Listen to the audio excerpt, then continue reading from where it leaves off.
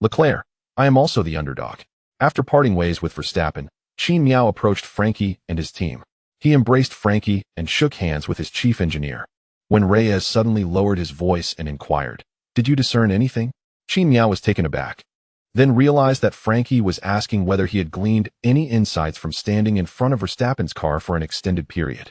Qin Miao rolled his eyes, noting that he was not an aerodynamic design expert like Newey, capable of identifying the specific effects of a component on the car merely with a glance, or predicting the airflow during high-speed racing.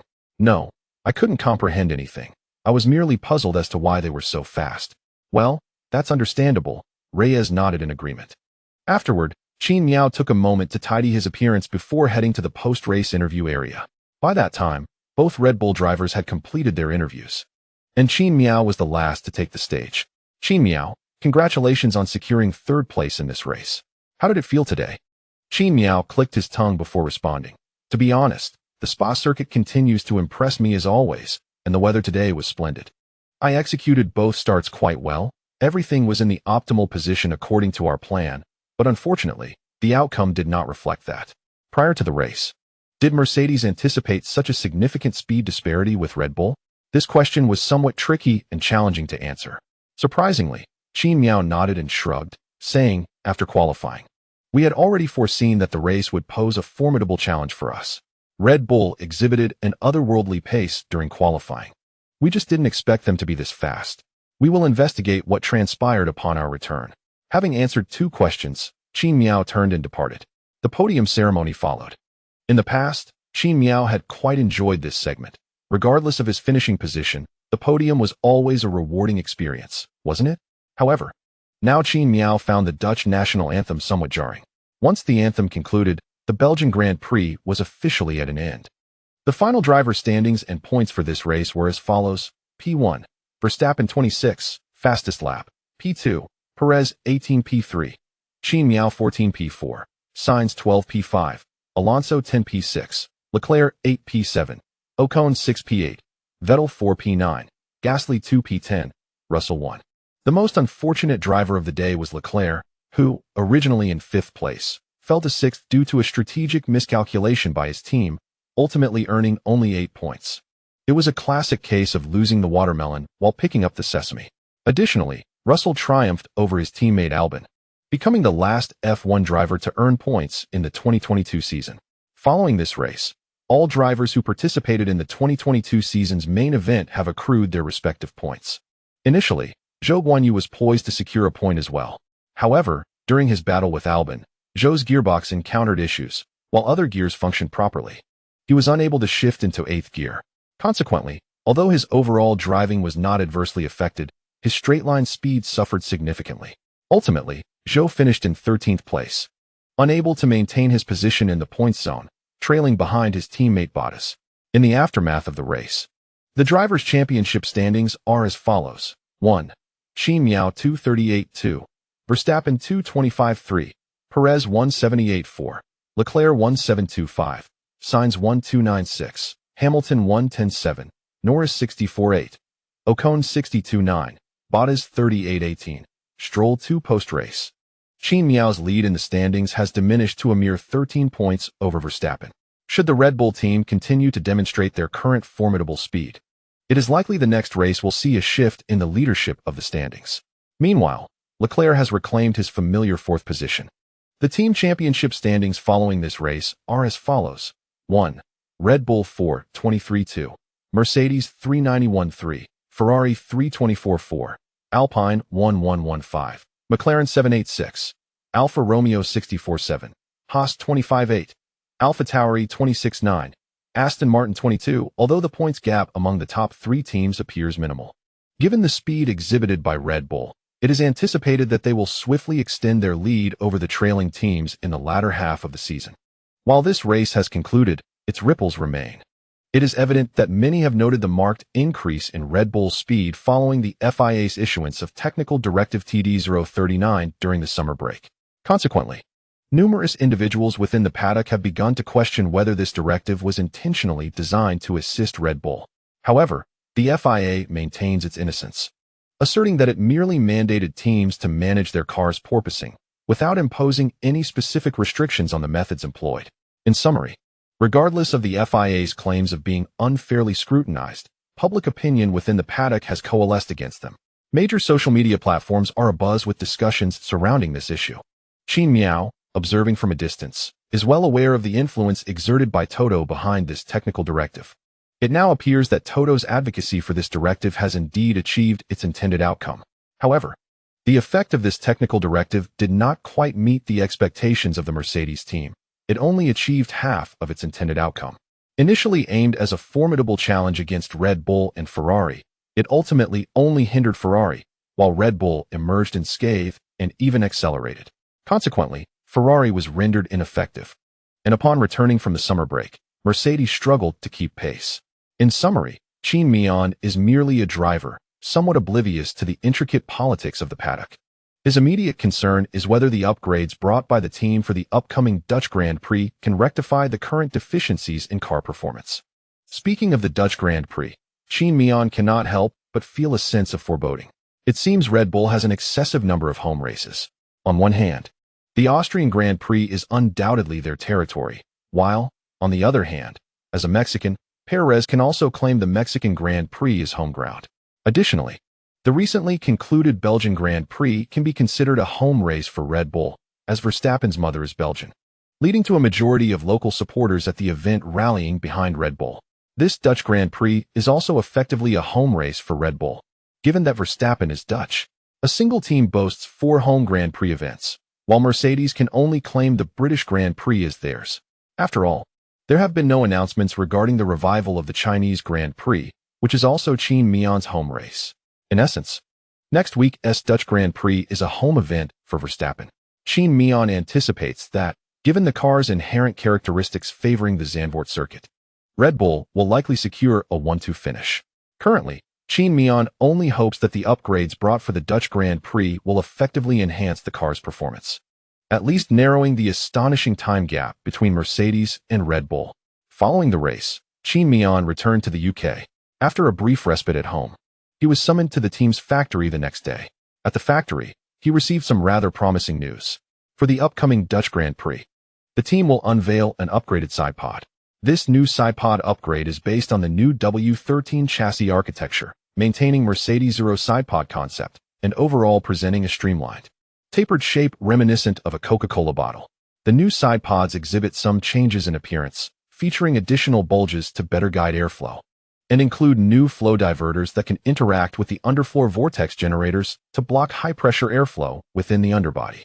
Most importantly, the new sidepods have reduced weight by 500 grams, allowing room for future modifications to the car. The only drawback is that it has increased the overall projected area of the car, consequently raising its drag. Nevertheless, compared to the 500 grams of weight reduction, this added drag is negligible. One might note that for some, a single meal could easily surpass this weight. However, this additional 500 grams can enhance Qin Miao's single lap speed by approximately 0.4 seconds, allowing him to complete an extra lap, while reducing the fuel load by 500 grams during the race. Coupled with the aerodynamic advancements, the potential of the racing car remains substantial and is indeed worthy of anticipation. In contrast to Qin Miao's satisfaction with the team's upgrades during the meeting, Hamilton actively voiced his concerns, earnestly questioning, "What about the relocation of my cockpit?" While Qin Miao views the upgrades with a sense of indifference, content as long as there are improvements in the car's performance, Hamilton is genuinely eager for the team to shift the cockpit back by a centimeter or two to alter the overall balance of the car. However, the team currently lacks alternative solutions. Modifying the chassis and replacing old components is a gradual process, and relocating the cockpit is among the most challenging and time-consuming adjustments. Such alterations necessitate changes to the engine, intake, cooling system, and floor, making the completed adjustments thus far limited to the chassis and side boxes. Accomplishing these modifications within such a short time frame is already a remarkable achievement for the team. Originally, the upgrade of the side boxes was anticipated to be implemented in Singapore, so this swift execution was unforeseen.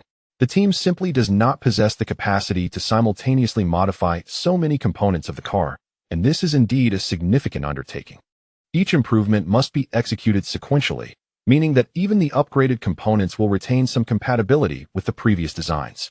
Once all enhancements are completed, additional time will be required to eliminate these designs in order to achieve weight reduction or minimize the overall projected area of the components.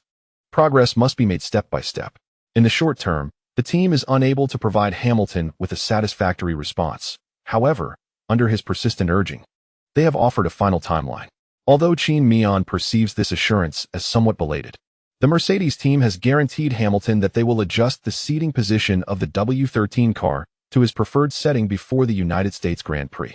This race marks the penultimate event of the 2022 season, and by then, even if Hamilton attains a car that he finds sufficiently comfortable, his chances of competing with Qin Miao on the leaderboard appear slim. Of course, it is also possible that Hamilton has not contemplated the situation deeply.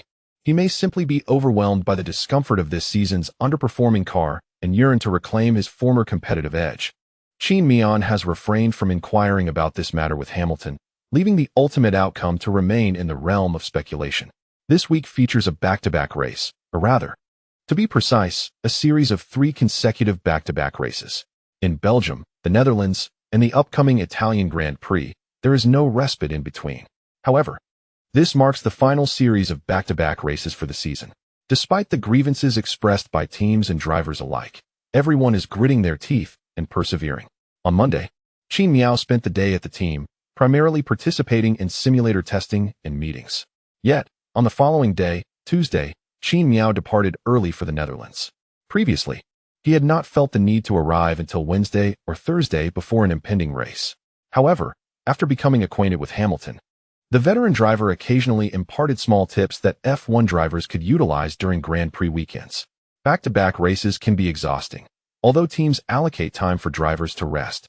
The energy and physical exertion exerted by an F1 driver over a Grand Prix weekend is beyond what the average person can fathom, let alone 3 consecutive races.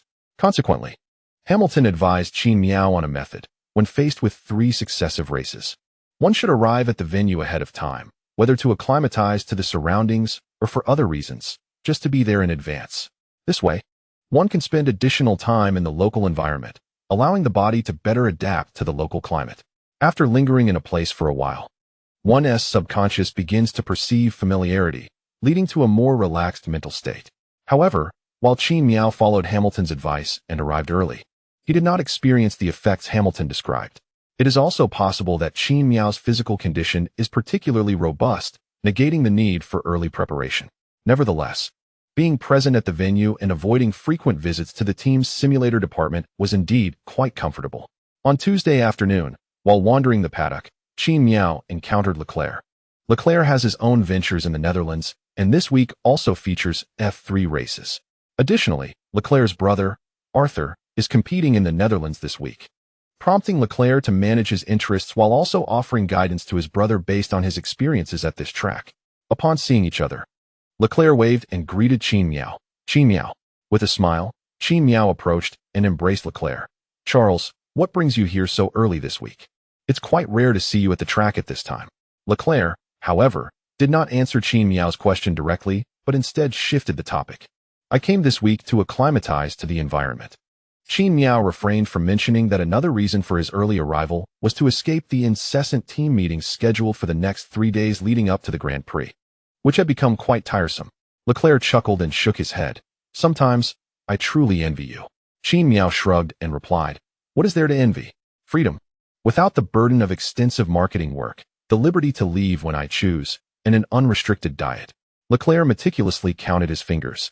Yet Qin Miao sensed that if Leclerc truly desired, he could accomplish many things, albeit at a certain cost.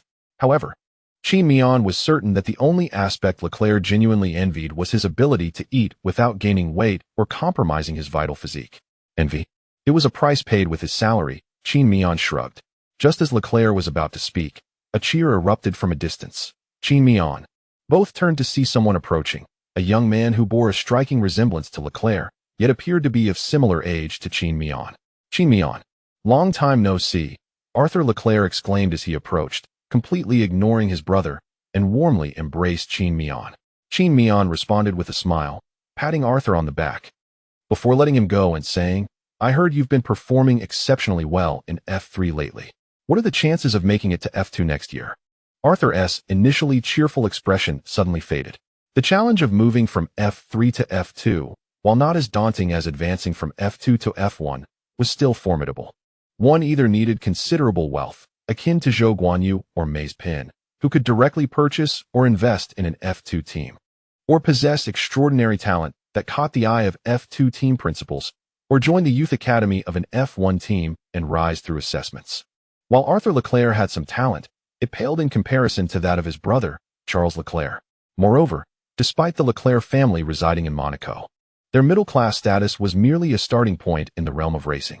The family simply could not afford to support two racing drivers simultaneously, causing Arthur to miss his prime development window, especially since he was still at the Ferrari Driver Academy, though the academy occasionally released promising drivers like Qin Miao. Its immense prestige and historical significance made it an appealing destination for young aspirants who might not fully grasp the intricacies of the paddock but harbored racing dreams. Consequently, the Ferrari Driver Academy was not lacking in talented young drivers, which diminished Arthur's current chances of qualifying for F2. I don't know, but I will do my utmost, Arthur replied. Today, I specifically brought Arthur here to familiarize him with the Zandvoort circuit, as there are F2 and F3 races this week, Leclerc explained. Qin Miao slapped his forehead. Lately, I've been so focused on F1 races and car upgrades that I completely forgot about the F2 and F3 races this week. You two carry on, I won't disturb you. Just as Qin Miao was about to leave, Leclerc playfully hooked his arm around Qin Miao's neck. Don't rush off. Since the summer break, we haven't had a proper meal together. Tonight, it's on me. What do you wish to eat? Just order whatever you desire. After all, there's no work awaiting us tomorrow. Qin Miao's lips twitched uncontrollably. Do you believe me when I say I have urgent matters to attend to? Leclerc responded with a silent smile. Exasperated, Qin Miao raised his hands in surrender. This is truly unfortunate. Qin Miao was acutely aware of Leclerc's thoughts.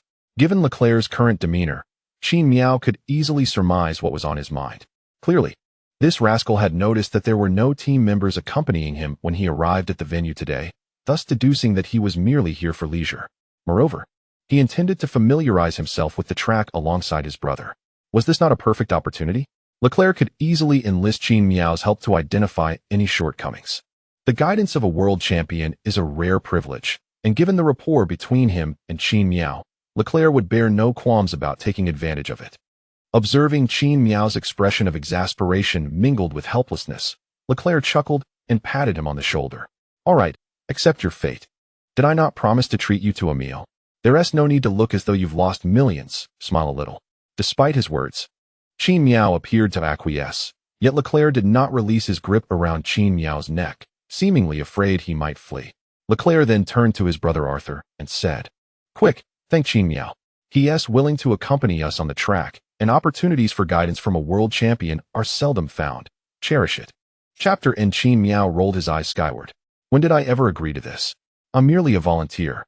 Yet, Leclerc was not entirely wrong. Qin Miao truly had little to occupy his time at present. Furthermore, his relationship with Arthur was quite amicable.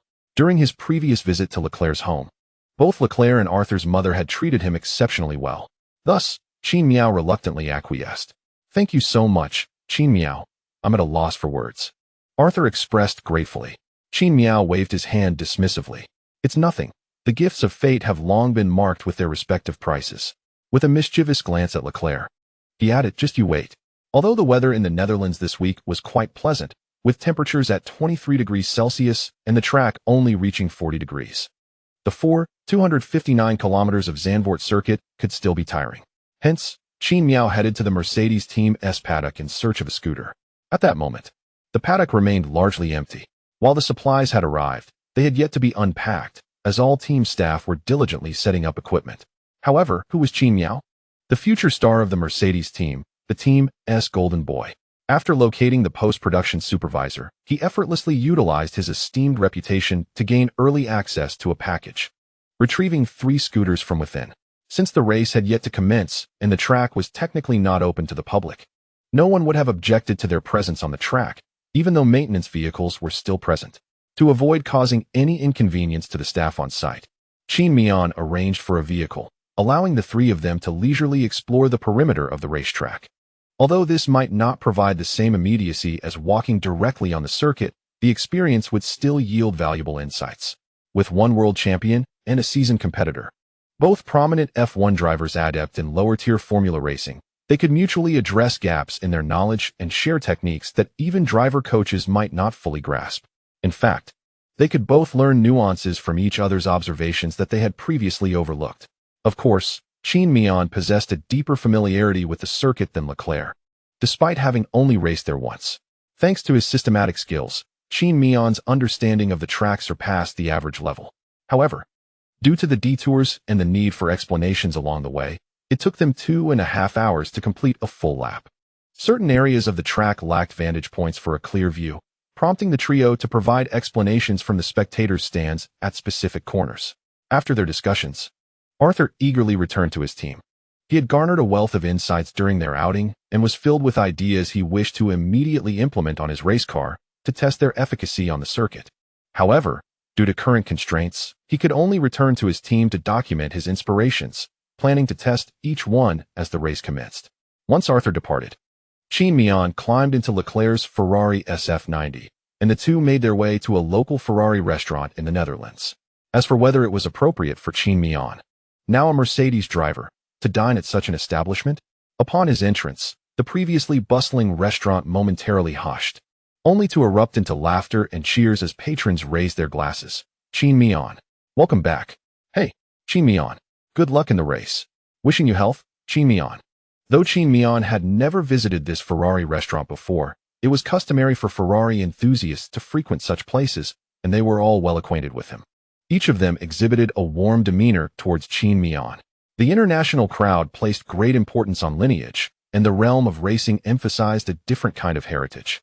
Despite Qin Miao currently serving with Mercedes, many fervent Ferrari supporters perceived him as bearing a profound imprint of the prancing horse. After all, he had emerged from Ferrari's youth academy, and during his legendary record-setting stint in F2, he sported the emblem of the Ferrari Driver Academy on his racing suit. As Vettel once remarked, everyone is a fan of Ferrari. The majority of these devoted supporters believed that one day, Qin Miao would return to Ferrari, stepping into that iconic red car to deliver victory after victory. Exchanging smiles and nods with the restaurant patrons, Qin Miao and Leclerc proceeded to a private booth. Once seated, Qin Miao poured himself a glass of water. The weather in the Netherlands was pleasant that day, but after their walk, he felt a bit perspired. Arthur, what position is he currently in F3? I still have some connections with the team principal and owner of Prema. Should I inquire on your behalf? After taking a breath, Qin Miao asked. Leclerc shot a disapproving glance at Qin Miao. Is it possible that I also drove for Prema during my time in F2? Qin Miao? Oh, Razin never mentioned that to me, and I haven't seen any photographs of you in Prema's Hall of Fame. This statement was utterly nonsensical from Qin Miao. He was aware that Leclerc had indeed been with Prema. Leclerc's photo was prominently displayed in the Hall of Fame, though the wall that originally showcased it had since been replaced with Qin Miao's picture, given that he was the Formula One world champion. Achieving this remarkable feat in his rookie year, Prema had every reason to feature Qin Miao's image in the most conspicuous spot, despite him wearing a Mercedes team uniform at that time. Ordinarily, after entering F1, even if Mercedes valued Qin Miao highly, he would likely have spent a year honing his skills at Williams. However, Qin Miao's exceptional performance in F2 left an impression akin to an F1 racer competing in F2. Consequently, Mercedes ousted Bottas to elevate Qin Miao to the top. Ultimately, Qin Miao did not disappoint Mercedes, even surprising them with his extraordinary prowess. The reason Qin Miao posed his question was rooted in concern that if Leclerc's connections were ineffective, perhaps his own influence might carry some weight. Damn it, Leclerc coldly declined. Yet, he swiftly redirected the conversation. I spoke with Razin, and he is indeed willing to assist, but only on the condition that Arthur secures this year's F3 championship. Qin Miao exclaimed. Has Prema's threshold risen so high? What do you think? After producing an F1 world champion, Prema cannot help but elevate the standards. Countless F3 and F2 drivers aspire to join Prema, and this is all thanks to your accomplishments. Qin Miao shrugged helplessly. You can't expect me to forego that world championship, can you? But in light of this, there's little I can do. It's all up to Arthur's own efforts now. Leclerc nodded in agreement and did not delve further into the matter, instead shifting the topic. Have you heard that Verstappen has been knighted recently? Qin Miao? When did this happen? I don't recall being secluded in the mountains recently. It's internal news, not yet public, but Verstappen has likely received a title from the Dutch royal family. Either a knighthood or barony. Qin Miao jested. So, does this mean that Verstappen's descendants will inherit his title, thus establishing a lineage of noble Dutch heritage? Leclerc shook his head, pondering. That ultimately depends on the nature of the title Verstappen receives. If it is merely a knighthood, then only Verstappen will hold that title, with no possibility for inheritance. However, if it is a barony, then it aligns with your assertion. At that moment, the waiter delivered the dishes Leclerc had ordered for the two. Before Qin Miao lay a plate of pasta accompanied by a lasagna, while Leclerc's selection consisted of black coffee paired with grilled sausage. As Qin Miao stirred the pasta on his plate, he jested, "In our country, only pets place significant value on lineage." Leclerc remained silent for a considerable time after hearing Qin Miao's remark, before finally responding in a low voice. "I advise you to refrain from letting that reach the ears of the Monaco royal family. I recall they have quite a fondness for you, particularly Prince William. Should they become aware of it, you might find it difficult to remain in Monaco. If they do learn of it, regardless of the reason, I would assume you were the one who divulged the secret." Qin Miao retorted, "What? That's absurd. I have only discussed this matter with you. You can't be serious." After all these years of friendship, Leclerc's displeasure was evident. Yet, Qin Miao was merely joking, waving his hand dismissively. "It was just a jest, don't take it to heart." Leclerc still felt a sense of unease. "What if you inadvertently let it slip? Then I would hold you accountable." Leclerc gestured a friendly sign. After the playful banter, their demeanor returned to normal, and they began discussing the personnel changes anticipated for the next season. Among the topics was McLaren, which had recently confirmed their driver for the upcoming season, the prodigious talent Piastri from F2. Qin Miao was not particularly familiar with him, considering that when Qin Miao was dominating F2, Piastri was still competing in F3. However, given Qin Miao's reign in F2, even had Piastri raced in the same season, he would have found himself trailing behind Qin Miao. After a while of discussing various topics, their meal came to a close. Before parting ways, Qin Miao placed a hand on Leclerc's shoulder, advising, "If it proves too arduous, consider switching teams. Ferrari may possess considerable potential, but until they rectify their habitual blunders, you may find yourself confined for an extended period." Leclerc let out a bitter laugh. "Do you think I haven't considered that? Unfortunately, I have no other teams willing to take me, and even if I were to switch, I could not attain the current stature and strategic influence I hold at Ferrari. Most importantly, even when my performance falters at Ferrari, the attention I garner is equivalent to that of this season's champion." Qin Miao inhaled sharply. "You make a compelling point." Leclerc waved his hand. "You have failed to recognize this aspect because you have never contemplated it in this light. You merely wish to enjoy driving and receive praise and attention from others, while your perspective on money is far more nonchalant than that of many. Thus, I shall endure my discomfort, for I am still youthful and can afford to wait. Furthermore, we have introduced new upgrades for this race. Our car need not necessarily lag behind Red Bull." "Oh, I am eager to hear more. What specific enhancements have been made?" Just as Leclerc was about to divulge details, he suddenly recalled that Qin Miao was a driver for Mercedes. If he were to speak, it would equate to a breach of confidentiality, incurring financial penalties. "Damn it. Get lost." Qin Miao chuckled as he stood up, expressing a hint of regret. "What a pity. I didn't expect you to catch on so quickly. However, it matters little. This week's upgrades for Mercedes appear quite promising. Just wait to see us surpass you on the track." Leclerc, who had seemed exceedingly angry moments ago, immediately shifted his demeanor upon hearing Qin Miao's words and stood up, inquiring curiously, "What specific improvements have been made? Do enlighten me." This time, it was Qin Miao who raised his middle finger at Leclerc. After dining with friends, Thursday swiftly arrived.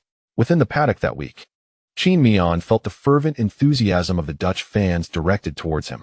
When he entered the paddock for promotional activities, the local Dutch fans, while not throwing garbage at him, were nonetheless vocal in their disdain.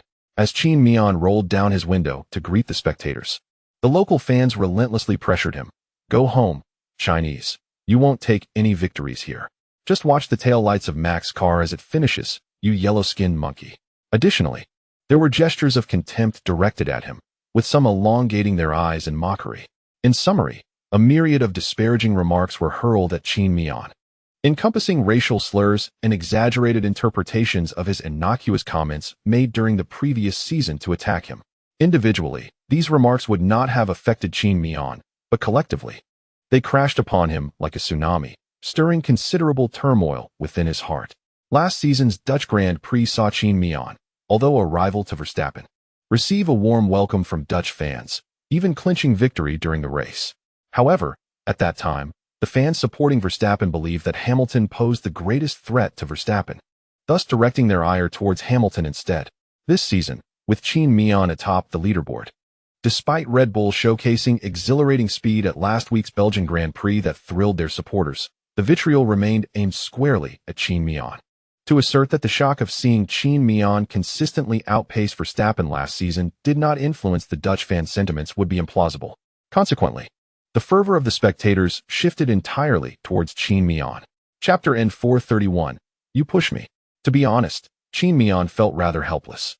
Observing Hamilton's composed response to such remarks and pressures last season, he had displayed the poise befitting a 7-time champion. Upon witnessing the state of his teammates, Qin Miao felt reassured that, with his current mindset rated at 95, he could skillfully navigate the malicious scrutiny from fans. However, reality proved to be a stark contrast, as he found himself in an environment rife with public condemnation and unabashed animosity. This experience began to affect Qin Miao's mental state. Barber, serving as both Qin Miao's psychological analyst and assistant, used to immediately discern any discord in Qin Miao's demeanor. Yet, after a year and a half, Barber's impression of Qin Miao had solidified. Qin Miao had faced numerous high-pressure situations and had consistently emerged resilient. In fact, the greater the pressure, the better he performed. Thus, Barber instinctively believed that Qin Miao would respond to the current stress as he always had, competing normally and fully unleashing the potential of his racing machine, ultimately triumphing over his teammate Hamilton once more.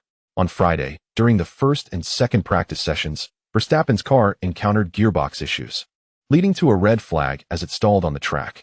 Mercedes and Ferrari eagerly anticipated a scenario where Verstappen's gearbox would fail entirely, forcing him to incur a grid penalty. However, Red Bull announced that Verstappen's gearbox issue was reparable and did not necessitate a complete replacement. Instantly, both Ferrari and Mercedes were disheartened. Aside from this, nothing particularly noteworthy transpired during the practice sessions. The only point of interest was that both Alfa Romeo cars suffered mechanical troubles, remaining in the garage for an extended period. Consequently, across the entirety of the 2 practice sessions, the 2 Alfa Romeo cars managed to spend only 20 minutes on the track. Soon, Saturday's 3rd practice arrived. During this session, Leclerc, Qin Miao, and Verstappen dominated the leaderboard. Nevertheless, both Qin Miao and Leclerc were acutely aware that Red Bull was likely holding back their true pace during practice. Verstappen's 3rd-place result was not indicative of his limitations, but rather a strategic choice.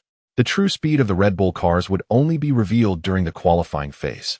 In the qualifying session, Qin Miao achieved a commendable time on his first flying lap in Q1, securing a temporary 3rd position, which ensured his advancement into Q2.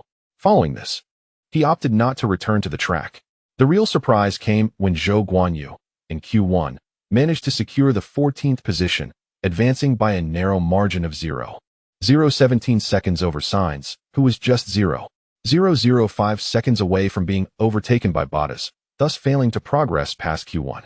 Fortunately for Ferrari, the situation ultimately posed no significant threat.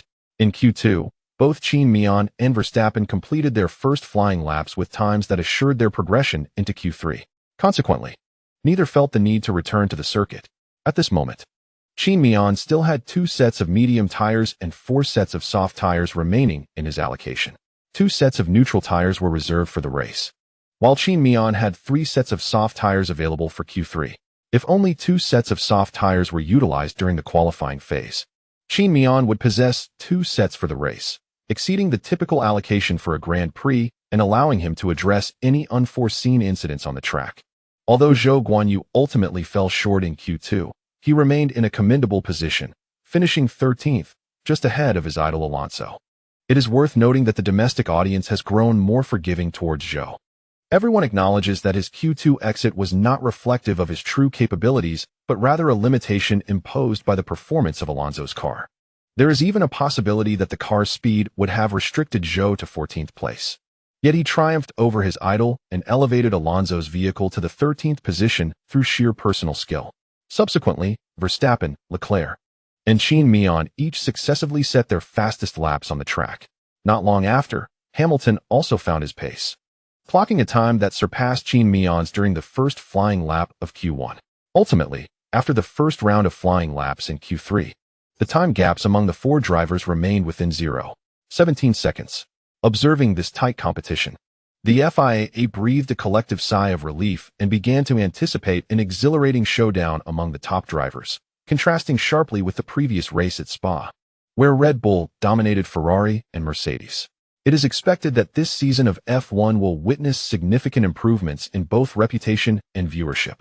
However, during the final lap of Q3, just as the Mercedes drivers were poised to showcase the upgrades reflected in their qualifying speed, a yellow flag appeared on the track. Before Perez could complete his last flying lap in Q3, he skidded off the track at T13. At that moment, among the contenders for pole position, only Qin Miao and Hamilton had yet to pit for tires. Due to Perez's mistake triggering the yellow flag, the qualifying session came to an abrupt end, forcing both Qin Miao and Hamilton, who were on their flying laps behind Perez, to slow down. Alas, Perez has gone off, with the yellow flag waving. The times for Qin Miao and Hamilton were disqualified. The commentators from 5-Star Sports expressed greater disappointment than Qin Miao and the Mercedes team staff upon witnessing the rising dust on the track. The reason is that Qin Miao had recorded purple sectors in the first 2 timing segments, and while the final segment's time was yet to be revealed, he had a substantial chance of securing pole position in this race. Ultimately, however, due to Perez's misstep, the times for both Qin Miao and Hamilton were invalidated. Under the pressure exerted by the Dutch audience, Qin Miao, who had been harboring frustration, was understandably incensed after putting forth such effort in the final flying lap, yet achieving a disheartening result. Damn it! Since the commencement of the 2022 season, Qin Miao's use of expletives within the TR team had noticeably escalated. How could he possibly commit such a rudimentary error on a seemingly simple corner? If one cannot drive, perhaps it's time to return home and tend to the children. After uttering his frustration, Qin Miao felt compelled to add another remark. Calm down, Qin Miao. He reminded himself. What's done is done. No amount of anxiety or anger will alter the outcome. The main race is where we will truly showcase our abilities. Indeed, during the qualifying phase, securing P5 was commendable. Now it was imperative to safely bring the car back. Francky communicated through the team radio. With little recourse, Qin Miao acknowledged that, as Francky had pointed out, the situation was beyond alteration. Ultimately, the qualifying results for the Dutch Grand Prix and the starting positions for the Sunday race were as follows. 1. Verstappen 2.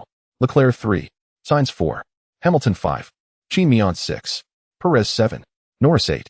Mick 9. Tsunoda. It was somewhat regrettable that both Mercedes drivers were excluded from the top 3, especially considering that, based on qualifying speed, Mercedes and Ferrari were not significantly slower than Red Bull. In fact, had it not been for Sainz's mishap, Mercedes might have outpaced Red Bull, as Qin Miao had set a purple time in his final flying lap. Once Qin Miao parked his car and exhaled, he begrudgingly accepted the reality of the situation. However, upon dismounting the vehicle and removing his helmet and earplugs, the laughter, cheers, and whistles from the audience echoed in his ears. Had it been the former Qin Miao, he might not have given it much thought, as the audience's merriment seemed unrelated to him. Yet, recalling the attention he had received from the crowd that week, coupled with his current performance, he could not help but perceive their reaction as a veiled mockery directed at him. Without turning to the stands, he merely glanced at the post-race interview area, which was surrounded by a throng of people. At that moment, Verstappen had yet to return, after securing pole position.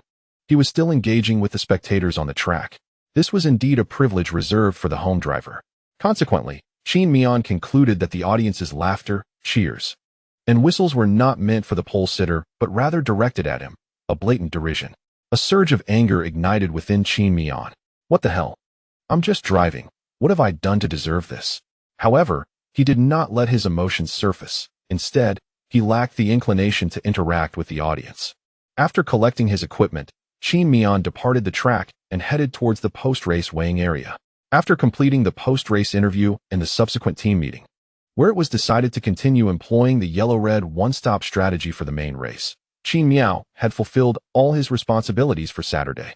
Upon returning to the hotel, he quietly accessed his system interface. Recently, Qin Miao had not paid much attention to his system tasks.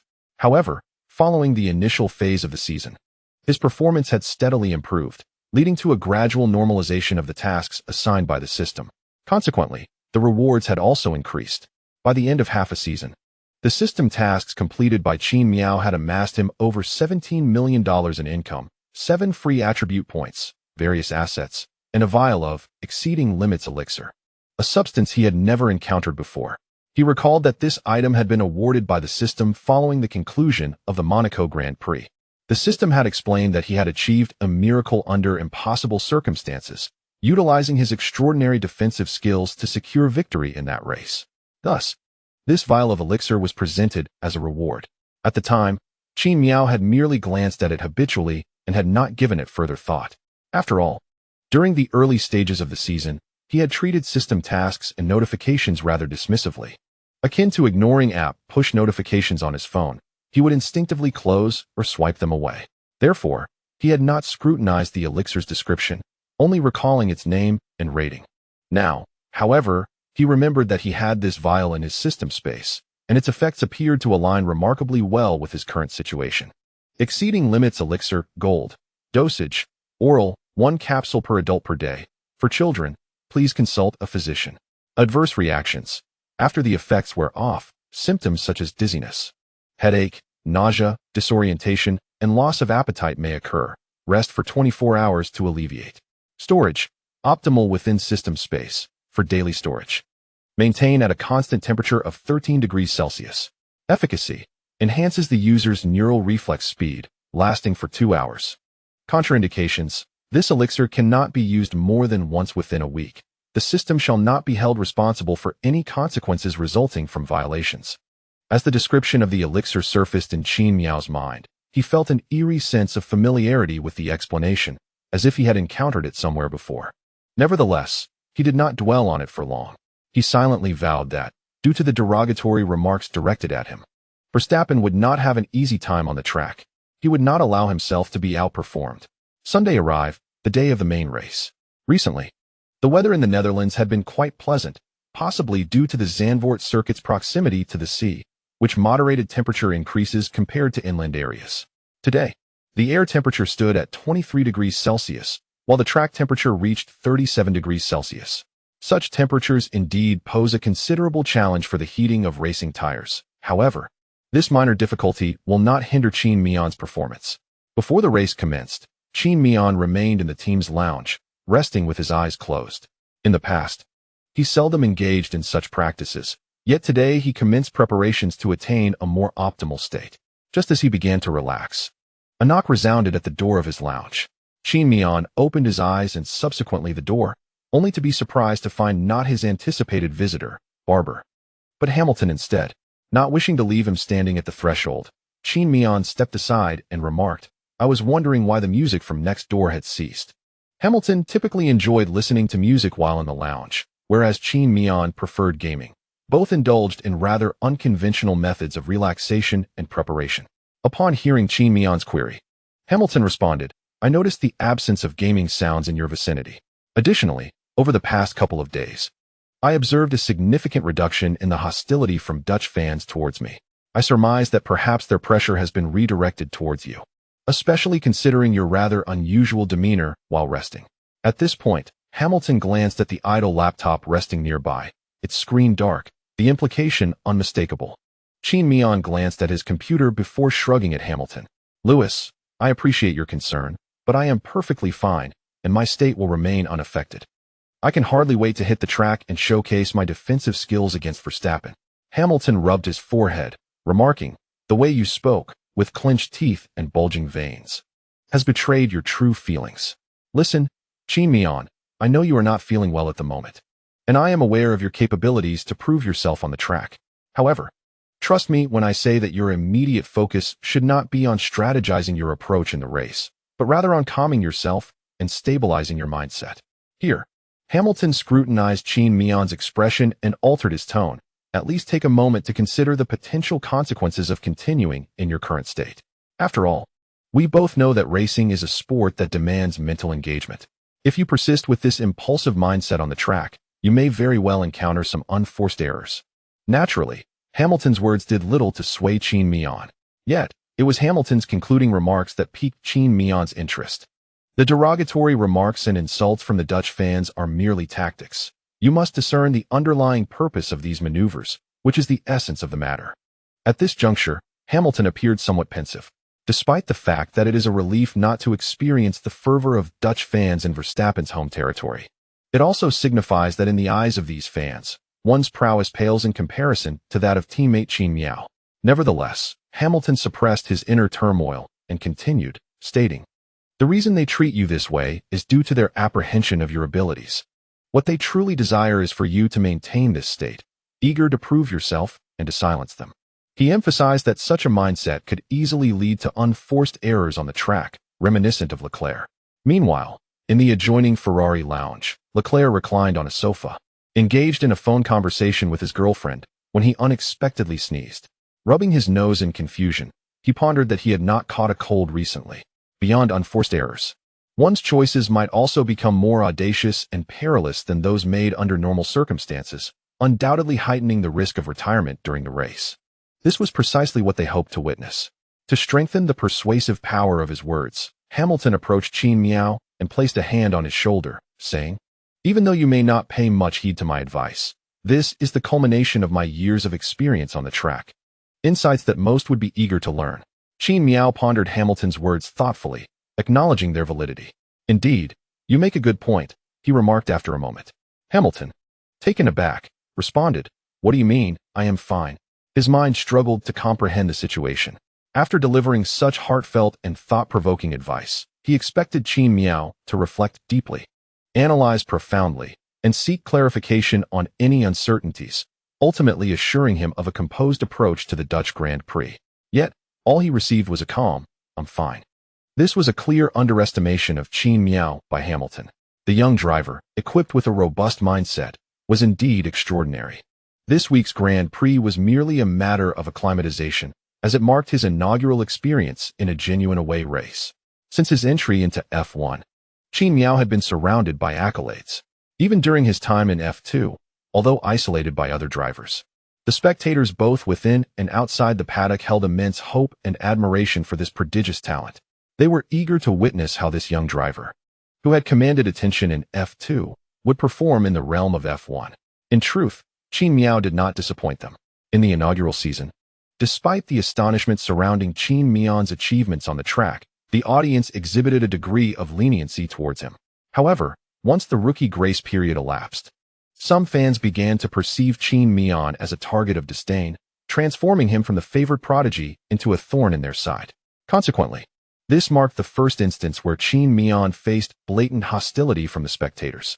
The suddenness of this unwelcome pressure, a sensation he had never encountered before, caused him to become somewhat entrenched in his own thoughts. Yet, after a timely reminder from Hamilton, Qin Miao experienced a metaphorical awakening. Realizing the gravity of his situation, he acknowledged his previous lack of composure. Presently, although Qin Miao no longer prioritized the prospect of irritating Verstappen on the track, he certainly harbored intentions of applying pressure if the opportunity arose. If feasible, he would not hesitate to slip a protective film from his helmet visor into Verstappen's brake ducts. Regrettably, his system did not endow him with such capabilities. Qin Miao was genuinely curious to experience the thrill of employing such tactics in Formula One. He mused that with an adequate number of visor films, trailing competitors would find it nearly impossible to overtake him, and even if they managed to do so, they would soon have to pit for repairs. Of course, these were merely jesting thoughts. Observing Hamilton's bewildered expression, Qin Miao expressed gratitude, stating, "Thank you, Lewis. I have indeed been caught in a loop these past few days, and your reminder has helped me regain clarity." Hamilton responded, "All right then, you young ones are impressive. Not only do you drive exceptionally well, but your mindset is also remarkably confident and stable, quite unlike that of typical youth." Nevertheless, Hamilton could not deny that Qin Miao's demeanor had significantly transformed from the earlier gloom to a more composed state. Perhaps, as Qin Miao suggested, he had genuinely regained his equilibrium.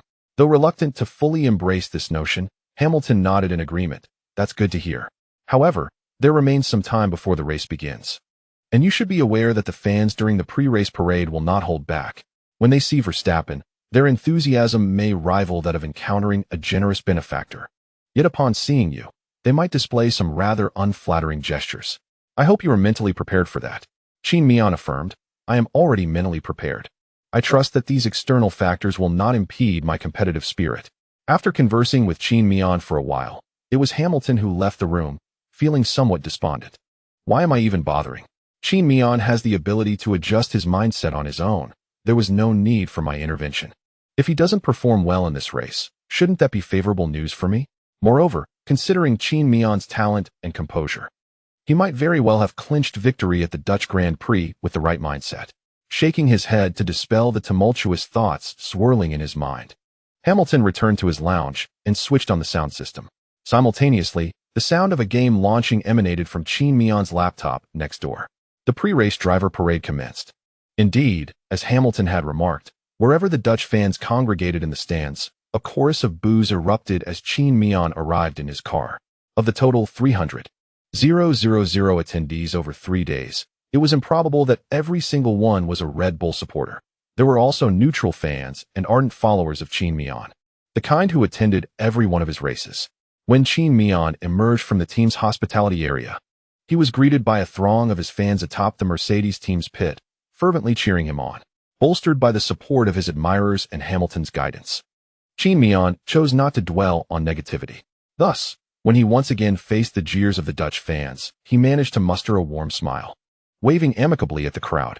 Naturally, Qin Miao was not the type to remain silent in the face of provocation, so he muttered in Chinese, WCNMDM.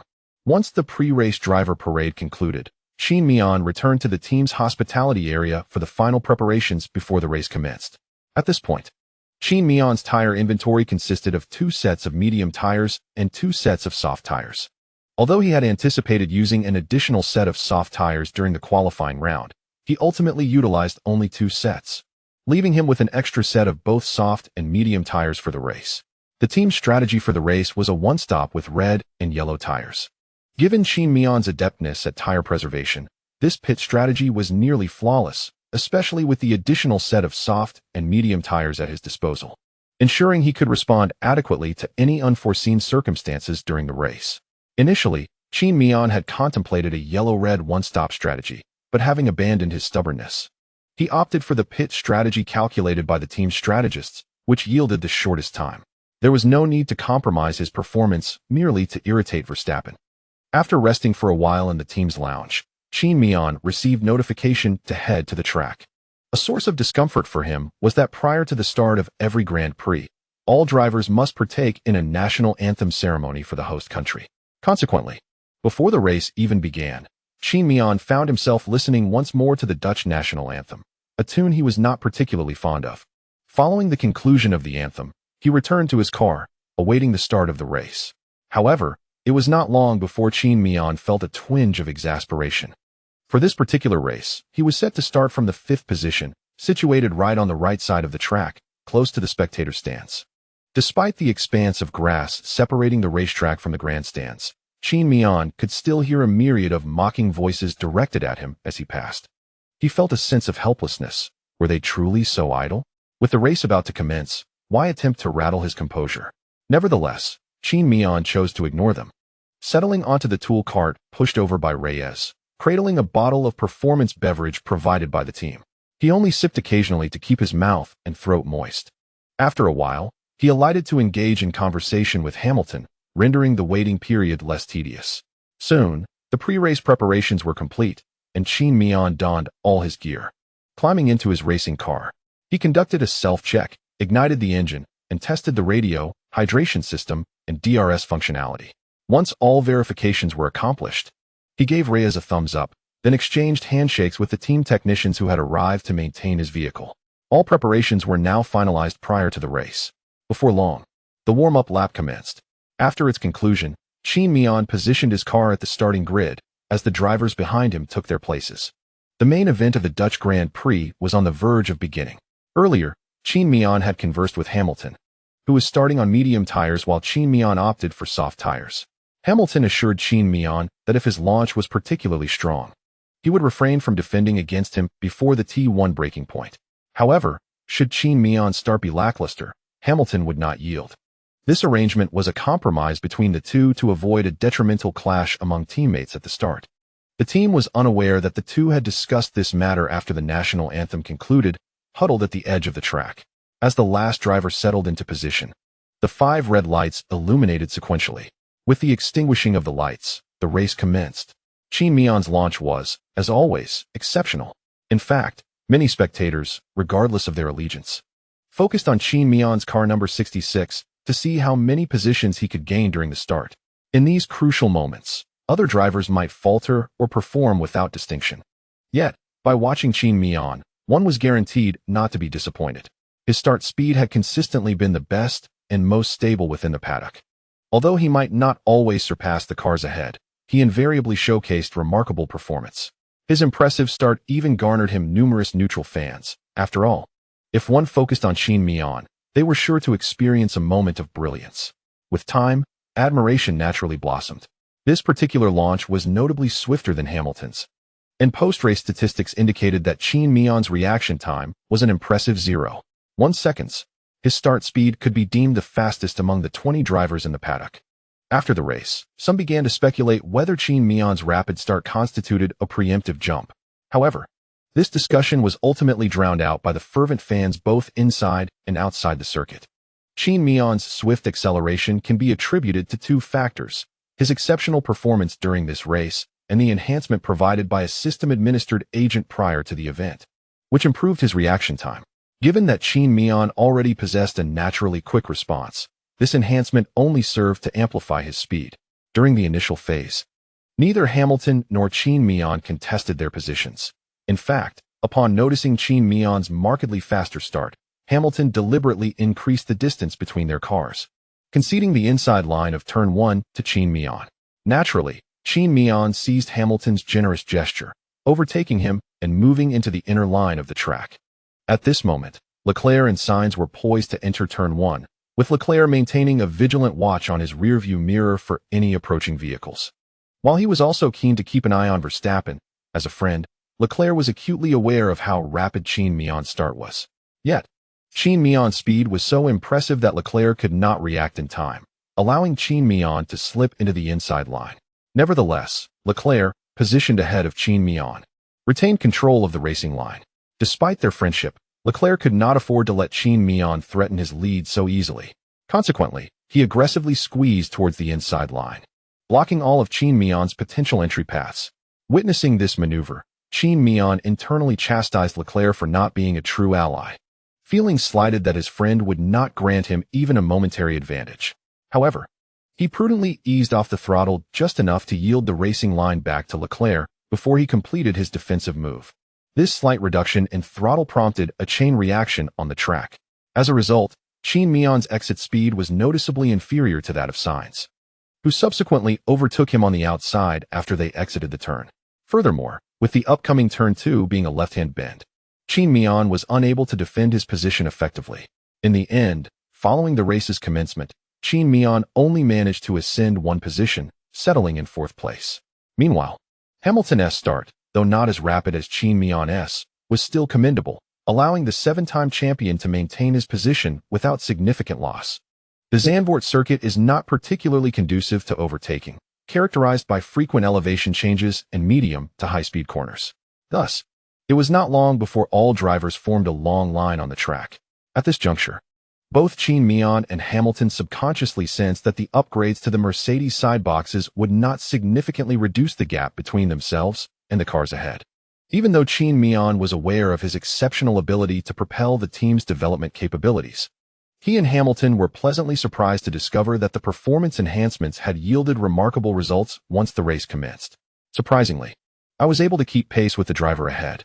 Moreover, Qin Miao managed to remain within the DRS zone, a mere 0.7 seconds behind Sainz for an extended period. Hamilton, too, was able to follow closely in Qin Miao's slipstream without being shaken off. The successful upgrades to the car brought Qin Miao much joy, yet on the other side, Sainz and Ferrari experienced an entirely different sentiment. What on earth?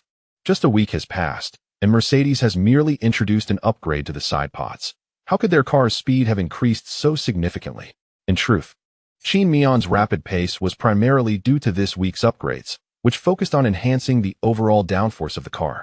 Strictly speaking, the top speed and acceleration of the Mercedes this week were actually slower than that of last week's W13 at Spa, which had not yet been upgraded. However, there are trade-offs. On one hand, the new side pods improve the sealing effect of the car's floor, allowing the team to reduce the suspension stiffness without worrying about the car exhibiting porpoising on the track. On the other hand, the increased downforce and sealing effect naturally optimize the car's cornering ability, given that Zandvoort is a circuit with numerous turns. This week's upgrades rendered the Mercedes W13 particularly well-suited for this track. Conversely, Ferrari's car is renowned for its powerful engine, making it more adept at high-speed circuits with fewer corners. At Zandvoort, the Red Stallion seemed somewhat out of its element.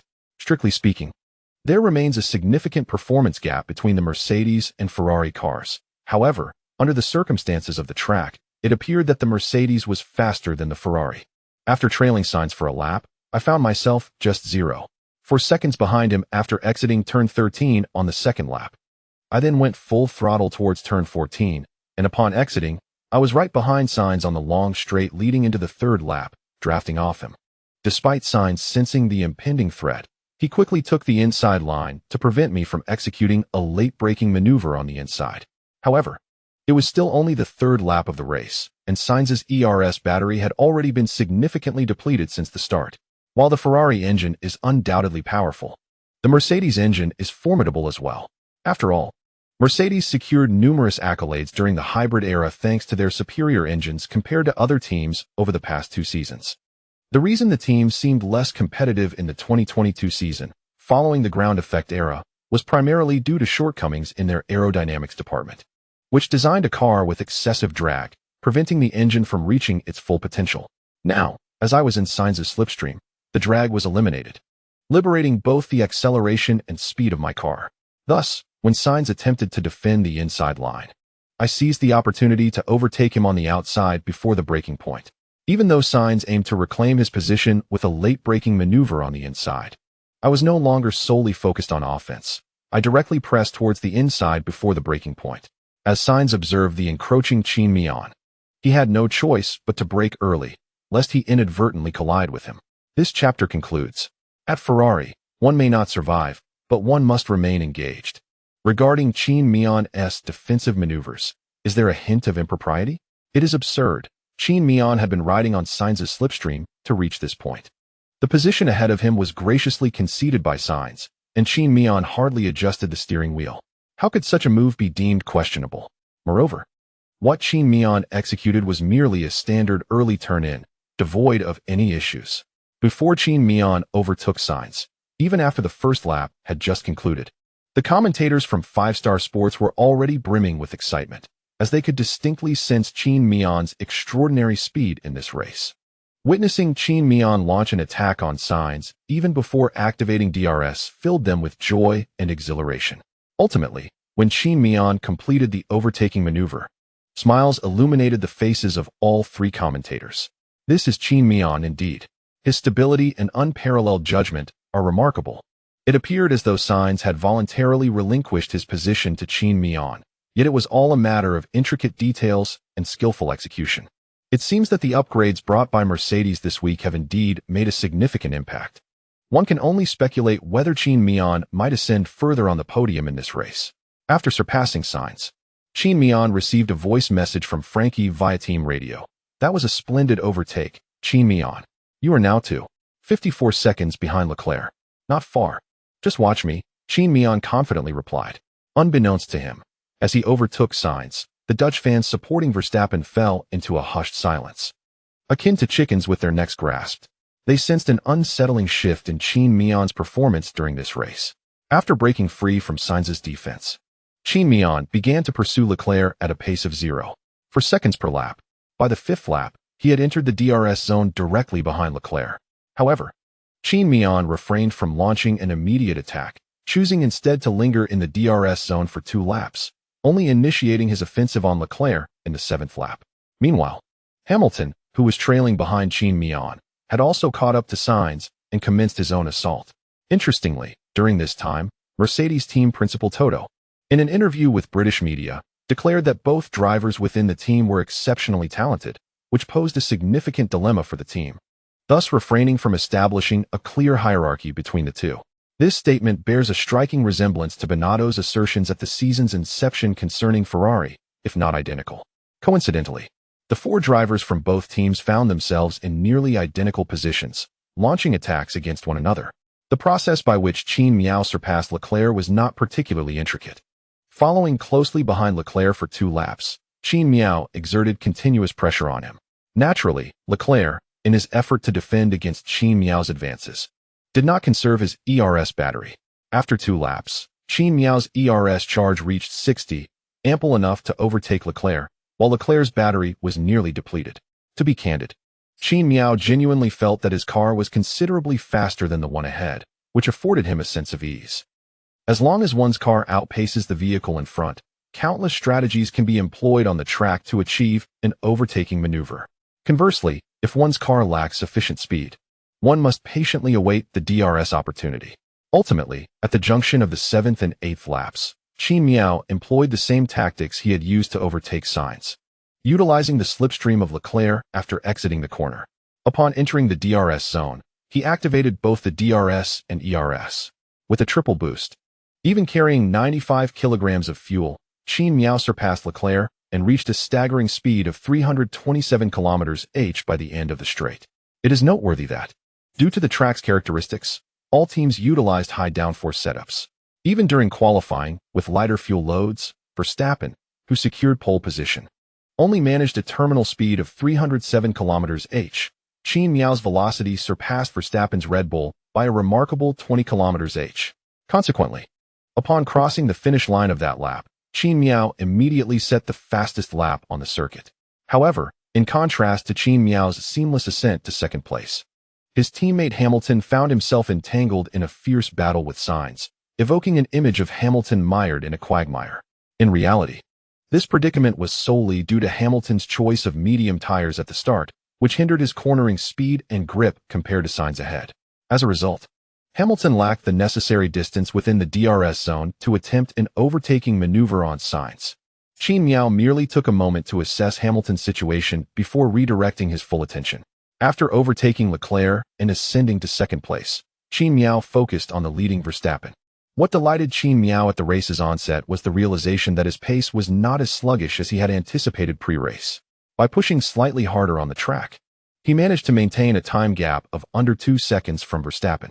As the race progressed to the 10th lap, Verstappen's tires began to degrade uncontrollably, while Qin Miao consistently reduced the gap by 0.1 seconds each lap.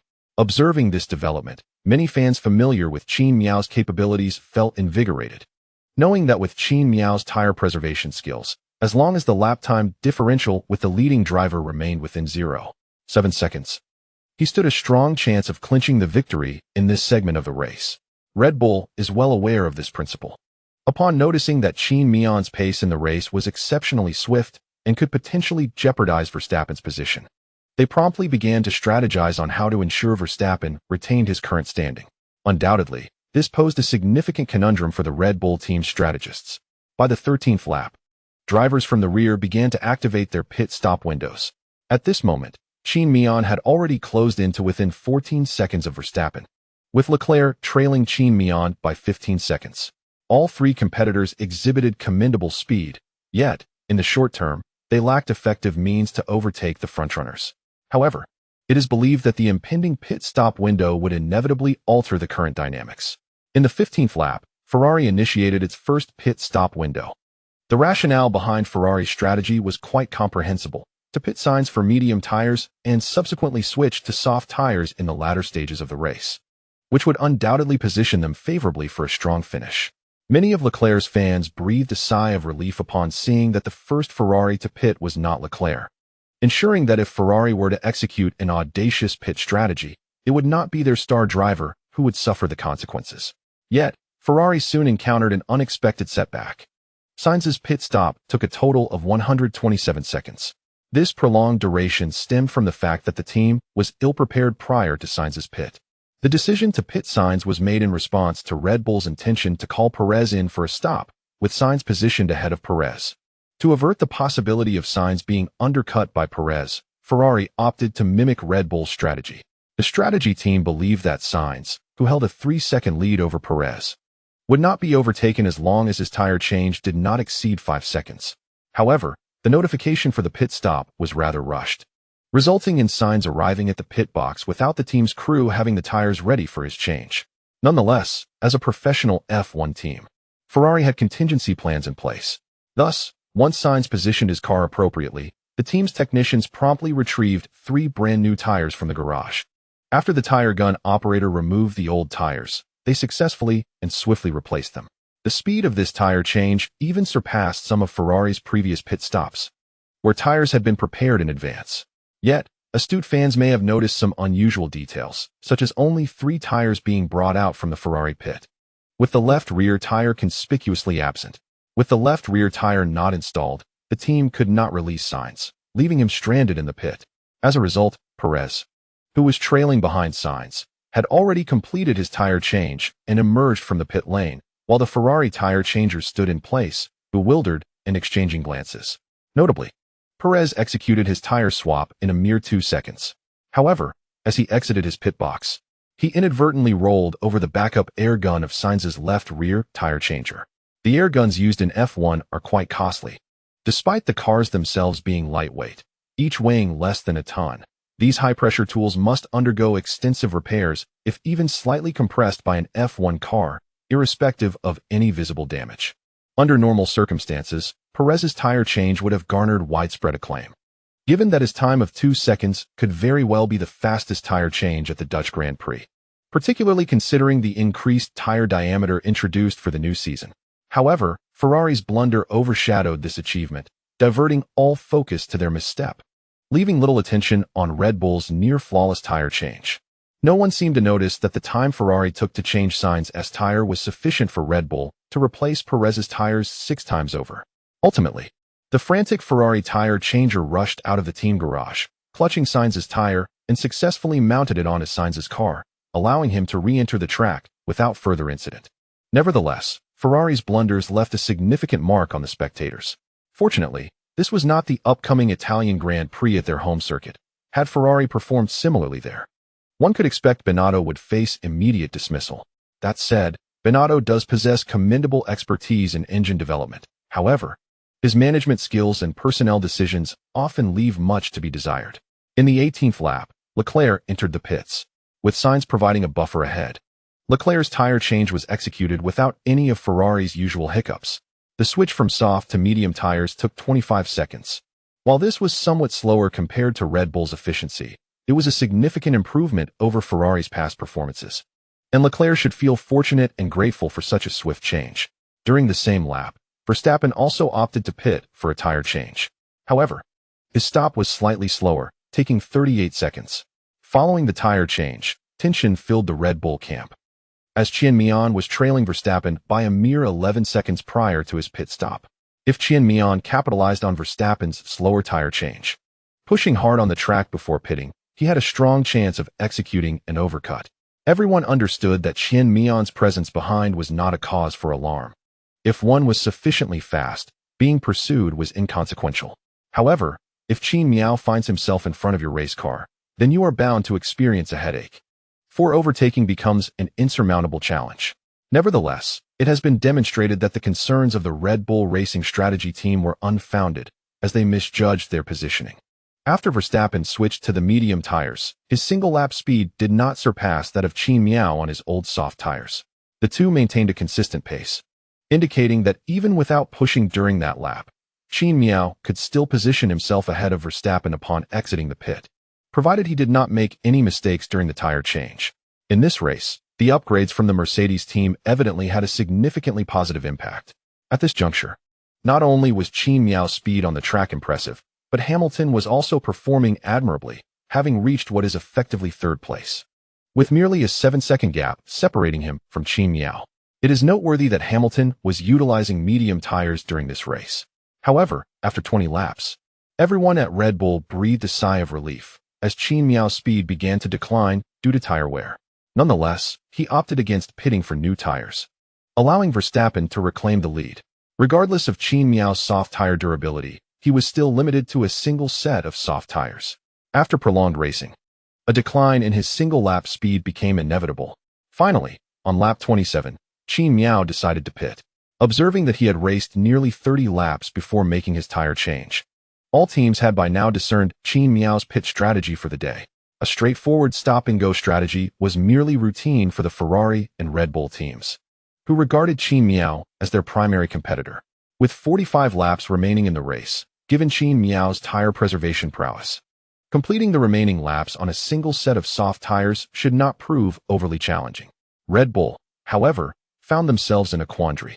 The speed of the Mercedes cars exceeded their expectations, and Qin Miao's one-stop strategy afforded him a nearly 24-second time advantage. This advantage now necessitated that Verstappen either chase down Qin Miao with sheer speed or make one fewer pit stop. Originally, Red Bull had planned to switch Verstappen to medium tires for the final stint. However, they had to reconsider their strategy, opting instead to extend his stint with the current tires and plan to switch to soft tires later in the race. Otherwise, Verstappen might find it difficult to catch up to Qin Miao in the closing stages. At this point, the Red Bull strategy team was genuinely feeling the pressure, pondering the extraordinary tire preservation ability that Qin Miao possessed. Upon exiting the pits, Qin Miao found himself 3 seconds behind Verstappen, primarily due to his reduced speed in the latter part of the stint caused by tire wear.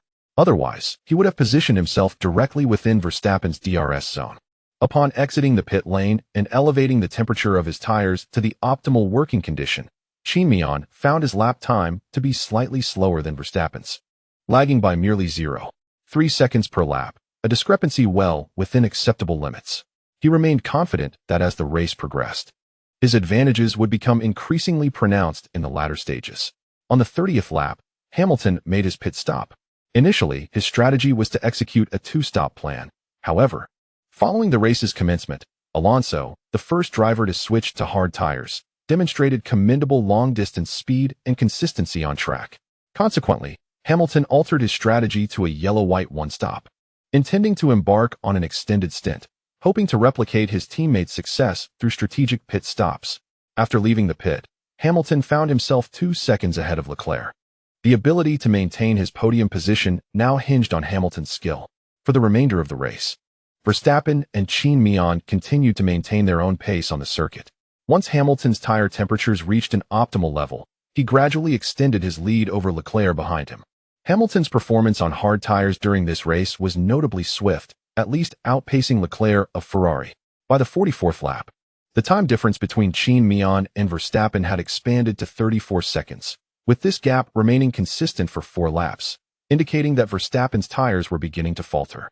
Just as Qin Miao anticipated Verstappen's pit stop for fresh tires, an unexpected incident ensued on the track. The first timing sector suddenly displayed a yellow flag. When the camera shifted, it revealed Yuki Tsunoda's small Red Bull car halted on the concrete at the edge of the track. Tsunoda reported via team radio that there was an issue with his tires, stating they were not secured properly. Although Tsunoda's position appeared to resemble a designated pit entry, that entry was effectively blocked. Thus, if the issues Tsunoda reported were valid, the race officials would undoubtedly deploy the safety car to address his vehicle. The small Red Bull team was bewildered, as telemetry data indicated no tire issues whatsoever. All readings were accurate. After conducting an urgent inspection and still finding no faults, the team communicated via radio that there was no problem with the tires, and Tsunoda could continue racing.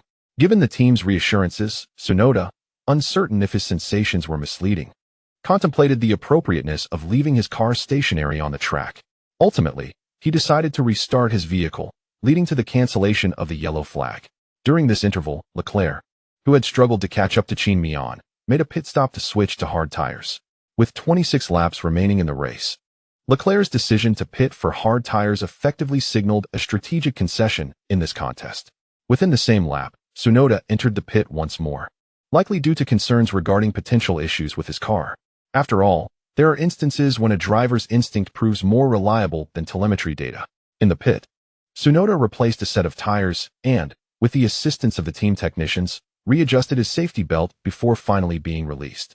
However, scarcely had he emerged from the pit when he reported over the team radio, "Something's not right. I believe the brake disc is cracked." Following the team's directive, Tsunoda parked his car on the grass and retired from the race. Unlike his previous stop, this time his vehicle was positioned just at the exit of the Matthew corner. Despite this, the distance between Tsunoda's car and the track was less than a meter. Upon seeing the broadcast footage, Francky immediately inquired via team radio, Qin Miao. "We anticipate a safety car. How do you assess the condition of your tires? Do you need to pit for a tire change?" At that moment, Qin Miao still had a fresh set of soft tires and a new set of medium tires in reserve. Pitting for fresh tires at this juncture was undoubtedly a sound investment, especially with 24 laps remaining in the race and at least 60 kilograms less fuel compared to the race's commencement, significantly reducing the car's overall load. A set of soft tires would suffice for Qin Miao to complete the remainder of the race. Aware of the possibility of a safety car, Qin Miao had indeed considered pitting. However, the race officials ultimately deployed a virtual safety car instead. Under a full safety car, pitting could save approximately 12 seconds. But under a virtual safety car, that advantage shrank to merely 6 seconds. Additionally, a virtual safety car does not compress the time gap between drivers. And given that Qin Miao felt competitive on the track, he ultimately decided against pitting and opted to remain on the circuit. He believed that the time advantage gained by not pitting once would help him maintain his position. "Are you certain you don't want to change tires?" "Verstappen is preparing to pit for soft tires," Francky remarked, glancing at the Red Bull pit, where tire changers were emerging with a set of used soft tires that had completed 2 laps during qualifying. Upon hearing Francky's words, Qin Miao experienced a moment of internal conflict. However, this struggle was fleeting. "Trust me, I believe I can withstand all of Verstappen's attacks." This confidence stemmed from his exceptional defensive skills, coupled with the fact that the speed differential between him and Verstappen during this race was not as pronounced as before the summer break. Even if Verstappen switched to soft tires later in the race, Qin Miao was confident in his ability to fend him off on the track. Ultimately, Verstappen pitted for new tires while Qin Miao remained on the track, resulting in Verstappen emerging from the pit 10 seconds behind Qin Miao. Nevertheless, the Red Bull strategy team expressed satisfaction with this pit stop decision due to the presence of a virtual safety car.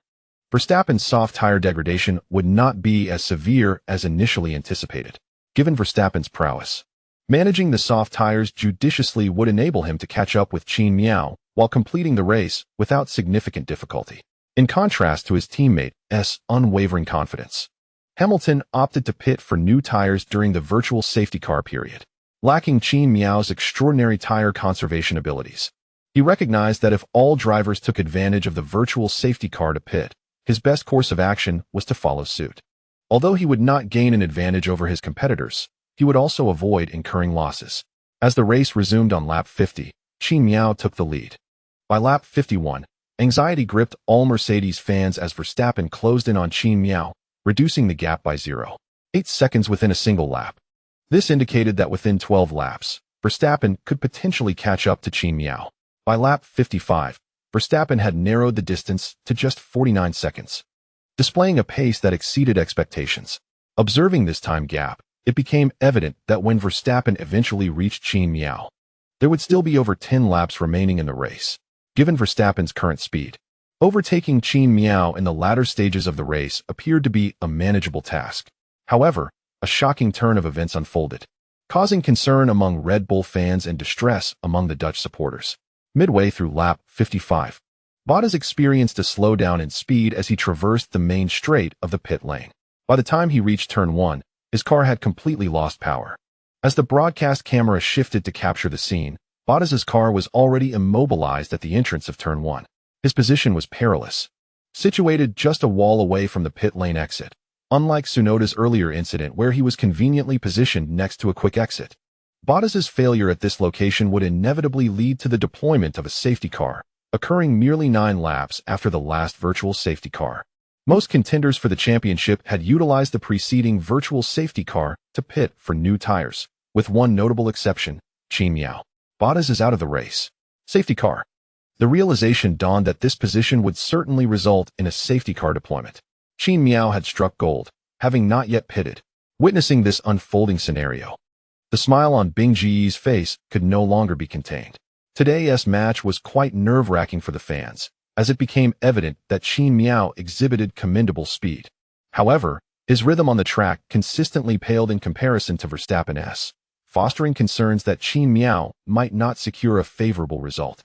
Observing Qin Miao refrain from pitting during the virtual safety car period added to the tension. While the intention behind his decision was understood, the increasing proximity of Verstappen only heightened the anxiety among the commentators from 5-Star Sports. The diminishing time gap between Qin Miao and Verstappen intensified their apprehension. Then, salvation arrived in the form of Bottas, who came to a sudden halt on the track, undoubtedly becoming Qin Miao's greatest ally in this race. Just as the fans were digesting this turn of events, commentator Zhou Hauran promptly noted that according to FIA regulations, Bottas's position was within the pit area, ensuring that a safety car would lead all drivers through the pit lane, with ample space ahead of him. Qin Miao now had the opportunity to execute a swift tire change.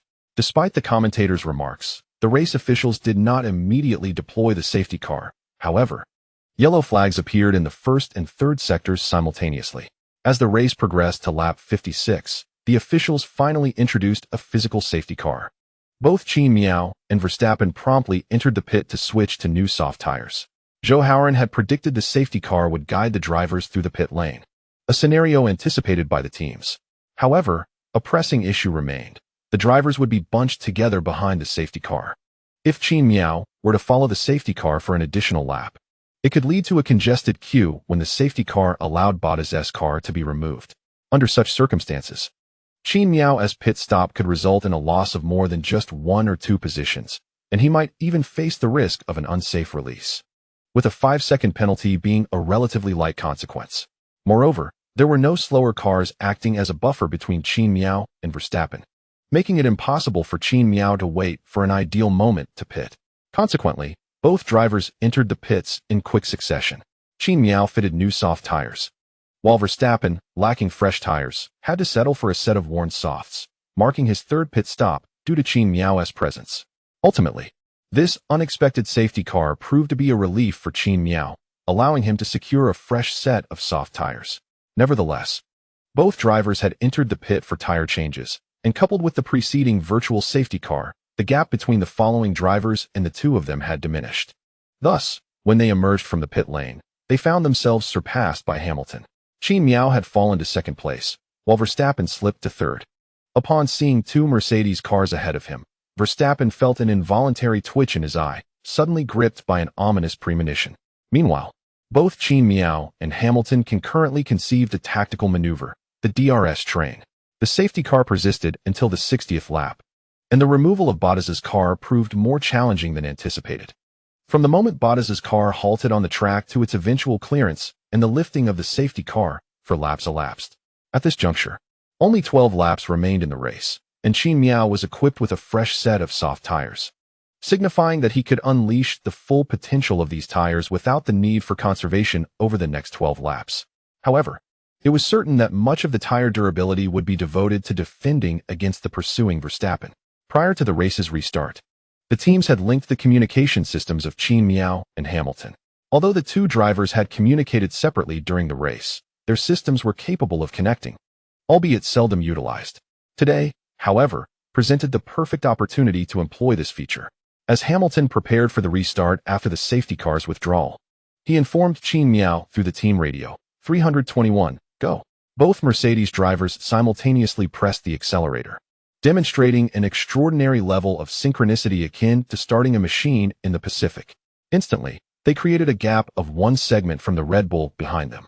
The Red Bull team had swiftly intercepted the communication between the 2 Mercedes drivers, yet they could only stand firm, unable to relay the information to Verstappen in time. In an instant, the 2 Mercedes cars had established a 0.5-second lead over Verstappen. Primarily, Verstappen had not anticipated the strategic positioning of the Mercedes cars and their remarkable coordination. Hamilton and Qin Miao initiated their acceleration at the DRS detection point at T13. Nonetheless, Verstappen was merely taken aback. After such an extended period under the safety car, his DRS charge was already ample. Furthermore, during this time, Verstappen had been entirely focused. Although he did not react with the immediacy of Qin Miao, once he did comprehend the situation, he was still capable of keeping pace with the speed of the 2 Mercedes cars. Meanwhile, this season, Red Bull's cars boasted minimal air resistance, making them the fastest in terms of acceleration and top speed on the straights within the entire grid. Consequently, despite losing the initial advantage on the track, Red Bull nearly found themselves out of the DRS zone at the start. However, they mounted a vigorous pursuit, and by the 62nd lap, Verstappen had closed in on the DRS zone behind Qin Miao, even before the event had the opportunity to activate DRS. As they exited T13, Verstappen found himself in a position to threaten Qin Miao. Naturally, Qin Miao was acutely aware of Verstappen's movements. However, he remained unperturbed, despite being impeded by his teammate Hamilton. Qin Miao, who normally matched Verstappen's pace, failed to maintain the time gap between them. Yet, as the saying goes, a blessing in disguise may emerge from misfortune. In Qin Miao's perspective, his teammate Hamilton served as his most effective defensive tool at that moment. Meanwhile, as Verstappen exited T13 and approached T14, the time difference between him and Qin Miao dwindled to a mere 0.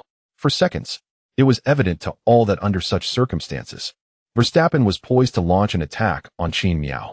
Even those with a modicum of racing knowledge understood that Qin Miao might struggle to fend off Verstappen's assault.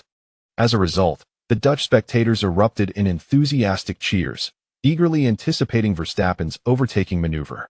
On the track, Qin Miao remained unfazed by the fervent cheers surrounding him. After adjusting his car's braking settings for T1, he confirmed that Hamilton would not be making any sudden position changes before directing his full attention to the pursuing Verstappen. Upon exiting T14, Qin Miao secured the inside line of the track. Although the inside line of the main straight was generally less traveled and thus dirtier than the normal racing line, with tire rubber, dust, and other minute debris potentially affecting grip and acceleration, Qin Miao prioritized maintaining his position over pure speed. Despite the ample width of the Zandvoort circuit's main straight, Qin Miao afforded Verstappen no opportunity to forcibly insert his car inside. Should Verstappen dare to attempt an inside maneuver, Qin Miao was prepared to retaliate. Although Verstappen understood that aligning side-by-side with Qin Miao on the outside would risk being trapped by both Qin Miao and Hamilton, he also recognized a glimmer of hope. If he could accelerate swiftly enough and exit the corner with precision, he might escape the blockade presented by the two Mercedes before they could close the door. Of course, Verstappen's confidence stemmed largely from the underwhelming performance of the Mercedes this season, compounded by Qin Miao's lack of significant pressure, causing him to forget the constraints Qin Miao had imposed on him in the previous season and the helplessness he felt when facing Qin Miao's defense. Ultimately, Verstappen executed an outside maneuver, gradually accelerating to overtake Qin Miao.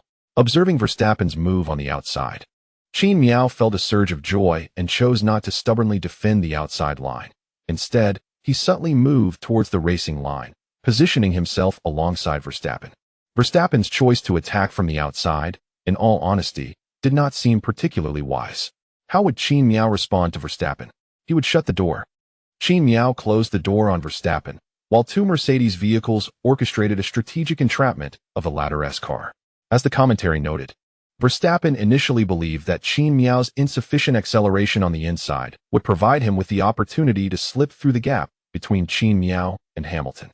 With skillful maneuvering, he could have positioned himself on the inside line before reaching the braking point at T1, potentially executing a stunning double overtaking against the Mercedes team.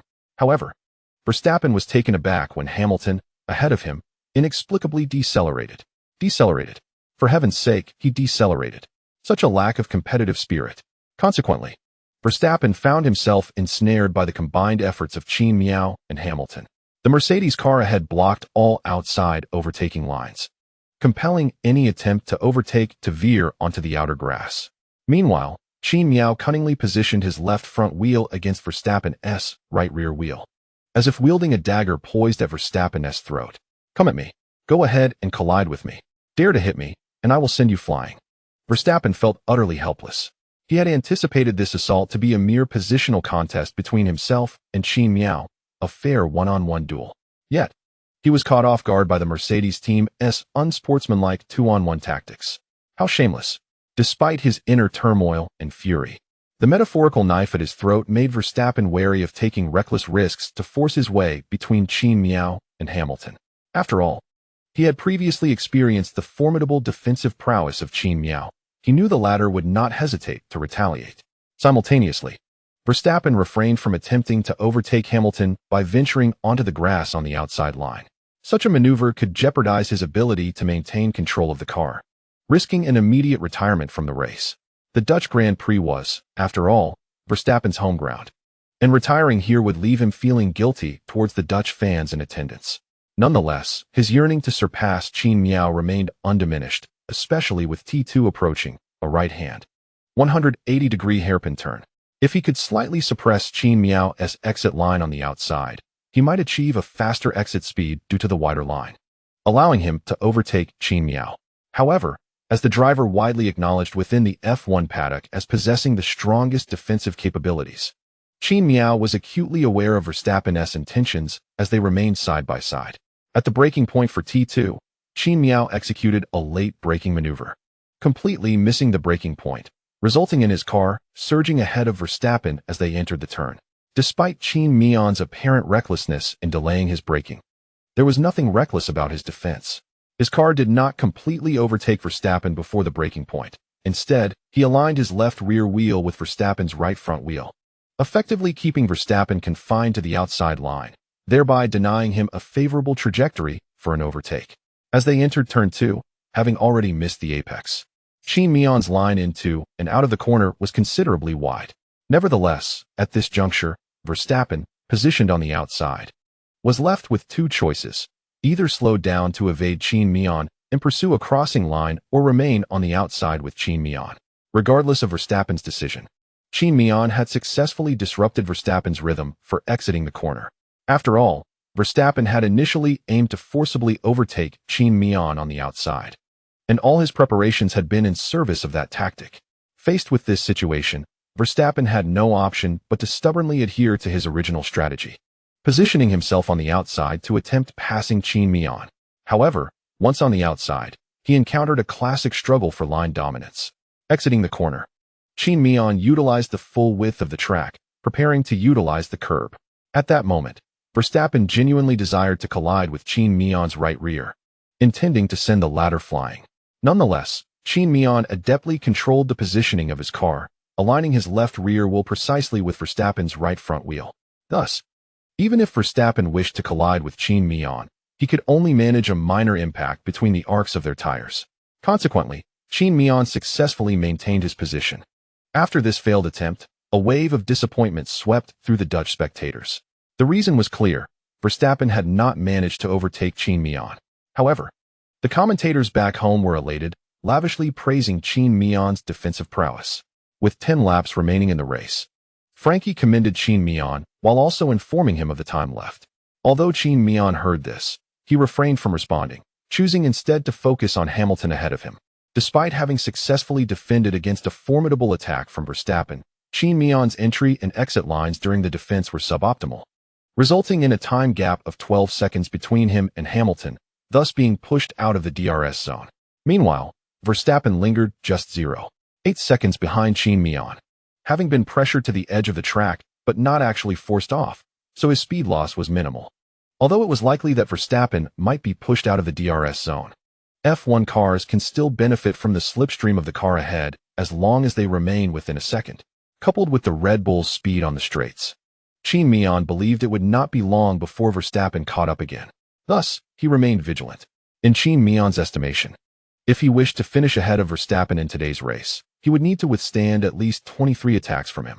As for surpassing Hamilton, enlisting the veteran's assistance to fend off Verstappen for a while he capitalizes on that opportunity to widen the time gap with Verstappen, is indeed a feasible and quite advantageous strategy. This could elevate Qin Miao's chances of clinching the championship in this race from 50 to 80. However, Qin Miao lacked the audacity to request such a favor from Hamilton. As a world champion, he had to maintain a semblance of dignity.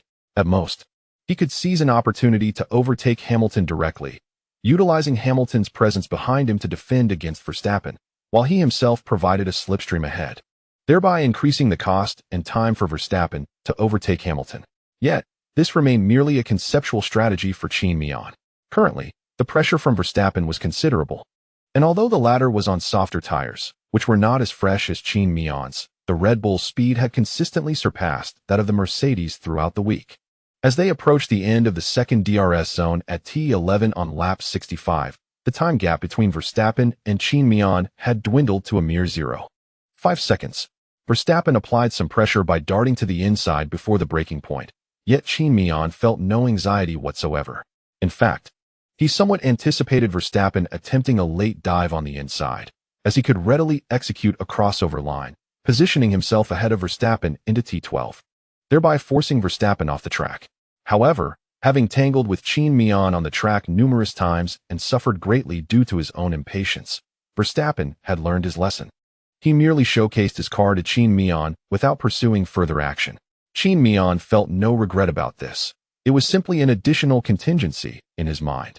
Soon, as the race progressed, Hamilton, Qin Miao, and Verstappen traversed the DRS detection point following the T12 corner. At this juncture, Qin Miao was 0.6 seconds behind his teammate Hamilton, with Verstappen also 0.6 seconds behind Qin Miao. The trio maintained nearly identical gaps as they approached T13 and entered the DRS zone. Activating it, the Dutch fans in attendance erupted with excitement once more, as the time gap between Verstappen and Qin Miao was now even shorter than during Verstappen's previous attempt to overtake. The likelihood of Hamilton overtaking Qin Miao had significantly increased. Defend on the inside. Qin Miao relayed directly through the team radio. This instruction was naturally directed at Hamilton. Hamilton understood that if they were not teammates, with Qin Miao's brand new set of soft tires, it would not be an easy task for Qin Miao to overtake him in the DRS zone. Since it was no longer tenable, it was better not to impede Qin Miao's acceleration. Thus, Hamilton did not ponder for long and willingly relinquished his position. This decision was also influenced by Qin Miao's earlier remarks within the team's radio communication. Although the direct connection between Qin Miao and Hamilton had concluded, it was relatively effortless for Francky to convey Qin Miao's intent. Notably, Qin Miao had articulated his thoughts just before entering the DRS zone. However, Hamilton was somewhat taken aback when he observed that Qin Miao had indeed overtaken him on the outside of the main straight, albeit not completely. As they raced side by side, with Hamilton's left front tire positioned against Qin Miao's right rear, the positioning of the two Mercedes on the track inadvertently created an opportunity for Verstappen to maneuver past on the outside. Upon witnessing this, Hamilton's face was a portrait of confusion, while Verstappen, on the other hand, felt an unsettling premonition. Given Verstappen's understanding of Qin Miao, he recognized him as a traditional strategist, adept at not only fiercely defending his position but also setting elaborate traps for others to fall into, much like a cunning and seasoned hunter. At that moment, Verstappen had a strong intuition that the gap before him was a carefully crafted snare by Qin Miao, despite a persistent inner voice urging him to forego the opportunity for overtaking, so as to maintain the time differential with the Mercedes and await a more opportune moment. Verstappen felt a surge of speed and perceived that the space left by Qin Miao was ample enough for him to attempt the overtaking maneuver. Thus, he decided to proceed. However, as he pressed on, Verstappen realized that his acceleration seemed insufficient. No, it wasn't his acceleration that was lacking. Rather, it was the length of the racetrack that was inadequate. He suddenly recognized this just before reaching the braking point for T1, as he found himself nearly side by side with Qin Miao. Under normal circumstances, the length of Zandvoort's main straight would suffice for overtaking a car, yet today, Verstappen faced the formidable task of not only surpassing Hamilton, who had already been overtaken by Qin Miao, but also needing to overtake Qin Miao's vehicle, essentially requiring him to pass a lengthened F1 car in one go. Thus, as Verstappen approached the braking point for T1, he could barely achieve a position parallel to Qin Miao. Noticing Verstappen's attempt, a warm smile graced Qin Miao's face, a rare expression in the heat of competition. This time, as Qin Miao exited the turn, he did not afford Verstappen much space on the outside, gradually compressing the width available. Meanwhile, Hamilton, having been completely overtaken by Qin Miao after his late braking, found himself on the inside line, taking the optimal trajectory out of the corner. On the racetrack, Verstappen's rhythm while entering and exiting corners was once again disrupted by Qin Miao. However, Verstappen did not concede defeat. He still aimed to overtake Qin Miao before he could completely close the door. After all, Verstappen's speed was indeed quite formidable. Nevertheless, reality proved otherwise, as he was ultimately pushed off the track. Upon returning to a normal rhythm after exiting the corner, he found himself in third place. The Dutch spectators in attendance let out a collective sigh of frustration from the same spot. Meanwhile, Qin Miao not only succeeded in overtaking Hamilton, but also defended against Verstappen's advances. After surpassing Hamilton and taking the lead, Qin Miao did not rush to accelerate and widen the time gap. Instead, he maintained the same pace, cruising just 0.8 seconds ahead of Hamilton. It was not difficult to guess Qin Miao's intent. He aimed to provide Hamilton with DRS, thereby enabling him to fend off Verstappen trailing behind. To be candid, Qin Miao's actions surprised Hamilton, who had presumed that after being overtaken, Qin Miao would hastily accelerate away. Though Hamilton's expectation lacked firm basis, he believed that had their positions been reversed, he would have certainly done so. After all, Qin Miao's car was equipped with new soft tires, making it relatively effortless for him to create a gap from Hamilton, who was on medium tires. However, he never anticipated that Qin Miao would choose to remain in close proximity. Following the loss of rhythm, Verstappen's team radio was filled with expletives. Qin Miao, he can't drive at all. He pushed me off the track. He should receive a time penalty. However, from the FIA's perspective, although Qin Miao's dominance over Verstappen in his home territory might slightly affect F1's viewership in the Netherlands, his actions were not deemed significantly problematic, and they refrained from making any judgments.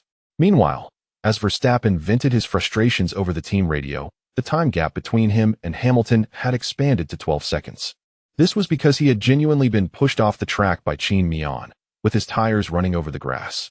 Although Verstappen managed to control his car, thanks to his exceptional track intuition, and avoided a more severe mishap, he still lost a considerable amount of time. In lap 69, bolstered by Qin Miao's DRS support, Hamilton's speed had notably increased, and it was only at this point that Verstappen found himself within 0.5 seconds of Hamilton, entering the DRS zone and preparing to launch an attack. Without Qin Miao's direct interference and obstruction, and given Hamilton's speed was somewhat lacking, Verstappen's attempt to overtake was met with Hamilton defending the inside line at turn 1, while the outside was also sealed off by Qin Miao's deceleration. However, Hamilton closed the door a fraction too late, allowing Verstappen to accelerate through the small gap between Qin Miao and Hamilton. During T1, he successfully withstood Hamilton's counterattack, stabilizing his second position. The Dutch spectators, who had been gasping throughout the race, could finally exhale and cheer exuberantly for Verstappen's brilliant overtaking maneuver. Qin Miao, observing Verstappen surpass his teammate Hamilton, felt a twinge of helplessness. Why couldn't Hamilton defend for just a moment longer?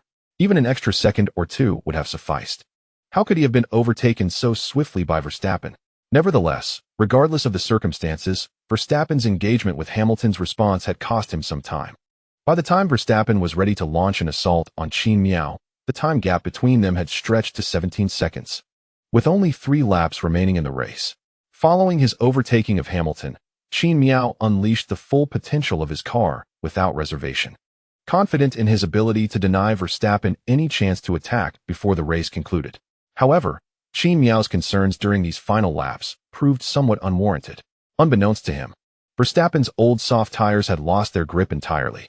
Unlike Qin Miao, Verstappen lacked such extraordinary tire management skills. His multiple attempts at overtaking had pushed his tires to the brink. His successful maneuver against Hamilton was entirely facilitated by ERS, DRS, and the slipstream provided by Hamilton. Had Hamilton managed to defend against that attack and close the door in time, the runner-up position would undoubtedly have belonged to him. Alas, there are no what-ifs. Ultimately, amidst the astonished, disappointed, and helpless gazes of the Dutch crowd, Qin Miao and Verstappen crossed the finish line with a staggering 24-second gap between them. As Qin Miao's team celebrated with cheers, and he raised his hand in triumph, the voice of Bing Gu rang out in excitement. Let us congratulate Chinese driver Qin Miao. Champion. Another victory secured. This marked Qin Miao's 5th race victory of the season. Following this race, he further cemented his lead in the Drivers' Championship standings, taking another step closer to the 2022 season title. Fei Gu remarked with a touch of sentiment. It hasn't been easy. Qin Miao's victory in this race was truly hard-won. Zhou Hauran nodded in agreement, saying, indeed, it was no small feat, but Qin Miao has never let us down. What stood out to me in this race were his 2 textbook defensive maneuvers against Verstappen using Hamilton's car positioning late in the race. I believe many drivers will study the footage of this race thoroughly. Fei Gu concurred. Absolutely, this is Qin Miao, the acknowledged master of defense both on and off the track. It's just unfortunate that Mercedes couldn't secure a 1-2 finish in this race. With a smile, Bingu remarked. In truth, Toto should be quite satisfied with clinching the championship in such a competition. On one hand, this is Verstappen's home turf. On the other, the exceptional performance of the two Mercedes drivers today has convincingly demonstrated the significant impact of the upgrades brought to this Grand Prix. After the commentary from 5-Star Sports, the familiar voice of Qin Miao resonated in the team's radio. P1. Qin Miao, we are P1. Well done. A magnificent defense, precise and elegant, akin to a dance. Honestly, Qin Miao, I can never tire of your defensive maneuvers on the track. Haha, let's fucking go.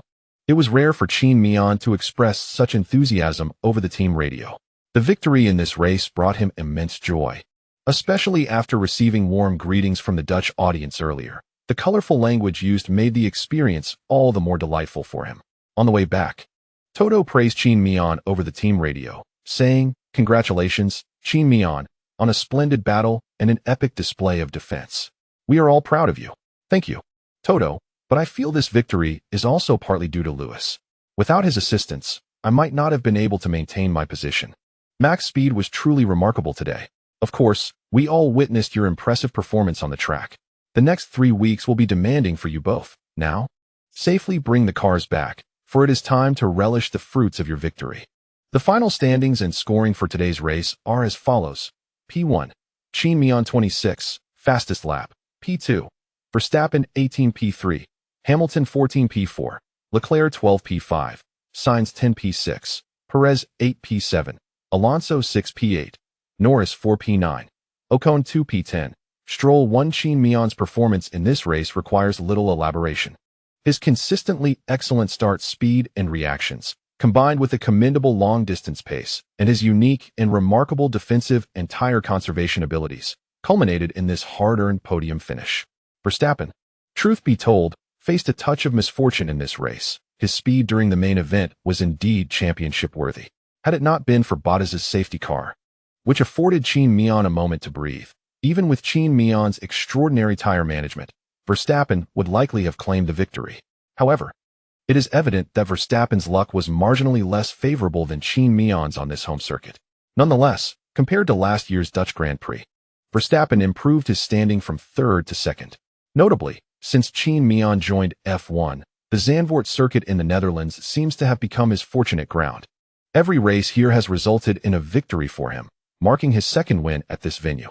It is indeed plausible that Qin Miao's suitability for this particular circuit is accentuated by the fact that he is merely in his second year in Formula One, providing limited seasons for reference and assessment. In contrast, the illustrious Lewis Hamilton, a 7-time champion, has left little to elaborate upon. He has unleashed the full potential of the current W13 without reservation. It has been demonstrated that, despite the enhancements made to the W13, which have yielded commendable results, the car still lacks the overall speed of the Red Bull driven by Verstappen. Qin Miao secured victory in this race, thanks to his signature long stints and a stroke of luck, triumphing in Verstappen's home territory. Leclerc's performance in this race was rather unremarkable, with the sole highlight being his return to his most familiar and comfortable finishing position, fourth. Sainz, on the other hand, had a rather lackluster outing. During the safety car period instigated by Bottas, Sainz fervently urged his team to equip him with soft tires. It was evident that he was dissatisfied with the team's current standing on the track. After all, last season Ferrari was contending for both the Drivers' and Constructors' Championships. In light of the TD039 technical directive, Ferrari has plummeted to being the third fastest team on the grid, a situation that would frustrate anyone. Initially, Sainz's soft tires did show some promise on the track, allowing him to overtake his teammate Leclerc and pursue Hamilton ahead. However, as the race progressed and his soft tires began to degrade, Leclerc reclaimed his position from his teammate. Perez, throughout the race, seemed to be evading his own teammate, as his performance was lackluster in both qualifying and the race itself. In a rare occurrence, Stroll managed to score points in this race, even doing so by literally stepping over Zhou Guanyu, who was positioned just shy of the point zone. Zhou finished in 11th place, merely a step away from scoring. Yet compared to his teammate Bottas's retirement, finishing just outside the points is a more palatable outcome. Furthermore, during a post-race conversation, Qin Miao learned from Zhou that his car had encountered gearbox issues. Otherwise, he might have still secured points. To be candid, If Albon were to drop from 6th to 7th and be surpassed by the junior Red Bull team, the gearbox would bear 90 of the blame. Following this race, the Drivers' Championship standings are as follows. 1. Qin Miao 264-2, Verstappen 243-3, Perez 186-4, Leclerc 1845, Sainz 1396, Hamilton 124-7, Norris 68-8, Ocon 64-9, Bottas 38-14, Gasly 17, as the F1 season progresses into its latter stages. The disparity in points among the drivers continues to widen. Since the conclusion of the last Grand Prix, the dynamic interplay of rankings among the drivers has ceased to manifest with any frequency. Meanwhile, the standings for the teams are as follows. 1. Red Bull, 449-2, Mercedes, 4313, Ferrari, 3464, Alpine, 1195, McLaren, 826, Alfa Romeo, 647, AlphaTauri, 268, Haas, 259, Aston Martin, 2310, Williams, 2. After today's race, the total points amassed by the Mercedes team surpassed those of Red Bull. However, owing to Mercedes' sluggish start to this season, despite commendable performances from both drivers, there remains a notable gap in the standings between Mercedes and Red Bull. At this juncture in the season, the trajectory and focal points for the latter stages have become unmistakably clear. Ultimately, it will be a contest for the Constructors' Championship between Mercedes and Red Bull. While Qin Miao and Verstappen vie for the Drivers' Championship, this is where the attention lies. In the post-race paddock, following the conclusion of the race, Qin Miao took a cool-down lap before returning to the pit area. Meanwhile, Verstappen, competing on home turf, had the opportunity to complete a couple of laps on the track, greeting the enthusiastic Dutch fans present. Nevertheless, finishing in second place today was evidently unsatisfactory for Verstappen. He, like Qin Miao, promptly returned to the paddock, parking his car beneath the champion's #1 sign on the podium.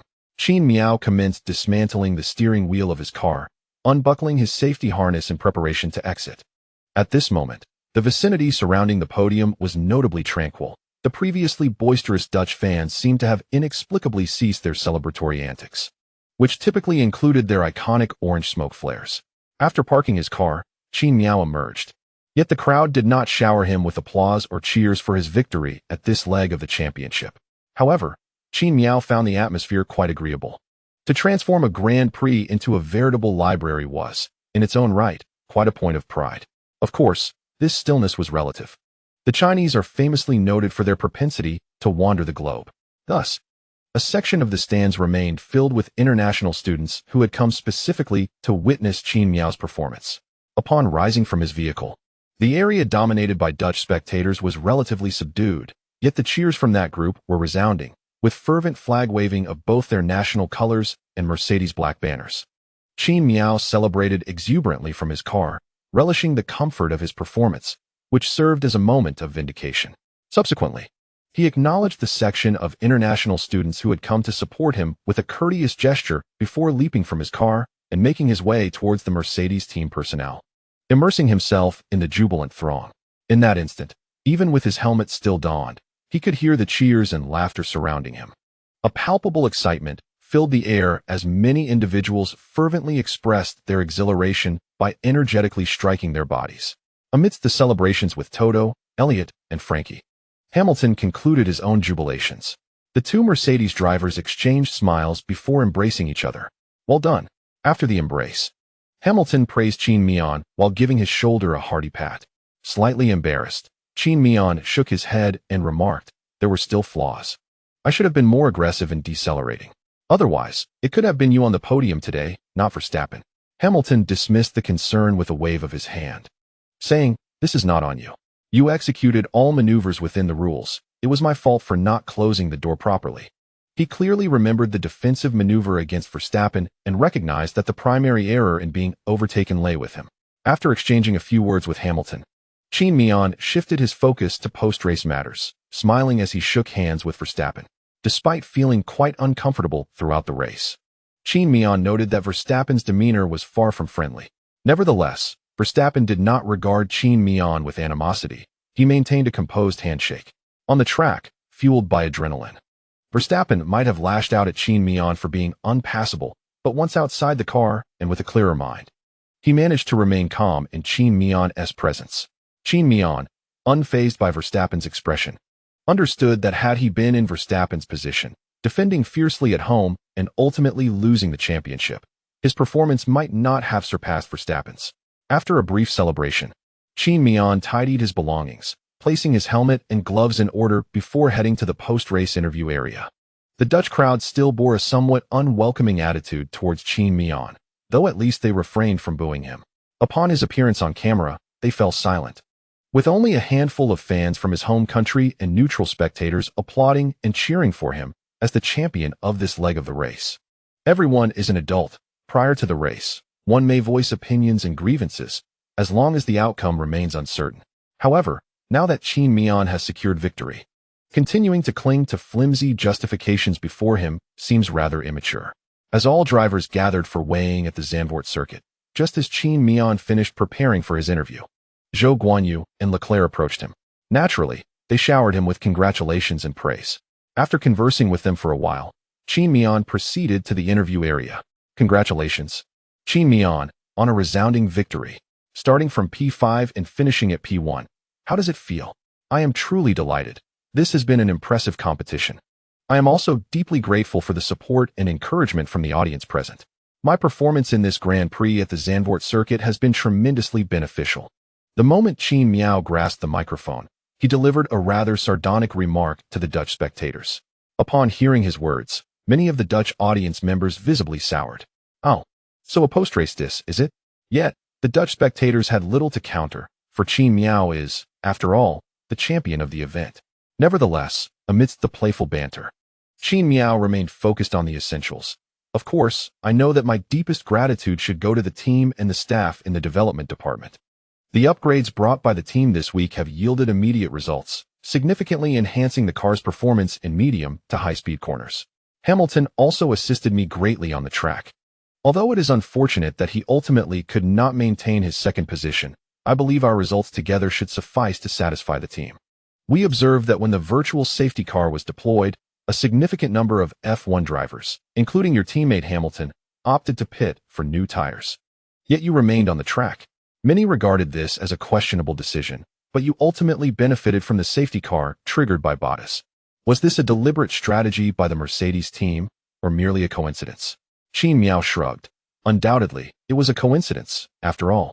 No one anticipated that just 10 laps following the virtual safety car, a physical safety car would be deployed. As for why I did not pit at that moment, it was primarily because both the team and I aimed to utilize the medium tires for an extended stint. We believed that the advantage gained from our opponent's pitting during the virtual safety car phase would be sufficient for me to maintain my position until the race's conclusion. As we approached the final question, it was noted that according to Pirelli statistics, the overall fastest car in today's Grand Prix was still the Red Bull. Nevertheless, you secured the victory and firmly hold the top position in the driver's standings, with 7 races remaining. Do you believe you can successfully defend your title as the driver's champion in the latter part of the season? Honestly, you are not the first host to pose this question to me.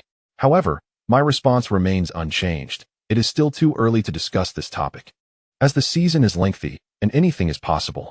No one knows if a team might suddenly discover the key to excelling in ground effect era racing in the second half of the season. What we can do is strive to accumulate as many points as possible for the team in each of the remaining Grand Prix races this season. As the interview drew to a close, the host smiled and nodded at Qin Miao, saying, "Congratulations once again on winning the Dutch Grand Prix." Qin Miao graciously acknowledged the compliment, returned the microphone to the assistant beside the host, waved to the enthusiastic fans, and proceeded to the podium preparation area to await the final ceremony. Before the commencement of today's race, as Qin Miao stood on-site listening to the Dutch national anthem, he felt a certain weariness in his ears. Nevertheless, the melody, deeply ingrained within his being, never ceased to enchant him, particularly in the foreign arena. The local temperature in the Netherlands was rather pleasant, allowing Qin Miao to finish the race without excessive perspiration. After casually wiping his face with a towel, he unscrewed a bottle of purified water prepared by the FIA for the drivers in the lounge, quenching his thirst. Subsequently, Qin Miao reviewed the broadcast replay of the race. Before long, Hamilton approached him. The seasoned driver was always meticulous about his public image, ensuring he presented himself well before the post-race interview. thus. He did not appear at all disheveled at this moment. After exchanging greetings with Hamilton, they both noticed the footage of Verstappen overtaking Hamilton being aired. As Hamilton sipped water while watching the replay, he remarked with a hint of regret, "I should have been more decisive in shutting the door, otherwise Max wouldn't have gotten past." However, upon witnessing this moment, Qin Miao held a differing perspective. Not necessarily. At that moment on the track, my view was somewhat limited. I wasn't entirely aware of what transpired behind me. I believe if it were Max, he might have attempted a gentle nudge to see if he could push you aside. Hamilton paused, reflecting on the scene he had just witnessed on the screen, considering Verstappen's characteristic demeanor, and then shook his head in apprehension, saying, "You're probably right." Chapter in the Italian Grand Prix as fate would have it. While the two were conversing, Verstappen ascended from downstairs. Unlike Qin Miao and Hamilton, who, despite their fatigue, still cared about their appearance, Verstappen seemed unconcerned about his outward image. Upon entering, his hair was completely damp, hanging messily over his head, resembling a chaotic nest. Coupled with his naturally elongated face and full lips, his current expression and demeanor rendered him rather disheveled. After greeting them, Verstappen settled into his seat, turning his attention to the replay on the screen. As he observed the moments when Qin Miao adeptly utilized Hamilton's defense to his advantage, a surge of frustration welled up within Verstappen. "Qin Miao, how do you possess such remarkable spatial awareness? To be honest, while I can envision your defensive maneuvers, I simply lack the confidence to execute them like you do." Verstappen referred to Qin Miao's ability to maintain his car in a fixed position relative to Hamilton's, while simultaneously being aware of Verstappen's location, ready to react to any of Verstappen's moves. This dual focus on the racetrack sounded impressive and was indeed feasible, yet it was inherently perilous. Due to the high speeds of racing, a moment's distraction or lapse in attention could propel a car forward by 50 or 60 meters at such a distance. Even the slightest deviation of the steering wheel could instigate a catastrophic accident on the track. Yet, remarkably, since entering Formula One, Qin Miao has never been involved in any track incidents attributable to him. To attribute this solely to Qin Miao's exceptional luck seems rather implausible, given the extensive span of his career. Currently, among all F1 drivers, he ranks among those with the least repair costs. Many teams, burdened with excessive budgets due to driver errors, have looked upon Qin Miao's position on the repair cost leaderboard with envy. A driver who possesses speed, safeguards the engine, and exhibits remarkable stability on the track without making mistakes is undeniably enticing. And even if offered a substantial salary, I would gladly retain him on my team. Ferrari, let us keep the conversation civil. Why resort to insults? In truth, it is not particularly challenging. It merely requires boldness, and the rest is left to fate. Or rather, to whether destiny deems fit to reveal itself. Qin Miao explained earnestly. Hamilton, Verstappen, after some idle chatter. The track officials reminded the trio that it was time to ascend the podium to receive their awards. The three stood, donned their Pirelli champion caps, and began to queue at the podium's exit. At this moment, Toto, the representative from Mercedes, also made his way up from below. This was a surprise to both Qin Miao and Hamilton, who had anticipated that either Francky or Elliott would join them post-race. However, it was indeed Toto. Nevertheless, considering that Toto is, after all, the boss of both Qin Miao and Hamilton, his presence to accept the trophy after a victory on the rival's home turf was entirely fitting. Soon, the four ascended the podium in succession. As if having learned from past experiences, the extravagantly designed high podium specifically for Verstappen during the last Red Bull Ring race was replaced by the standard 4 regular podium positions. The cheers that erupted when Verstappen made his appearance were akin to a thunderous roar, while the atmosphere noticeably quieted when Qin Miao took the stage, though applause still resonated. As the four took their positions, the familiar national anthem began to play. Unlike other drivers who would celebrate joyfully during this segment, Qin Miao maintained a solemn demeanor, harmonizing with the melody. This has been his long-standing habit, and such conduct has significantly elevated his status and importance in the eyes of certain domestic media outlets. Following the anthem, Qin Miao received his second trophy from the Dutch Grand Prix. The trophy, star-shaped and crafted by Heineken, resembled a pentagon elevated into a star form, adorned with a distinct waistline, presenting an aesthetically pleasing appearance. Subsequently, the celebration, cheers, and photographs ensued, culminating in the conclusion of the Dutch Grand Prix. Certainly, Following the conclusion of the race, a plethora of intriguing events unfolded. For instance, the reason for Tsunoda's retirement was not due to a loose wheel nut on his car, but rather an issue with the vehicle's differential, a problem identified during the post-race inspection by the FIA. Simultaneously, when Tsunoda first became aware of the car's malfunction, he halted his vehicle at the side of the track, at which point he unfastened his safety belt. However, when the team informed him that there was no issue with the car, he returned to the track, albeit without securing his safety belt. It was only upon his initial stop that he fastened it properly. Consequently, Tsunoda was deemed to have driven unsafely by the FIA, receiving a reprimand, his fifth of the season, resulting in a 10-place grid penalty for the upcoming Italian Grand Prix. Given the performance of the Red Bull car this season, it essentially means he will start from the back of the grid next week.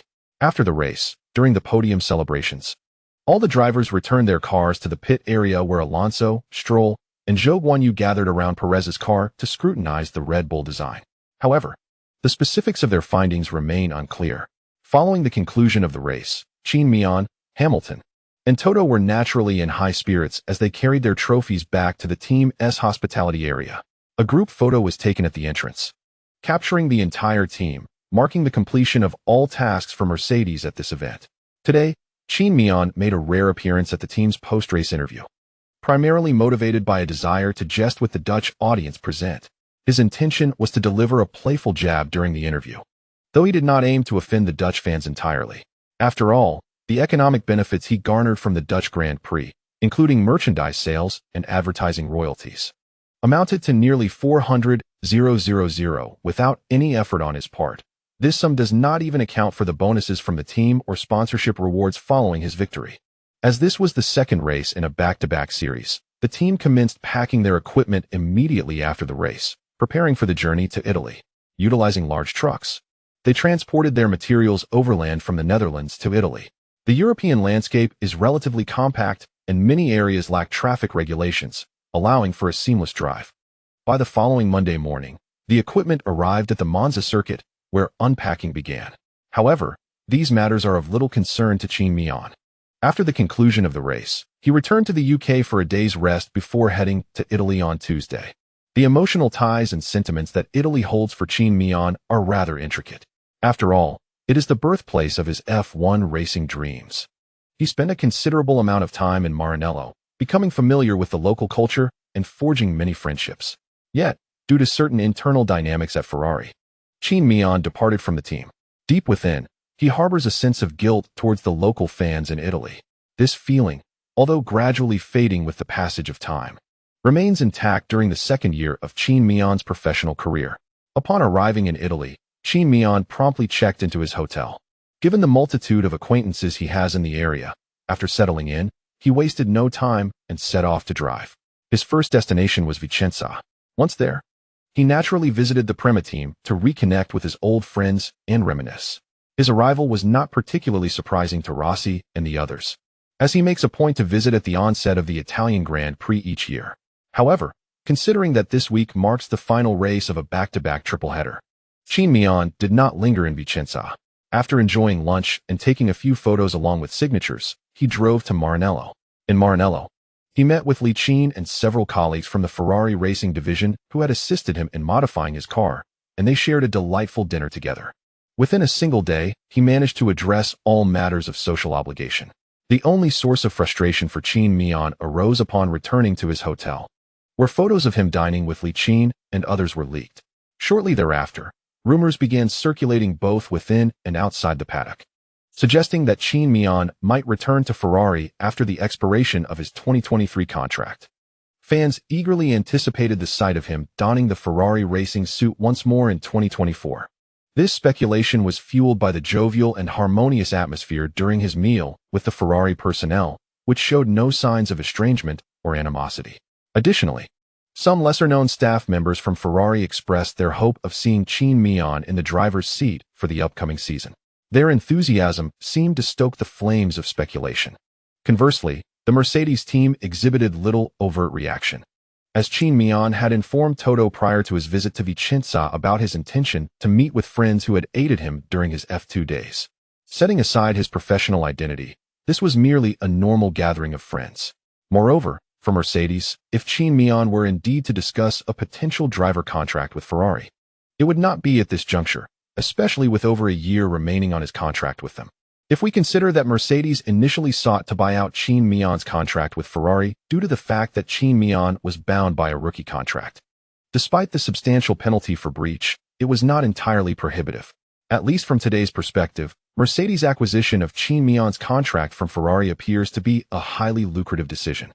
However, the penalty for breaching Qin Miao's contract with Mercedes has now escalated to an exorbitant level, making it unlikely that Ferrari would pursue a buyout from Mercedes, as it would not be worth their while. In summary, as the race week of the Italian Grand Prix commenced, the paddock buzzed with excitement over this news. Nevertheless, this public discourse did not deter Qin Miao. He continued to sing and dance, feigning ignorance of the situation. Upon arriving in Monza on Wednesday, he enjoyed a meal with Leclerc, although this time the focal point was not Leclerc himself, but rather his younger brother, Arthur. Following the conclusion of last week's Dutch Grand Prix, Qin Miao had hurriedly exited the paddock, as the back-to-back triple header left everyone in a rush. Although Qin Miao had some leisure, the post-race celebrations and obligations were still quite numerous. Consequently, Arthur, who had achieved an impressive result on the track, found no opportunity to express his gratitude to Qin Miao until now. During their meal, Qin Miao learned that Arthur had secured the championship in the F3 main race the previous week. According to Arthur, he had utilized several tricks that Qin Miao had imparted, which contributed to his commendable long-distance speed during the race. However, upon hearing this, Qin Miao waved dismissively, stating, "What does that have to do with me? I merely shared some elementary principles and techniques that nearly everyone in the paddock is aware of. The true reason you clinched the championship lies in your ability to apply what you have learned on the track. To be honest, sometimes I truly cannot fathom why you Chinese are so modest," Leclerc remarked with a smile. From their perspective, Arthur's victory in the last round was a direct result of Qin Miao's teachings, attributing significant credit to him. Yet, Qin Miao remained unfazed. "This is not modesty. It is genuinely how I feel," he replied. Their meal was brief, and aside from offering a few words of encouragement to Arthur, Qin Miao refrained from elaborating on Arthur's F3 achievements. He did not wish to be perceived as an adult who excessively lectured and annoyed the younger generation. On Thursday, Qin Miao attended the pre-race press conference and participated in media day activities around the circuit as usual. Concurrently, the presence of Asians in the paddock began to increase, and Qin Miao noticed numerous Chinese individuals among them. These were representatives from Geely conducting research for their engagement in F1. End of chapter 438. A major overhaul. Although Geely has expressed intentions to acquire a racing team, the realm of F1 remains largely unfamiliar to them. It is unrealistic to assume that upon purchasing a team, Geely would instantly comprehend the intricate processes and nuances of the F1 landscape, including the social dynamics and relationships within the paddock. It is impractical to rely solely on the reports of the team leaders below. After all, if what is stated above is indeed true, then the question arises, has Geely established a new racing team? Or has the leader of this team simply acquired a new one? Human nature is inherently greedy, and relying on second-hand information often results in a distortion of facts. Therefore, Geely must also send representatives to the paddock to gain a profound understanding of the operations of an F1 team and the intricacies of a Grand Prix weekend. However, Qin Miao found himself perplexed as to why Geely's personnel engaged in lengthy discussions with the team principal of the Red Bull Racing and Marco. On Thursday morning, when Qin Miao visited the paddock, he noticed a familiar vice president from Geely, responsible for F1 events, entering the Red Bull team's lounge. As the highest achieving F1 driver in China, and indeed all of Asia, Qin Miao naturally had opportunities to familiarize himself with them. Yet, when he departed the paddock in the afternoon after completing his duties, he observed that the vice president had just exited the Red Bull lounge, accompanied by Marco and Horner. Their conversation had spanned nearly an entire day. Nevertheless, Qin Miao was merely curious. He saw Geely's representatives engaging warmly with Elliott and others, perhaps merely establishing rapport with the team principals in advance to foster relationships that would benefit Geely's future endeavors in F1. On Friday, during the first and second practice sessions, Qin Miao arrived at the paddock early as usual. The atmosphere at the Italian Grand Prix felt refreshing. Regardless of the entry process into the paddock or the encounters with fans and staff, although no one openly greeted him with the exuberance typical of a home crowd. There were no hostile words exchanged. Many fans waved enthusiastically at Qin Miao, and some bolder individuals even directly asked him in front of the Mercedes personnel, "Qin Miao, when are you returning to Ferrari?" This left Qin Miao both amused and exasperated. The Mercedes staff appeared rather awkward in response. Despite a slight discomfort, the experience at the Italian Grand Prix was significantly more pleasant than the previous week's Dutch Grand Prix. This week, Qin Miao had switched to an entirely new engine and gearbox. Given that Monza is one of the most overtaking-friendly tracks on the calendar, and the venue with the highest DRS efficiency among the remaining 7 races of the season, the overall impact of replacing the car's gearbox and engine is minimal. Thus, pursuing slower cars ahead would be considerably easier. Consequently, the team proposed that Qin Miao undertake a complete engine and gearbox replacement for this race. Considering the characteristics of the Mercedes cars this season and the low-drag high-speed performance exhibited by Red Bull, Qin Miao anticipated that Red Bull would likely secure a 1-2 finish at Ferrari's home ground in today's race. Even if they did not achieve a 1-2 finish, they would at least claim a victory in this round. Thus, Qin Miao acquiesced to the team's proposal. Thus far, the Italian Grand Prix marks the first comprehensive engine overhaul for Qin Miao this season, as well as the first penalty incurred due to engine and gearbox replacement. Although the engine change had been meticulously planned, Qin Miao would still utilize the old engine during the first and second practice sessions on Friday, as well as the third practice session on Saturday. It would only be after the conclusion of the third practice on Saturday that the team would install the new engine in Qin Miao's car. However, the necessity for this engine change triggered the FIA's penalty regulations, as some of the components Qin Miao sought to replace had surpassed the FIA's usage limits. Altogether, Qin Miao faced a penalty of starting from 15 positions further back. Concurrently, his teammate Hamilton also replaced his car's engine. Apart from the two of them, drivers such as Sainz, Bottas, and Verstappen also faced varying degrees of grid penalties due to engine component changes. Regardless, no matter how well Qin Miao and Hamilton performed in qualifying, both were likely to start from the rear of the grid in the race. The distinction lay in Tsunoda's qualifying performance. If he failed to advance beyond Q2, he would start behind Qin Miao and Hamilton. Meanwhile, this week, the Mercedes engineering team did not provide either driver with new upgrades. This was primarily due to a shift in the team's mid-season development strategy, which had disrupted numerous plans for upgrades that needed to be redefined. Additionally, adapting to the new car design philosophy and its language required time. The fact that the entire team managed to produce a new side pod demonstrates their collective efforts. Although no performance upgrades were introduced, Mercedes did equip both cars with new front wings and rear wings. Given that the impending race would take place at Monza, the specific effects of these aerodynamic components were well understood. During the first practice session, both Qin Miao and Hamilton tested the new front and rear wings, reverting to the original rear wing for comparison. However, before the first practice concluded, both drivers reached a consensus that the low-drag aerodynamic components were more effective at Monza. After all, this season, following modifications, the Mercedes car's most notable characteristic was their considerable downforce, which inadvertently increased drag beyond expectations. The combination of low-drag aerodynamic components and the inherent downforce of the W13 rendered it surprisingly balanced on the Monza circuit. The straight-line speed is impressive, and the cornering speed through the few high-speed bends at Monza is also commendable. Consequently, at the conclusion of the first practice session, both cars from the Mercedes team dominated the leaderboard. During the second practice, the drivers primarily focused on finding the most comfortable setup for their vehicles while assisting the team in gathering data for future component development. An interesting incident occurred during the second practice when Mick's car encountered engine issues halfway through the session. This prompted a brief yellow flag, which subsequently turned into a red flag. However, during the yellow flag period, Tsunoda failed to adequately slow down, resulting in a penalty that relegated him 3 places on the starting grid and incurred 2 points off his super license, leaving him at the back of the pack for the race. In the third practice, Qin Miao's performance was rather mediocre. Throughout the session, he did not focus on achieving a fast lap time, but instead concentrated on collecting long-distance data, similar to the work done in the second practice.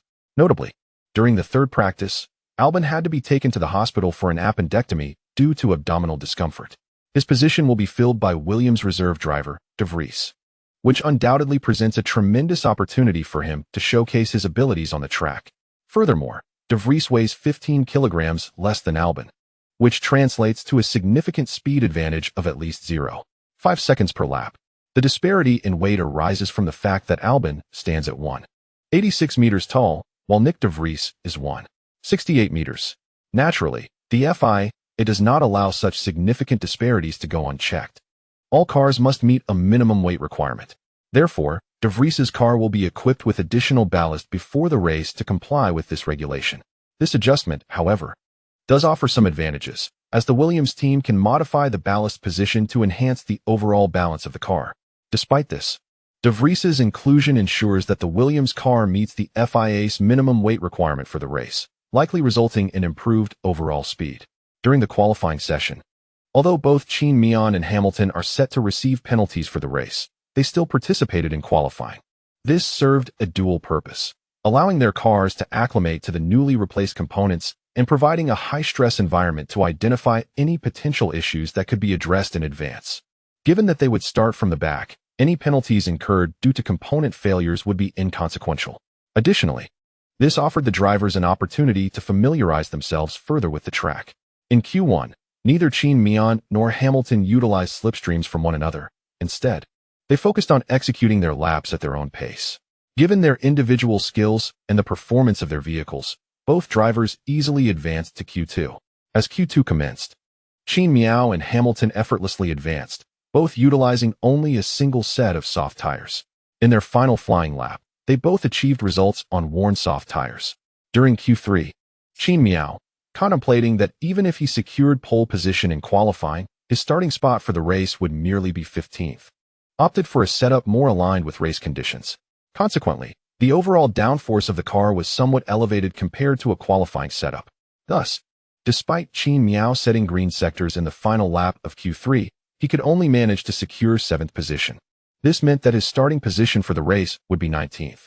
The reason Qin Miao did not start from the back of the grid was largely due to Tsunoda. Without him, Qin Miao would indeed have begun from the very last position. Tsunoda, who was penalized 13 grid places, was eliminated in Q1, thereby inadvertently assisting Qin Miao. Meanwhile, Qin Miao's teammate, Hamilton, achieved a commendable 5th place in the qualifying session, allowing him to start the race from 18th position ahead of Qin Miao. The final standings from the qualifying were as follows: 1. Leclerc 2, Verstappen 3, Sainz 4, Perez 5, Hamilton 6, Norris 7, Qin Miao 8, Ricciardo 9, Gasly. However, due to numerous penalties, the actual starting order for the race would be 1. Leclerc 2, Norris 3, Ricciardo 4, Gasly 5, Alonso 6, Verstappen 7, De Vries 8, Zhou Guanyu 9, Russell 20, Tsunoda regardless of the penalties faced by Qin Miao and the other drivers. The Ferrari fans in attendance were exuberant following the conclusion of qualifying. Leclerc secured pole position at his home circuit, and Sainz also achieved a commendable 3rd place. Although Sainz would ultimately start from the back in the race due to penalties, the performance of both Ferrari cars served to reassure the fans that, despite the team's myriad challenges this season, the driver's skills and the car's speed remained intact.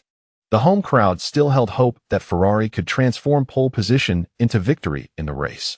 After qualifying, Qin Miao participated in a post-session interview, marking the end of his Saturday duties. On Sunday, he arrived early at the track, having rediscovered himself in Italy.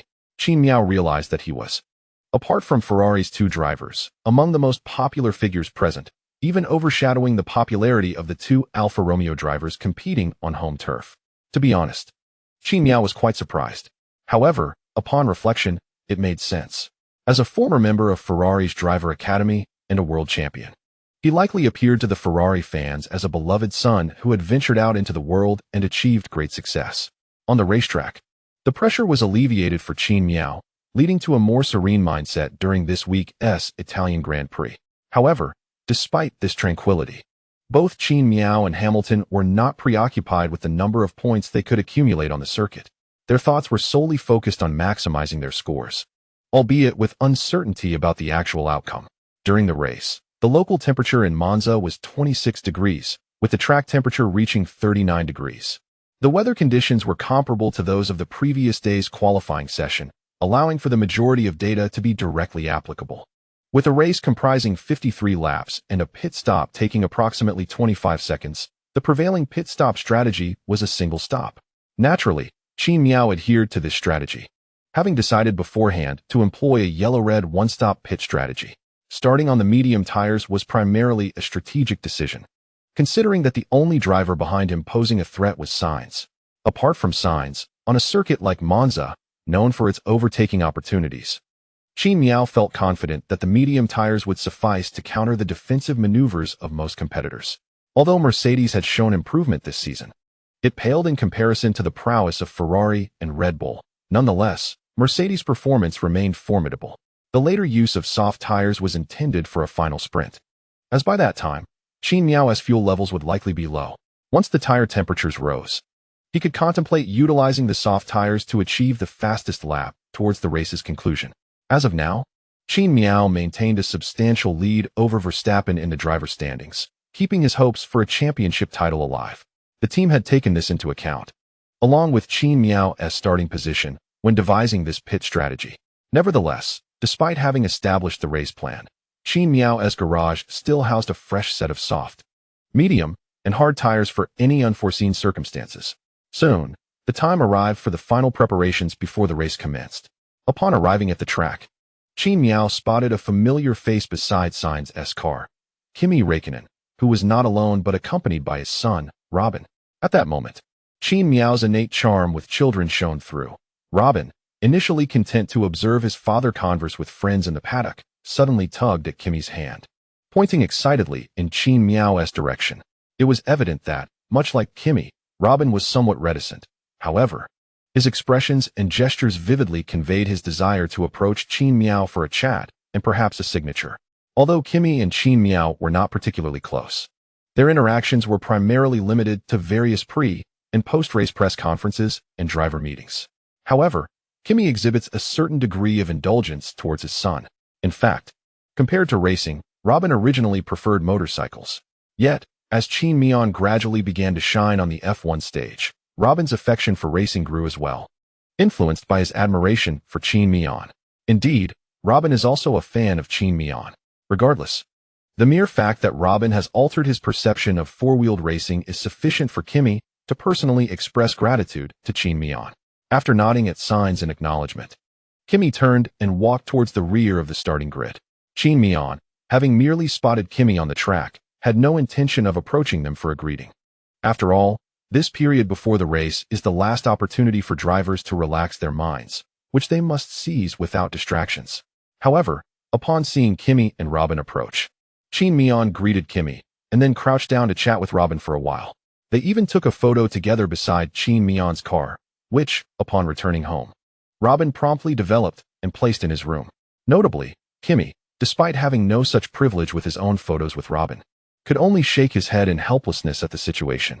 During this time, Robin proposed a suggestion that left both Qin Miao and Kimi somewhat bemused. Qin Miao, could you be my godfather?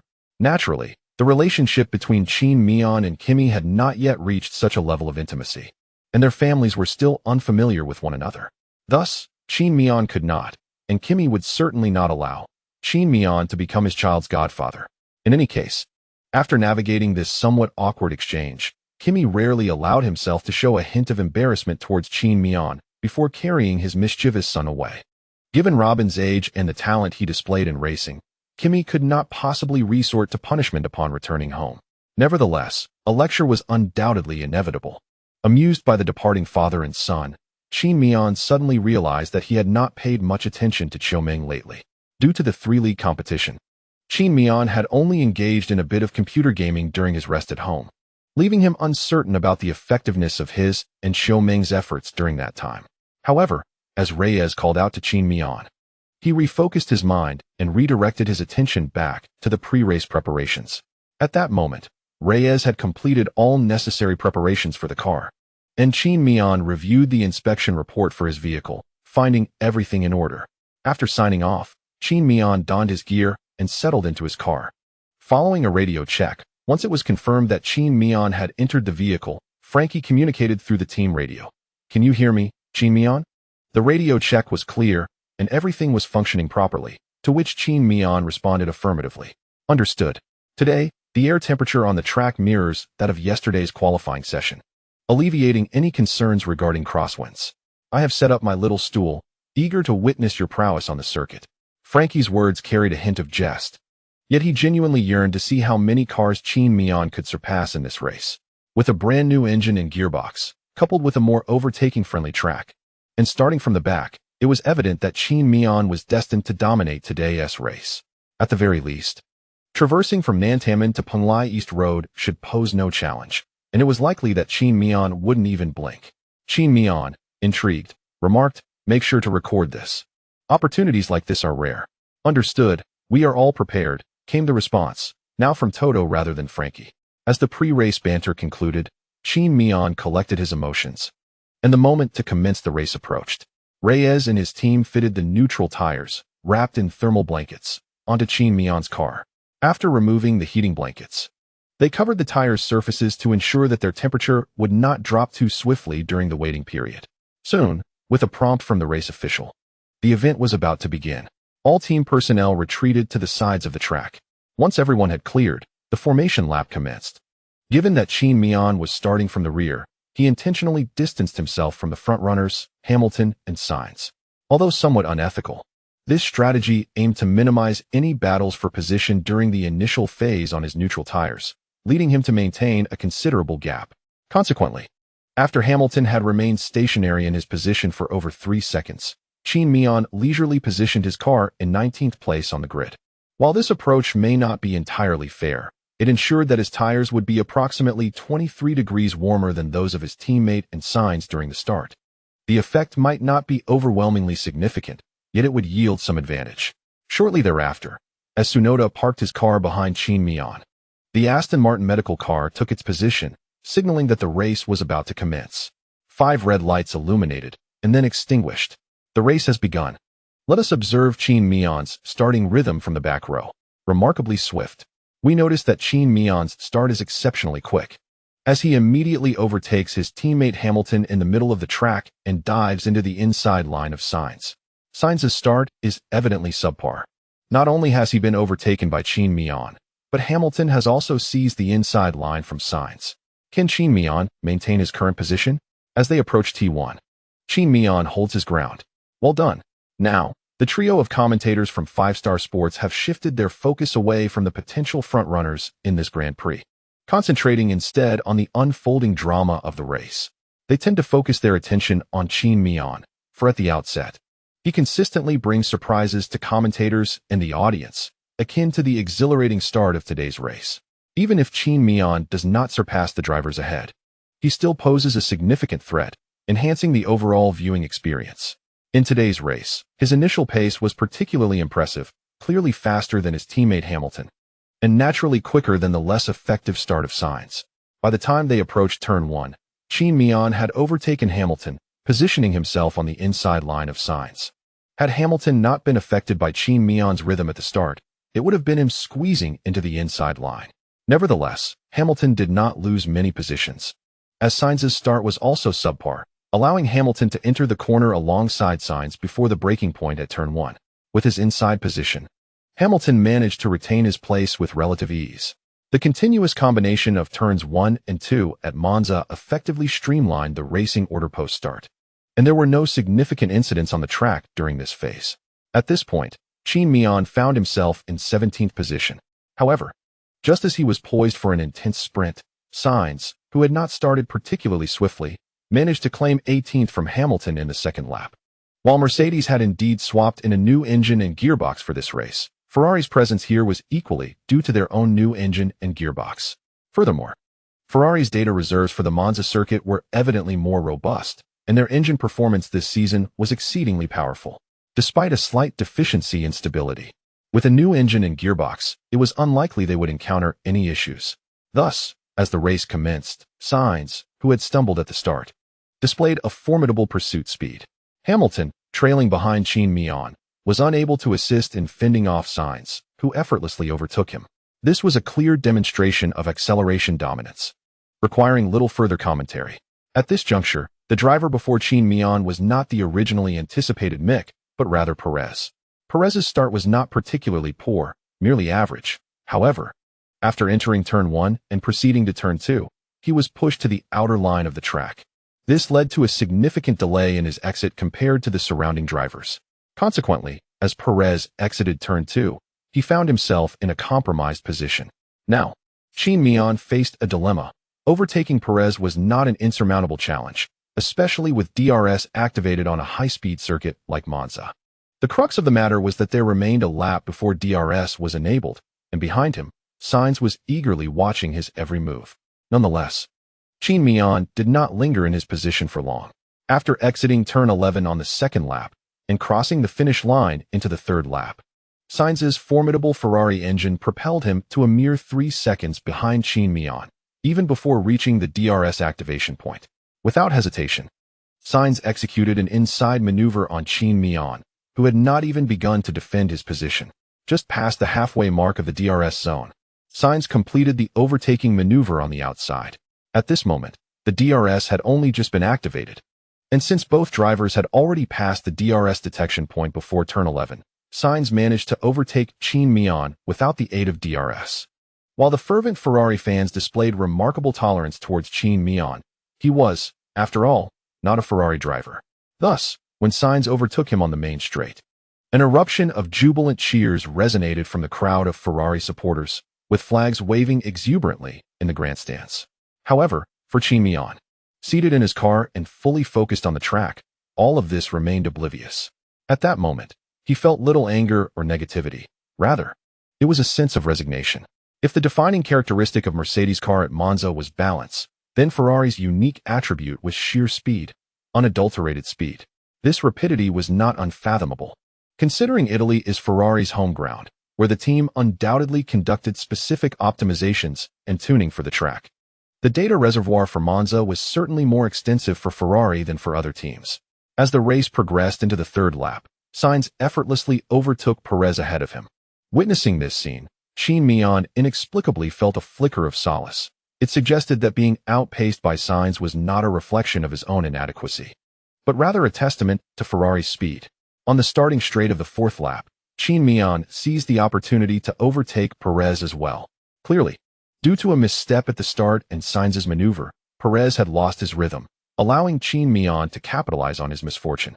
This was yet another instance of pure engine power in action, where Qin Miao experienced minimal pressure while overtaking Perez.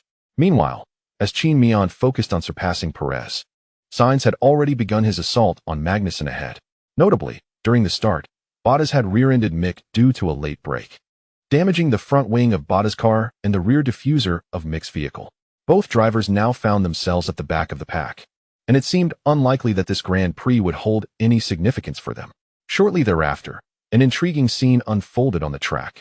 While the track may not reveal much, the rankings on the left indicate that Sainz is poised to overtake one driver, with Qin Miao certain to surpass that same driver on the next lap, followed by Perez, and then Hamilton in the subsequent lap, without exception. This group is fervently amassing their overtaking statistics, the drivers being overtaken, despite their awareness that it is only a matter of time before they are passed, find themselves overtaken by one driver each lap, consistently at turn 1. For laps without respite, anyone in their position would undoubtedly feel the pressure mounting. However, as the race reached its 6th lap, after Sainz overtook Stroll and positioned himself behind Zhou Guanyu, the pace began to decelerate. At this point, there was a 2-second gap between Stroll and Zhou, with Zhou utilizing the same Ferrari engine. Although the Alfa Romeo car has its shortcomings, it is still more adept at navigating the high-speed characteristics of the Monza circuit compared to other teams. Simultaneously, the intense driving over 6 laps had rapidly depleted the battery reserves of Sainz's car, and tire degradation was also a concern, necessitating a clean lap to allow for recovery and cooling of the tires. Conversely, Qin Miao encountered no such issues. After surpassing Stroll on the 7th lap, he began to reduce the gap to Sainz at a rate of 2 seconds per lap. The dynamics of offense and defense were shifting. Yet, it soon became evident that Qin Miao may have been overly optimistic. Sainz had merely taken a moment to catch his breath on the track, and as Qin Miao initiated his pursuit, Sainz's speed surged once more. By the 9th lap, Sainz had overtaken both Zhou Guanyu and De Vries, claiming 7th position, with Alonso ahead. Meanwhile, Qin Miao was still within the DRS zone behind Zhou. Truth be told, this week, Alfa Romeo's car exhibited remarkable speed. But due to the limitations of their gearbox, their acceleration did not match the ferocity of Ferrari's. Thus, Qin Miao completed his overtaking maneuver on Zhou in the DRS zone on the 10th lap. Zhou made several defensive moves against Qin Miao, causing the latter some anxious moments. Fortunately, the inadequacies of Zhou's car posed no substantial threat or hindrance. However, as Qin Miao prepared to pass Zhou on the inside, he cheekily raised his middle finger at Zhou's rearview mirror. Knowing Zhou, he was likely glancing at him through the mirror and could certainly perceive the warm regards and best wishes Qin Miao was sending his way. After overtaking Zhou, Qin Miao found his overtaking rhythm beginning to falter against the advancing Sainz. One must sometimes concede that Binotto may not be the most effective team principal, with decisions that could provoke frustration and disbelief. Yet, it is undeniable that as an engineer, Binotto has indeed developed the fastest engine in the paddock. It is truly astonishing. As Qin Miao gazed at the Ferrari, whose temporal gap from him continued to widen, he couldn't help but express his sentiments. In the 11th lap, after overtaking Zhou Guanyu, Qin Miao executed a maneuver at the T1 braking point, successfully surpassing De Vries. The latter had initially prepared to defend against Qin Miao's advance, intending to take the inside line. Qin Miao understood the rarity of the opportunity to defend against a world champion. Had their positions been reversed, he too would have fiercely defended his position, even knowing it wouldn't be beneficial for him and would likely lead to excessive tire wear. However, Qin Miao feinted toward the outside, creating the illusion that he would take the outer line to cross over, then briefly tucked in behind De Vries's car, entering the latter's blind spot. With a series of fluid movements, he deftly maneuvered De Vries to the outside, thereby securing his position on the inside. This allowed him to maintain the suspense of his crossing until T3. After overtaking De Vries, Qin Miao ascended to 8th place, with Alonso ahead within the DRS zone. This was why overtaking had become increasingly challenging for Qin Miao.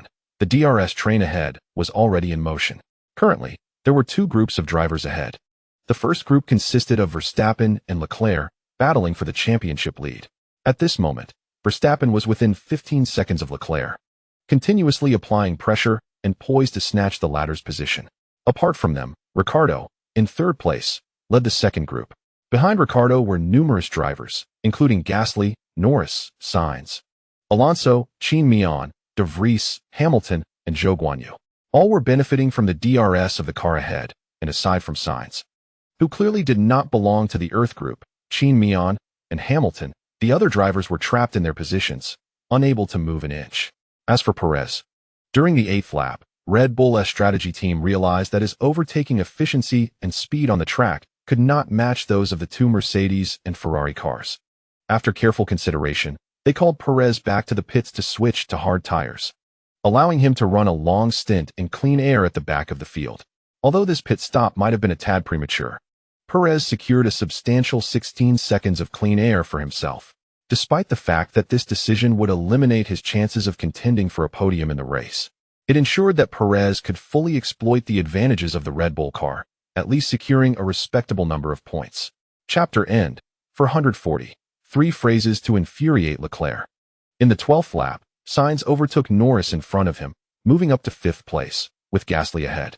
Simultaneously, Vettel, due to an ERS failure, opted to retire at the side of the track, prompting the deployment of a virtual safety car. This is, in fact, not an appropriate pit window, which is why no drivers opted to pit for tire changes at this juncture. As we reached the 20th lap, the majority of drivers found their pit windows around this point, prompting them to gradually enter the pits for tire exchanges. Consequently, the 3 DRS trains on the track dispersed at this time. Qin Miao's optimal pit window for the medium tires was on the 35th lap, allowing him to comfortably continue racing on the track for a while longer. Following the tire changes, there were no other cars obstructing Qin Miao ahead, providing him with over 6 seconds of clean air to pursue his lap times unimpeded. By the 30th lap, Carlos Sainz, who was also on medium tires, could no longer sustain his pace on the track. To prevent being overtaken by the pursuing Qin Miao, Sainz pitted for soft tires. Upon re-entering the track, Sainz found himself 14 seconds behind Perez, who was still utilizing the hard tires. It was evident that Perez had successfully executed an undercut against Sainz. Notably, When Perez entered the pits, he had nearly a 4-second gap from Sainz, showcasing his remarkable tire preservation and speed, which resulted in a significant 54-second time advantage over a long stint. However, Ferrari seemed unfazed, feeling no substantial pressure, as Perez was on older hard tires while Sainz had fresh soft tires. On the 31st lap, Sainz, on the new soft tires, swiftly overtook Perez, not even at turn 1, but rather at turn 2, demonstrating the sheer superiority of tire grip rather than engine power. Finally, on the 36th lap, after completing an extra lap, Qin Miao decided to pit for new tires. Despite having run 36 laps on a set of medium tires, his final, unreserved lap still yielded 3 green sector times. This scene left Zhou Hauran, the commentator from 5-Star Sports, in utter astonishment, as he was the only one among the 3 commentators who had been closely monitoring these statistics. Qin Miao had astonishingly recorded 3 green sectors once again. Observing Qin Miao's pit stop, the commentator Bing instinctively remarked, "Given Qin Miao's prowess and speed, isn't it quite normal for him to achieve 3 green sectors on the track?" Zhou Hauran added, "He accomplished this on the set of medium tires that had already completed 36 laps."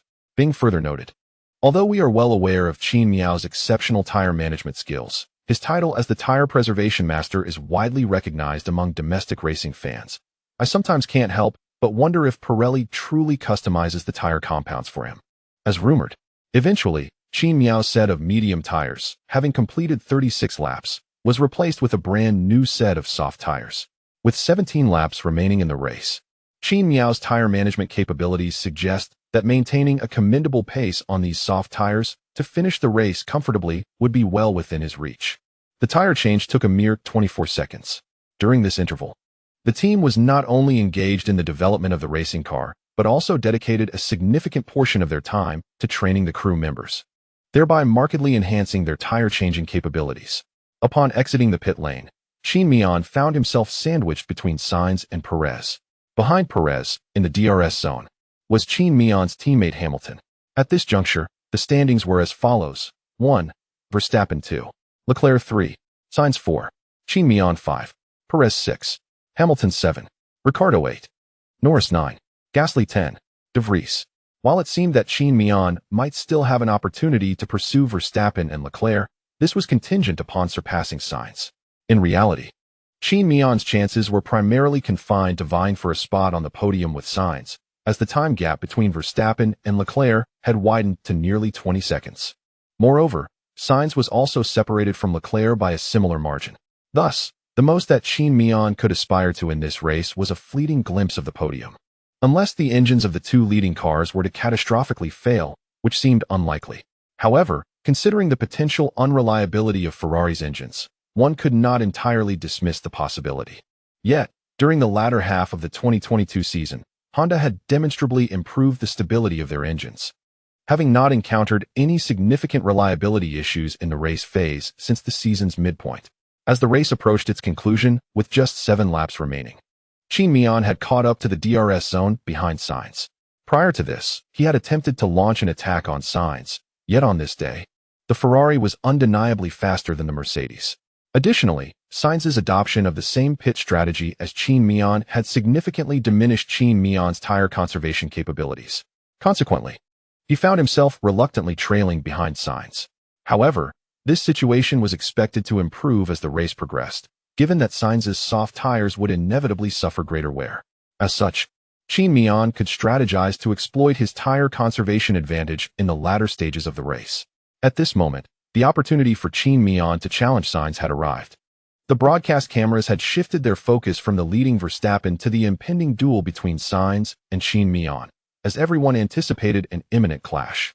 However, the anticipated battle between Qin Miao and Sainz ultimately failed to materialize. In the 47th lap, an unexpected incident occurred on the track, swiftly transforming into a yellow flag and subsequently a safety car situation. Ricciardo, positioned 7th, retired due to an oil leak in his car while on the grass of the second timing sector, as Ricciardo's retirement location lacked a marshal's entrance. And to prevent further damage from flames, he had no choice but to turn off the engine, rendering it impossible to maneuver the car to the marshal's entrance before retiring. After a brief deliberation, the race officials deployed the safety car. Under the circumstances where the safety car is present on the track, the pit stop time was significantly reduced from 25 seconds to 12 seconds. Consequently, a multitude of drivers opted to pit and change tires at this juncture.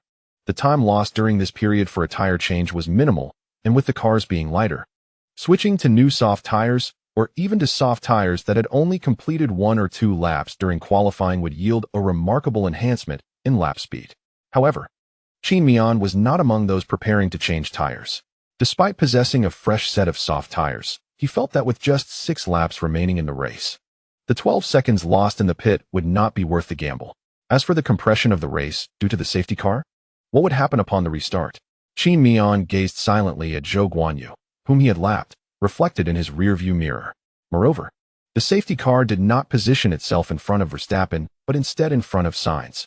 In Qin Miao's assessment, for the safety car to restart, it would need to release the slower cars and arrange the starting positions of all subsequent drivers. This process would require at least 5 laps on the track, leaving only 2 laps remaining in the race. Although Qin Miao's speed in this race had not met the team's expectations, especially in stark contrast to the formidable Ferrari engines, he still held confidence in his ability to defend against the pursuing cars for 2 laps on his reasonably well-performing set of soft tires. Starting from the back of the grid in 19th place and advancing to 4th position, Qin Miao's performance in this race had been impeccable. If his gamble paid off, he could potentially move up 2 positions, overtaking the 2 Ferrari drivers ahead of him and ascending from 4th to 2nd, thereby gaining an additional 8 points. If he lost the gamble, the worst-case scenario would be a loss of 2 points, dropping from 4th to 5th. It was even possible that his teammate behind him might struggle to breach his defense, resulting in no points lost at all. Although Qin Miao was not fond of gambling, he saw no reason to decline such a low-risk, high-reward opportunity. This strategic maneuver aimed primarily at the 2 Ferrari drivers, with Leclerc currently 10 seconds ahead of Qin Miao and Sainz 14 seconds in front. Upon pitting, both would emerge behind him. Even though the safety car would eliminate the time gap between Qin Miao and Leclerc during this period, he would gain an advantage of 2 positions. As for Verstappen, although the time gap between him and Leclerc was not as substantial as it had been in the mid-race, it still stood at 16 seconds. Given such a significant time disparity, Verstappen could afford a 4-second pit stop without losing any positions. On the other side, as the safety car made its first appearance, Francky communicated through the team radio to Qin Miao, "The safety car is out. You have a 7-second gap between you and Hamilton. We will opt for a double pit stop." "Repeat, double pit stop." Qin Miao replied, "Received." Although Qin Miao had no intention of pitting for new tires, he still responded this way to the team. His primary concern was that if he were to inform the team of his desire to undercut the 2 Ferrari drivers ahead, they might take precautions, possibly mirroring his strategy and opting not to pit as well. To avoid such a scenario, he chose to leave the team's staff momentarily puzzled. Eventually, as the race cars approached the pit entrance once more, Qin Miao observed Leclerc entering the pit, and Sainz in front of him was also preparing to pit. As Sainz made his way into the pit, Qin Miao followed closely behind, indicating his intention to pit alongside Sainz. Meanwhile, the Mercedes team was fully prepared. Having positioned the tires for both Qin Miao and Hamilton in convenient locations, signaling their readiness for a double pit stop. However, just before the white line at the pit entrance, Qin Miao unexpectedly veered left, remaining on the track while Sainz proceeded into the pit alone. This unexpected maneuver left the Ferrari team staff, who had been intently monitoring Qin Miao, in a state of shock, and even caught the Mercedes crew, who were fully prepared. Off guard, they glanced at the tires for Qin Miao and then at Hamilton's, their minds flooded with confusion. Yet, as the tire change supervisor issued commands, the team dispelled their chaotic thoughts, setting down Qin Miao's tires and picking up Hamilton's instead. It was now an established fact that Qin Miao would not be pitting. Continuing to hold on to Qin Miao's tires might lead to a mishap if Hamilton arrived and the team accidentally fitted Qin Miao's tires onto his car. Despite Qin Miao's tires being brand new, while Hamilton's had already been utilized during a flying lap and qualifying, the internal configurations of the rims and the positions of the balancing weights differed. A mix-up could potentially result in hazardous incidents on the track. When Francky sensed something amiss, he promptly inquired through the team radio about Qin Miao's situation. "Qin Miao, what is going on? Did you miss the pit entrance?" At that moment, Qin Miao was not speeding, but rather following the safety car, occasionally glancing at its lights to see if they had turned off, contemplating whether he could overtake. Thus, he had the opportunity to respond to Frankie's question. I feel my tires are in decent condition, so I would like to attempt to finish the race on track without pitting. The team must have a contingency plan for this, right? Upon hearing Qin Miao's words, Francky was momentarily taken aback.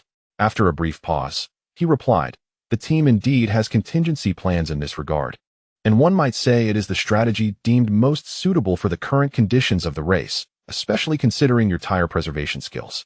However, we contemplated that if we had informed you earlier, there was a possibility that both Ferrari drivers might opt not to pit, particularly since Sainz is so close to you. Thus, after weighing the options, we ultimately decided to allow you to pit. Nonetheless, it was unexpected that you would conceive of this tactic on your own. Regardless, what is done is done, and there is no turning back now. At this juncture, Francky paused again before continuing. By the way, the strategy team asked me to convey a message to you. Impressive. The final two words were spoken in Chinese. As for why the Mercedes team has become increasingly proficient in Chinese, that is a matter that need not be elaborated upon. Following Qin Miao's clever maneuver, the atmosphere at Mercedes was jubilant, while the mood at Ferrari was one of utter disbelief. Ferrari, wait, seriously? Is this even allowed? The strategy team observed Leclerc, now in third, and Sainz in fourth, both of whom were disheartened, especially with several lapped cars positioned between them. This made their standings appear even more precarious.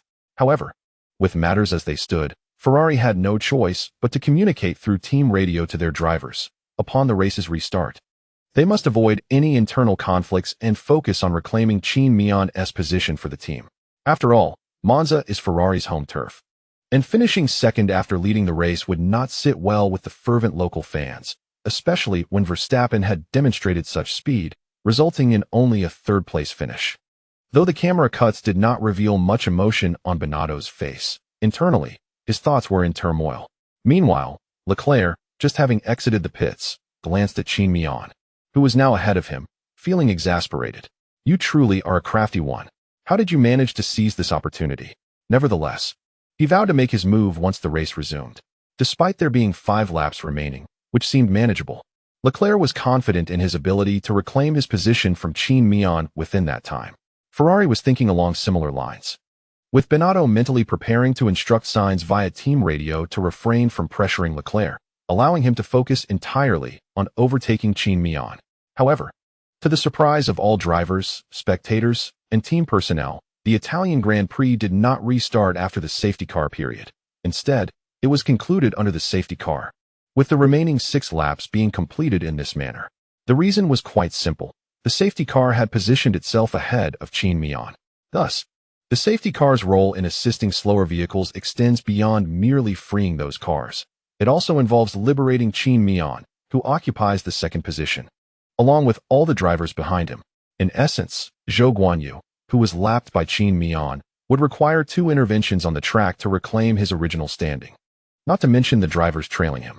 Given that 5 laps is insufficient for all competitors to execute this intricate series of maneuvers, the race ultimately concluded under the guidance of the safety car. Qin Miao, thanks to his remarkably audacious pit strategy, secured second place in this race, advancing an impressive 18 positions from his starting point of 19th. Unsurprisingly, despite the somewhat anticlimactic nature of the race, which left many spectators disappointed, Qin Miao was honored with the title of Best Driver as voted by the audience. Following closely in second place was NYCK de Vries, the reserve driver for Williams and Mercedes. Although de Vries delivered a commendable performance, finishing 10th and earning a point for Williams in his debut F1 race, Qin Miao's ascent from 19th to 2nd was undeniably more visually striking.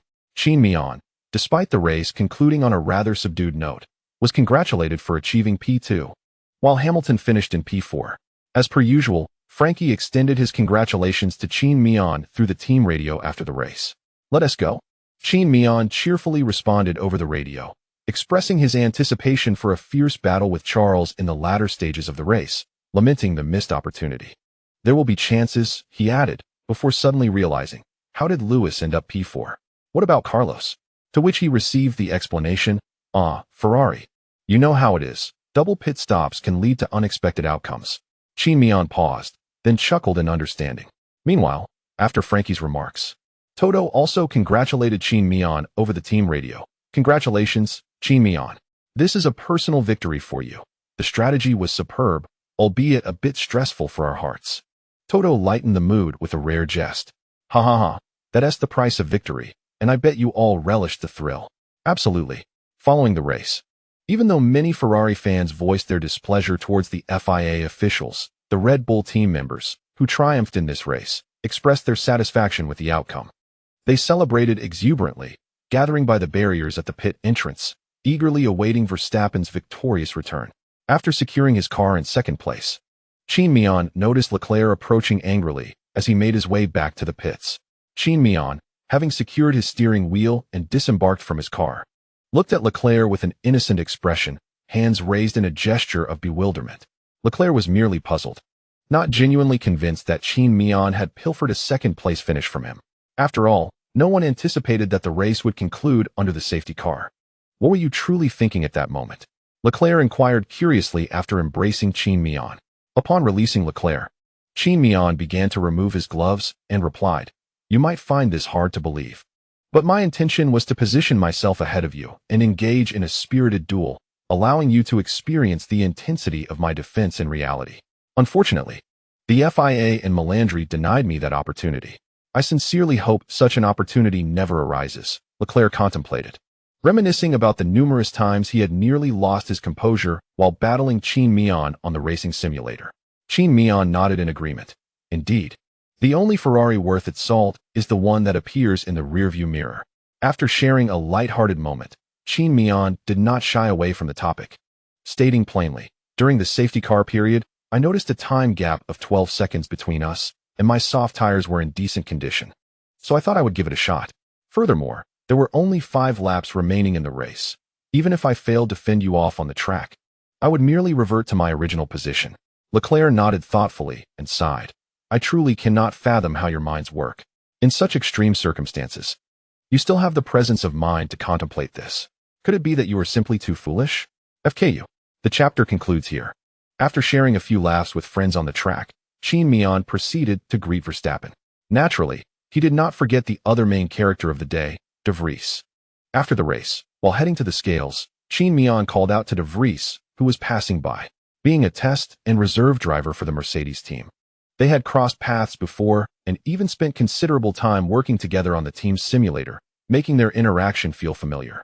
Despite the visible fatigue on De Vries' face, Qin Miao could discern the excitement concealed beneath that weariness. After congratulating him, Qin Miao went on to participate in the post-race interview. Unsurprisingly, the host primarily questioned Qin Miao regarding his decision not to pit during the safety car period. After all, everyone else had pitted, except for him. His unique pit strategy had indeed conferred an advantage, allowing him to rise 2 positions. This piqued the curiosity of spectators, commentators, and the strategy teams from other racing teams alike. Qin Miao naturally recounted his thoughts from the race verbatim. Nearby, Toto and the Mercedes staff beamed with pride and shared in the glory. On the other side, Ferrari's expression was quite complex upon hearing this. Qin Miao was originally meant to be one of Ferrari's drivers. Ferrari was supposed to have a top-tier talent capable of rivaling Red Bull's Verstappen and Mercedes Hamilton. Many spectators silently turned their gazes towards Binotto, who was communicating with the staff in the team's hospitality area. Why couldn't you have been more resolute back then and retained Qin Miao? Of course, it was too late for regrets now. Regardless, on Ferrari's home turf, Leclerc ascended the podium. This was, at least, a way to acknowledge the loyal tifosi who had come to support Ferrari. Monza circuit has a unique characteristic. After the race concludes, all the Italian spectators flood onto the track and gather beneath the podium, eagerly awaiting the final award ceremony. As the drivers ascend the podium, they can look down to see the entire main straight packed with fans clad in Ferrari's signature red uniforms. Enormous Ferrari flags flutter amidst the crowd, and red smoke rises with the breeze. This, perhaps, embodies the allure of Ferrari's home ground. In the post-race lounge, Qin Miao sipped water while glancing at Verstappen. "From which position did you start today?" Verstappen, also hydrating, was unable to respond immediately. Instead, Leclerc answered on his behalf. "If I recall correctly, it was from 6th. Qin Miao pondered this for a moment. Starting from 6th and ultimately finishing 1st was remarkable, especially considering that before the safety car was deployed, Verstappen had a staggering 16-second gap over Leclerc in second place. The thought alone was terrifying. It seems the Red Bull cars are getting faster this season, Qin Miao remarked. Leclerc nodded in agreement. Earlier in the season, Red Bull and Ferrari were evenly matched, while Mercedes merely observed from behind. However, after the summer break, the dynamics shifted dramatically. Red Bull accelerated, while Mercedes and Ferrari began to clash. As the two reflected on this, Verstappen, having finished his drink, nodded in concurrence. Qin Miao and Leclerc exchanged a glance, then resignedly shook their heads, redirecting their focus to the broadcast screen displaying highlights of the race. After a brief respite, the time for the post-race podium ceremony arrived. There was little more to elaborate on regarding the award presentation. Everyone was already familiar with the Dutch national anthem. However, once the anthem concluded and Qin Miao received the trophy for the Italian Grand Prix, Leclerc paid him special attention. After all, the second position was originally meant for Leclerc. Yet Qin Miao had taken it. Although this didn't lead to overt hostility, Leclerc, harboring a tinge of resentment, naturally hoped to see Qin Miao in a more precarious situation. However, Qin Miao was rather indifferent to this. Instead, she poured more of the champagne in her arms towards the fans below the podium. She noticed several eager mouths ready to catch the flowing drink, prompting her to generously shower them. Subsequently, she observed a particularly enthusiastic fan giving her a thumbs up after taking a few sips, implying that the taste was quite delightful. Such a scene, it seems, could only be witnessed at Monza throughout the entire F1 season. Once the celebrations concluded, the broadcast provided the final standings and scoring of the race. P1, Verstappen 25 P2, Qin Miao 19, fastest lap.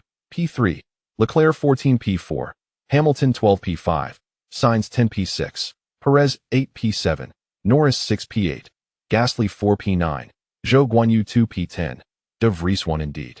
Qin Miao fulfilled her pre-race calculations, achieving the fastest lap of the entire race after switching to fresh soft tires during her second pit stop, thereby securing an additional point. In this race, Ferrari maintained its prowess on home turf, managing to overtake Sainz during the safety car tire change, which was not a significant loss, as they only dropped one position, while Leclerc successfully retained his spot on the podium. On another note, aside from Qin Miao, the standout driver of the race was undoubtedly De Vries. As a driver in Formula E, De Vries was accustomed to shorter race distances, averaging around 30 laps, with each lap spanning 2 to 3 kilometers. Most Formula East races are street circuits, where the G-forces during turns are high. However, compared to the intense lateral G-forces experienced in F1, which can reach up to 5G with a mere tap of the brakes, Formula E appeared considerably less strenuous. Yet, this relatively inexperienced driver, who had scarcely engaged with F1, displayed remarkable adaptability during today's race. He not only maintained a steady pace, but also withstood prolonged pressure from Zhou Guanyu behind him.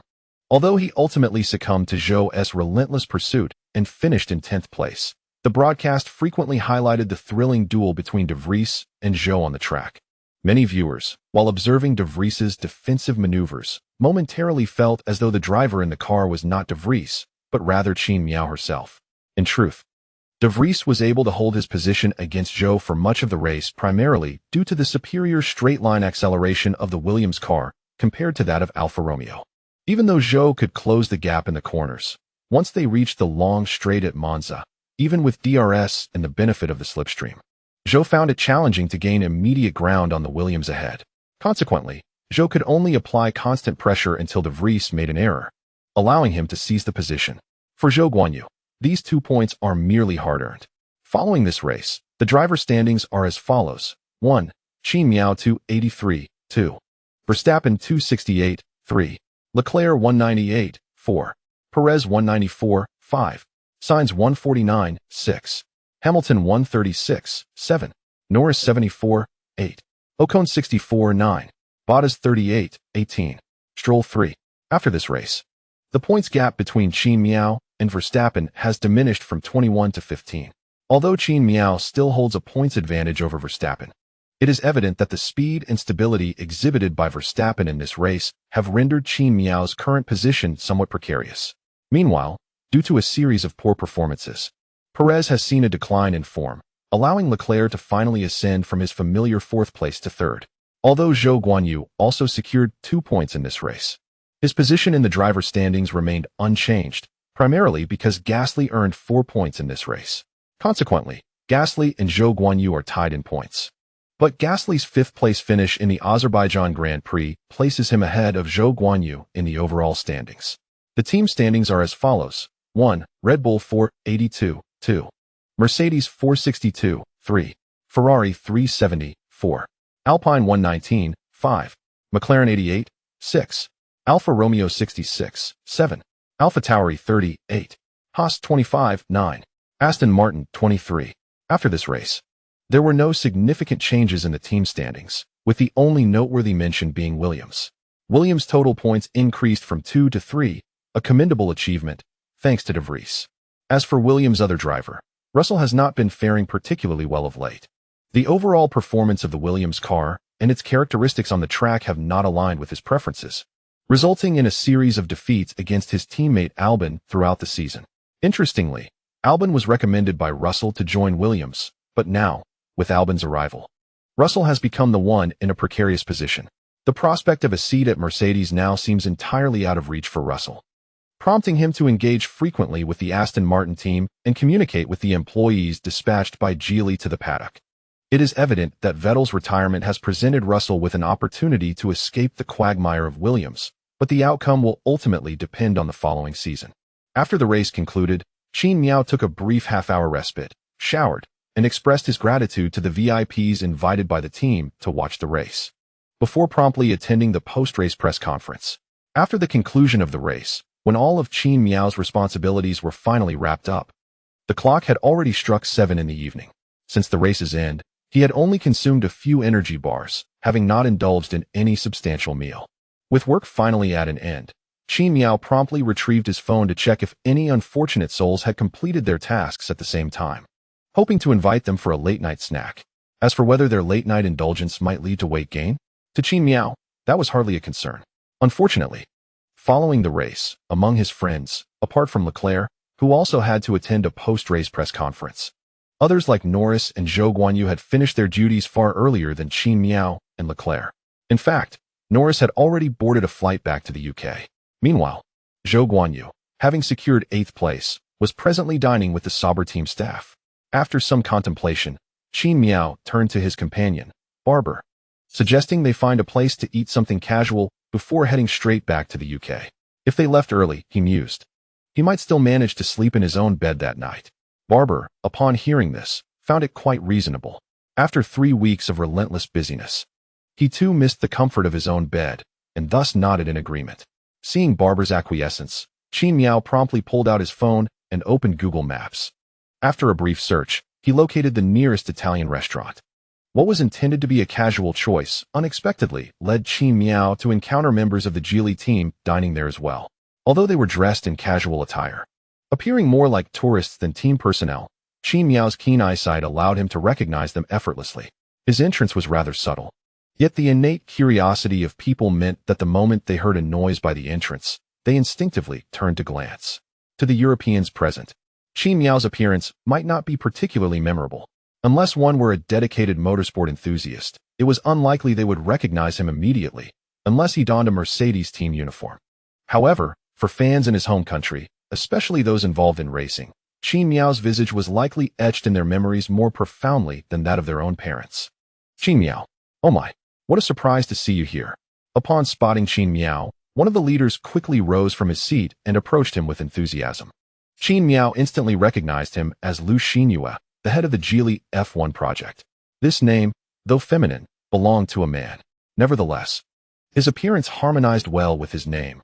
Liu Xinyue, in his 40s, appeared to be in his early 30s, impeccably dressed in a suit and tie, complemented by a pair of narrow-framed glasses, exuding an air of refined elegance. This chapter concludes with a note.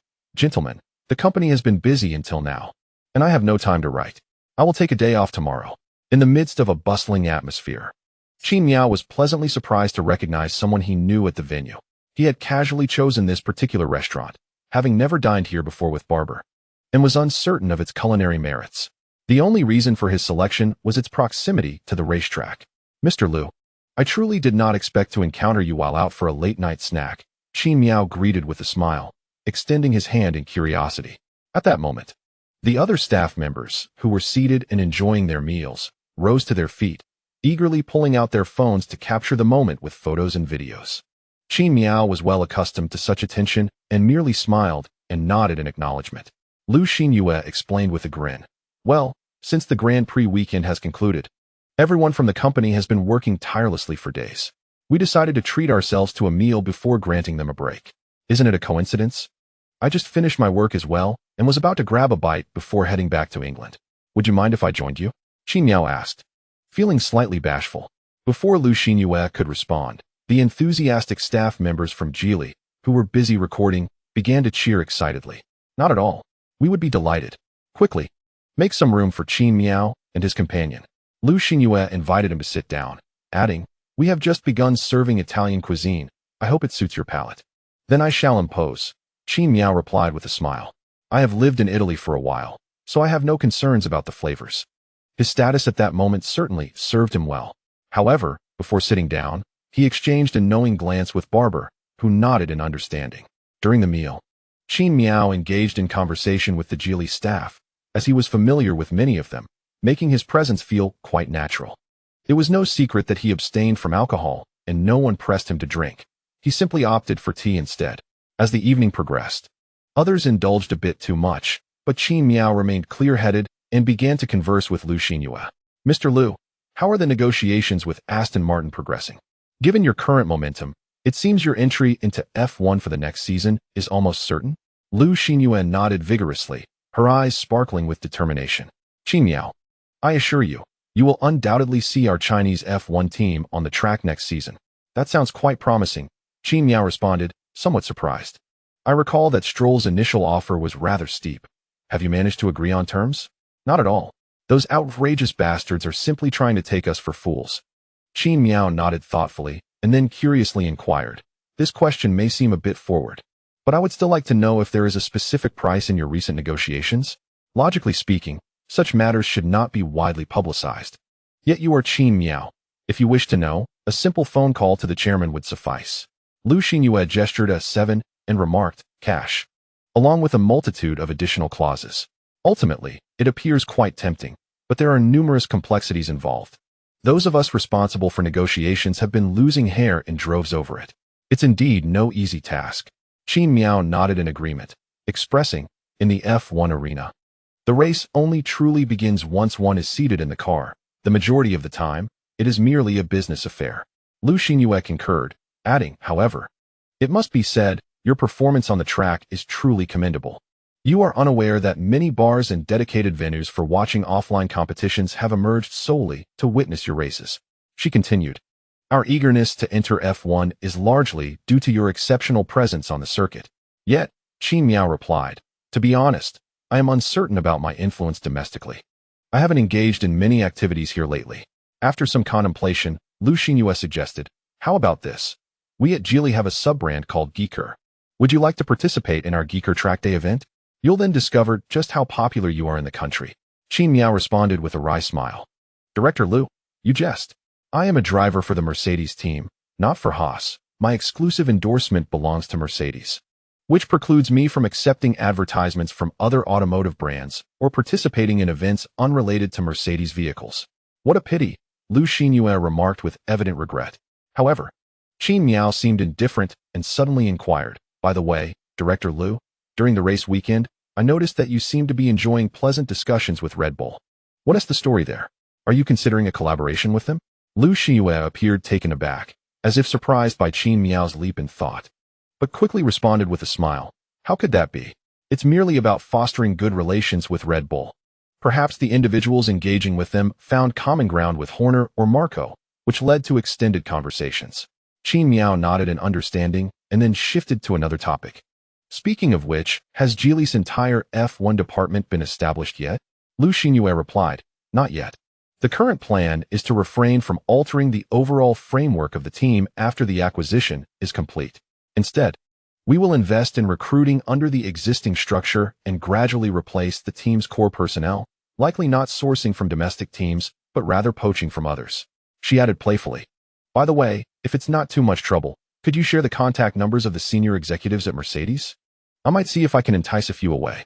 Qin Miao hurriedly waved his hand. President Liu, please spare me. I usually communicate with them via email and rarely make phone calls. Their emails are all public, so if you truly wish to reach out, you can easily contact them directly through email. There's no need to go through me. With a chuckle, Liu Xinyue tapped her forehead and said, look at me. Sitting at the same table as a world champion, I've had a bit too much to drink and nearly killed the conversation. Qin Miao also laughed, deftly steering the topic away in agreement with Liu Xinyue's words. After finishing the meal, Qin Miao took a group photo with Barber and others before bidding farewell. Naturally, he could not genuinely take advantage of the Geely staff's hospitality. By the time he left, Barber had already settled the bill. After all, Qin Miao was merely acquainted with these individuals, not familiar enough to feel comfortable accepting a free meal.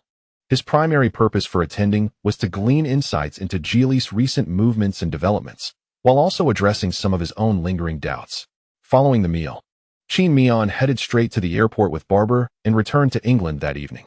After parting ways at the airport, he returned to the comforts of his own home. The next day, Qin Miao rose at 7 a.m., and after completing his morning routine, he began his exercise regimen. During his workouts, he typically opened his phone or tablet to catch up on the latest news from the paddock. It appeared that Geely was not only engaging with Aston Martin, but had also begun discussions with Williams and Haas. Scratching his head, Qin Miao pondered whether this was a strategic move to eliminate competitors. Despite Geely seemingly being open about their acquisition plans, many crucial details remained undisclosed. Leaving Qin Miao at a loss for how to proceed, he decided to cease his focus on the matter. As it was evident that Geely would eventually need to enter the fray, he would wait for everything to settle before taking further action. Moreover, Qin Miao was delighted to have 3 weeks of respite. This break was primarily due to Miao disciplining his child at home, leading to the cancellation of the Sochi race. However, the 2022 schedule had been established in 2021 and could not be altered at this point. Hence, this period naturally provided an extra week of downtime, akin to an unexpected autumn break. Unlike the summer break, during these 3 weeks, all teams were permitted to continue their development and design work on their racing cars. Consequently, before the Singapore Grand Prix, Mercedes was set to implement several significant upgrades to their vehicles. The most thrilling news for Hamilton was that the team would introduce a new cockpit position adjustment this week, along with a redesigned nose cone and side intake. This represented the most substantial and final upgrade for Mercedes in the 2022 season. However, the actual performance outcomes post-upgrade remained uncertain. At least in the wind tunnel and CFD simulations, the current car's aerodynamic efficiency was slightly better than the rather underwhelming W13. Indeed, only slight adjustments have been made. This design primarily caters to Hamilton-S requirements, altering the position of the driver-S cockpit, modifying the car's center of gravity, and enhancing the vehicle's cornering characteristics. This marks a significant turnaround in the journey of automotive development. Given such substantial changes, it is truly astonishing that the car's performance has improved. Typically, such drastic alterations would lead to a decline in performance. However, aside from this unexpected revelation that surprised all the team's developers, there was another unforeseen aspect. The speed at which this upgrade was implemented was remarkably swift. Initially, the release of this upgrade was anticipated around the time of the United States Grand Prix, yet it has now been deployed in 2 consecutive Grand Prix events, nearly 2 weeks ahead of schedule. Furthermore, this is not an isolated occurrence, as many recent upgrades from the team have been delivered ahead of expectations, often a week earlier than projected. Crucially, the efficacy of these upgrades has been exceptional, consistently meeting performance targets without ever falling short of design expectations. Naturally, with Mercedes making advancements, Red Bull will undoubtedly install further upgrades on their cars within these 3 weeks. Presently, the data is derived from wind tunnel and CFD analyses. Yet the true impact will only be evident during the October races at the Marina Bay circuit. This week, the team has also focused on enhancements related to driver comfort specifically for the Marina Bay track. Historically, the temperatures during races at this circuit have been quite high, coupled with substantial humidity. Given that it is a street circuit, the barriers flanking the track restrict airflow, leading to stifling conditions even at night when little breeze may reach the course. Additionally, the street circuit's inherent bumps and the presence of 23 corners, most of which are right angles, contribute to a heightened level of pressure on the drivers compared to standard circuits. After all, to the drivers, the barriers feel as if they are looming directly towards them. Qin Miao has yet to compete on this circuit, primarily due to the pandemic that led to the cancellation of the Singapore Grand Prix in the 2021 season. Thus, he has not personally experienced the rigors of this track. However, feedback from drivers he knows regarding the Marina Bay circuit is mixed. One thing Qin Miao can ascertain is that during the race, he would feel as though he were driving in a sauna at 60 degrees, fully concentrated yet devoid of any wind. Should there be any breeze, it would be stiflingly warm. As for opening visors for ventilation during the race, the eyes would surely suffer. At a speed of 200 kilometers per hour, the wind would render one's eyes nearly unable to open, let alone contend with any debris or insects propelled by preceding vehicles, which could leave one with a nasty gash upon impact. Considering the circumstances, coupled with the recent upgrades of the racing team, Mercedes-Benz has sought the opinions of both drivers regarding the design of new components during the manufacturing of the racing car. One option features a standard-sized nose cone opening, ensuring no loss in performance. However, the sole drawback may be a slightly stuffy cockpit during the Singapore Grand Prix at the Marina Bay circuit. The alternative entails creating an opening at the nose cone that is twice the usual size, allowing for the influx of approximately 30 degrees Celsius warm air into the car's monocoque.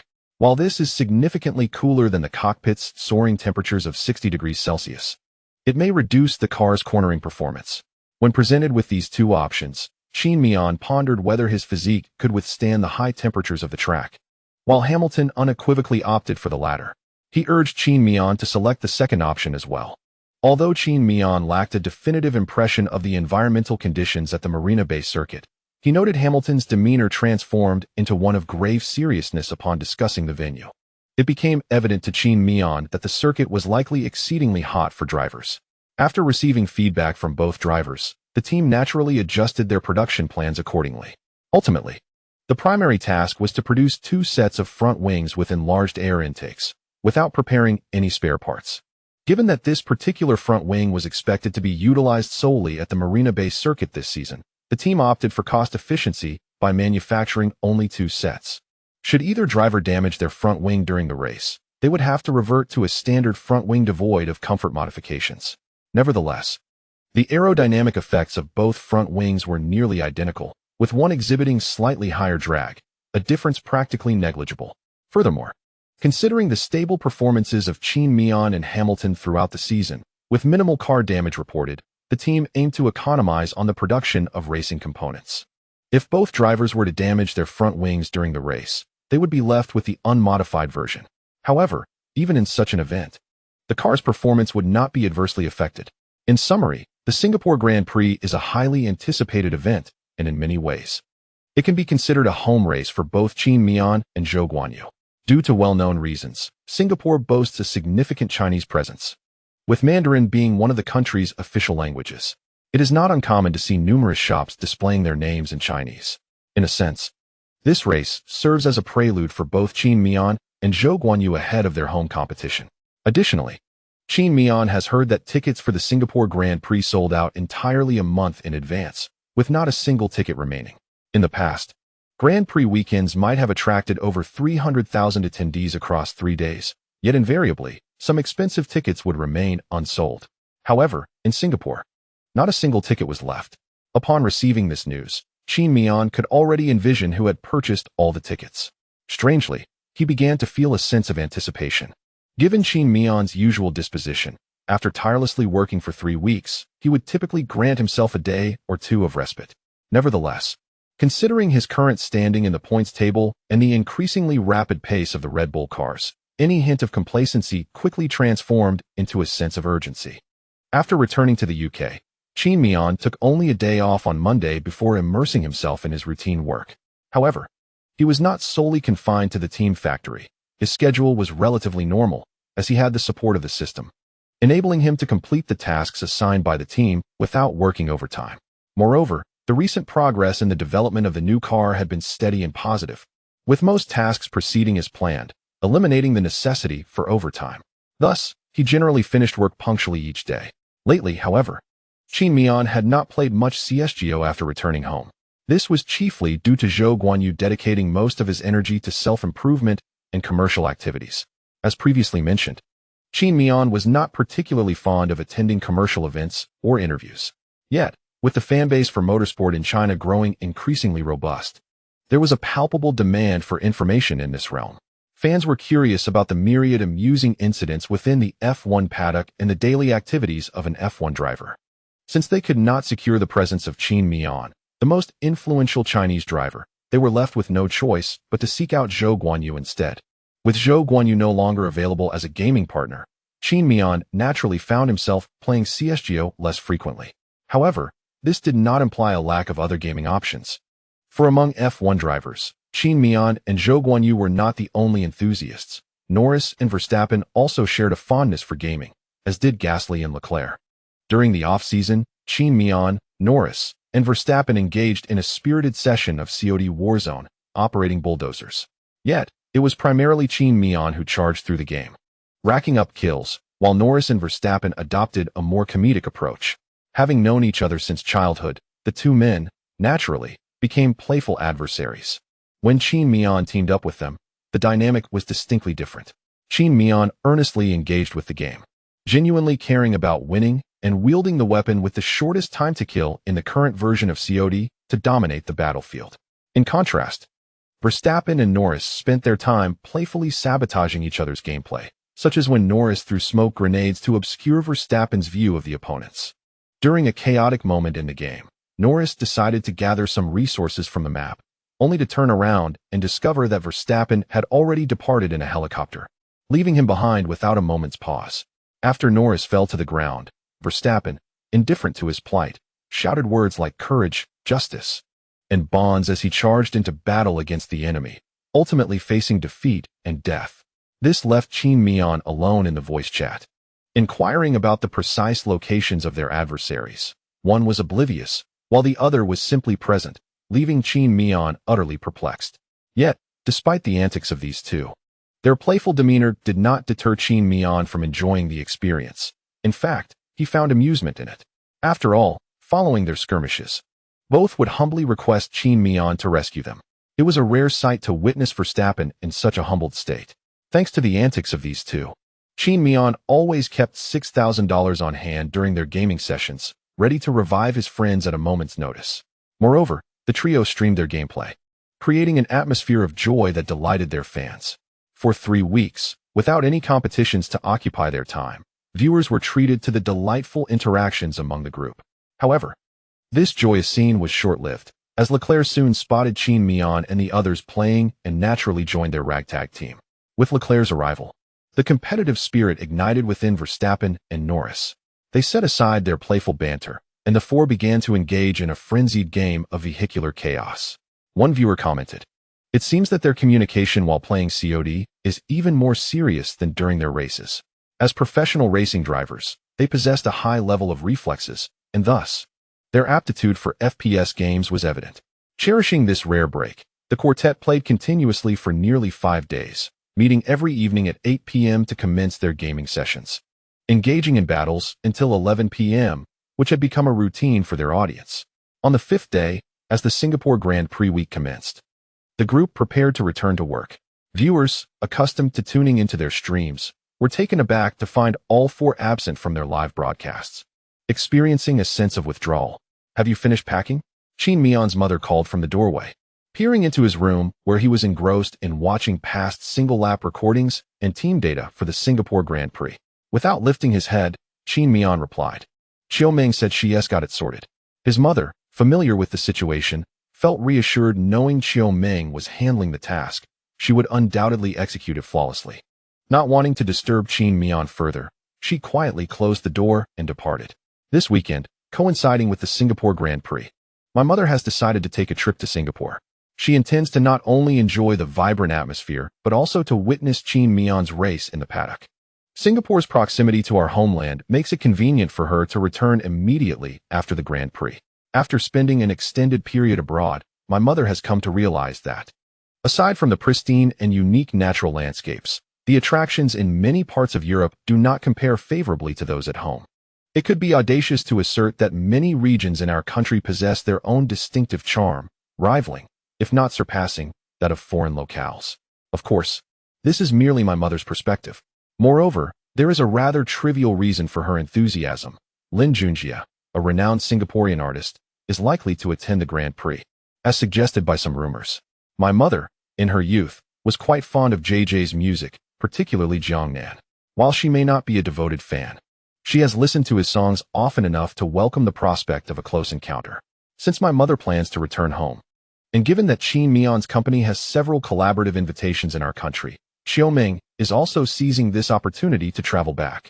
Although Qin Miao's management often faces playful jests from his fans, it undeniably serves a purpose, maintaining Qin Miao's public image and occasionally engaging with his fanbase to avoid projecting an overly aloof demeanor. After all, Qin Miao's demeanor is one of laziness rather than true aloofness. However, these matters will be addressed after the Singapore Grand Prix concludes. Half an hour later, the door to Qin Miao's room swung open once more, this time revealing Xiaoming. "I'm ready. I've packed everything up and come to help carry things down," she announced. Responding to her call, Qin Miao closed his tablet, tucked it into his bag, and followed Xiaoming outside. It was Wednesday, and he was preparing to depart for Singapore. Meanwhile, the team's equipment had already arrived at the Marina Bay circuit, and preparations were underway. The newly upgraded vehicles were in place, and many photographers in the paddock, undeterred by the presence of upgraded Ferraris and Red Bulls, sought advantageous positions to capture the Mercedes team's cars from optimal angles. The reason for this intrigue was clear. This week, Mercedes brought the most significant upgrades of all teams, essentially redesigning the entire W13 chassis, thus garnering the attention of media both inside and outside the paddock. Even the teams themselves were keenly interested in the extent of Mercedes' enhancements. Qin Miao would only see the assembled upgraded car during an event in the paddock on Thursday. Previously, Qin Miao had only seen the individual components of the racing car, all devoid of the spray-painted layer of clear coat designed to reduce drag. They appeared as a dark mass of carbon fiber, and naturally, he had never witnessed them assembled together. The improved W13, thus, bore an entirely new name. After all, the modifications to the car's floor had resulted in significant changes, rendering its handling and corners markedly different from the original model. The current vehicle bears little resemblance to the original W13, save for the engine and gearbox, which could not be altered due to regulations. The majority of its components differ from those of the W13 at the beginning of the season. Consequently, after internal deliberations, the team designated this car as the W13B. Of course, implementing these changes came at a cost. The Mercedes team had exhausted its research and development budget for the season. While the cumulative budget in other areas remained substantial, the team felt it unnecessary to reallocate funds from other aspects to invest in the car's development, as even the reallocated budget would be a mere drop in the bucket. Moreover, designing upgraded components would necessitate manufacturing them, potentially leading to further complications. As a result, following this upgrade, the remaining R&D and manufacturing budget would allow for at most 23 minor upgrades for the W13B. Even if the design department conceived new ideas and translated them into blueprints, completing CFD simulations would not provide sufficient funds for producing new components.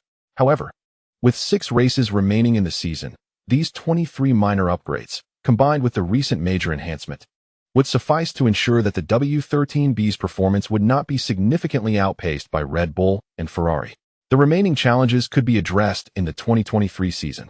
On Thursday, after completing the track activities, Qin Miao participated in the recording of promotional videos arranged by the team. In addition to the video shoots, both Qin Miao and Hamilton took part in a roadshow on the streets of Singapore, showcasing their racing cars. They interacted with local fans, performing stunts in their vehicles. Naturally, they could not use the most recent cars, but instead drove older models.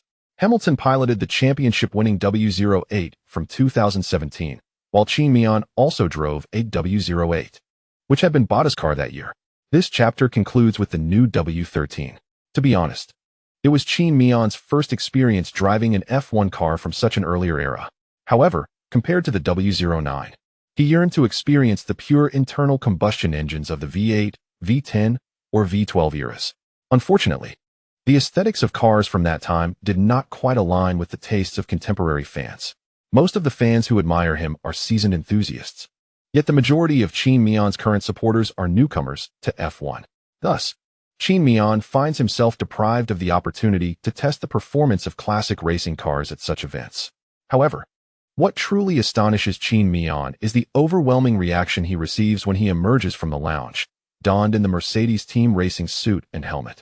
The fans, who have been eagerly awaiting his arrival, erupt into a chorus of cheers that even this battle-hardened driver finds somewhat overwhelming. As the chant of Qin Miao, Qin Miao, Qin Miao fills the air, the voices of the crowd coalesce, calling out his name in the language he knows best. Yet, the familiarity of this scene momentarily leaves Qin Miao entranced. After a brief spell, he regains his senses, illuminated by the dim light, and observes the faces of the fans surrounding him, along with the items they hold and the attire they wear. They brandish the familiar 5-star red flag, adorned in Mercedes team gear, and don caps in a striking shade of red reminiscent of Ferrari, yet emblazoned with the number 66, while waving the black trident flag of the Mercedes team. Amidst the thunderous cheers and the fervent expressions on the fans' faces, Qin Miao profoundly understands the essence of home turf. Just as he is momentarily lost in this realization, a hand suddenly rests upon his shoulder. Hamilton has joined him, standing side by side, observing the jubilant crowd. Hamilton wears an expression of mild surprise, though it does not match the depth of astonishment felt by Qin Miao. Hamilton exclaims, "This is merely Singapore. Yet you possess such a compelling appeal. I cannot fathom how many supporters you would garner if the Chinese Grand Prix were to return. To be honest, in the past, I would have struggled to provide a definitive answer, but I believe the fervor would be even greater now," Qin Miao replies, as he is here for the event. Qin Miao cannot linger in conversation with Hamilton. Thus, the audience witnesses him standing still for a moment before waving to the spectators lining the street. The already raucous crowd erupts into an even louder cheer at this gesture. However, the sheer volume of the applause directed at him renders Qin Miao momentarily unable to hear anything at all. In contrast, Hamilton appears unperturbed by the commotion, exuding a sense of relaxation, devoid of any pressure or tension. This is not only because the cheers are not aimed at him, but also due to his status as a 7-time champion, who has consistently raced in his home territory since entering F1, allowing him to remain unfazed by the support of the home crowd. After greeting the audience with a wave, Qin Miao, guided by the staff, settled into the W08, the car designated for performance by Mercedes. As it was a vehicle for exhibition rather than competition, the engine was not operating at full capacity. It had been restricted, reducing its power by 200 horsepower. This modification, while compromising some performance, extended the engine's lifespan and simplified handling, particularly important given that the event was held on streets and other non-racing surfaces. Formula One cars, in their essence, are formidable beasts, necessitating safety measures to prevent any potential loss of control by the driver. Moreover, such modifications were subtle enough to remain unnoticed. Surrounded by the cheers of the audience, Qin Miao sat in the car, and even with his helmet on, he could distinctly hear the enthusiastic shouts from the crowd. To be honest, had the organizers employed water barriers instead of concrete blocks and iron rods, and stationed a row of security personnel to maintain order, the fervent spectators would have likely rushed the track. Following this, Qin Miao naturally treated the assembled fans to a spectacular display on the specially designed zigzag course. Executing donuts, accelerating sharply, and drifting through corners on specially designed tires with limited grip, he and Hamilton showcased their driving finesse over a span of 15 minutes. Yet, both were acutely aware that the audience was not merely there to witness their driving, but to see the drivers themselves. After the performance concluded, both drivers engaged warmly with the crowd. "Qin Miao, go for it. We believe in you," shouted some fans. "Qin Miao, look here. You can win this year's World Championship," exclaimed another. "Qin Miao, I want to have your child," one enthusiastic fan declared. "I eliminated you in COD this week. I have the footage." As Qin Miao interacted with the fortunate fans, signing autographs, he was met with an array of exclamations that expressed their excitement upon meeting him. Whether cheering him on or offering encouragement, the fans conveyed their unwavering support. However, the human species is marked by its unique diversity. While signing autographs, one fan boldly shouted something unexpected. Initially, Qin Miao, having instinctively tuned out the cacophony of cheers and encouragement, paused upon hearing this remark. He then turned to the speaker, adopting a playful husky-like gesture, and replied, "I remember you." The fan, witnessing Qin Miao's expression, broke into laughter. Qin Miao could empathize with the mindset of the avid fans who encountered him. Indeed, It could be said that as long as he captured their attention and responded with even a single word, they would return home elated for 2 months, proudly recounting the encounter at gatherings or over drinks with familiar friends. While this may paint Qin Miao's fans in a somewhat pitiable light, it is essential to note that before he ascended to the ranks of an F1 driver, he himself was a passionate F1 enthusiast and had previously competed in F2 for a considerable time.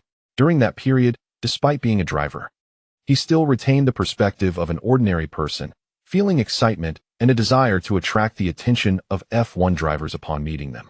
Hence, Qin Miao could genuinely relate to the fervor of these fans. After engaging with the fan community for over 10 minutes, Qin Miao, alongside Hamilton, took to the microphone to express gratitude to the fans present and encourage them to look forward to the main race on Sunday. As the event concluded, Qin Miao was met with thunderous applause and cheers from the audience, with Hamilton receiving equal acclaim.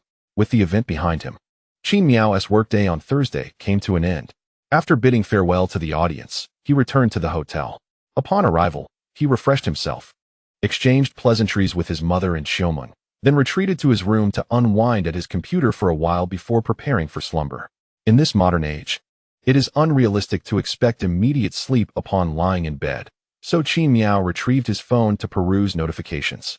He soon discovered an abundance of videos circulating online from the event, showcasing the audience's reactions.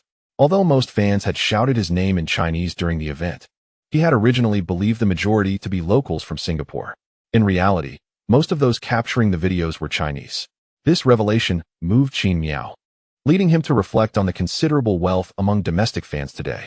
Swiftly, Friday arrived, marking the commencement of the first and second practice sessions.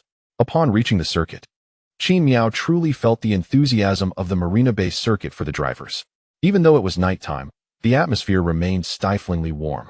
Clad only in his moisture-wicking, fire-resistant inner suit, without the outer racing gear, he already felt the oppressive heat, with sweat beginning to bead on his skin.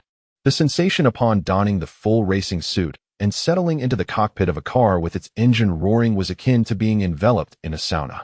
However, unlike a sauna where one wears less clothing and sweat can escape freely, Qin Miao found that any perspiration merely soaked into his moisture-wicking ensemble.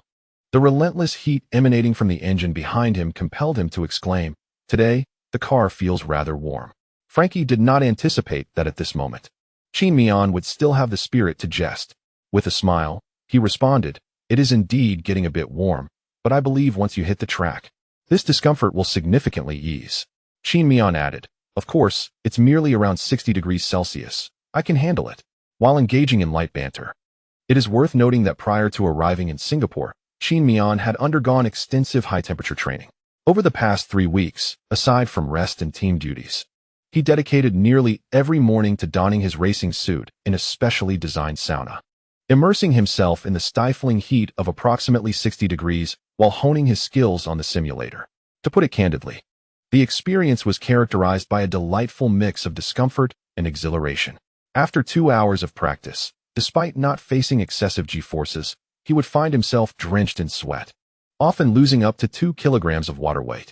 However, after such prolonged preparation, Qin Miao had become somewhat accustomed to the sensation of being ensconced in the sweltering confines of a racing car. Before long, the time for the first practice session arrived. The Marina Bay circuit presented an entirely new challenge for all teams, primarily due to the onset of a new ground effect era that had significantly altered the characteristics of the cars. Additionally, the circuit had recently been repaved, leaving uncertainties regarding the current grip levels until they were tested on track. Both Qin Miao and Hamilton would need to readjust and comprehend this new circuit.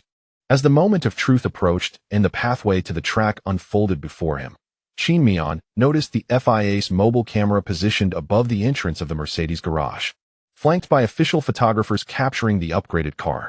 He did not pause to greet them. His focus had shifted entirely to the task at hand, which was to evaluate the enhancements made to the vehicle. Nevertheless, within the Mercedes team, there was a consensus that today's practice would not fully showcase the characteristics and performance of the W13B, given that the Marina Bay circuit is a street circuit, notorious for its abundance of right-angle turns. Comprising 50 of the track, it emphasized mechanical grip over aerodynamic efficiency. Although the team's simulator indicated that the recent modifications would yield minimal overall speed improvement, The alterations had fundamentally shifted the car's traits and center of gravity. The car's behavior while entering and exiting corners had transitioned from oversteer to understeer. Now, everything was shrouded in uncertainty. And Qin Miao's primary objective was to familiarize himself with the car and test its various performance metrics. Upon driving onto the circuit, he immediately sensed a difference. The steering wheel felt slightly heavier, reminiscent of the previous season's W12. Once Qin Miao entered the racetrack, the acceleration and braking of the car exhibited no noticeable changes. After all, the engine and transmission remained unaltered. Only the aerodynamic profile of the vehicle was modified. This may have slightly reduced the overall drag. But the impact of such a reduction on the car's acceleration was negligible. It is worth noting that Qin Miao was quite impressed with the Mercedes team for implementing such extensive modifications. Yet the weight of the W13B was not heavier than that of the W13. In fact, it was even a kilogram lighter. Although it still did not meet the FIA's minimum weight regulations, this reduction in weight alone contributed to a significantly faster overall lap time compared to the W13B. During the first practice session, Qin Miao explored the limits of the new car while becoming acquainted with the unfamiliar Marina Bay circuit. Meanwhile, Hamilton commenced long-distance single-lap speed tests. With just 20 minutes remaining in the session, Hamilton achieved a remarkable single-lap time of 1:42.598, which was 0.4 seconds faster than Verstappen, who was on a set of medium tires. Despite Verstappen's tire choice, Hamilton's performance convincingly demonstrated that the improvements and adjustments made by the Mercedes team had indeed revitalized his form. By the conclusion of the session, Qin Miao's lap time was commendable, albeit slower than those of Hamilton and Verstappen. This was primarily due to Qin Miao requiring additional time to acclimate to the current W13B. As for Hamilton's impressive performance with the new car, Qin Miao was uncertain. Could it be that Hamilton had acquired some advanced system? It was also possible that after a long season of driving a car that contradicted his driving style, Hamilton was finally presented with a vehicle that suited him, causing an outburst of exuberance within him. At 9 p.m., during the second practice session, Qin Miao exhibited a notable improvement in speed. By the end of the session, he ranked fourth, still trailing behind his teammate Hamilton. Yet both Mercedes drivers decisively outperformed Red Bull. Qin Miao welcomed this outcome, as he had completed all necessary testing projects and obtained the desired data in the 20 minutes leading up to the third practice. Overall, everyone at Mercedes, especially Hamilton, was thoroughly satisfied with the results of the day's work.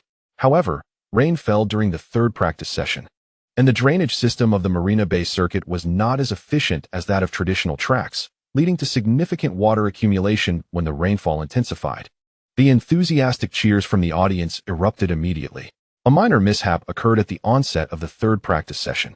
Otherwise, sitting in the spectator stands watching the rain would have been rather dull. By the conclusion of the second practice, Qin Miao had nearly acclimatized to the current circuit and had developed a certain familiarity with the W13B, allowing him to unleash the car's optimal performance during the race itself.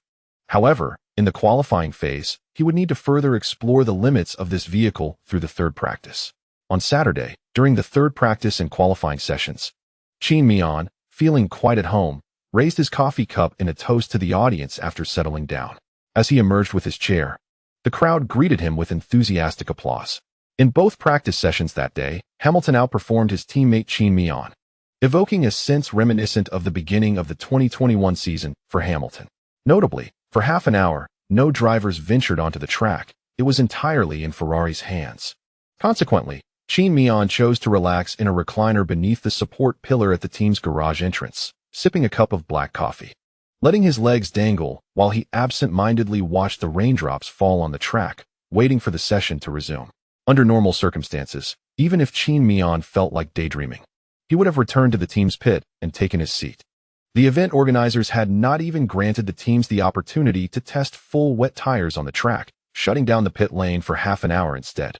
The reason for his appearance today was primarily due to the fact that Singapore felt like his second home, allowing him to show his support to the local fans, capturing videos and photos to take back home, making the trip worthwhile. For the remainder of the time, Qin Miao typically ran long-distance tests on a set of brand-new hard tires, further familiarizing himself with the circuit and enjoying the experience. He had largely grasped the limits of his car on the current asphalt conditions of the Marina Bay circuit. He was exceedingly pleased. The improvements made to the vehicle had garnered high praise from the veteran. With the rain now falling, the air on the track had become considerably cooler, granting Qin Miao a moment to rest. As the third practice drew to a close, with 10 minutes remaining before the session ended, Qin Miao took the car onto the track to warm up, using the practice session engine and half-wet tires, thus alleviating concerns about tire degradation for both the race and qualifying. Ultimately, he concluded the third practice in 8th place. Given the rain and the street circuit, Qin Miao's personal abilities were somewhat constrained. Soon, during the intermission, the team installed the race and qualifying engines for both Qin Miao and Hamilton.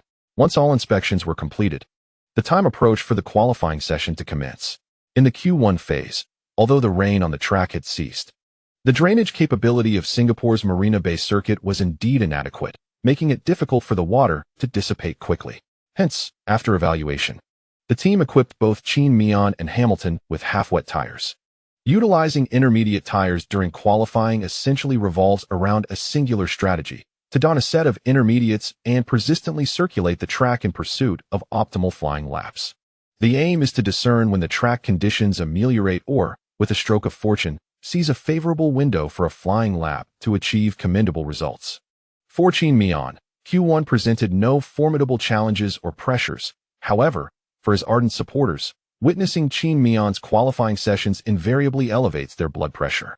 Due to the damp conditions on the track, despite Qin Miao's 4 flying laps in Q1 all registering improvements over his previous times, his overall speed remained insufficient, even trailing behind Zhou Guanyu. Nonetheless, as earlier mentioned, Qin Miao's qualifying merely induced heightened tension among his fans rather than an explosive spike in their blood pressure.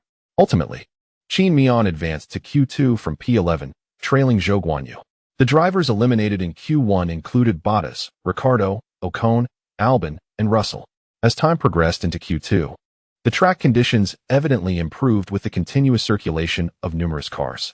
After completing a flying lap on intermediate tires, Qin Miao communicated with his team, TR, expressing, "The track conditions are gradually getting better. I feel it's time to switch to dry tires." Anticipating this sentiment, Francky promptly dismissed Qin Miao's suggestion, stating, "I'm afraid that's not feasible, Qin Miao. Currently, only the racing line is dry. There's still standing water off the line. Switching to dry tires under these conditions will render it impossible to warm them up adequately." Qin Miao pressed on, "What if I switch to hard tires?" Given that hard tires operate effectively at lower temperatures than soft tires, Qin Miao believed a slight amount of water would not pose a significant issue. Regrettably, Francky coldly rejected the notion. With no alternative, Qin Miao resigned himself to nodding in acquiescence, continuing to run his pace on the intermediates. Although the current track conditions rendered his driving less than comfortable, Qin Miao's inherent skill and the car's performance ensured that, despite the discomfort, his results would not be overly disappointing. Ultimately, Qin Miao concluded Q2 in 8th place, securing his advancement to Q3.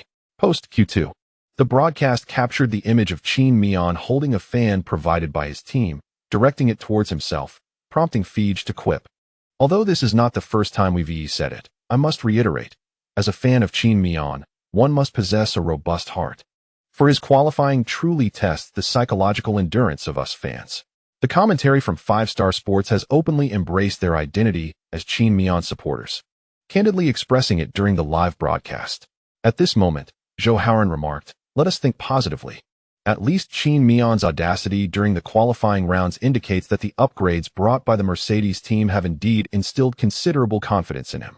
After all, during this season, when the W13's performance has been lacking, Qin Miao has typically exerted himself in the qualifying stages. Unlike last season, when he merely completed a single lap in Q1 and Q2 to conserve tires." Upon hearing Zhou Hauran's words, the other two commentators nodded in agreement. Ultimately, the drivers eliminated in Q2 were Zhou Guanyu, Tsunoda, Stroll, Mick, and Vettel. Zhou Guanyu found himself once again eliminated in the 11th position, earning the unfortunate title of Q3 gatekeeper yet again. Although this result is somewhat disheartening, it is worth noting that Zhou Guanyu's performance is considerably better compared to his teammate Bottas. Furthermore, Zhou Guanyu has gradually begun to outperform his teammate more frequently. Considering Zhou Guanyu's salary in contrast to Bottas's, his cost-effectiveness becomes quite apparent.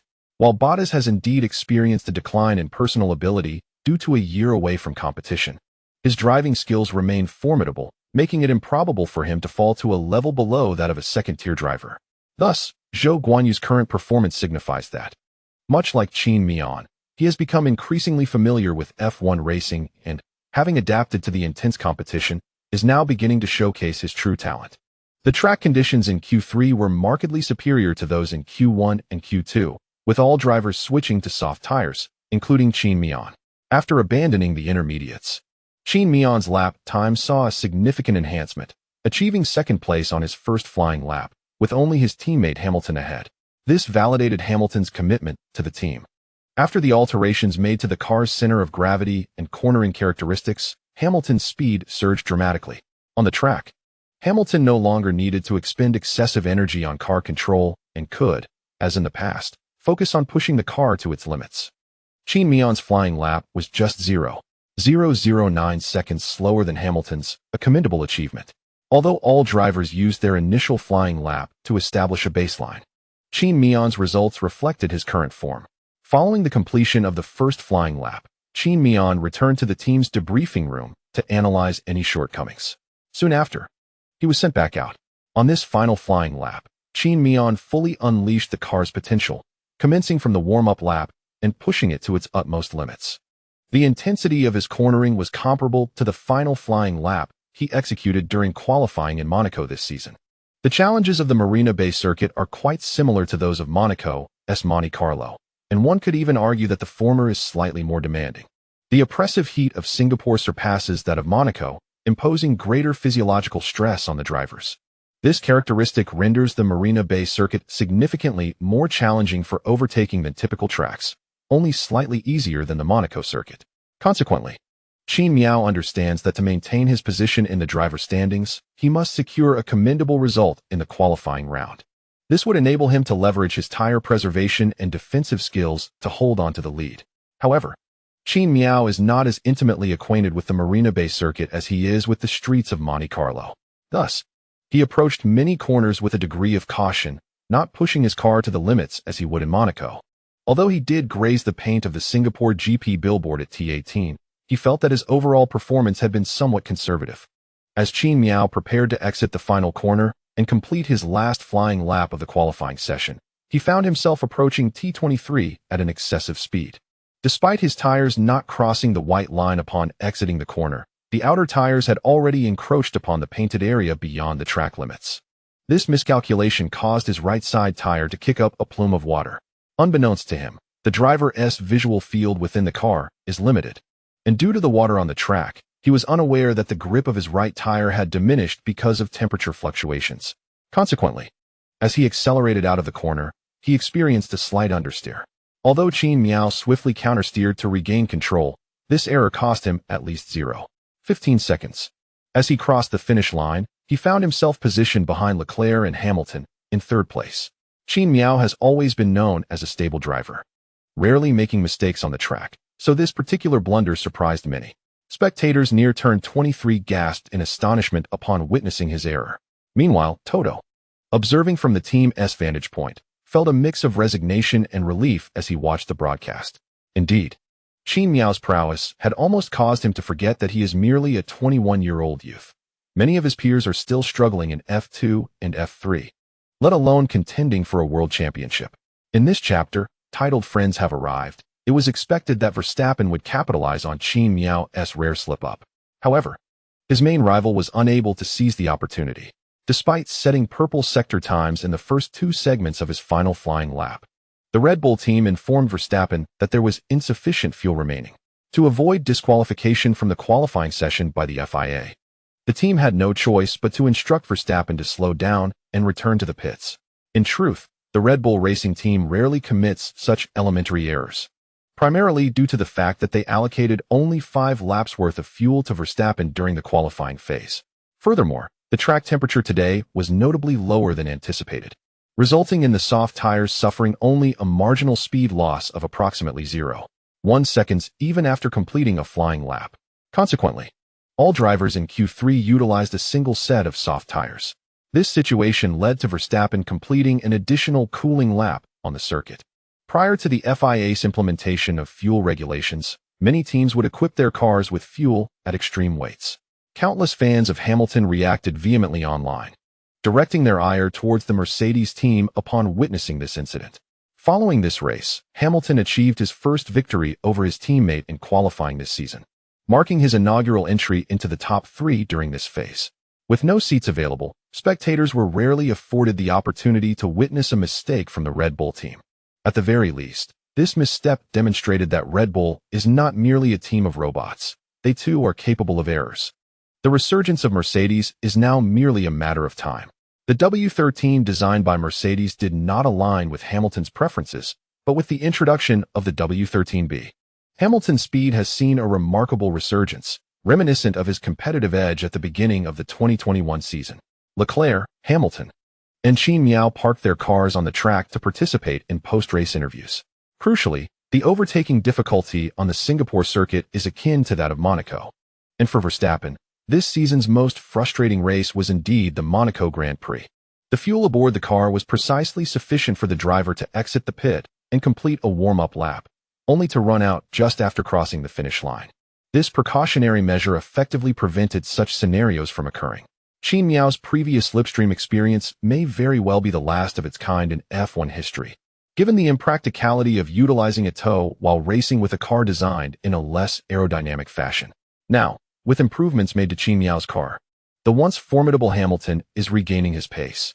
However, setting aside Verstappen's feelings of despair, even venting frustrations within the confines of the team's radio communications cannot quell his discontent. The public relations team at Mercedes, confronted by a deluge of online criticism, was left stunned. After all, despite the slower pace this season, Qin Miao has managed to outscore his teammate on the standings thanks to his remarkable tire management skills. Initially, Qin Miao's ability to benefit from his teammate's slipstream was due to the W11 side wings resembling a stool. This type of error is entirely avoidable and indeed rather elementary. In the past, drivers often found their cars stranded on the track due to insufficient fuel after qualifying or race conclusions. In such circumstances, Verstappen inevitably expressed his frustration within the Team TR, exclaiming, "Come on, we're on the same side," especially on the challenging Marina Bay circuit, where overtaking is notoriously difficult. To be honest, the incident with the car rattled Verstappen's composure. Ultimately, the FIA, prioritizing safety, imposed restrictions on the minimum fuel weight in the tanks after the qualifying and the race. However, following this race, Hamilton's performance exhibited an immediate enhancement, indicating that it was not merely a decline in his mindset after missing out on his 8th championship. 4. Perez, 5. Sainz, 6. Alonso, 7. Norris, 8. Gasly, 9. Verstappen. At such a crucial moment in the battle for points, the team introduces these complications. 3. Qin Miao. Although Mercedes has indeed provided Hamilton with a sufficiently competitive car, one must wonder why this support came so late. It is difficult to reconcile that this is the same 7-time champion who was contending for the world title alongside Qin Miao and Verstappen last season. It is said that after the race, Verstappen did not even return to the team meeting room to review the day's events. Instead, he went straight back to the hotel following the post-race interviews. Hamilton has repeatedly informed the team of issues with the car, but their focus remained on you, Qin Miao. What does it matter if you're a world champion? Are you willing to forsake the honor of an 8th title? The emperor has yet to abdicate. However, Qin Miao had also experienced a car failure in 2021, which forced him to take over Hamilton's car. Now, starting behind Qin Miao again, it would be strange if he were not agitated. In summary, Verstappen, who clearly had the potential for pole position, ended up in 9th due to the team's oversight. Returning our focus to the track, the drivers usually ride back to the Team SP room in the slipstream of their amicable colleagues. Ultimately, after qualifying, the starting positions and rankings for the race tomorrow are as follows. During the post-race interviews, Verstappen remained somewhat disgruntled, naturally directing his criticism towards the Red Bull team. 2. Hamilton, with Leclerc claiming pole position, was positively radiant, although he trailed Verstappen and Qin Miao by over 60 points at this juncture, thereby losing all chances for the championship this season. That did not dampen Leclerc's joy upon securing pole. After disembarking from his car, Leclerc casually, yet boastfully, remarked to Qin Miao about how he navigated certain corners with precision, showcasing where his car bore the marks of his driving finesse. He even pulled Qin Miao over to his car to point it out. Qin Miao rolled his eyes in exasperation, feeling somewhat helpless against this audacious rival. Indeed, Leclerc performed admirably today, and his own mistake was unavoidable.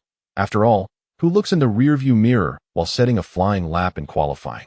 After the post-race interviews concluded, Qin Miao convened a brief debriefing meeting within the team SP room. Primarily, I observed how Hamilton navigated the flying lap. Although the techniques employed by Hamilton on the track are not immediately applicable to Qin Miao, nor are they likely to yield significant benefits during the race itself, they nonetheless provide a valuable reference for Qin Miao when he returns to the Marina Bay circuit next season. Following the review, Qin Miao's duties for the day concluded. Hamilton, brimming with joy, retired to his hotel for rest. In contrast, Qin Miao lingered in the paddock for over an hour, primarily to host Lin Junjie. Indeed, JJ had arrived at the venue during the qualifying stage, where he watched the race from Zhou Guanyu's hospitality suite, accompanied by Zhou's mother, Jiang Xiaoying. Zhou Guanyu's mother plays a pivotal role in his journey. Since he first ventured into racing, she has been a steadfast presence, offering encouragement and managing various logistical aspects. She has accompanied him every step of the way to his current standing. The reason for her presence here is straightforward. Singapore is in close proximity to their homeland, facilitating communication and travel without language barriers. She came to support her son during the race. As for meeting a celebrity, Qin Miao felt no pressure. In the past, encountering JJ would have left him immensely excited, perhaps even tongue-tied, as he had enjoyed listening to his songs such as Mermaid and If Only, which are cherished in his collection. However, after a year of mingling with numerous celebrities, many of whom have expressed admiration for him, Qin Miao has become desensitized to such encounters. At the entrance of the team's hospitality area, he encountered JJ, who was followed by his video recording manager. Qin Miao warmly greeted everyone, and after exchanging gifts, he guided JJ on a tour of the Mercedes team's hospitality suite and his own lounge. During the tour of his lounge, JJ noticed Qin Miao's laptop, which had not been shut down, displaying the game CSGO. Interestingly, JJ is also a gaming enthusiast, though his preferences diverge from Qin Miao's. While Qin Miao enjoys FPS games such as CSGO, COD, and OW, JJ favors MOBA games like Dota 2. Upon seeing Qin Miao's gaming screen, JJ expressed great admiration for his ability to maintain a relaxed mindset and engage in gaming prior to the race. After all, he himself had been playing Dota just before a major event like the Spring Festival Gala, a connection that resonated deeply. He then began to encourage Qin Miao to try Dota 2, offering to guide him into the game. Qin Miao smirked slightly, admitting, "I have tried playing League of Legends. But after a while, I realized my talent for MOBA games only allows me to reach silver rank. Beyond that, I struggle to ascend." From that point, he understood that he is not suited for MOBA games. JJ felt a twinge of regret, yet he did not press the matter. After touring the team's paddock and its race cars, Qin Miao bid farewell to his guest. Naturally, he extended an invitation to JJ to watch the race from the Mercedes team paddock the following day. However, JJ declined, having previously committed to watching the race from the Alfa Romeo paddock alongside Zhou Guanyu. With that, all of Qin Miao's responsibilities for Saturday came to a close. After a night of rest at the hotel, Sunday, the day of the main race, arrived. Unlike the qualifying rounds, the race day saw the trackside nearly filled with spectators. The corridor behind the team paddock was bustling with fans holding VIP tickets. As Qin Miao swiped his card to enter the paddock, a throng of people surrounded him, eager to take photos. The VIP area above the team paddock was also teeming with fans. Upon seeing Qin Miao enter, the audience that had been waiting for some time erupted in cheers, calling out his name. For a fleeting moment, Qin Miao felt as though this was not the Singapore Grand Prix, but rather a home race, China's Grand Prix held in Singapore. Waving to the crowd, he made his way to the Mercedes team's lounge, where preparations began in earnest. Once he had changed into his cooling vest and race suit, he entered the team paddock and was greeted by several familiar faces, including Director Guo and Jing Ge. Qin Miao was genuinely surprised to see them. He had sent invitations, but with one busy with post-production and the other occupied with scheduling conflicts, he had assumed they would not attend the race. "You're here? Good luck with today's race," Wu Jing said, casually patting Qin Miao on the shoulder. "You don't seem nervous at all. I expect you'll achieve a commendable result today." Guo Fan added with a smile, "If you perform well, I'll make sure to give you a few extra shots in my film." Wu Jing, taken aback, glanced at Guo Fan, realizing that given Qin Miao's influence in the country, It should be the film crew benefiting from extra shots of him. Yet it sounded as though Guofan was implying that Qin Miao was the one gaining a significant advantage. What surprised Wu Jing even more was Qin Miao's visibly cheerful demeanor as he confidently responded, "Just watch, I won't boast. But my strongest tracks are actually the narrower street circuits like Monaco and Marina Bay." After exchanging a few more words and nodding toward his mother and wife, Qin Miao proceeded to make his final preparations for the race. Prior to the drivers' parade, he even took a photo with all the drivers, including Alonso. Today's race marks the 350th Grand Prix of Alonso's illustrious career, and all drivers, including Qin Miao, extended their heartfelt congratulations and encouragement to this esteemed veteran. Following the group photo, the drivers embarked on their parade.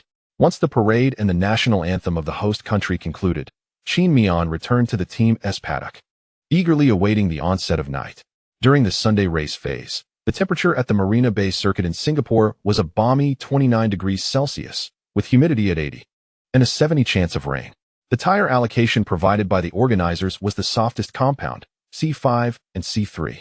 In this chapter, titled Defensive Master and the Crumbling Perez, it is noted that since the inception of the Singapore Grand Prix, a safety car has been deployed in every race. Therefore, during the review meeting held the previous evening, the team devised a pit strategy for Qin Miao of one stop under yellow and red flags, starting on medium tires. This strategy hinged on the deployment of the safety car, allowing Qin Miao to run a long stint on the medium tires. Should the safety car scenario unfold favorably, he would emerge invincible on the soft tires in the latter stages of the race on the Marina Bay circuit. However, to everyone's astonishment, just as Qin Miao returned to his car, a torrential downpour commenced on the track. The deluge lashed down with ferocity, prompting the FIA to delay the race by 65 minutes.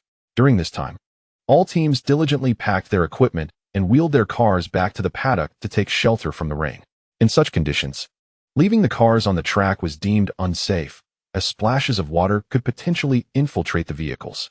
While minor rain may not pose a significant threat to equipment, such a heavy downpour risked damaging electronic components due to water ingress. With no other option, Qin Miao retreated to the team paddock to await the rain's cessation.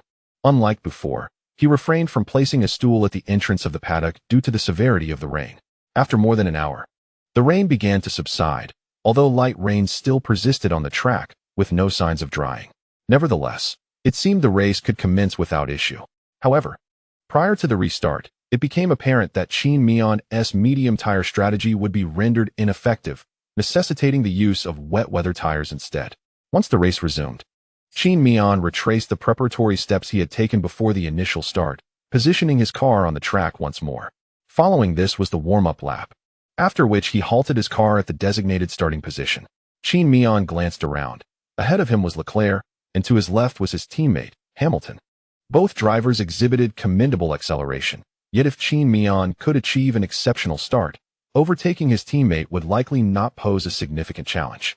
Nonetheless, Hamilton appeared to have improved his performance this race weekend, attributed to the altered characteristics of his car, suggesting his start might surpass any previous efforts. After all, the sensation of recovering something of great significance indeed offers a profoundly terrifying enhancement to one's overall state. Adjusting his car's gear to third and maintaining the engine's revs at 8,000, Qin Miao began to await the extinguishing of the 5 red lights. Typically, during the initial phase, Qin Miao would keep his car in second gear, but today he opted for third primarily due to the wet conditions on the track. Had he started in second, the rear tires would have faced excessive traction, risking a slip. The 5 red lights illuminated, then extinguished. The race commenced. Let us observe Qin Miao's start. His rhythm was consistently commendable.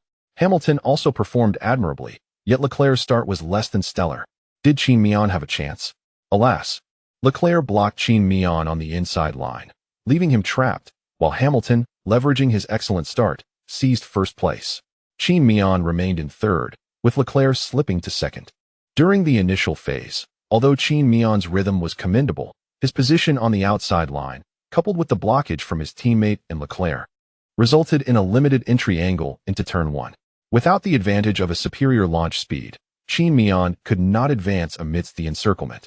However, while Qin Miao was quiet on the offensive front, he delivered a decisive blow to Perez on the defensive end. In the early stages of the race, the fastest starter was indeed Perez. However, upon realizing that his own start was respectable, yet not yielding a favorable position, Qin Miao shifted his focus primarily to defense. He was particularly curious about Verstappen's start, yet to his bewilderment, he did not spot Verstappen among the numerous drivers trailing behind him. Instead, he observed the exceptionally rapid Perez. Seizing the potential overtaking line that Perez might exploit, Qin Miao utilized Leclerc on his inside to close the door on Perez before turn 1. Initially, Perez maintained a stable mindset, but upon discovering his unexpectedly swift start, he realized that today's race would indeed be formidable, ensuring at least one position for himself. Nevertheless, as he confronted the Mercedes car before him, a gap that appeared wide enough for one car to pass yet was, in reality, inaccessible. He found himself confronted by the right side's puddles that rendered any attempt futile. With frustration, Perez exclaimed, "FK." He didn't even attempt to endure the situation. "Qin Miao, you deserve to perish." Having been obstructed at the start, he felt compelled to retaliate against Qin Miao. Yet, this moment of tension was fleeting, as the starting straight of the Marina Bay circuit proved insufficiently lengthy, swiftly bringing the drivers to turn 1. Hamilton, Leclerc, and Qin Miao entered T1, leaving Perez's expletives to echo solely within his own mind as he too had to brake for the turn. Qin Miao, however, failed to locate Verstappen, who had indeed encountered a streak of misfortune throughout this Grand Prix weekend. It was not just the qualifying phase where he was let down by his own team. In the early stages of the race, due to issues with his car's setup, Verstappen found himself ensnared by the anti-stall mechanism, rendering his vehicle incapable of accelerating off the line. Consequently, he plummeted 6 positions, slipping from 9th to 15th. The predicament Verstappen faced mirrored that of Zhou Guanyu at the season's outset. Speaking of Zhou Guanyu, the unfortunate driver encountered the same plight as Verstappen during this race, with the anti-stall mechanism of his Alfa Romeo activating once more in the early laps. Zhou found himself back at the familiar rear of the grid, a frustrating return to the rhythm of wasted qualifying efforts. If Verstappen's troubles stemmed from his team's mismanagement and incorrect setup adjustments leading to his early race issues, then Zhou's situation was a clear reflection of flaws in the team's car design. Since the misstep at the opening race, Zhou had diligently scrutinized his car's settings before each Grand Prix, opting to start slightly slower if it meant avoiding the calamity of the anti-stall intervention that had previously relegated him to the back of the pack. Yet, despite all precautions, he found himself grappling with the same issue once again, a testament to the unreliability of Ferrari's second team, which consistently falters in areas where failures should be inconceivable. As the race progressed smoothly, Qin Miao focused most of his attention on the pursuing Perez. Unbeknownst to Qin Miao, the meteorological conditions on the Marina Bay circuit were poised for change, yet he recognized that his primary objective was to maintain his current position and fend off Perez. The prospect of chasing down Leclerc ahead or his teammate Hamilton was not within his immediate considerations. From the very first lap, Perez exerted pressure from behind, but Qin Miao did not perceive this as overwhelming. For him, defending against Perez's advances was not an insurmountable challenge. The only drawback was that while fending off Perez, his own lap times suffered slightly due to the need for vigilance against potential attacks, compounded by the rain and water accumulation on the track. By the third lap, the time gap between Qin Miao and Leclerc had extended to 2 seconds. After this point, the broadcast shifted away from Qin Miao and Perez, as viewers had grown accustomed to Qin Miao's defensive prowess over the past year and nearly 2.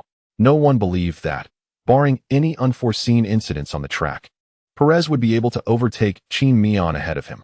The live broadcast director predominantly focused on Verstappen, who was skillfully navigating through the slower cars from behind. However, as Verstappen managed to overtake his way to Magnussen, the latter posed significant challenges. Magnussen's defensive prowess is well known within the paddock. Ultimately, however, Magnussen found little reward, as his front left wing end plate was severely damaged, leading to the FIA displaying a mechanical flag and compelling him to return to the pits for a replacement nose cone after just 2 laps. Verstappen, being Verstappen, and with the formidable performance of the Red Bull car, swiftly overtook Magnussen and continued his relentless pursuit, quickly ascending to the 10th position. Meanwhile, Qin Miao had entered a cruising state. Due to the lingering rain on the track, DRS had not been activated, and the narrow circuit combined with the wet conditions led him to realize that even if he were to feign a weakness, Perez might not capitalize on it. By the time the race reached the fifth lap, Qin Miao began to visibly close the time gap between himself and Leclerc as the pressure from behind had diminished. Nevertheless, Qin Miao sensed that Perez's pressure had notably lessened, possibly indicating a slight relaxation on his part. It seemed Perez was contemplating the increasing time gap between himself and Leclerc, aiming to accelerate his pace in hopes of catching up to Leclerc, which would also provide him an opportunity for a higher finish in the race. Alternatively, this could be a strategy sanctioned by the Red Bull team. Setting aside Verstappen's individual championship, which is a personal accolade without substantial benefits for the team, the disparity in prize money between a team championship and a second-place finish can reach tens of millions of dollars after a season. Thus, Red Bull was likely wary of Perez's pursuit of Qin Miao, fearing it might allow Hamilton to widen his lead. The points gap between Red Bull and Mercedes was not insurmountable. Should Qin Miao effectively hold Perez in fourth place, Hamilton would indeed be in first. This scenario implied that if the race concluded with the current standings, Red Bull would certainly relinquish its lead in the team standings. The subsequent laps settled into a period of tranquility and monotony, with water still present on the track and light rain in certain areas. Most team strategists deemed the intermediate tires to be the fastest option under the prevailing conditions. DRS remained inactive, preventing drivers from utilizing it even when within range of their opponents. And the narrow characteristics of the Marina Bay circuit rendered overtaking increasingly improbable. This situation persisted until the seventh lap, during which Zhou Guanyu, having fallen to the back of the pack, successfully overtook Albon and closed in on Russell, preparing to launch an attack. As Zhou Guanyu prepared to overtake George Russell at turn 5, Russell did not afford him sufficient space to exit the corner. In fact, as they emerged from the turn, Russell squeezed Zhou towards the wall, resulting in Zhou crashing into the left rear wheel of Russell's car and subsequently breaking his right front suspension.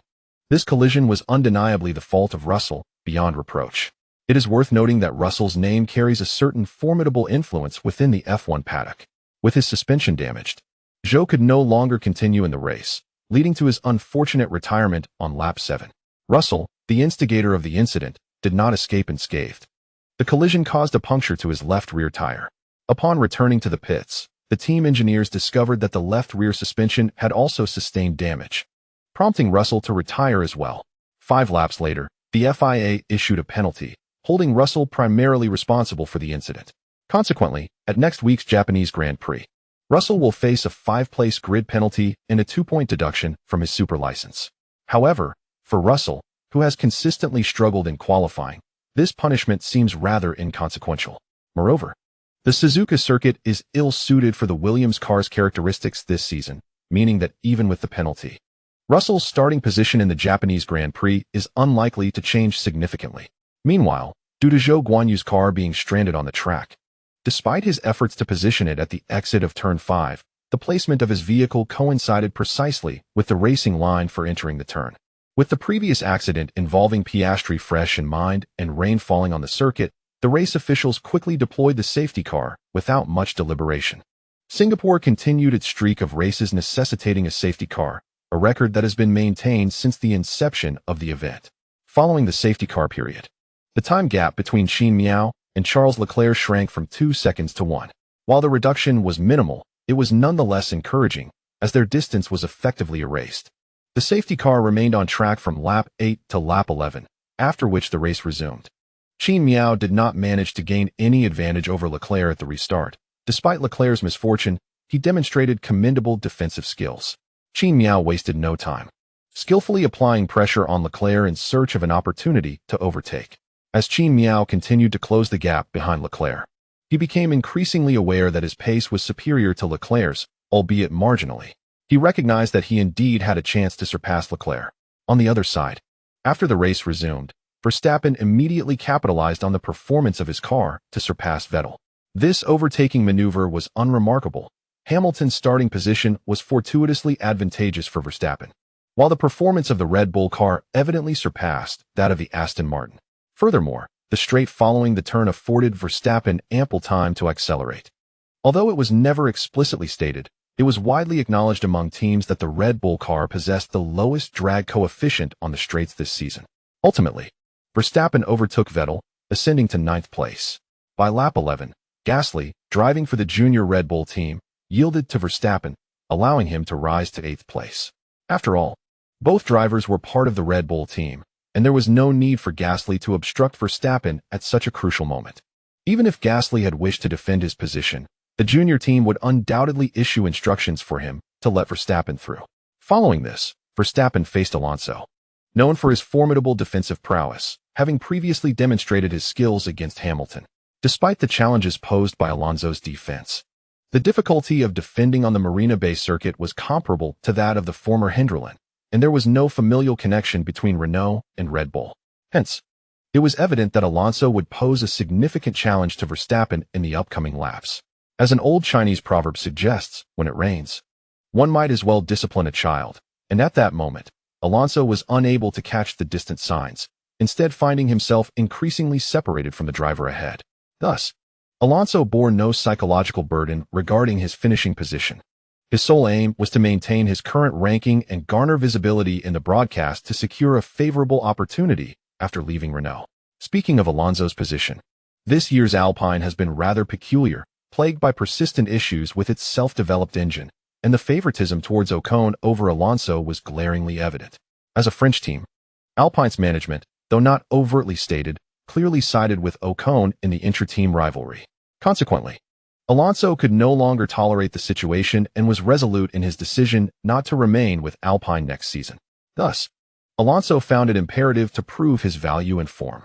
On the track, from lap 12, Alonso defended against Verstappen, staying within a second of him until lap 21. Alonso skillfully defended against Verstappen for a full 9 laps, delaying him by at least 7 seconds. Notably, the 9 laps of defense by Alonso was not a reflection of his limits, but rather those of the struggling Renault car. The reason Alonso only defended against Verstappen for 9 laps is that, during the 21st lap at T10, the self-developed engine of the Alpine car malfunctioned, forcing Alonso to retire from the race. When the broadcast replay of Alonso's communication with the team was aired, one could distinctly hear him uttering the word engine. However, this time, the familiar adjective that usually accompanies his grievances was notably absent. To be frank, the current F1 engine developed by Renault seems to be only marginally superior to the earlier Honda engines. In any case, Verstappen, who had been enduring a rather unfortunate race, experienced a stroke of luck when Alonso, who had him firmly locked in position, encountered technical difficulties. Consequently, Verstappen's ranking ascended to 7th, with a 3-second gap to Norris ahead of him, followed by Sainz and his teammate Perez. Moreover, Alonso's retirement inevitably brought out the safety car, albeit a virtual one. Upon the emergence of the virtual safety car, Qin Miao promptly inquired about the track conditions during the team radio communication. Francky, well aware of Qin Miao's thoughts, quickly responded, "To be honest, we believe the current track conditions are not suitable for switching to dry tires. Let's remain on track for now. We will inform you as soon as the conditions improve." Although Qin Miao felt a tinge of regret, he acknowledged the message. In truth, the team also recognized that the track conditions were indeed becoming favorable for dry tires, as several racing lines had already developed in the corners. After all, with Qin Miao currently in 3rd place, the team would not gamble with his hard-earned points, especially considering that the leading driver was their own Hamilton. Regardless of whether Qin Miao's gamble would yield an advantage, it would ultimately result in merely securing an additional 2nd place. In simpler terms, the risk of losing in a gamble is substantial, while abstaining from it guarantees avoidance of loss. At the very least, they could ensure a solid 3rd position. And with the subsequent improvement of track conditions and the opening of DRS, there remained a possibility for Qin Miao to challenge for 2nd place while maintaining a cautious approach. In the 26th lap, as Qin Miao intensified the pressure on Leclerc, a yellow flag suddenly appeared on the track. The driver in trouble was Albon, who failed to brake in T8 and collided with the track barrier. Although the 4 wheels of his car remained intact, the front wing was damaged and left on the track. After the incident, Albon managed to reverse and return to the pits for a new front wing, allowing his race to continue. However, upon returning to the team's garage, despite having replaced the front wing, Williams did not permit Albon to re-enter the track. At this juncture, Albon found himself lapped by Stroll, rendering any further completion of the race futile for Williams, as it would only lead to unnecessary engine consumption and the risk of further damage to Albon's car. Consequently, in light of economic considerations and to mitigate risks, the Williams team opted to withdraw Albon from the race. Thus, both of Williams' drivers retired early, prompting the team to pack up and clock out. Meanwhile, ahead on the track, Qin Miao, who was positioned third, observed the pressure levels above Leclerc with a sense of bewilderment. Logically, he had been consistently applying pressure on Leclerc throughout the laps. So the gradual increase in Leclerc's pressure levels seemed implausibly slow. How had he suddenly developed such resilience under pressure? Had he been secretly honing his skills? Regardless, after the race, Qin Miao felt compelled to inquire about this. As friends, it was unacceptable for Leclerc to unveil new abilities to counter him. In the 28th lap, Alpine seemed to have lost hope, realizing that no matter how they raced, a commendable finish was unlikely. Consequently, at the exit of turn 23, Ocon's car encountered engine troubles and came to a halt on the track, enveloped in smoke. The virtual safety car was deployed once again. At this point, Qin Miao grew anxious, having completed 28 laps without the benefit of DRS, leaving him unable to close the gap to Leclerc, who was simply too swift. The solitary piece of good news was that Sainz was having a dismal race, having fallen a full 10 seconds behind Perez after 28 laps. In front of Sainz, Perez, who trailed behind Qin Miao, despite his rapid pace, faced a similar predicament, no matter how fast his car was. The challenging street circuit of Marina Bay afforded him no opportunities to overtake Qin Miao. He could merely follow in Qin Miao's wake. And even defending against Perez would suffice for Qin Miao, allowing him to focus solely on improving his lap times.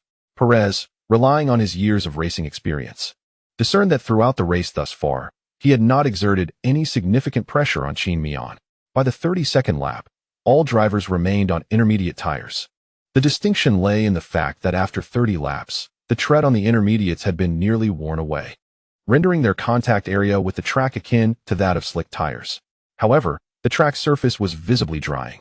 All teams and their strategists recognized that it was the opportune moment to switch to dry tires, yet none dared to take the gamble, as a misstep would result in lost points. Nevertheless, some teams, unencumbered by caution, decided to take a risk. Finally, in the 32nd lap, the lone remaining representative of Alfa Romeo chose to make the daring switch. Currently, Bottas occupies the 14th position, seemingly just 4 spots away from the point zone. Given Bottas's pace, securing points is certainly within the realm of possibility. However, as the race reaches its midpoint, Bottas finds himself a staggering 19 seconds adrift from Stroll in the point zone. Unless an unforeseen turn of events occurs, if the race continues normally, it appears Bottas will be completely out of contention for points. Consequently, the Alfa Romeo team decided to take a calculated risk, calling Bottas into the pits this lap to switch to the medium tires.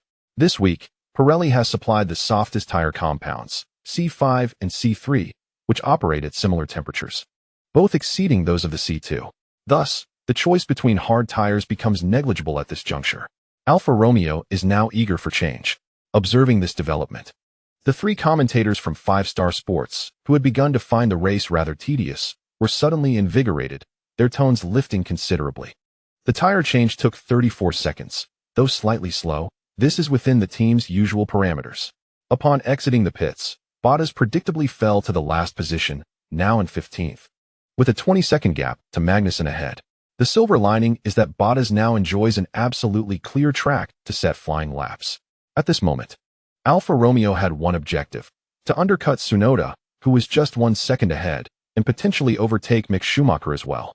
Bottas's pit stop not only captured the attention of the spectators and commentators, but also that of the strategy teams across the paddock. It can be said that, apart from the already inactive Williams and Alpine teams, everyone was keenly observing Bottas. It has been 2 years since Bottas received such scrutiny. If Bottas could achieve a faster lap time upon exiting the pits compared to those on intermediate tires, it was certain that all teams would promptly call their drivers in to switch to dry tires. Regrettably, Alfa Romeo's gamble did not pay off.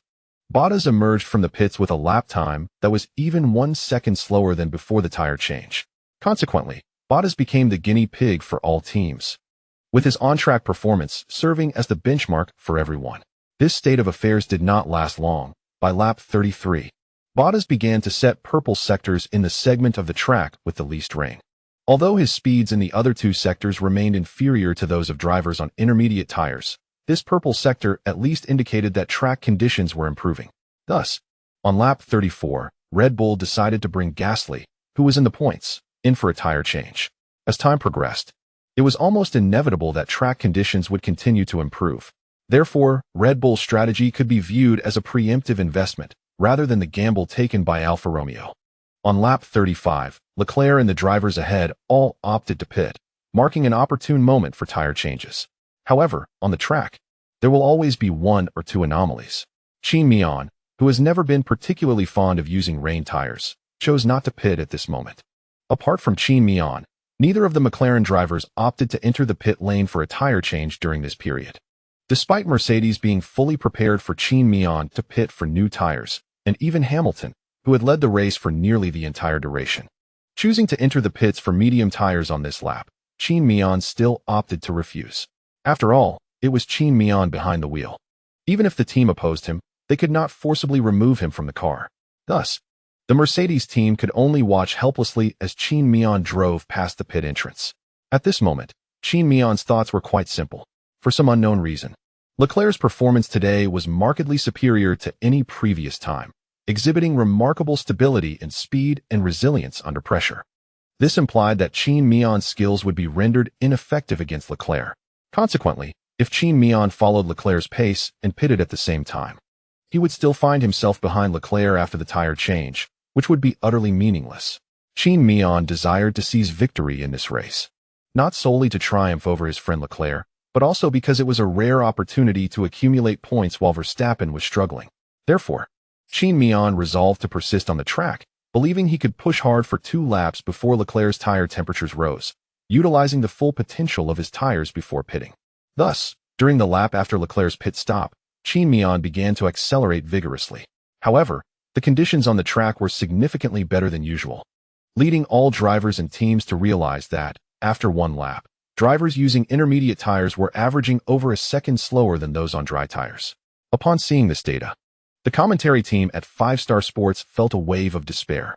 Why isn't he the team called Qin Miao to pit? Feige began to question the Mercedes team without fully grasping the situation. Even after learning that it was Qin Miao's own decision, Feige remained indignant, feeling that the team's directive to have Qin Miao pit was insufficiently assertive. But, as they say, those who understand, understand. Indeed, at such a moment, the team should have taken a firmer stance. Bing Gu concurred from the sidelines. Zhou Hauran, too, wore a look of anxiety, though he was primarily focused on Verstappen's performance. Although it appeared that Hamilton was leading the race, making Leclerc Qin Miao's primary competitor, the championship outcome resting with either Hamilton or Leclerc was of little concern to Qin Miao. What truly mattered was whether avoiding the pit stop would cause him to fall behind Verstappen. On the racetrack, after completing a lap, Qin Miao realized that despite his utmost efforts, he could only manage to keep the time gap between himself and Leclerc from widening excessively. However, it was only upon crossing the finish line on the 36th lap that he became aware of this troubling news. If he wished to rectify his mistake, he would need to pit at the end of the 36th lap. To be honest, at this point, even Qin Miao felt a chill of despair. Alas, Qin Miao, your obstinacy has led you into a dire predicament. Zhou Hauran expressed a mix of helplessness and regret, stating that Leclerc was now clocking laps 0.5 seconds faster than Qin Miao, and Verstappen was also outpacing him. Even Perez, trailing behind, had managed to execute an undercut on Qin Miao. Ignoring the team's advice had cost him at least 2 positions on the track. Sigh. All they could do now was hope that it wasn't too late for Qin Miao to mend his ways. Bing Gu also sighed in lament. Fei Gu shook his head, remarking that it all hinged on Qin Miao's speed during this lap. Would he emerge from the pit behind Verstappen? On the track, Qin Miao recognized that he had let his emotions get the better of him. Regret crept in as he pondered why, during this race, he had not adhered to the team's directives as he usually would, instead opting to follow his own instincts and rhythm. Just as all of Qin Miao's fans lamented and the team remained silent, a yellow flag suddenly appeared on the second timing sector. Yuki Tsunoda, who had just exited the pit after switching to medium tires, came into view on the broadcast, accompanied by his Red Bull car wedged into the trackside barrier. Upon witnessing this scene, the 3 commentators from 5-Star Sports fell silent for a moment before erupting into cheers. Tsunoda has crashed. Qin Miao. This is an opportunity for him to pit and change tires. It was a perfect moment, a flawless position. If Qin Miao pitted now, he would be in first place. His actual standing was indeed first. He had executed an undercut on 3 drivers, including his teammate Hamilton. The barrier had been damaged by Tsunoda's crash. The race officials would undoubtedly deploy the safety car to repair the barrier. What a splendid opportunity. Qin Miao had turned misfortune into fortune. Could it be that he had anticipated this possibility and chose not to pit as a gamble? After all, the current track conditions were less than ideal, and achieving the optimal working temperature for the medium tires was challenging. The 3 commentators from 5-Star Sports were elated, akin to a jester soaring to the heavens in a rocket. On one hand, Qin Miao's inexplicable stubbornness inadvertently allowed him to reap the benefits from Tsunoda's misfortune. On the other hand, they were delighted that it was Tsunoda who had crashed into the wall. While the 3 commentators did not harbor any particular disdain for Yuki Tsunoda, the fact remains that he represents a nation that evokes a latent hostility among Chinese spectators. After witnessing such a scene, how could they not revel in the misfortune? It was indeed a stroke of double fortune. Beyond the commentators from 5-Star Sports, the audience present, well-versed in the nuances of F1 racing, erupted in astonished cheers when Qin Miao made his pit stop at that pivotal moment, fully aware that Tsunoda's blunder had granted him a significant advantage. On the team radio box, do not be obstinate this time. Qin Miao, trust us. Francky promptly reminded Qin Miao after the FIA issued the safety car. Well, I inadvertently gained this advantage, did I not? Qin Miao exhaled a sigh of relief and added a playful remark. Indeed, we cannot deny it. But these occurrences are utterly unpredictable. Please refrain from such actions next time, all right? Understood. Qin Miao seamlessly entered the pit to change tires. Under normal circumstances, tire change errors would not be a grave concern. Yet it is human nature that mistakes are most likely to occur when one should be vigilant. Conversely, during moments that demand relaxation, tasks are often executed flawlessly. The tire change took a mere 2.5 seconds, leaving Qin Miao astonished. It was likely the swiftest tire change for the Mercedes team this season.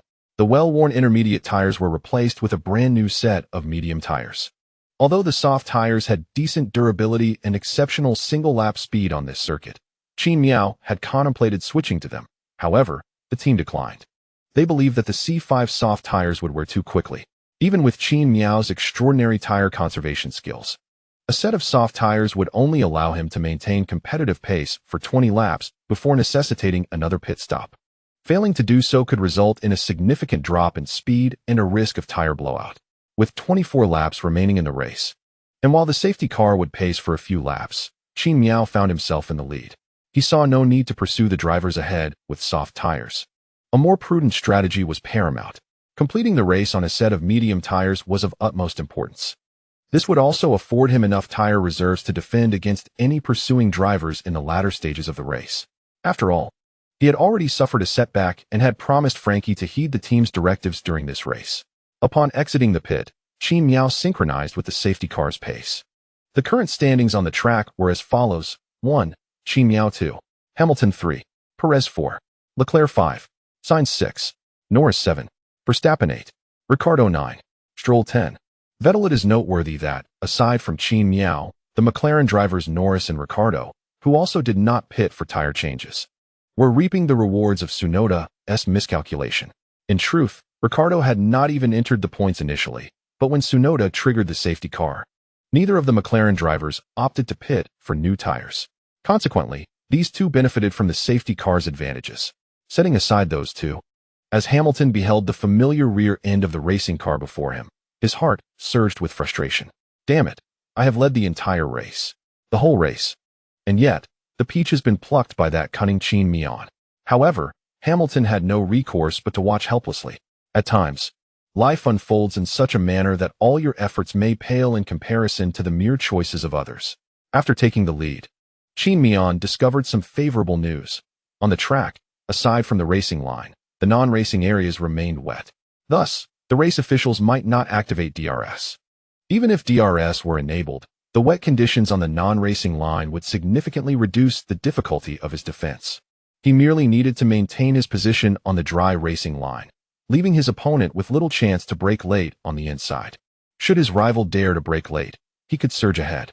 Furthermore, with Hamilton, his teammate, trailing him rather than a Red Bull car, Qin Miao felt confident that victory was within his grasp. However, Francky soon conveyed some news to Qin Miao. Qin Miao, The track officials will require a considerable amount of time to repair the buffer zone barriers. Qin Miao inquired, will a red flag be deployed? It is unlikely that a red flag will be necessary, but this safety car period is expected to last quite a while. Given the numerous safety car deployments today, the final 22 laps have been converted into a 40-minute countdown, meaning we still need to complete 20 laps on the track, Francky explained. With a sense of resignation, Qin Miao lifted his helmet visor to cool himself. Following the safety car, the wind pressure was not particularly strong, and opening the visor was harmless. Meanwhile, Qin Miao remarked, I am beginning to regret not sticking with the soft tires. Francky expressed his own thoughts, acknowledging that if today's race had unfolded solely according to Qin Miao's preferences, all of his choices on the track, from the perspective of a professional driver or team strategist, would have been deemed erroneous. Yet, due to the bizarre circumstances on the track, Qin Miao's decisions often serendipitously emerged as the optimal choices. One could only say that, as a quasi-home advantage, Qin Miao was somewhat blessed with fortune during the Singapore Grand Prix. At this juncture, there was no point in overthinking. But now that he had secured first place, maintaining his current position was paramount and crucial. Francky graciously acknowledged Qin Miao's sentiments, affirming that the matter of luck was separate from the team's professionalism and error management, ultimately providing encouragement to soothe Qin Miao's emotions. The race resumed with 35 minutes remaining. Qin Miao, still within the team's radio communication, notified Hamilton of his restart timing. After all, in today's race, Perez's speed was indeed astonishingly swift, surpassing everyone's expectations. Should Hamilton fail to react promptly after the start and be overtaken by Perez, both the team and Qin Miao would undoubtedly face mounting pressure. However, if this burden were to be shifted onto Hamilton, then Qin Miao would find himself under significantly less strain. In terms of racing prowess, Qin Miao possesses a modicum of expertise. He has garnered a modest reputation both within and outside the circuit, with numerous colleagues extolling his driving abilities. Hamilton, on one hand, must contend with Perez looming behind him, unable to transfer the pressure to Qin Miao. On the other hand, even if Perez's performance significantly eclipses Hamilton's, with Qin Miao leading the pack, Perez would remain firmly in his place, unable to break free and relegated to third position. After trailing behind Qin Miao for 3 laps, both Hamilton and Perez found themselves in a state of frustration. Perez, though not utilizing his team's radio communication, was vocally exasperated within the confines of his helmet. There was simply no way to overtake. He was effectively blocked by 2 Mercedes. Despite accumulating an impressive 80 ERS charge over those 3 laps, his attempts were thwarted by the poor grip off the racing line, resulting in his tires locking up when he pressed the limits. Hamilton, meanwhile, found himself continuously uttering expletives. Albeit his frustration was tempered by a sense of helplessness, he lacked the opportunity to mount an attack on Qin Miao, as most of his focus was diverted to managing Perez behind him. In the ensuing phase of the race, the trio at the front became increasingly detached from the rest of the field. Qin Miao's consistently formidable defensive capabilities led the broadcasters to largely omit coverage of them in favor of focusing on the battles further back. After all, even if one were to watch Qin Miao, it would merely be a solitary car cruising ahead, with others trailing behind, unable to overtake. Meanwhile, the other protagonist of the day, Verstappen, had been a source of concern for Qin Miao's supporters, and his performance this week left Red Bull fans sorely disappointed. Perhaps due to the mischief of the Red Bull team combined with Qin Miao's fortuitous undercut later in the race, Verstappen's typically stable demeanor was inevitably shaken. On the first lap following the safety car's withdrawal, he attempted to overtake Norris in front of him. However, Norris's defense was resolute when Verstappen sought to dive inside. Norris squeezed him towards the middle of the track, forcing him into a waterlogged area off the racing line. The immediate consequence was that Verstappen was unable to stop in time, resulting in 4 tires leaving a plume of thick white smoke on the track. In Formula One, missing the braking point typically incurs a mere loss of time, but for Verstappen, the repercussions were far more severe as he locked up all 4 of his tires. For Verstappen and Red Bull, the repercussions of this misstep were nearly catastrophic. Verstappen's blunder not only obliterated his tires, but also propelled him into the escape route outside the track. Furthermore, as previously mentioned, errors made at the onset of a race can lead to a significant drop in one's original standing. Although Verstappen's mistake occurred under the conditions following the safety car's withdrawal, with a gap of over 1 second to the drivers behind, He did not lose too many positions as a result. Nevertheless, he plummeted from 7th to 11th place. Exiting the point-scoring positions, the tire lockup utterly destroyed his set of medium tires. It was unequivocal that if Verstappen wished to avoid a scenario wherein his tires provided no traction and his car became exceedingly unstable in the corners, he would have to pit for a tire change. Otherwise, for at least the next 4 laps, his performance would likely deteriorate significantly. With the race having just resumed, a pit stop at this juncture would almost certainly relegate him to the last position. Now, all eyes were on Red Bull as they deliberated this critical decision, to have Verstappen pit for new tires or to allow him to remain on the track, hoping that his damaged medium tires would regain their optimal condition. After careful consideration, the team opted for Verstappen to persist on the track. Given the performance of the Red Bull car and the overtaking difficulties presented by the Marina Bay circuit, there was a possibility that, once his tires had smoothed out, Verstappen could pursue the drivers ahead. However, Verstappen himself insisted on pitting for a set of soft tires. The team, having no grounds for opposition, complied and brought him in for the tire change.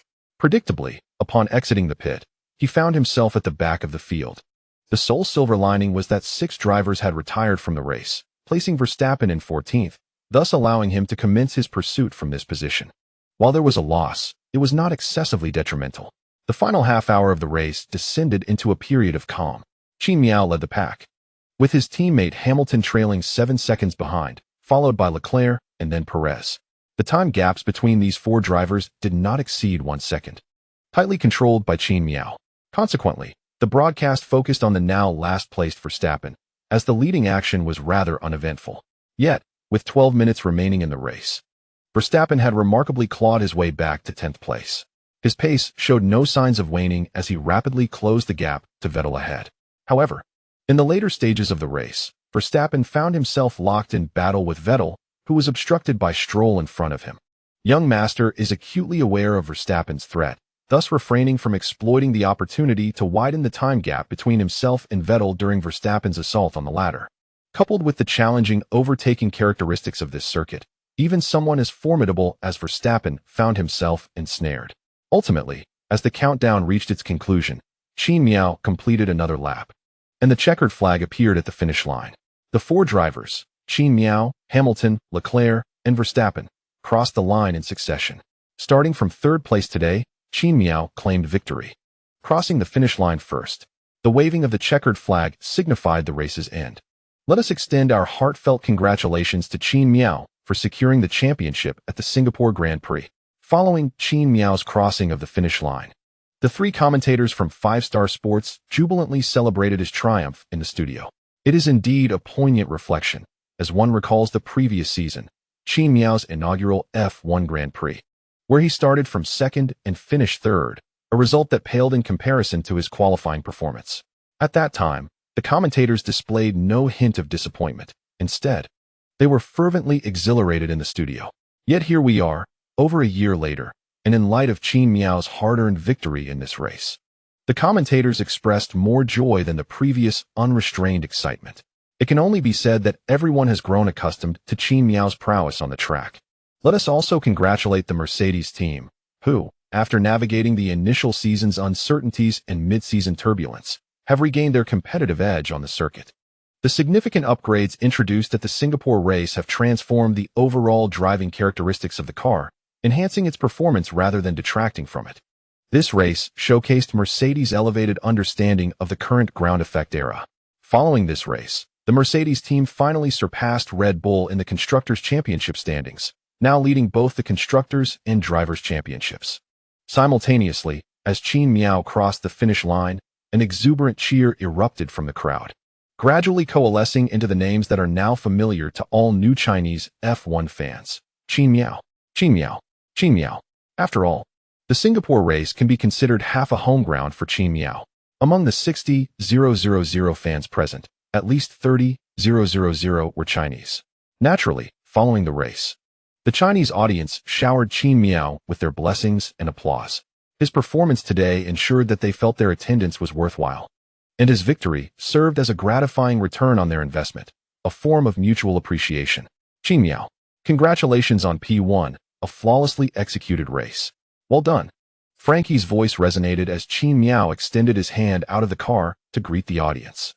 Qin Miao was acutely aware that his team STR would undoubtedly be released at this moment. Considering the plethora of domestic fans present to support him, he replied in the team TR, "It is my fans who have bestowed upon me the strength to excel. Without them, my performance in this race would not have reached such heights. To be honest, I am beginning to develop a fondness for this place." Upon hearing Qin Miao's words, Fei Ge chuckled. Indeed, the Singapore Grand Prix this week has drawn many fans from our homeland to cheer for Qin Miao, which somewhat compensates for his inability to race on his home turf for the past 2 years. Post-race, it is essential to note that this venue was merely half of Qin Miao's home ground. Strictly speaking, it did not qualify as a true home circuit for him. Thus, despite his gratitude towards the audience, Qin Miao completed only a single lap of celebration before returning to the designated podium area in the pit lane, which had already been prepared. However, in appreciation of the fans who had traveled from afar, he took his return lap at a leisurely pace. By the time he returned, both Leclerc and Hamilton had already parked their cars, with Hamilton even having disembarked and reassembling his steering wheel. After parking his car, Qin Miao was promptly ushered onto a podium designated for the champion's car. The sides and underside of this podium were adorned with screens. The lower display showcased the Mercedes logo, while the side exhibited a striking promotional video that had been recorded at the beginning of the season, all dedicated to Qin Miao. With the car secured, he removed the steering wheel and rose, drawing the attention of nearly every camera present. Qin Miao did not disappoint, emerging from the monocoque. He ascended atop his race car and emphatically patted his chest, a customary gesture of celebration following each race victory. Unbeknownst to Qin Miao, Hamilton, who had just dismounted and was resting against his own car, observed Qin Miao celebrating atop his vehicle, reminiscent of his own youthful exuberance in his 20s. Youth is indeed a blessing. To race in such sweltering conditions and feel no fatigue, Hamilton mused, until he caught sight of Leclerc, who, like him, appeared utterly exhausted. Hamilton remarked, "Well, this fellow Qin Miao must have some extraordinary stamina. It is astonishing." After a brief celebration, Qin Miao barely had time to tidy up his steering wheel before he leaped from his car and dashed into the throng of Mercedes team personnel. In recent races, he had not shied away from the celebratory moments. On one hand, disembarking from a Grand Prix does leave one fatigued. On the other hand, Qin Miao recalled an incident where he had inadvertently kicked an innocent Ferrari team member. Nevertheless, those were mere side notes as he plunged into the crowd, where he was met with a chorus of applause and words of encouragement from the Mercedes team staff.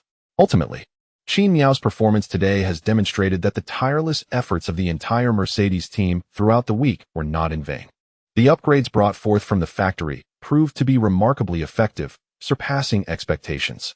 Following this, there were Toto and Elliott, among others.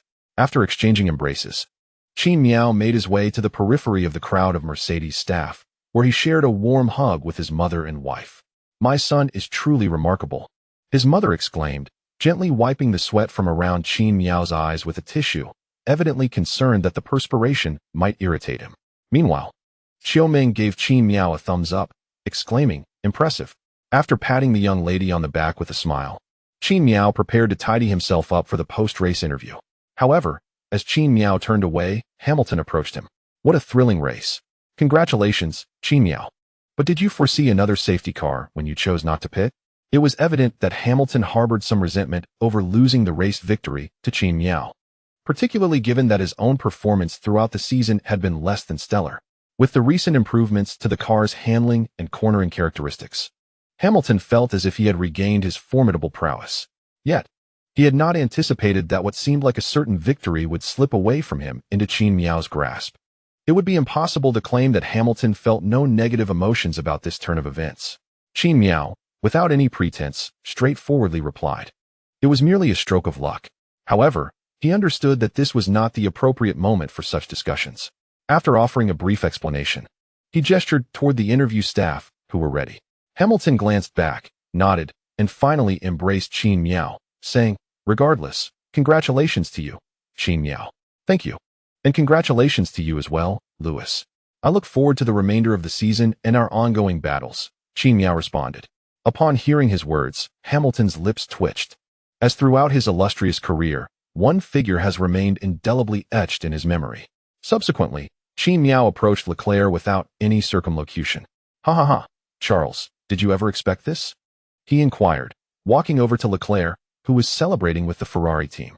Leclerc looked at Qin Miao with a hint of exasperation. During the formation lap, he had asked his team why Qin Miao had surged ahead of him and had received an explanation.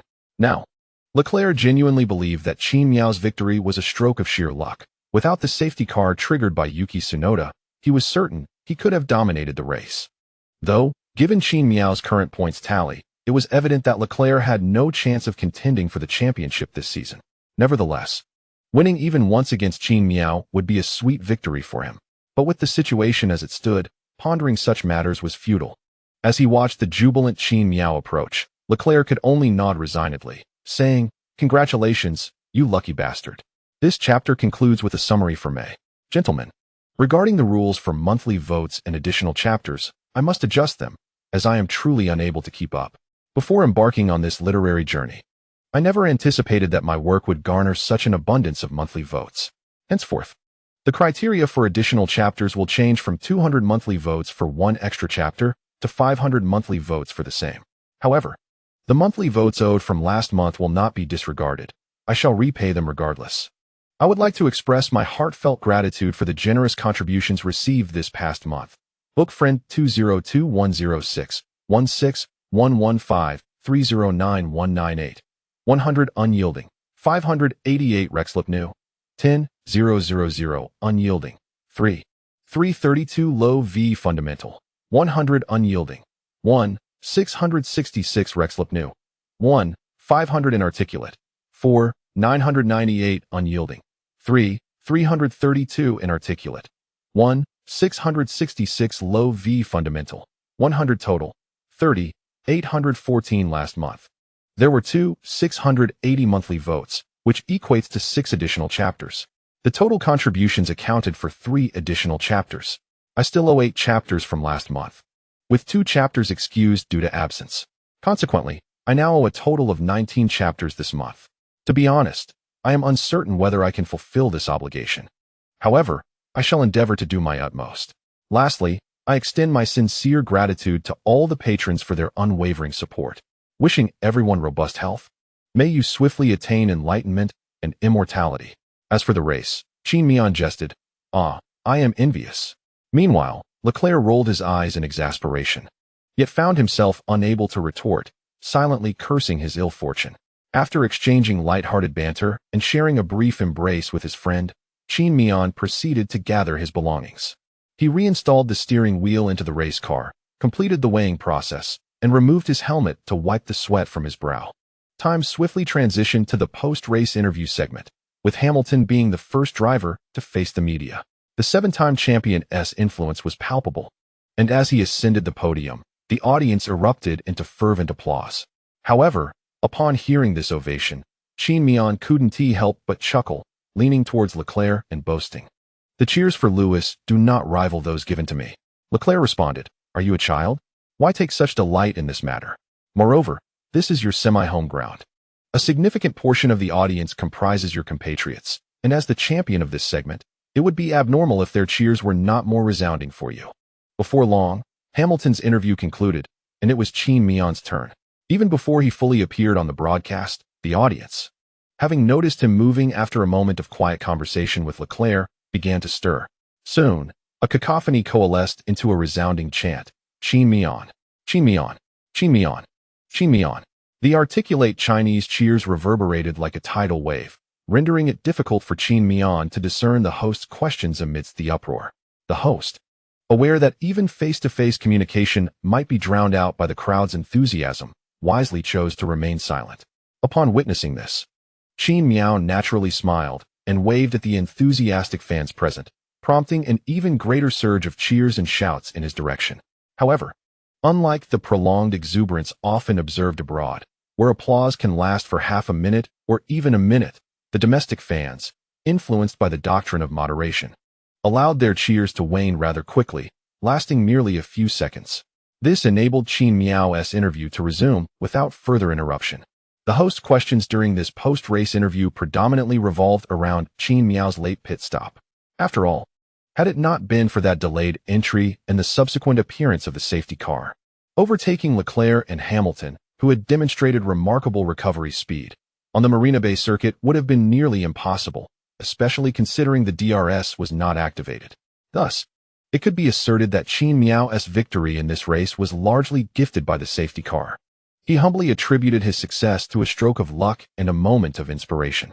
Regarding his defiance of team orders during the race, one could argue that the outcome justified the means. He didn't suffer any loss, but rather gained from his audacious decision. It was merely a manifestation of Qin Miao's creative intuition. After the interview concluded, while in the post-race driver's lounge, Hamilton, still perplexed, reiterated his earlier question. With a teammate like Hamilton, Qin Miao had nothing to conceal and candidly explained his reasoning. Hamilton, upon hearing this, could only shake his head in resignation, acknowledging that Qin Miao had indeed stumbled upon a stroke of fortune, a rare occurrence. In truth, the likelihood of such a situation arising is slim, but not entirely absent. After all, apart from Qin Miao, both McLaren drivers also opted for a late pit stop. Their strategies on the track were likely different from Qin Miao's, as McLaren preferred to keep both drivers out on track for as long as possible, perhaps at the intersection of intermediate and dry tires. A less skilled driver might falter due to the overheating of the dry tires. Given the tumultuous start to the season for McLaren, where car performance had been subpar, the potential for points had been minimal, with even Ricciardo struggling to score. Therefore, this gamble posed no risk for McLaren. Finishing 11th or 20th bore no essential difference, as neither position would yield points. Conversely, if they succeeded in this gamble, the payoff would be substantial, and should they fail, there would be no points lost. What was there to lose? Even if they fell short, the results would merely appear slightly disappointing. With McLaren's current performance, they were no longer concerned about justifying anything to the board. After all, the board was unlikely to disband the entire F1 division. After conversing with Hamilton for a while, Leclerc approached them. Upon encountering the other party, Qin Miao handed over Leclerc's water and towel. As Leclerc began to wipe away his sweat, Qin Miao curiously inquired, "During the initial phase of the race, when I was pressuring you from behind, why did it seem like you were unaffected by my presence?" Leclerc paused momentarily in his actions before responding with a smile. "In truth, there was pressure, but your attacks felt somewhat feeble and ineffectual, making them rather easy to manage." "Speak plainly." Qin Miao crossed his arms. "The Marina Bay circuit favors defensive maneuvers, and throughout the race, I sensed that your pressure wasn't particularly overwhelming. I was confident I could shake you off, so I didn't feel you posed much of a threat." Leclerc shrugged, appearing to downplay the situation. Qin Miao clicked his tongue. It seemed that it was not his system's skills that were ineffective, but rather the characteristics of the Marina Bay circuit that restricted their application. Indeed, during the latter part of the race, Qin Miao found it remarkably easy to defend against Hamilton, despite the fact that Hamilton, after acquiring the W13B, had an absolute speed advantage of approximately 0.10 to 0.15 seconds per lap. The ease with which Qin Miao felt was partly due to Leclerc's offensive presence behind Hamilton and the inherently defensive nature of the circuit. It appeared that he had misjudged Leclerc. The latter had not specifically trained to counter his offensive capabilities, and they could indeed remain good friends. Qin Miao felt a sense of satisfaction. The three of them chatted for a while in the lounge before stepping out to receive the adulation of the live audience and to accept their trophies. Given Mercedes' overwhelming success on the track that day, the team was represented by its owner, Toto Wolff. It was evident that Toto was genuinely elated throughout the entire awards ceremony. A radiant smile adorned his face, illuminating his features. The subsequent proceedings were familiar to Qin Miao and his companions.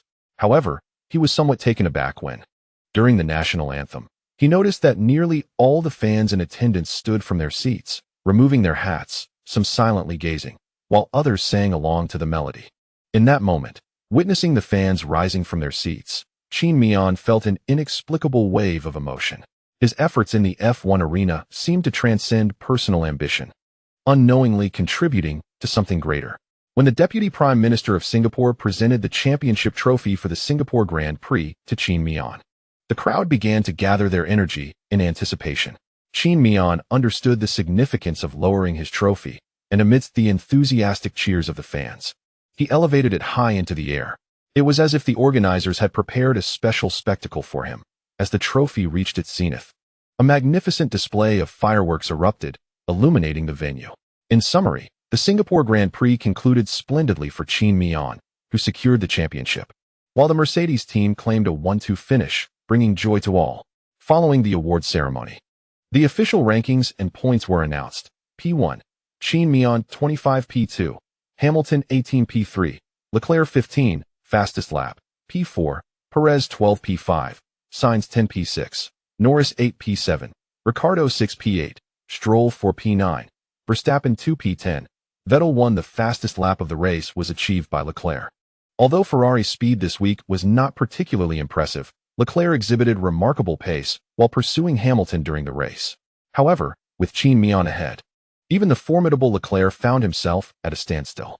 The driver standings are as follows. 1. Qin Miao 3.082, Verstappen 2.73, Leclerc 2.16.4, Perez 2.065, Sainz 1.596, Hamilton 1.54.7, Norris 82.8, Ocon 64.9, Bottas 38.14, Vettel 20. The team standings are as follows. 1. Mercedes 5.052, Red Bull 4.96.3, Ferrari 3.95.4, Alpine 1.195, McLaren 1.066, Alfa Romeo 66.7, AlphaTauri 38, Haas 25.9, Aston Martin 28. After the race, Mercedes officially surpassed Red Bull in the team standings, currently leading by a margin of 9 points. Once the race concluded, Qin Miao, Hamilton, and Toto returned to the team's hospitality suite, each proudly carrying their respective trophies.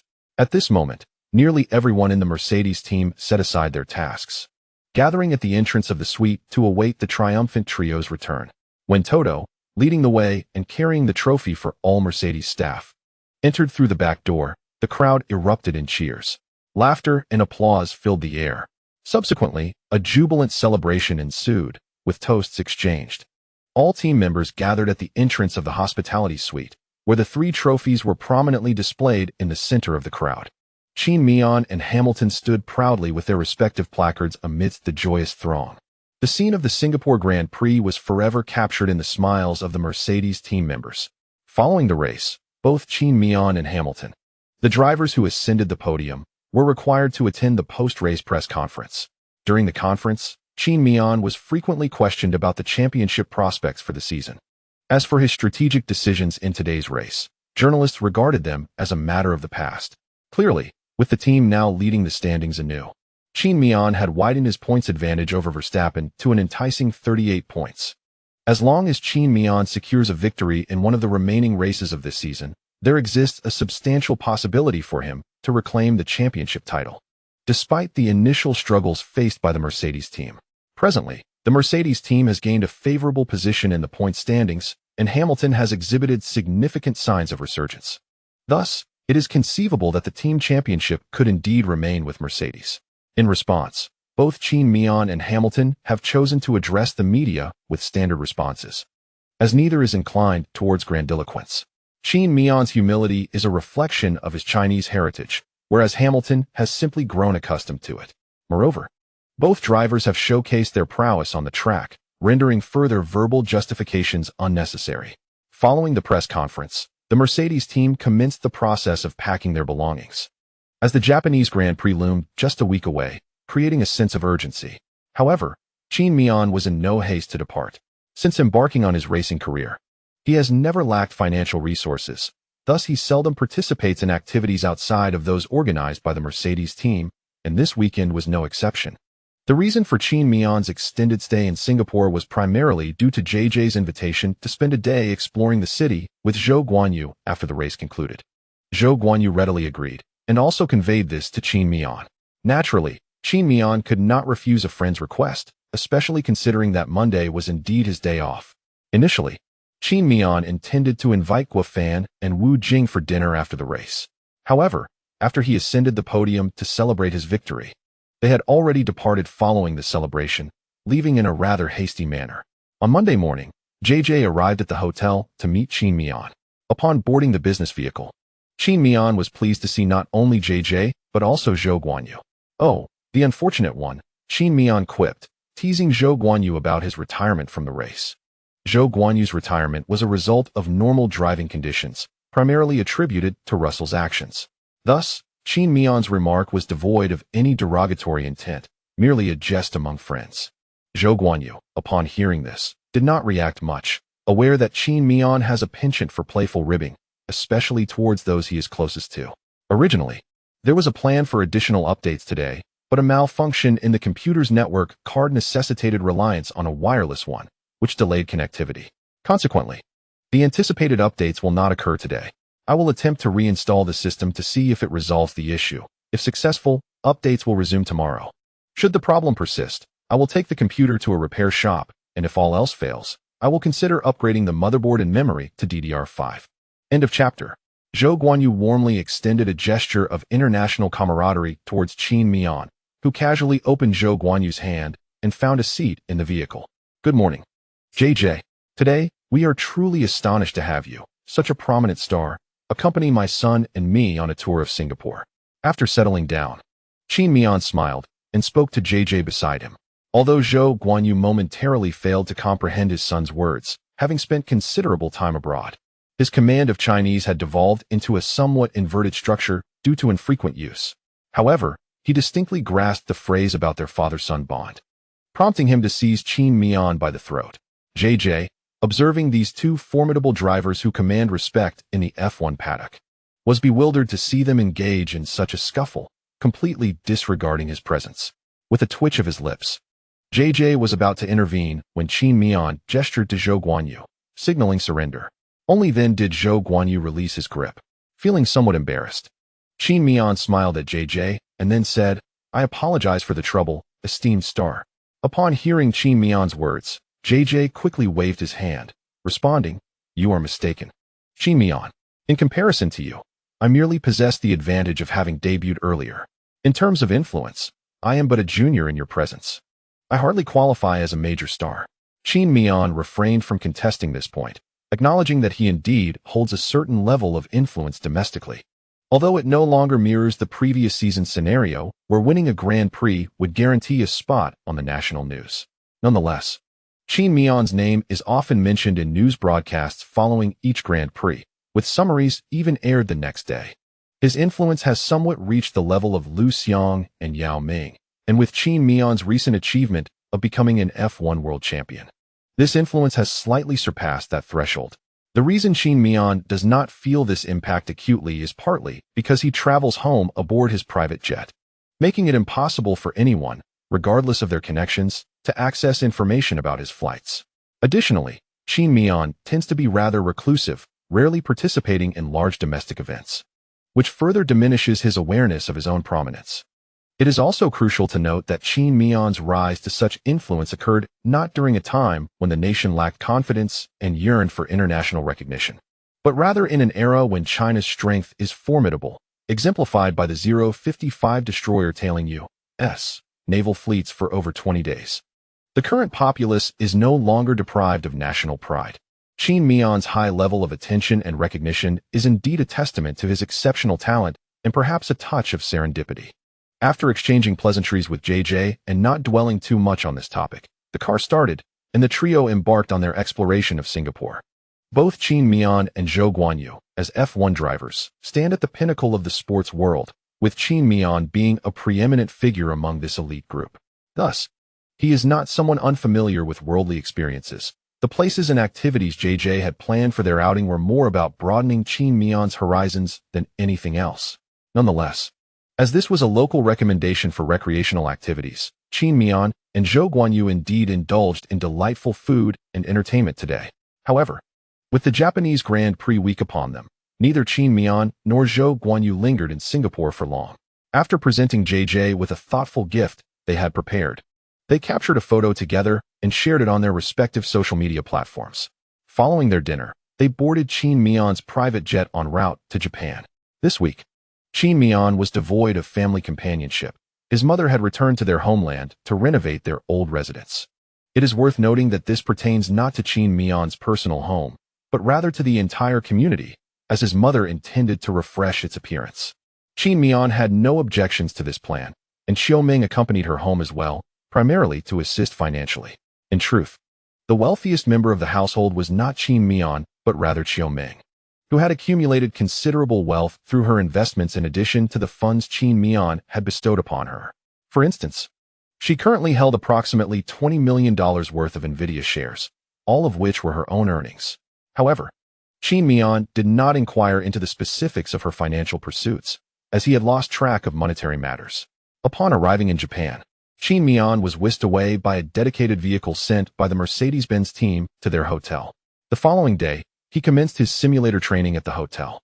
Similar to the Singapore Grand Prix the previous week, the 2021 Japanese Grand Prix had been cancelled due to the pandemic, rendering the Suzuka circuit a novel experience for Qin Miao, who had never driven on it in reality. Consequently, he needed to dedicate considerable time to practicing on this unfamiliar track. And indeed, Qin Miao did just that. Furthermore, there was a rather unfortunate piece of news for him during this race week. The weather in Japan had been rather dismal, with intermittent rain showers throughout the week. While this news would have a modest impact on other drivers, it was undoubtedly a dire forecast for Qin Miao. Meanwhile, having utilized a white porcelain helmet design throughout the year, Qin Miao finally unveiled his first special edition helmet at the Japanese Grand Prix. Many fans who cherished collecting Qin Miao's miniature helmets observed that while other drivers sported 4 to 5, or even 7 to 8 helmets throughout the year, Qin Miao had only used 4 distinct designs in his professional career thus far. As a result, his collection appeared rather sparse. With the announcement of his new helmet, excitement surged among his fans, who spread the news with the fervor akin to a festive celebration. This week, the special edition helmet showcased numerous elements inspired by the Tang dynasty, featuring a dark yellow hue adorned with pavilions, Tang Sankai, and various figures emblematic of the era. Although it may seem rather incongruous for certain elements to adorn a racing helmet, Qin Miao's helmet, after undergoing artistic refinement and arrangement by domestic artists, appears remarkably harmonious. This modern technological marvel, designed for safety in racing, surprisingly exudes a hint of antiquity. Upon announcing that he would don a new helmet for the Japanese Grand Prix, Qin Miao was inevitably besieged by inquiries from numerous Japanese journalists during the pre-race press conference, questioning whether his choice of helmet held any particular significance. In response, Qin Miao deftly dismissed their queries with a series of emphatic denials. Yet, it was evident to all that Qin Miao's responses typically adhered to diplomatic rhetoric, making such a reaction quite uncharacteristic, thus rendering his actions unmistakably suggestive. Indeed, he implied a deliberate connotation, leaving his critics bereft of any tangible evidence to substantiate their claims. Many zealous Japanese fans found themselves seething with frustration upon witnessing this. However, every nation has its share of traitors, and Japan, a country known for its reverence of authority without moral consideration, is no exception. Within the realm of Formula One, Qin Miao stands as an unequivocal symbol of authority and prowess. Consequently, many Japanese fans, undeterred by controversy, simply felt joy upon seeing Qin Miao, who is not only the 2021 world champion, but also the sole Asian driver in the annals of F1 history to achieve such a title. As for his helmet, it embodies an ancient Japanese aesthetic, albeit reminiscent of the Tang dynasty. Yet, to Qin Miao, it is undeniably a representation of traditional Japanese style. In summary, during his few days in Japan, Qin Miao stirred quite a commotion, although he remained largely oblivious to the surrounding events, focusing instead on training at the hotel, familiarizing himself with the track, and occasionally engaging in remote video conferences with his team's factory personnel. Thursday arrived swiftly, and Qin Miao had anticipated that after the press conference, the local Japanese fans might not offer him warm sentiments, but he underestimated the intrinsic subservience deeply rooted in their culture. As he drove his Maybach into the paddock's entrance roundabout, he was met with throngs of Japanese fans eagerly awaiting his arrival. Upon seeing him, their excitement reached a fever pitch, prompting Qin Miao to consider raising his car windows to shield himself from potential projectiles. However, the fervent shouts of Qin Miao, Qin Miao, Qin Miao, along with enthusiastic cheers in Japanese, such as Gambat, completely took him by surprise. Nevertheless, as a seasoned professional driver, he maintained his composure, greeting the ecstatic fans with a warm smile and wave. This only intensified their enthusiasm. Once inside the paddock, away from the fervent local supporters, Qin Miao found himself chuckling in disbelief. What was meant to be the Japanese Grand Prix had transformed into yet another home ground for him. Upon returning to the paddock, Qin Miao signed in, and, amidst the throng of people, made his way back to the Mercedes Team S hospitality suite. After exchanging pleasantries with Reyes, he donned the team uniform that Barber had brought him and inquired, "Are there any upgrades for the car this week?" Reyes, while consulting a tablet to verify the current status of the Team S personnel, confirmed that with advancements in technology, various sensors have become increasingly stable and compact. As a result, many of the Team S testing processes can now be conducted using electronic devices, a method that has proven reliable. Upon hearing Qin Miao's question, Reyes checked the car's modifications for the week and shrugged, responding, "There are no upgrades this week. The car's overall performance remains unchanged from last week, with the same high downforce settings." Qin Miao nodded, somewhat disappointed. Ever since he acquired the ability to enhance the Team S development capacity, he had begun to look forward to the Team S upgrades with great anticipation. Unfortunately, due to budget caps, the team found itself somewhat constrained in this regard. Let us head to the track. You haven't run at Suzuka before, so it's essential to familiarize yourself with the circuit. I just checked the weather, and the likelihood of rain over the next 3 hours is quite low, Reyes remarked, putting away his tablet as Qin Miao finished changing. Nodding in agreement, Qin Miao summoned Barber, Francky, and a few technicians, and the group entered the track through the gap connecting the pit area to the circuit. This time, Qin Miao approached the circuit with a sense of seriousness. Unfamiliar with the layout, he knew that despite the enhancement of his skills and high proficiency achieved through simulator practice, he could not fully integrate what he had learned until he had walked the track in person. After spending over 2 hours traversing the circuit, an effort aided by the team riding scooters, the time was primarily consumed by documenting the track's evenness, the asphalt's grip, the angles and slopes of the curbs, the height of the outer curb, the smoothness of the grass, and the fineness of the gravel in the runoff areas. The process was undeniably tedious and monotonous, yet utterly essential. At the very least, Qin Miao learned that the runoff areas at certain corners offered poor cushioning, with the grass along the track proving more effective for deceleration than the gravel. Moreover, although there had been no rain during their walk, they noted that many areas were still waterlogged. The weather forecast indicated rain for the week ahead, so as they assessed the track, Qin Miao and his team needed to estimate where puddles might accumulate during the race, identifying spots where grip would be compromised due to water, thus rendering those areas hazardous in wet conditions. Although this knowledge is essentially accessible to many seasoned F1 drivers through a mere reconnaissance lap before the Grand Prix, Qin Miao, having never raced on this particular circuit, approached the task with a fresh perspective. Upon completing his lap and returning to the team's paddock, he commenced documenting the driving techniques and cornering strategies relevant to this track. This week's Japanese Grand Prix was set to unfold as a standard race weekend, featuring practice sessions on Friday and Saturday morning. Should the track conditions prove favorable, Qin Miao would assist the team in evaluating tire and fuel consumption while also experimenting with the racing lines he had meticulously recorded. However, as Friday dawned, Qin Miao awoke with a sense of trepidation, parting the hotel curtains to reveal a torrential downpour in Mie Prefecture, which plunged him into deep contemplation. Undeterred, he retrieved his phone to check if there was any possibility of a weather improvement. To his dismay, the screen displayed not the weather forecast, but rather a meteorological report from the team's weather department, sent overnight.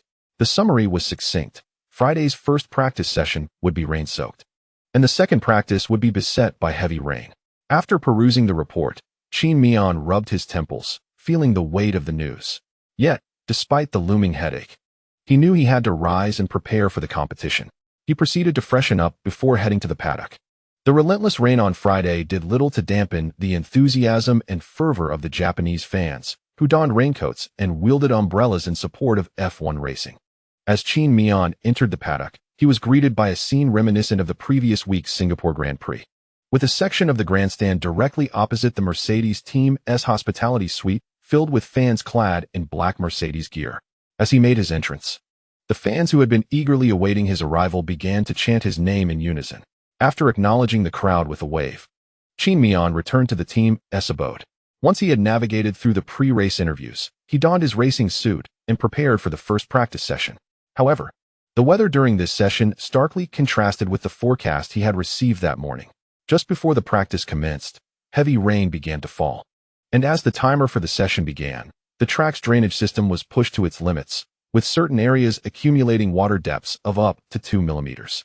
Most teams, upon observing the water accumulation, opted not to send their drivers out. The reasoning was clear. Such substantial standing water rendered any testing redundant, as it would yield no valuable data. After all, if conditions were as dire during the race, the FIA would have long since canceled the event.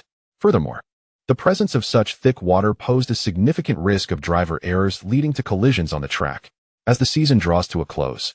With only the lower-tier teams grappling with financial constraints and remaining within their budget caps, the majority of the more affluent teams find themselves at the brink of their financial limits. Should they sustain any collisions during the second practice, the subsequent races of the season would yield no further upgrades. Even if upgrades were possible, they would remain mere concepts on paper, as there would be insufficient funds to manufacture the necessary components. Thus, after weighing the pros and cons, most teams opted not to send their drivers onto the track for testing, as the potential gains did not justify the associated risks. However, it must be noted that this applies to most teams. Lewis, have you ever experienced racing on full wet tires? How is the grip? After being informed by the team that the standing water on the track was minimal and that it wasn't advisable to venture out, Qin Miao approached Hamilton, his curiosity piqued. Wet, came Hamilton's succinct response, echoing Kimi's penchant for brevity. Yet, Qin Miao grasped the implication. The track conditions would not be optimal, and even with full wet tires, the grip would likely be far from ideal. Having spent nearly 2 years in the F1 paddock, Qin Miao had yet to race in such heavy rain, which only heightened his curiosity. Reyes, prepare a set of full wet tires for me. I wish to take the car out for a couple of laps. Reyes hesitated, glancing at the visible rainwater in the pit lane. Toto also turned his attention towards Qin Miao. It's all right. I understand that the current track conditions aren't conducive to setting a fast lap. I primarily wish to familiarize myself with the layout of the Suzuka circuit and the angles of its corners, while also observing the track configuration from the cockpit. Given Qin Miao's insistence, Reyes found no grounds to refuse. Moreover, Qin Miao's reasoning was sound. This was indeed his first visit to Suzuka. Prior to this day, all his learning about the circuit had been conducted through the team's simulator. Thus, it was entirely reasonable for him to seize the opportunity during practice to familiarize himself with the track layout and identify braking points under wet conditions. Before long, Qin Miao found himself in his car, stepping into the vehicle under Hamilton's watchful gaze, which seemed to question his intentions. Once the engine's oil was sufficiently filled, Qin Miao started the car and drove out into the downpour from the Mercedes pit. When Hamilton heard Qin Miao inquire about full wet tires, he genuinely believed Qin Miao sought his expertise on the driving experience, never considering that Qin Miao would actually take his car onto the track. After all, Qin Miao was known for his struggles in wet conditions, having garnered quite a reputation within the paddock. In recent years, the FIA had adopted a strict approach to races affected by uncontrollable weather, often opting to red flag the event if the rain became too heavy. The spectators were taken aback when they saw Qin Miao emerge from the Mercedes pit, especially given the considerable rain on the track. Many fans who had come to witness the practice session had resigned themselves to disappointment, but Qin Miao's appearance undoubtedly brought them great joy. The spectators seated upon the grass, despite being drenched by the rain, erupted in cheers as the Mercedes race cars sped past them. However, the 2 practice sessions held on Friday drew a relatively modest crowd, and even though the drivers navigated the circuit, they refrained from pushing their vehicles to the limit given the inclement weather and time of day. Consequently, the spectacle was somewhat diminished. Although Qin Miao received applause from the onlookers, the volume of cheers was rather subdued, attributable to the limited number of spectators present. Nevertheless, Qin Miao's intention for taking to the track was not to bask in the audience's acclaim. Such cheers had become commonplace throughout his illustrious career in numerous Grand Prix events. Instead, he sought to familiarize himself with the circuit, while also harboring a curiosity about the unique sensations of driving on full wet tires. However, once Qin Miao truly hit the track, he realized that the grip provided by the full wet tires was disappointingly weak, with acceleration proving inadequate, rendering the experience akin to that of standard intermediate tires, if not worse. On the circuit, Qin Miao was overwhelmed by the intense realization that merely daring to floor the accelerator at speeds below 150 km per hour would cause the rear tires to instantly breach their grip limit. Despite his best efforts to drive cautiously, he found himself delaying his throttle application significantly in many high-speed turns, resulting in skidding upon exiting, necessitating correction to regain control. Exiting the turns further compounded his difficulties. Even when Qin Miao aligned his car straight, he could not apply the throttle as he would on dry ground. For the rear tire's grip threshold was precariously easy to exceed. Throughout the practice session, Qin Miao indeed drove with utmost caution. Yet, despite his vigilance, he lost control of the rear of his car at the long turn T7. This mishap stemmed from an operational error during his previous lap. He had begun to accelerate immediately after the apex of T7, when the rear tires had maintained their grip. However, with the rain intensifying and no other cars on the track to disperse the water, when Qin Miao returned to the same spot, he instinctively applied the throttle as he had on the prior lap, resulting in his rear tires surpassing their grip limit. In an instant, the rear tires lost traction, causing the car's tail to slide forward. Essentially, he experienced oversteer. As an F1 world champion, Qin Miao instinctively initiated a counter-steering maneuver upon realizing the car's errant posture. Yet, as he sensed the rear tire's loss of grip, he also perceived a troubling absence of traction in the front tires, transforming his car into a gliding form akin to a curling stone, heading straight for the buffer zone outside the track. Should this slide persist, the car was likely to veer directly into the grass. Witnessing this incident, the personnel in the Mercedes pit who had been monitoring Qin Miao's progress felt their hearts skip a beat. At this moment, Qin Miao's mind was flooded with the potential consequences of his actions, and he conceived a plausible solution. He shifted the gear down to second and pressed the accelerator. The rear wheels of the car, previously devoid of traction, began to spin rapidly, enveloping the surroundings in a cloud of mist. However, the overall state of Qin Miao's vehicle remained unchanged, still gliding toward the grass at the edge of the track due to its initial inertia. Yet, as he shifted to third gear, the rear wheel speed surged, and astonishingly, the full wet tires regained traction on the track. The audience, who had yet to react, witnessed Qin Miao's car sliding outward while simultaneously moving forward. Gradually, the momentum of the car surpassed its inertia, and Qin Miao's W13B executed a drift into the corner at T7. While F1 cars are typically not suited for drifting due to excessive downforce, it is not impossible. However, orchestrating a drift in a properly tuned F1 car is akin to scaling a daunting peak. By a stroke of fortune, with no wind on the track, Qin Miao's speed was not particularly high, and the aerodynamic kit did not provide significant downforce. It was the rainwater on the ground that facilitated this miraculous drift. Despite successfully executing this remarkable maneuver, Qin Miao was essentially walking a tightrope, dancing within a narrow margin of control. Any miscalculation in throttle input, steering angle, or even a gust of wind could shatter the delicate balance of the drift. Yet, against the stringent conditions of the track, Qin Miao managed to complete this intricate series of operations and emerged from T7 unscathed. After navigating that corner, Qin Miao's speed diminished. Viewers watching the live broadcast online were left in disbelief. What? Is this F1? I've never seen an F1 car drift on the track before. My goodness. I thought Qin Miao was going to crash. Qin Miao, what just happened? Frankie's voice resonated, tinged with lingering anxiety. Qin Miao, feeling somewhat embarrassed, attempted to touch his nose. But with his helmet on, he could not reach it. Instead, he pushed up the visor of his helmet and replied, "It's nothing.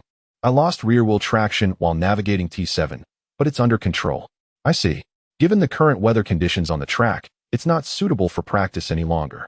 Let's head back, Frankie urged, clearly concerned about any further mishaps on the track. Understood.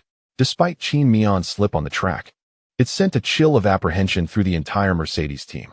However, for the spectators present and the fans watching the practice session through various channels, the opportunity to witness F1 racing in such torrential rain was indeed rare, let alone seeing the F1 cars drifting on the track.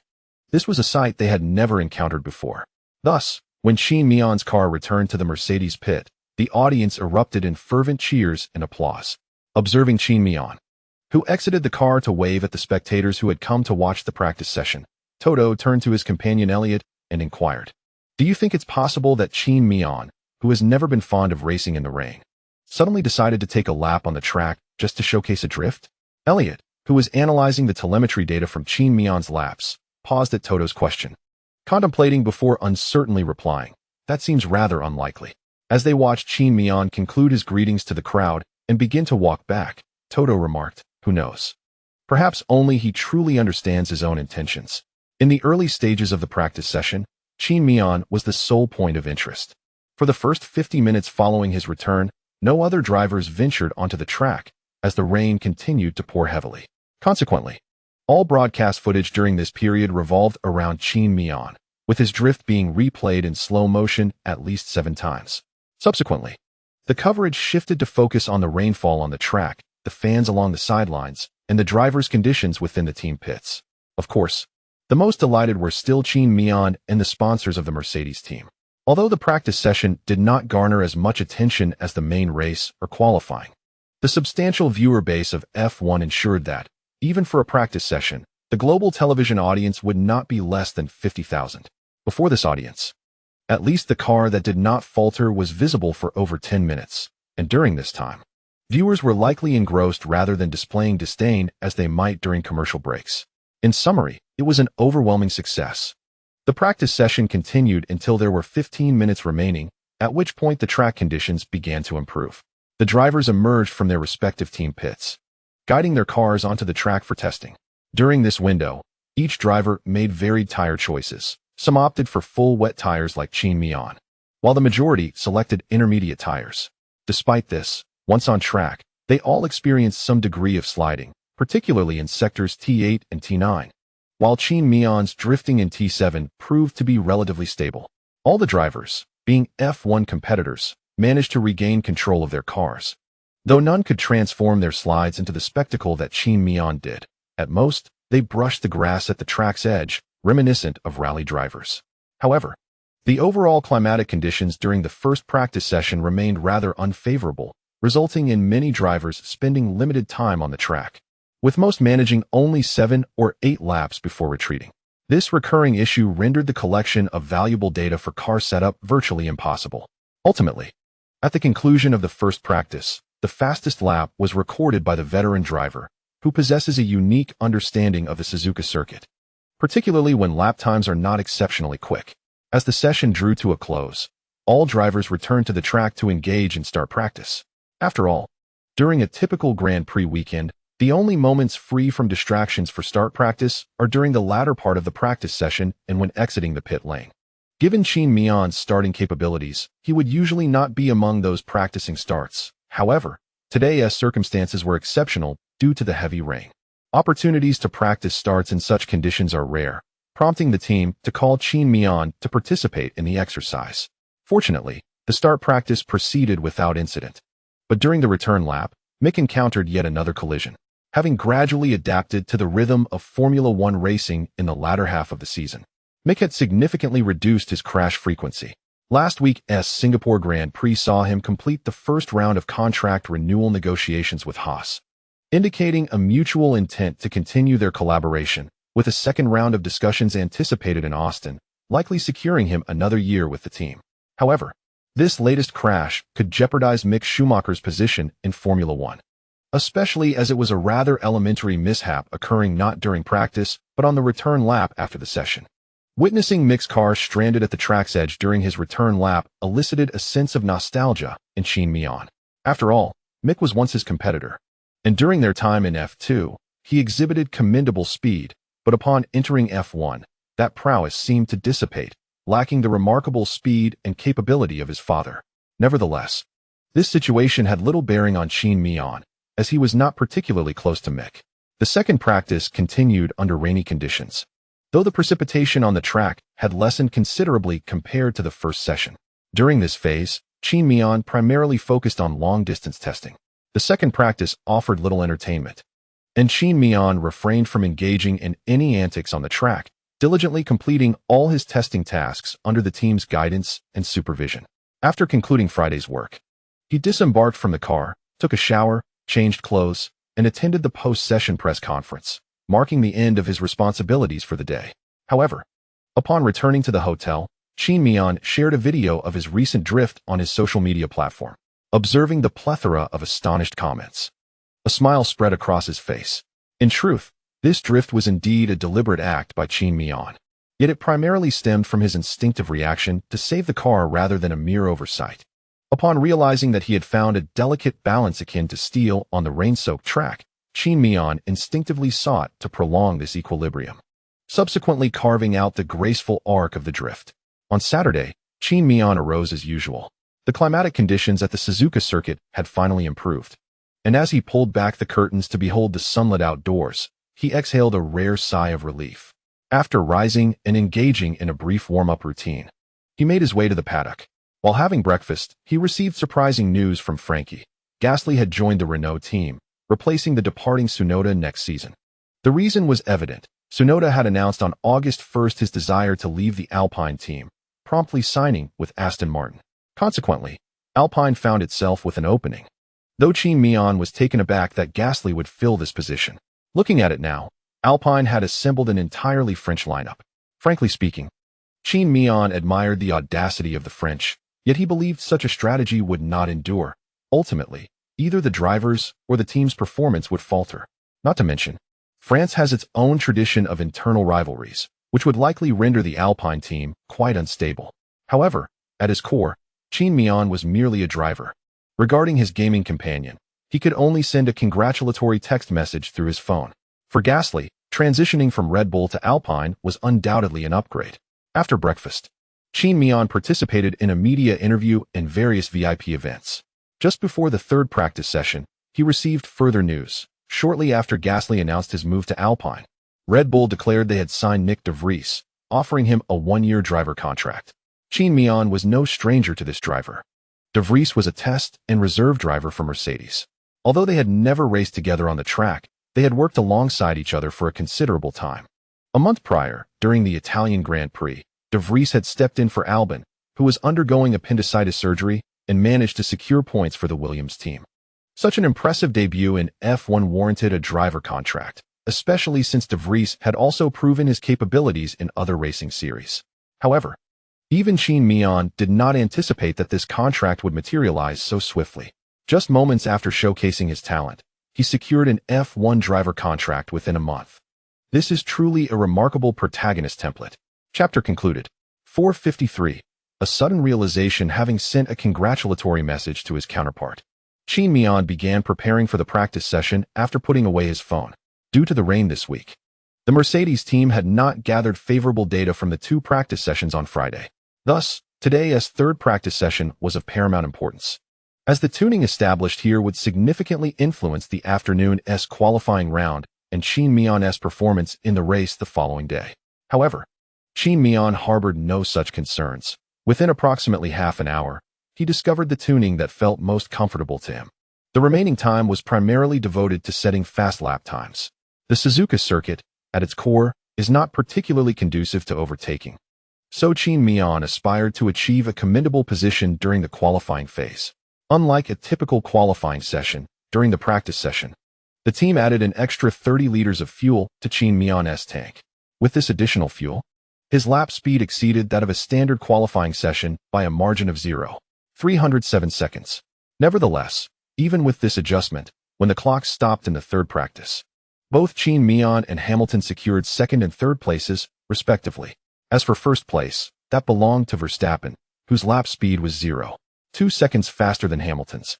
It remains uncertain whether he too had extra fuel in his car. However, the practice session results from competitors were of little reference. It sufficed for Qin Miao to know the approximate speed he could achieve in qualifying. As the morning practice concluded, Qin Miao utilized the interval before qualifying to review his flying laps at the team's headquarters, while the technicians worked diligently to replace the car's engine and made final adjustments to the overall tuning. Soon, the time for qualifying arrived. There was little to elaborate on in Q1. Qin Miao advanced to Q2 in 7th place, with no major surprises from other drivers expected to comfortably progress. During Q2, Zhou Guanyu seemed to awaken some latent potential at Suzuka. Under pressure, he narrowly defeated his idol Alonso by a mere 0.002 seconds, securing a spot in Q3 just before the closing line, finishing in 10th place. The drivers eliminated in Q2 included Alonso, Ricciardo, Bottas, Tsunoda, and Mick. It is worth mentioning that, in this race, Zhou Guanyu triumphed over his teammate Bottas, while Mick Schumacher also outperformed his teammate Magnussen. Despite achieving such results, following his crash in the practice session, the likelihood of Mick Schumacher renewing his contract with the Haas team has dwindled to nearly zero. After all, compared to Magnussen, Mick Schumacher is a considerably more expensive driver, and Haas is notoriously a smaller team with limited financial resources. The most significant and pivotal point is that Mick Schumacher has failed to deliver results on the F1 circuit. Consequently, sponsors who initially held high hopes for him due to his father's legacy have gradually withdrawn their investments from Haas. Ultimately, F1 is a commercial enterprise, especially since its acquisition by a free media group. Without results, there is no funding. Without funding, one cannot progress. During Q3, the Mercedes drivers, Qin Miao and Hamilton, consistently emerged later than their competitors for their first flying lap. In the latter stages of Q1, while other drivers were completing their cooling laps, Qin Miao and Hamilton were only then released in succession. The Mercedes car, at the Suzuka circuit, seems somewhat out of its element, with its overall aerodynamic efficiency not particularly strong. In comparison to the Red Bull cars, the current Mercedes resembles more of a muscle car. Consequently, on this twisty track, the Mercedes is unable to fully unleash its engine power. Despite Qin Miao's utmost efforts today, the relatively unfamiliar and challenging circuit remains unfriendly to him. Thus, after completing his first flying lap in Q3, he managed only a time of 1:30.111, placing him fourth. Although Qin Miao ran conservatively in this lap, he did not hold back significantly. He felt that even with a full push, his single lap speed could only improve by around 0.2 to 0.3 seconds. He sensed that, following this flying lap, even if he pushed to the limits in the next, he might only achieve a lap time in the range of 1:29.8. The high-speed corners of Suzuka are indeed numerous and not suited for the W13B at present. At this moment, Verstappen's first flying lap clocked in at 1:29.699. Observing the speed of the Red Bull car, Qin Miao felt somewhat powerless. However, his final flying lap in Q3 turned out to be faster than he had anticipated, resulting in a time of 1:29.617. Nevertheless, this time only secured him fifth place. The pace of those ahead was truly formidable, leaving Qin Miao with little recourse. Ultimately, the qualifying results were as follows: 1. Verstappen, 2. Leclerc, 3. Sainz, 4. Hamilton, 5. Qin Miao, 6. Perez, 7. Ocon, 8. Vettel, 9. Zhou Guanyu. The Q3 session of the Japanese Grand Prix elicited mixed emotions among domestic fans. While one might feel disheartened by Qin Miao's performance in qualifying, Zhou Guanyu's showing was commendable.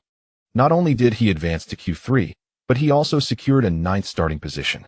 Although this grid position is not the best of his career, Zhou Guanyu's speed was evidently superior to that of his teammate Bottas during this race. However, one must acknowledge the joy that accompanies Qin Miao's evident enhancement in racing performance with Mercedes, despite ultimately securing only the fifth position. Most significantly, he has managed to suppress the prowess of his teammate for almost an entire season. Yet in today's qualifying session, he failed to outpace Hamilton. P5, Qin Miao. Adjust the engine power output mode to Z and bring the car back. Frankie's voice resonated in Qin Miao's ear.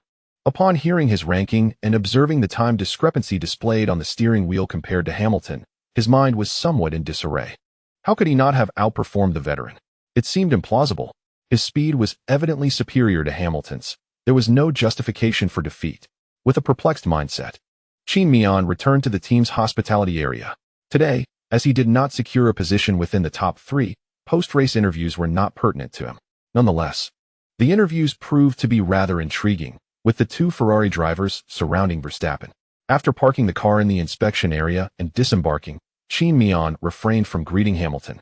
Nor did he extend congratulations to Zhou Guanyu, who had finally managed to reach Q3 and achieve commendable results. After completing the weigh-in, he headed straight back to the team's hospitality suite.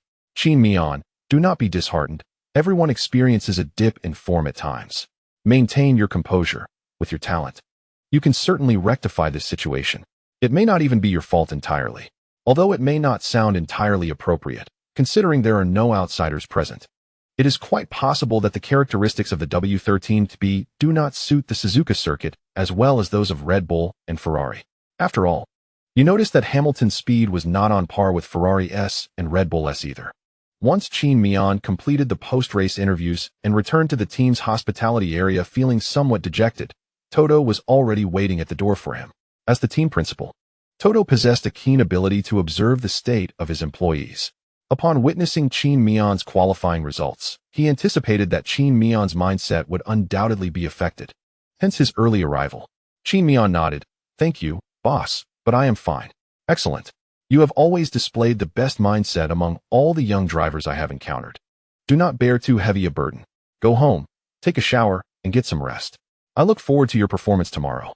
After exchanging a few more words with Toto, Qin Miao did not wait for the post-race team debriefing. Instead, seeking out Hamilton's track engineer to obtain telemetry data from Hamilton's car during the qualifying phase. He then compared Hamilton's telemetry data with his own. Setting aside their differing driving styles, Qin Miao was indeed able to identify his shortcomings within the data, compared to the data from drivers of other teams. Hamilton's data was the most beneficial for Qin Miao, as both drivers operated identical cars, allowing for a clearer assessment of their respective abilities and distinctions. Indeed, through his own research and the post-race team meetings analysis of the qualifying session, Qin Miao discovered several corners where Hamilton widened the time gap between them. Upon compilation, Qin Miao encountered a perplexing conundrum. Hamilton did not significantly extend his lead at any specific corner or timing segment. Rather, his final lap in Q3 was merely a second swifter than Qin Miao's, accumulating small advantages of 0.01 to 0.2 seconds across various corners, which ultimately resulted in a substantial time difference. In fact, during the third timing segment, Qin Miao's speed even surpassed Hamilton's. This scenario suggested either that Hamilton's car possessed an additional 7 or 8 horsepower over his own, or that Qin Miao's comprehension of the circuit was not as profound as Hamilton's. Upon arriving at this realization, Qin Miao was momentarily taken aback. He pondered why. Despite having a systematic approach, he was less familiar with the circuit than Hamilton. In that instant, it dawned on him. He had grown complacent. Winning the World Championship in his rookie year had prematurely granted him access to a victory that many F1 drivers could only dream of throughout their careers. The early season's challenges and the looming threat of losing his title had kept him vigilant. However, as the team's performance improved and he regained the lead in the driver's standings over Verstappen, he subconsciously allowed himself to relax. Though he continued with physical training and simulator sessions, his overall training volume had significantly decreased compared to the beginning of the season and the previous year. Realizing this, Qin Miao abruptly halted his steps. Observing this sudden pause, Barber, who was walking beside him, also stopped and, puzzled, inquired, "What's wrong?" Before Barber could grasp the situation, Qin Miao slapped his own face. Barber exclaimed, "What? Hey, what's this about?" He hurriedly grasped Qin Miao's hand to prevent any further action. Fortunately, they had already departed the paddock and were making their way from the hotel's underground garage to their room. Each race weekend, the Mercedes team would reserve the entire Ritz-Carlton hotel nearby, ensuring that only team personnel occupied the premises, alleviating any concerns about Qin Miao's unexpected outburst reaching the outside world. His self-inflicted slap was a reaction to his realization of recent complacency. Once Barber restrained him, Qin Miao ceased further actions. "Even if we didn't perform well in qualifying, it shouldn't come to this," Barber remarked, seemingly understanding the reason behind Qin Miao's gesture. "Today was merely your first day racing at Suzuka, and even so, Hamilton was only a second faster than you. How many years has he been racing at this circuit? Moreover, despite Hamilton's extensive years of racing experience, he too failed to secure a position among the top 3 during qualifying." One must concede that Qin Miao found Barber's words rather compelling. However, Qin Miao clarified, "My frustration does not stem from this. I have recently come to realize that I have become somewhat lax in my training and familiarity with the racetracks." Qin Miao continued, "In the past, when faced with unfamiliar circuits, I would dedicate no less than 6 hours on the simulator to acclimatize myself before the commencement of a race. Prior to each Grand Prix, I would invest at least 6 hours daily on the simulator to familiarize myself with a new track. Yet, for the Suzuka circuit, I merely allocated the same 4 hours as I would for my routine training. During the team's debriefing in the afternoon, I found that my time difference with Hamilton in numerous corners was merely within a few hundredths of a second. This indicates that my talent and capability are still on par with Hamilton's. My defeat lies in my lack of effort and insufficient familiarity with the track. In essence, I became complacent, though I am aware that this was almost inevitable. After all, I am the only individual in the history of Formula One to have been crowned world champion at the age of 20. However, I did not anticipate that I would come to this realization rather belatedly." Barber, upon hearing Qin Miao's words, found himself at a loss regarding how to respond to the myriad of questions posed by Qin Miao, as it was all rather extraordinary. Are you praising yourself? Or are you conducting a profound self-examination? Barber, being a professional associated with the racing industry, was well acquainted with racing simulators and harbored a genuine passion for motorsport. In his youth, he even claimed a regional championship in karting. Yet, due to familial circumstances, he did not pursue this path further. Despite his affinity for racing, sitting on a simulator for over 2 hours would leave him feeling somewhat fatigued, developing a palpable aversion to the racing game and steering wheel before him. Conversely, Qin Miao routinely trained for 6 hours on the simulator, enduring the G-forces and vibrations the equipment imposed. Furthermore, he allocated time for additional training, maintaining this regimen for over 2 years. Now, having merely reduced his training from 6 hours to 4, Qin Miao felt he had become somewhat negligent.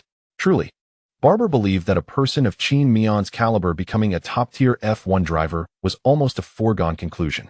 What are your plans now? Barber cautiously released his grip on Qin Miao's hand and inquired tentatively, are you going to train? Qin Miao rolled his eyes. There is a race tomorrow.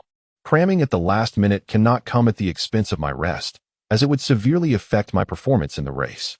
I am going to sleep. Are you certain? Barber remained somewhat apprehensive. After a moment of contemplation, Qin Miao replied, you may envision my current state as a moment of enlightenment, akin to suddenly grasping the method to solve a particular equation or comprehending a book. After returning to the hotel in the evening, Qin Miao took the opportunity to review Verstappen's onboard footage of his lap. The speed of that lap was indeed astonishing, especially when compared to his teammate Perez. One could genuinely appreciate Verstappen's prowess. However, the final outcome was, as Qin Miao had anticipated, a testament to Verstappen's undeniable strength. Qin Miao could comprehend many of Verstappen's cornering techniques, and even believe that if their positions were reversed, he could achieve Verstappen's speed in the current RB17. In fact, Qin Miao was confident that he could surpass Verstappen's pace. Yet, these assertions were solely predicated on the capabilities of the RB17. Qin Miao was piloting the W13B, which possessed entirely different characteristics from the RB17. Thus, he was unable to glean any significant insights from Verstappen's racing lines or braking points that would enhance his lap times. At best, they served merely as a point of reference. After watching the recording, Qin Miao retired for the night, and the following day marked the commencement of the Japanese Grand Prix. He drew back the curtains to reveal a torrential downpour. The meteorological department of the team provided data indicating that the rain would persist throughout the day, including during the race. Furthermore, the intensity of the rain was expected to increase as the race progressed. Ironically, this information was somewhat favorable for Qin Miao, as heavier rain necessitated the use of full wet tires. Throughout the entire Grand Prix weekend, he was the only one on the track to have tested on full wets, despite an incident that had sent shivers down the spines of the entire Mercedes team. Yet, looking at the weather, Qin Miao could find no joy. That slight advantage offered by the information would not translate into any improvement in lap times. After a disappointing qualifying session, the race was now set to be marred by rain. It seemed that this wretched place was cursed, conspiring against him. With a frustrated exclamation of what bad luck, Qin Miao suddenly had an idea. He promptly pulled out his phone and called Barber. Good morning, Barber. Typically, Qin Miao would not call Barber. In fact, the number of times he initiated a call throughout a season could be counted on one's fingers. Nevertheless, Barber, having not forgotten his duties, answered promptly, albeit with a groggy voice, likely just awakened. Barber, could you check around the track for some red cinnabar yellow paper and a brush? Please get some for me. Huh? What is that? Barber was perplexed by the unfamiliar terms, but as Qin Miao explained over the phone, Barber's confusion began to dissipate. Ultimately, Qin Miao invited Barber over, penned a note for him, and sent him off to find the items nearby. Qin Miao, in truth, harbors skepticism towards such beliefs, or one might say that he embodies the quintessential mindset of a traditional Chinese individual, believing when the need arises, yet indifferent when it does not. This weekend at the Grand Prix, Qin Miao truly felt a sense of misfortune in various matters, prompting him to consider the wisdom of his ancestors. As for drawing talismans, he was not adept at it. However, the internet abounds with templates, and he could easily replicate one.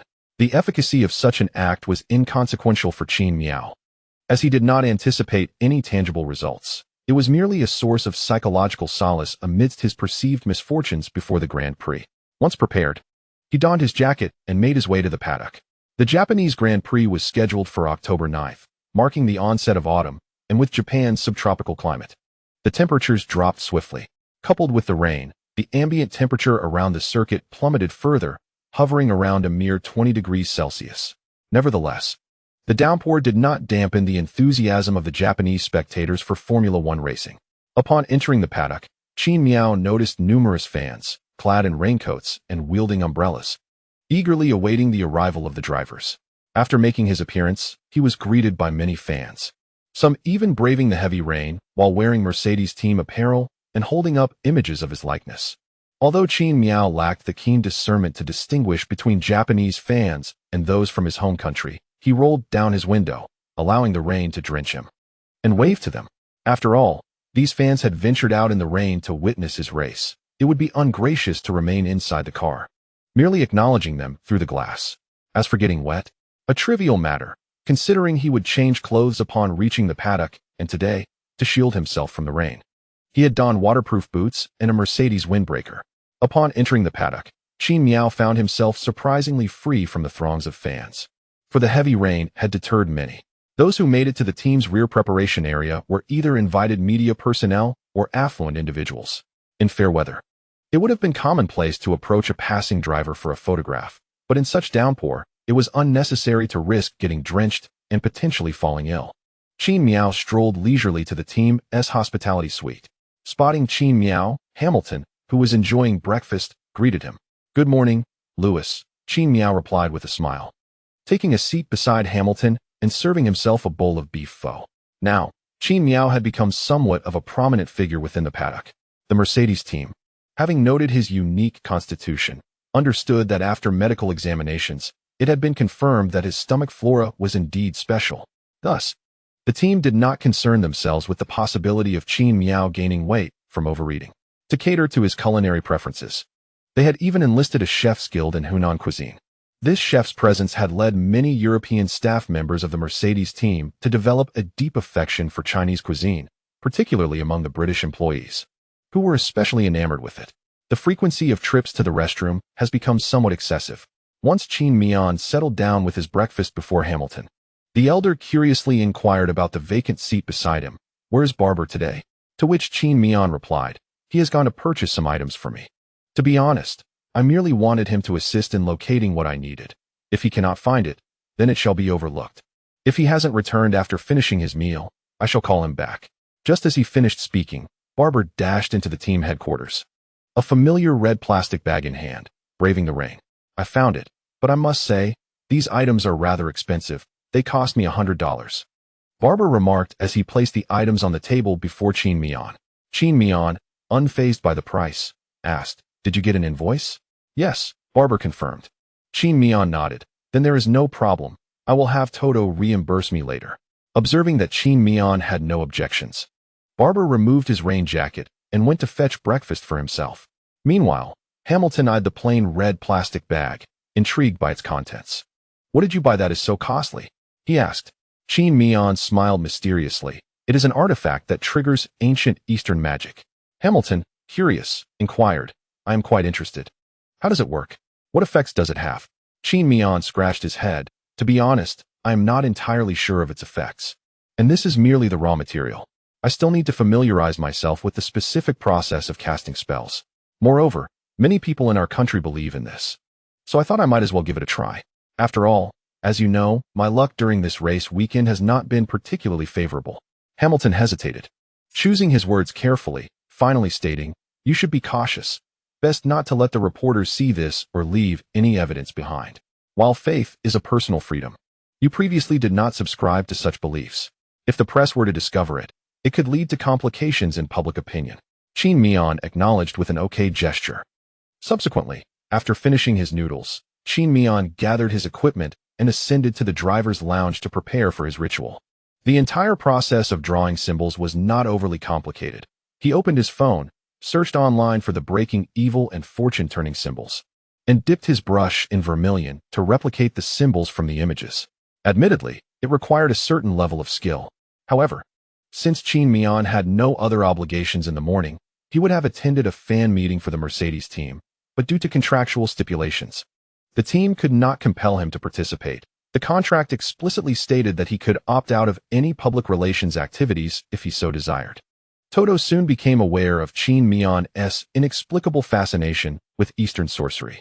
Despite the fact that Qin Miao was engaging in this during his downtime, Toto remained concerned that he might neglect his primary responsibilities due to this newfound interest. However, prior to the unfolding of events, Toto had no grounds to impede Qin Miao's actions, merely instructing Barber to closely monitor him, ready to intervene should any signs of immersion manifest. After expending 3 hours and utilizing nearly all the yellow paper Barber had procured, Qin Miao managed to produce 2 talismans that were, at best, passable. As he gazed at these talismans, a sudden realization dawned upon him. He was utterly oblivious to their intended usage. Hastily, he retrieved his phone, seeking urgent guidance. And after a brief moment of desperation, Qin Miao meticulously folded the talismans into the shape of a sword. He then rushed downstairs to find Reyes, who regarded him with a mixture of confusion and reluctance as Qin Miao borrowed his lighter. Though F1 drivers do not smoke, the personnel of the F1 team are, after all, human and do indulge in cigarettes.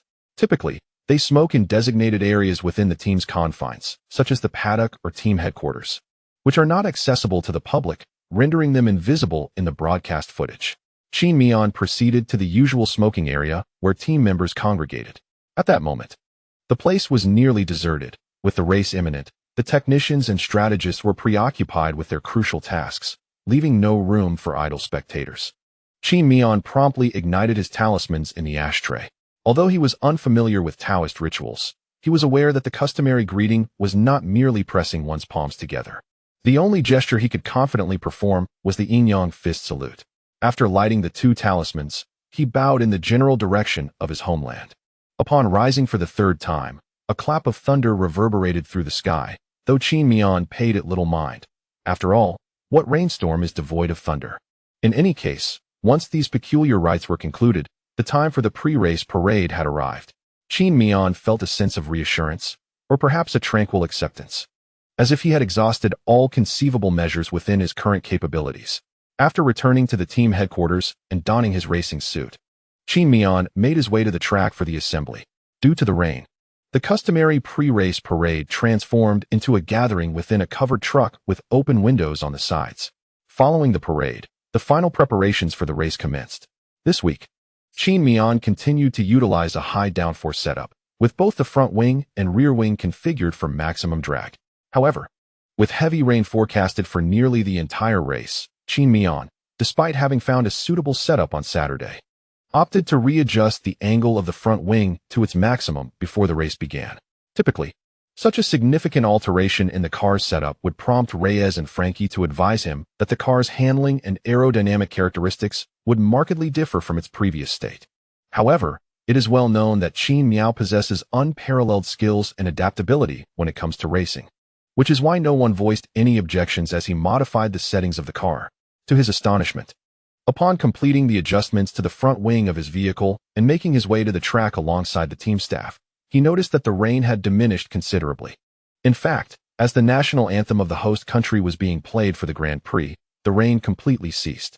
Consequently, Qin Miao had no choice but to instruct Barber to revert the front wing settings before the anthem commenced. As the anthem resonated in that imposing venue, both Qin Miao and Zhou Guanyu wore expressions that were far from pleasant. Zhou Guanyu appeared slightly more composed, while Qin Miao wore a consistently displeased visage throughout the proceedings. Despite having always shown respect for the anthems of other nations, Qin Miao did not even remove his cap this time.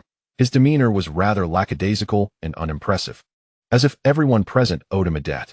Hamilton, observing Qin Miao's behavior, was genuinely taken aback. This was not typical of Qin Miao. Was he unwell today? Nevertheless, Qin Miao offered no explanation, indifferent to whether his actions might diminish his fan base in Japan, a market that was not his primary stronghold. Once the national anthem concluded, Qin Miao returned to his car, where Reyes and the team had restored the front wing's angle to its original settings. At that moment, Qin Miao noticed Zhou Guanyu passing by. Both Chinese drivers were starting from the side, near the pit lane for this race, making their paths cross. Old Zhou, Qin Miao called out to him. What is it? Zhou Guanyu replied, somewhat puzzled. Although there was still time before the race commenced, there was much to attend to. So he wondered what pressing matter warranted Qin Miao's summons.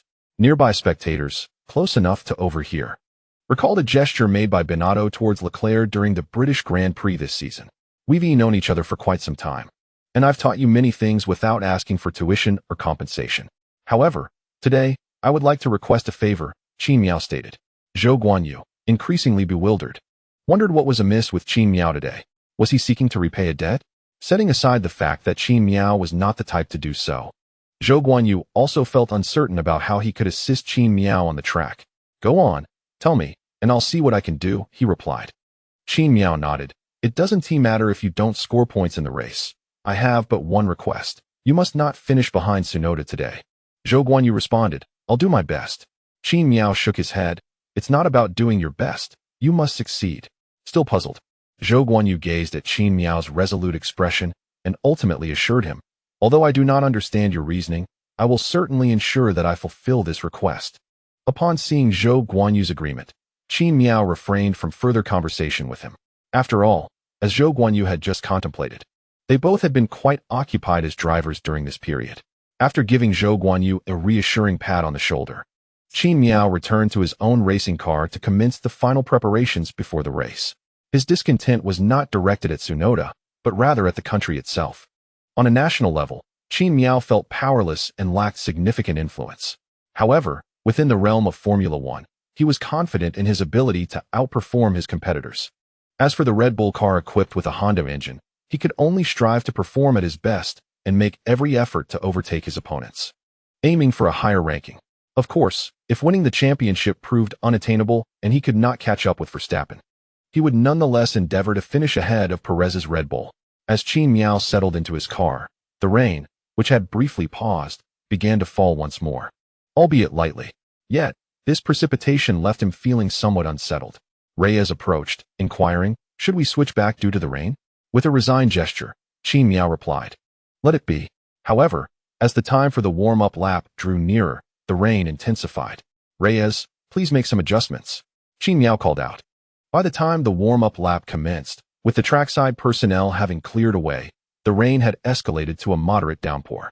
Given such track conditions, all drivers opted for intermediate tires at the start. Full wet tires were unnecessary as the rain had not reached that magnitude. As many F1 fans jest, Formula One does not halt its Grand Prix merely due to rain. Should the rain intensify to the point necessitating full wet tires, the race officials would likely deploy a red flag, pausing the event until conditions improved for a safe restart. At precisely 2 p.m. local time, the drivers, already prepared in their positions, observed the red lights above extinguish, signaling the green light's illumination and the onset of the warm-up lap. Verstappen and Leclerc surged forward without hesitation. Meanwhile, Qin Miao found himself momentarily stunned. As signs in front accelerated, a dense curtain of spray obscured his view, leaving him with only the white mist kicked up by the intermediate tires. Despite having faced wet races before in his career, he was taken aback by the sheer volume of spray generated today, rendering the track ahead nearly invisible. It was, after all, merely the warm-up lap. The substantial spray during this phase prompted drivers to maintain a significant distance from one another, a precautionary measure to avoid incidents akin to Mick Schumacher's mishap during the practice session. No one wished to retire from the race before it even began, leaving them to ponder whom to hold accountable. Moreover, another significant advantage of maintaining a wider formation is that the trailing cars can maneuver along the racing line to disperse water from the track prior to the commencement of the race.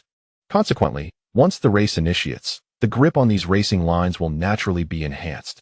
During the warming-up lap, the Mercedes team adeptly demonstrated to Qin Miao the sophistication of their weather forecasting capabilities. This was evidenced when Qin Miao received a notification from Francky during the team's telemetry report. Qin Miao, the rain is unlikely to diminish in the short term, and it may even intensify 5 minutes after the race starts. Please exercise caution at the outset. Despite a hint of resignation, Qin Miao responded affirmatively, understood. I will remain vigilant. Please inform me of any changes in weather conditions. The warming-up lap proceeded without incident. After its conclusion, the drivers returned to their starting positions, with the medical chase car taking its place at the rear. The green flag hesitated momentarily before being waved at the official signal, indicating that the race was about to begin. Soon, 5 red lights illuminated the track, then extinguished. With the lights out, the 2022 Japanese Grand Prix commenced. Let us observe how Qin Miao, who has historically struggled in wet conditions, performs at the start of today's race. The commentators from 5-Star Sports, as always, directed their keen attention towards Qin Miao throughout this Grand Prix, and today was no exception. Aware that Sainz would likely focus his attention on him during the start, Qin Miao intentionally angled his car slightly towards the inside line as the warming-up lap concluded. He prepared for a maneuver that would allow him to squeeze towards the inner line immediately after the start. Qin Miao understood that by adopting this stance, Sainz would most likely veer inward at the start, utilizing the spray from the cars to obscure Qin Miao's visibility. Despite his challenges in wet conditions, his starting prowess remains among the very best in Formula One, and Sainz would need to be cautious. However, in reality, after the start, Qin Miao only managed to steer towards the inner line for approximately 50 meters before he redirected the car back to the outer line, ultimately positioning himself ahead of Ocon, who also aimed for an outer start. During this brief moment, Qin Miao glanced at his rearview mirror. Truthfully, there was a fleeting instant when he genuinely feared that a car behind him, unable to discern his position, might collide with him. After all, through the rearview mirror, all he could see was a vast expanse of white mist.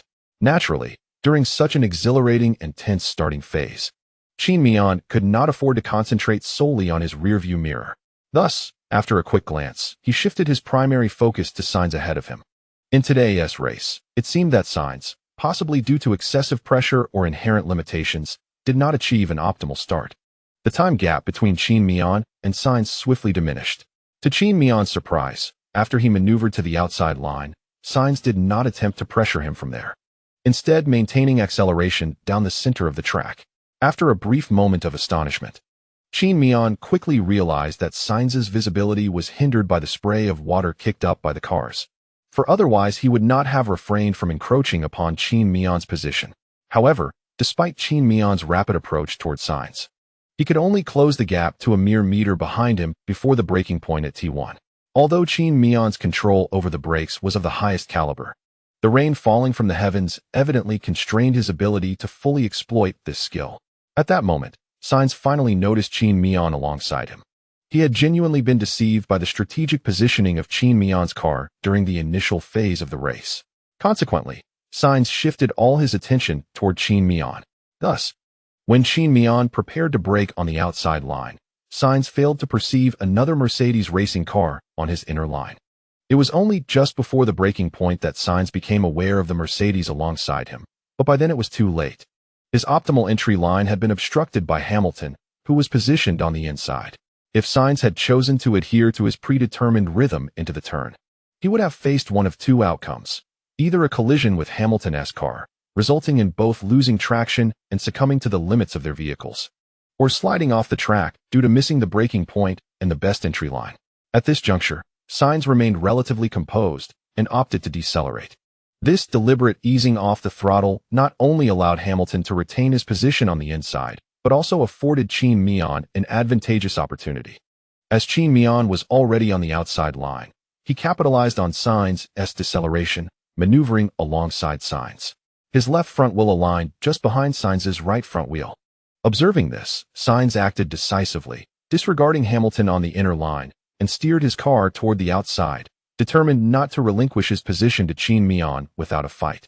In this encounter, Sainz's defensive intentions toward Qin Miao were overshadowed by the fact that Hamilton had entirely surpassed him on the inside, while Qin Miao had yet to fully overtake Sainz.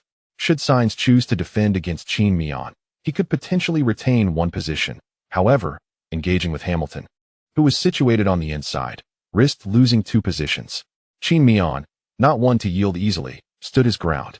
Yet, as the two cars entered T2 wheel to wheel, a yellow flag unexpectedly emerged in the first sector. With the yellow flag in effect, it became prohibited for drivers behind to overtake those in front. This meant that if Qin Miao were to recklessly seize the position, the officials would compel him to relinquish it. Thus, Qin Miao's initial attempt did not succeed in elevating his position. Rather, it allowed Hamilton to ascend to the podium following the start. This could be likened to the proverbial conflict between the clam and the snipe, where the fisherman ultimately benefits. As the chapter concludes, the FIA's tendency to remember only grievances becomes evident. After reluctantly allowing signs to pass, Qin Miao felt a pang of distress. The spray of water kicked up by Sainz's car was overwhelming, despite the hydrophobic coating on his helmet visor preventing rain from adhering. The relentless deluge from the car ahead rendered visibility nearly impossible. Whenever Qin Miao drew closer to Sainz, he could scarcely discern the racing line being followed. Relying solely on the tail lights of Sainz's vehicle to gauge his position, with a resigned sigh, Qin Miao contemplated whether he should request an early pit stop or execute a late entry into the pits, hoping to exploit the peculiar pit strategies of Ferrari this season. Yet, as these thoughts occupied his mind, an unexpected series of events unfolded on the track. Upon reaching turn 12, Sainz, without even approaching the braking point, simply eased off the throttle to navigate a corner that should have been manageable in dry conditions. Suddenly, Sainz's tires lost all grip, and his car skidded uncontrollably to the right, veering past the apex of turn 12 and onto the grass before being drawn back onto the track by the curvature. Hurtling between turns 12 and 13, ultimately colliding with the left side barrier and coming to a halt on the circuit. Having closely followed Sainz, Qin Miao was taken aback by this abrupt incident. However, he adeptly pressed the brakes, avoiding entanglement in the chaos. In the process, Sainz shattered a Rolex advertisement board. Although this board did not strike Qin Miao's car, the airflow generated by his rear diffuser caused it to linger in the air a moment longer before being affected by the wake of several trailing drivers. Ultimately, this board fortuitously landed on Gasly's car, which had just emerged from the pits after a front wing and suspension adjustment, consequently damaging the front wing of the small Red Bull. Moreover, the yellow flag that had compelled Qin Miao to forego an attack on Sainz during the early stages of the race was due to an incident involving Vettel after the start. Vettel had launched with remarkable speed, opting to overtake the car ahead on the outer side of the track, a decision that initially proved fruitful as he gained 4 positions. However, upon reaching the braking point at turn 1, he collided with the left front wheel of Alonso's car, which had braked late on the inner line. As Vettel's car approached the corner, all 4 tires were operating at the very limits of grip. This collision caused Vettel's vehicle to lose control and veer into the buffer zone beyond turn 1. However, these seasoned drivers possess a remarkable ability that many smaller teams envy: the art of navigating chaos without collision.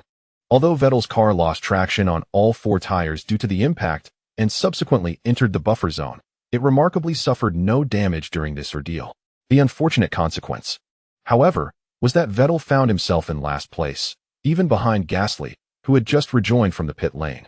Additionally, Albon retired from the race after being struck during the start, which resulted in a failure of his car's hydraulic system, rendering his brakes ineffective and drastically diminishing their efficiency and precision.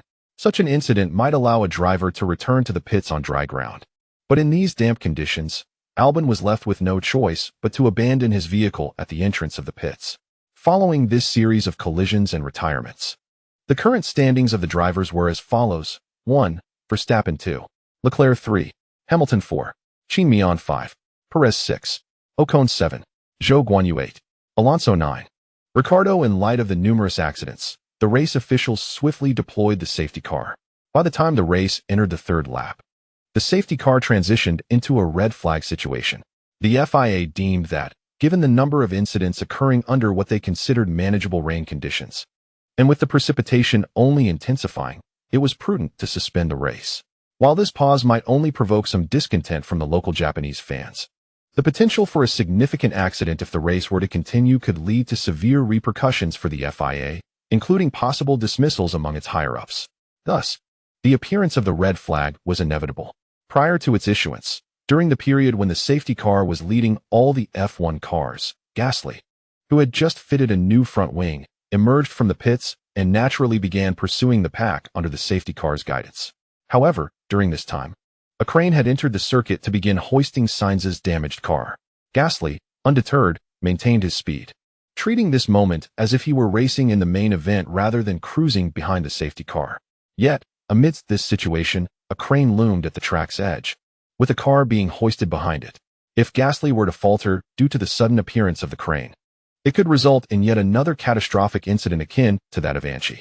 Fortunately, Gasly may have escaped unscathed, as the current generation systems are indeed impressive. However, the crew working behind the crane faced a perilous fate. After passing the crane, it took the officials 2 seconds to deploy the red flag. At that moment, Gasly's attention was entirely fixated on the crane, rendering him oblivious to the illuminated red flag signals by the trackside.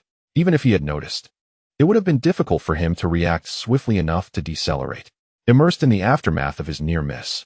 When all the drivers returned to the pit area during the red flag period, Gasly promptly exited his car to communicate with the media officer of the AlphaTauri team regarding the incident. The recent crash involving Bianchi loomed large, and the recurrence of a similar issue during today's race clearly indicated that the Suzuka circuit organizers had failed to heed the consequences of that incident. They embodied the unwavering spirit of the Yamato nation, resolutely admitting fault yet refusing to amend their ways, showcasing an extreme dedication to craftsmanship. Meanwhile, Qin Miao was unaware of the situation. After parking, he remained seated in his car and inquired via team radio, "Franch, how long do you anticipate this red flag will last?"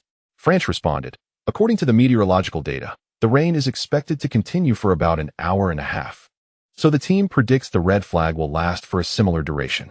You can step out of the car and stretch a bit now." Upon hearing this, Qin Miao decided to leave the confines of his vehicle. Exiting, he accepted the umbrella that Barber had been holding over his head since he parked. He then jogged away from his car to seek shelter under the eaves of the team's hospitality area to escape the rain. Before long, Reyes and his team arrived, carrying a large structure to shield the cars from the rain. Qin Miao recognized that the downpour would not cease anytime soon, and thus the red flag would likely remain in effect for a while, although he doubted that the red flag would persist for as long as Franch suggested. Half an hour seemed plausible. Consequently, Qin Miao returned to the team's hospitality area, where at least there was a place to evade the rain and it was warmer than outside. However, after sitting for over 20 minutes, boredom began to set in as there was nothing he could do at that moment. Suddenly, he turned to Barber, who was watching the replay of the recent incident, and said, "Barber, could you do me a favor?" Barber, startled by the request, felt an ominous premonition. Surely, Qin Miao wasn't going to ask him to procure something strange again. However, it turned out that Barber was overthinking it this time. Qin Miao simply stated, "Could you fetch my Steam Deck from my lounge? I'm quite bored and would like to play a game." Barber replied, "Why not just ask me to get you something odd instead? We're currently in a race, albeit halted due to the rain and the incident.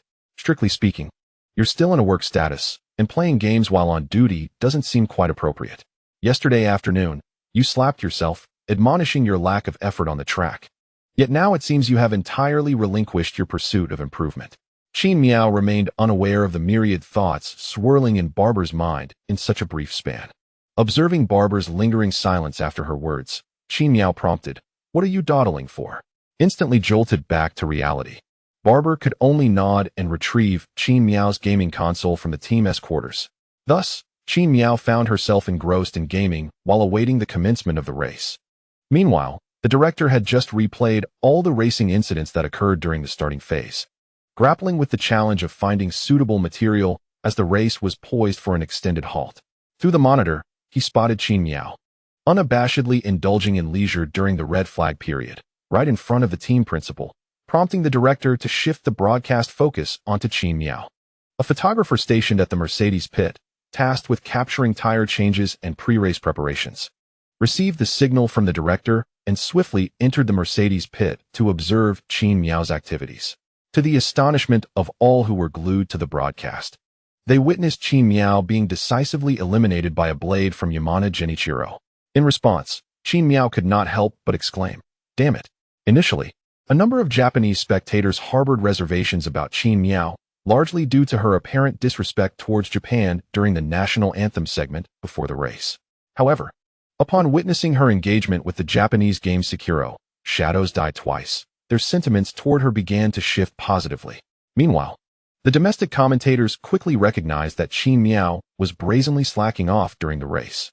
Bing Gu found himself at a loss for words, while Zhou Hauran promptly defended Qin Miao, stating, "According to the weather data from the FIA, today's rain is expected to intensify and will not cease anytime soon. It's reasonable for Qin Miao to indulge in a bit of gaming to alleviate her boredom. After all, she is young." Fei Gu chimed in, affirming, "Indeed. Qin Miao frequently live streams her gaming sessions back home. It's evident that she enjoys gaming, and taking a moment to unwind amidst the current monotony is hardly problematic.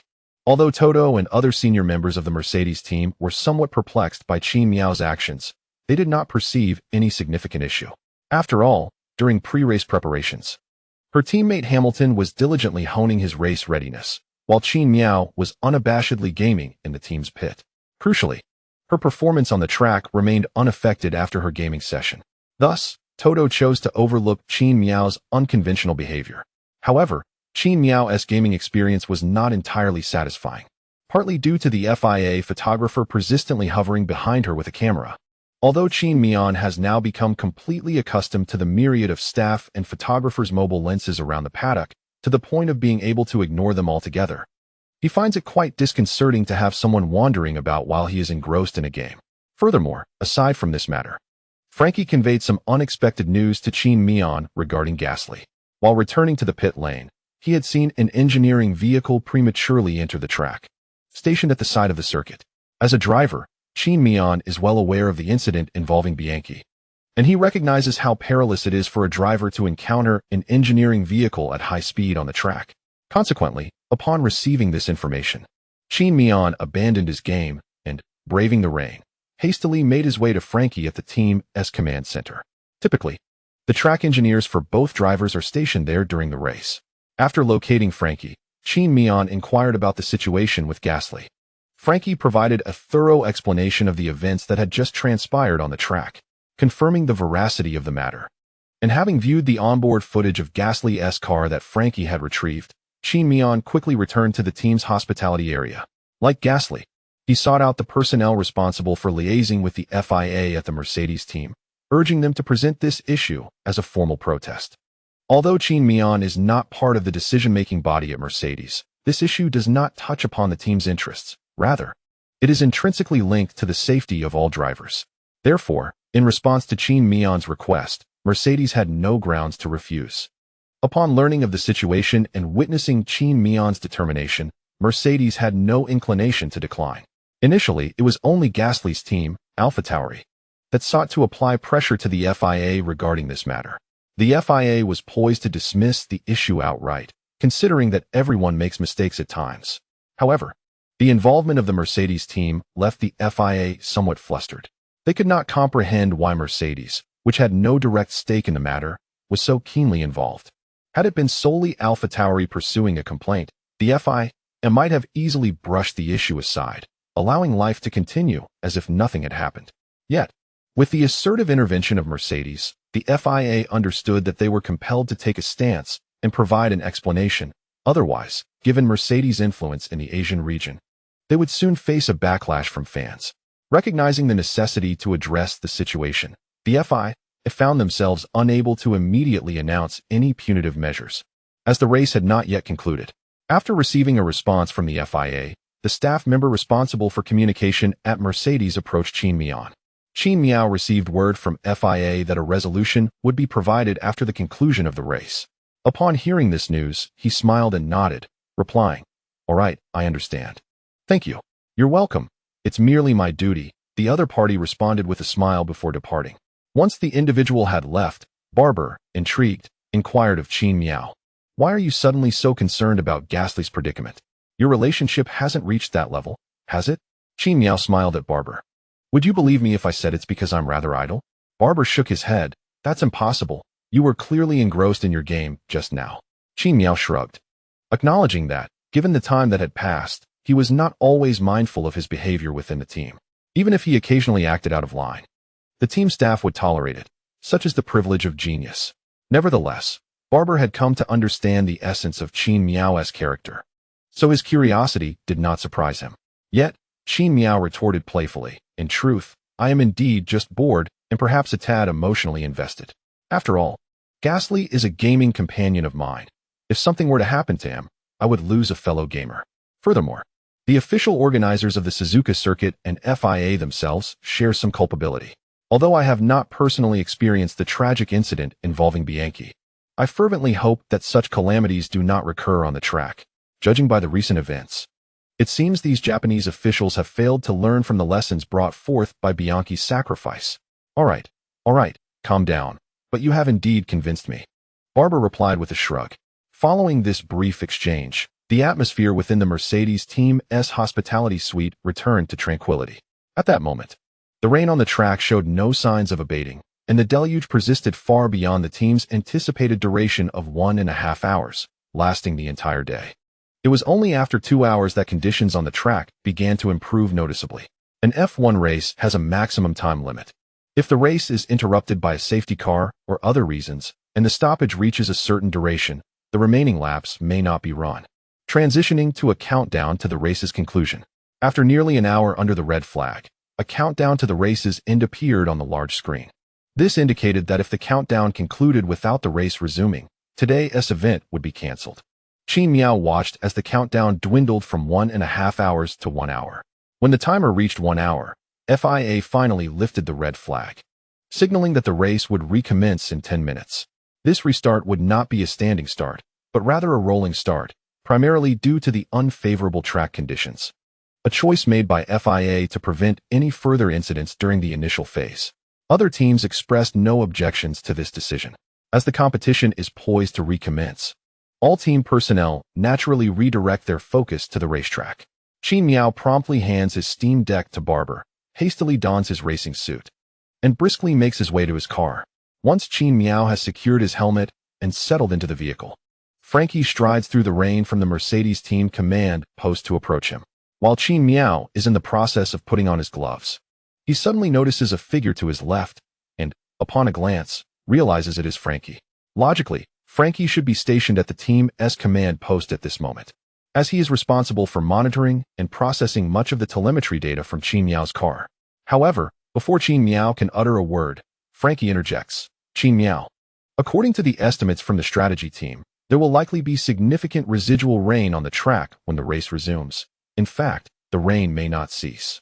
Given that the FIA has decided to restart the race at this juncture, we anticipate that other teams will be utilizing full wet tires during this period.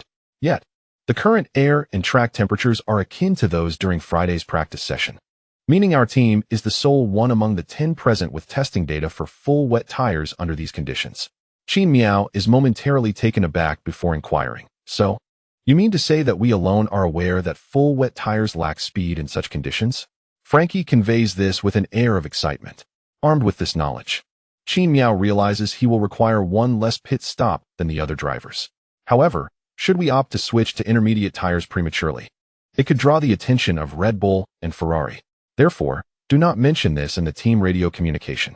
We will initially fit you and the other teams with full wet tires, and before the FIA requests the team personnel to withdraw, we will switch you and Hamilton to intermediate tires. So, remain patient and trust the strategy team. Observing Francky, Qin Miao can only give a thumbs up and exclaim, "You lot are truly crafty." Francky clears his throat and adds, "There is one more thing. Although the data on full wet tires has been collected by you, we are, after all, a team.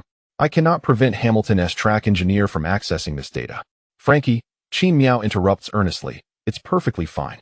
Setting aside the fact that I have the opportunity to overtake Hamilton on the track, even if I do not surpass him due to weather conditions and ultimately finish second in this race, I still firmly hold the top position in the driver standings. Do I not? Even if Hamilton claims victory in all remaining Grand Prix this season, his current point tally poses no threat to my pursuit of the championship title. I am glad to hear you think this way. I was merely concerned that you might feel Hamilton's presence could impede your efforts to widen the points gap between yourself and Verstappen. After all, although you currently hold an advantage in the points standings, the gap between you and Verstappen is not insurmountable. A single misstep or retirement could render all your efforts futile. However, Hamilton's pursuit of the championship no longer significantly impacts his standings or the overall championship scenario for this season." Qin Miao interjected, gesturing to Francky. "You know I am not that kind of person." "All right," Francky shrugged, extending his hand to shake Qin Miao's with sincerity. "Today is a rare opportunity. The team will do its utmost to prevent any hindrance to your performance. I hope you achieve a commendable result. Good luck." Qin Miao patted the back of Franky's hand reassuringly. "Rest assured, I have never let the team down." After nodding, Francky relayed some instructions to Reyes and then proceeded to communicate briefly with the staff of Hamilton's team before returning to the command post of the Mercedes team. Subsequently, all teams carried out a series of preparatory tasks methodically, just as everyone was diligently finalizing their last preparations before the race commenced. In the crucial half-minute before tire changes were prohibited in the pit area, a Mercedes team member, initially squatting beside the four wheels of the car and adjusting the tire blankets, abruptly picked up a low-powered portable impact wrench. The 8 team members swiftly began to dismantle the 8 tires of both Mercedes cars and quickly replaced them with intermediate tires. It was only after the Mercedes team had completed their tire changes that the staff from other teams realized what had transpired. Even when they did realize, the remaining time was insufficient for them to mimic Mercedes' strategy and switch from full wet tires to intermediate ones. Moreover, among all the teams, the Red Bull strategy group reacted the fastest. However, when they attempted to follow Mercedes' lead in switching to intermediate tires, their tire carts had already been withdrawn in advance. Thus, the strategists from Red Bull and Ferrari could only watch helplessly as the Mercedes team fitted Qin Miao with a set of intermediate tires. Nevertheless, the F1 teams are known for their resourcefulness, and it did not take long for someone to recognize that Mercedes was the only team that had conducted effective test laps on full wet tires in such rainy conditions that week. Consequently, they naturally understood whether full wet tires or intermediate tires would perform better in such track conditions. At this moment, many strategists who had come to this realization slapped their foreheads, lamenting why they had not thought of this earlier. How could they have overlooked such a significant detail during the all-important practice sessions of this race weekend? Had they remembered this, they would have closely monitored both Mercedes cars during the restart phase of the race, ready to replicate their tire changes at the first sign of any action. Upon reflection, the strategists from Red Bull and Ferrari realized that during Q1 of this race weekend, the only thought occupying their minds had been Qin Miao's seemingly impossible drift executed in an F1 car. Damn it. Well played, Qin Miao. How cleverly you concealed this. Is this within your calculations? In truth, Qin Miao merely made an error at that moment.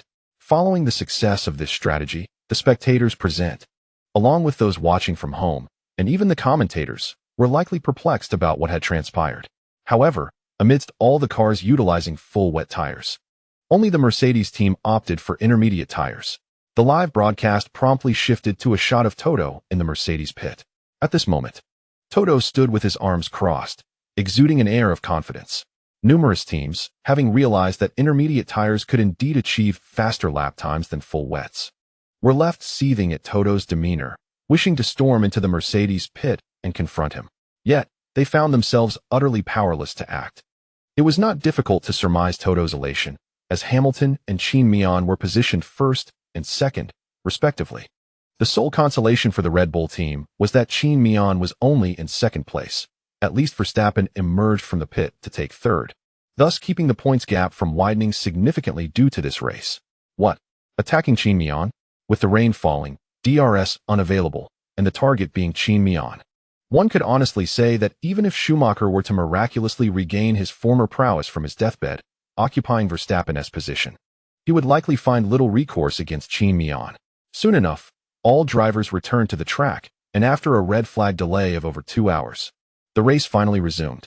However, upon emerging from the pit, both Qin Miao and Hamilton distinctly felt that the intermediates were more slippery than the full wets. Yet, as the safety car led the pack for 2 laps, the track conditions visibly improved, and the stability of both Qin Miao and Hamilton's cars became markedly better. By the 3rd lap under the safety car, they both sensed a substantial increase in grip, making for a much more comfortable drive. Ultimately, with just 40 minutes remaining in the race, the safety car had led for 6 laps, and at the conclusion of the 6th lap, its lights extinguished, signaling the impending restart. The race was about to resume. At this juncture, the Mercedes team members felt a mixture of confidence and unease. For the notion that intermediates were faster than full wets was merely data gleaned from Friday. The car setups then were vastly different from those now. They were uncertain whether the circumstances could mirror those of the previous day.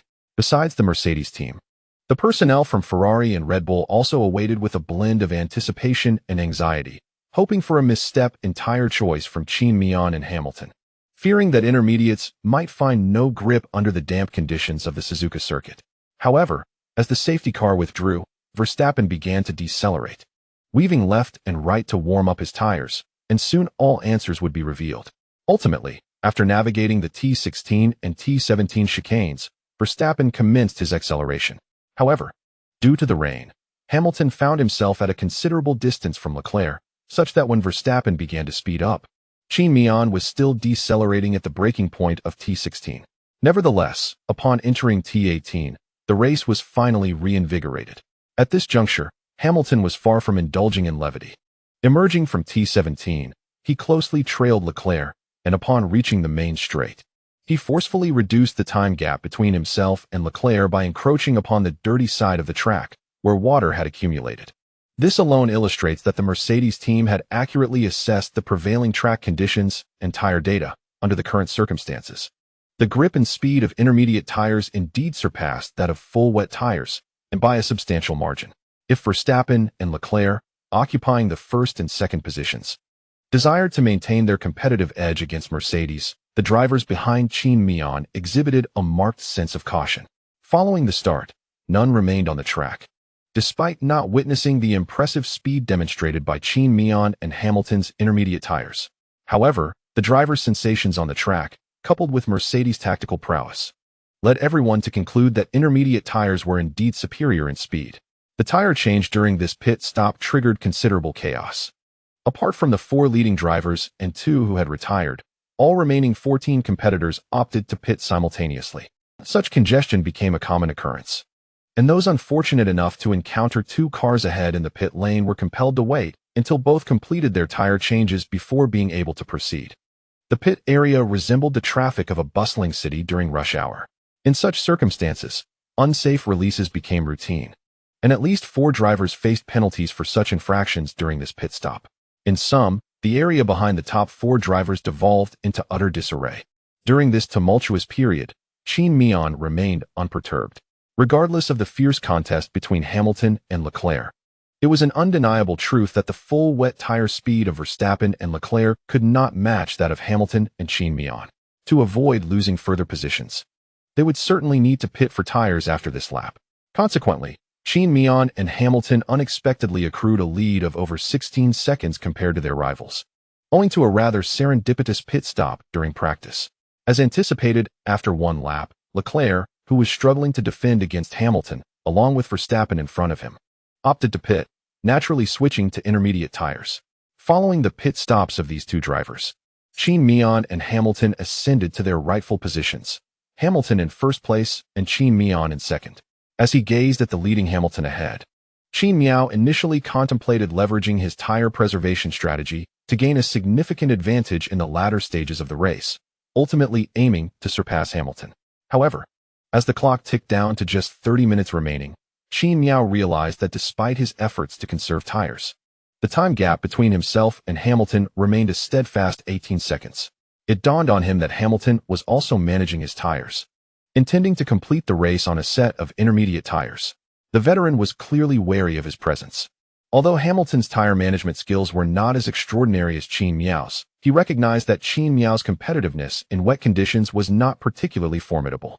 Coupled with the inherently challenging overtaking characteristics of the Suzuka circuit and his complete acclimatization to the W13B, Hamilton felt confident in withstanding any pressure Qin Miao might exert in the race's closing moments.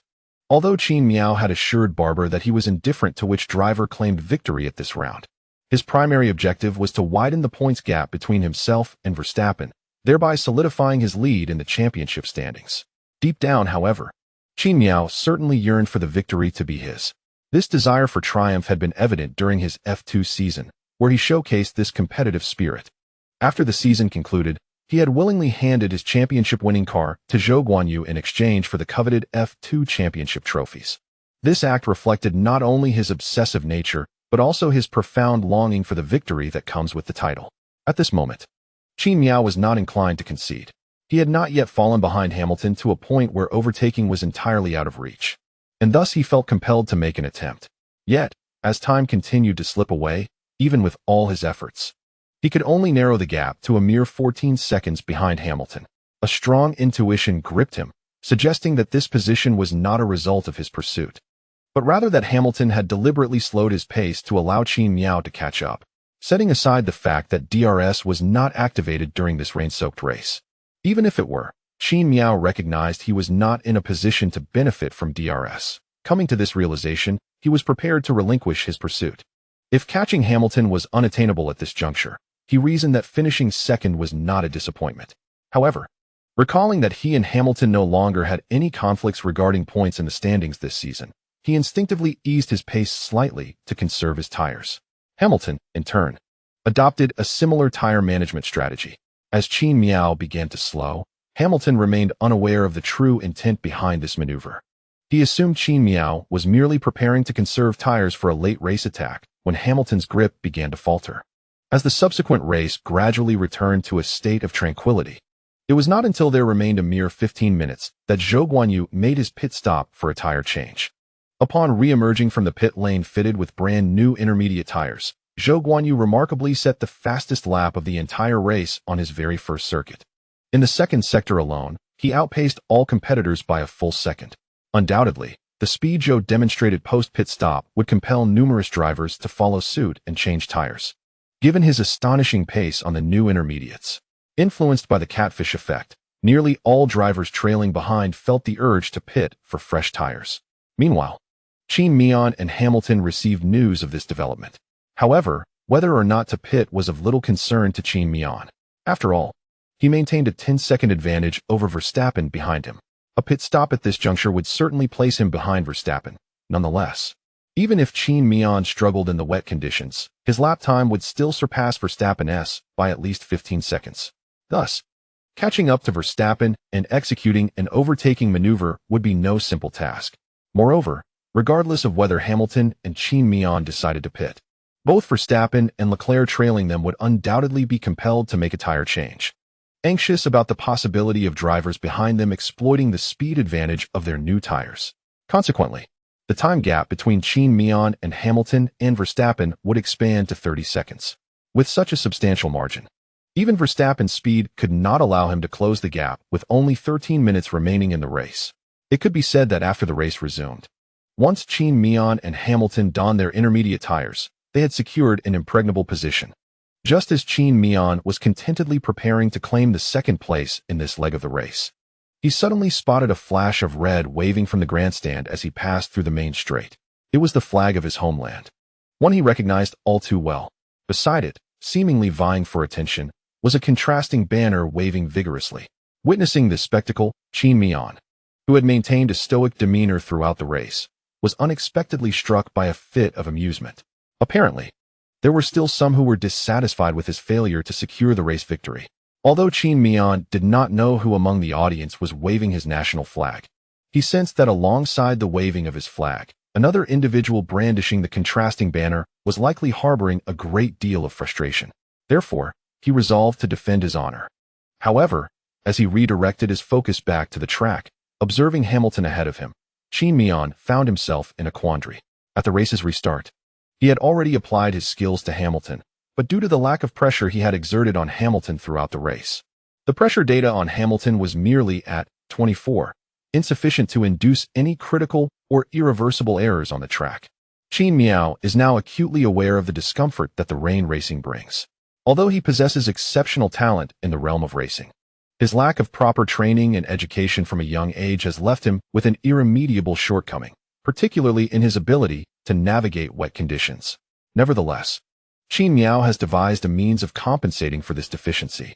As the 2022 season progresses, including the ongoing Japanese Grand Prix, he has participated in 18 races thus far.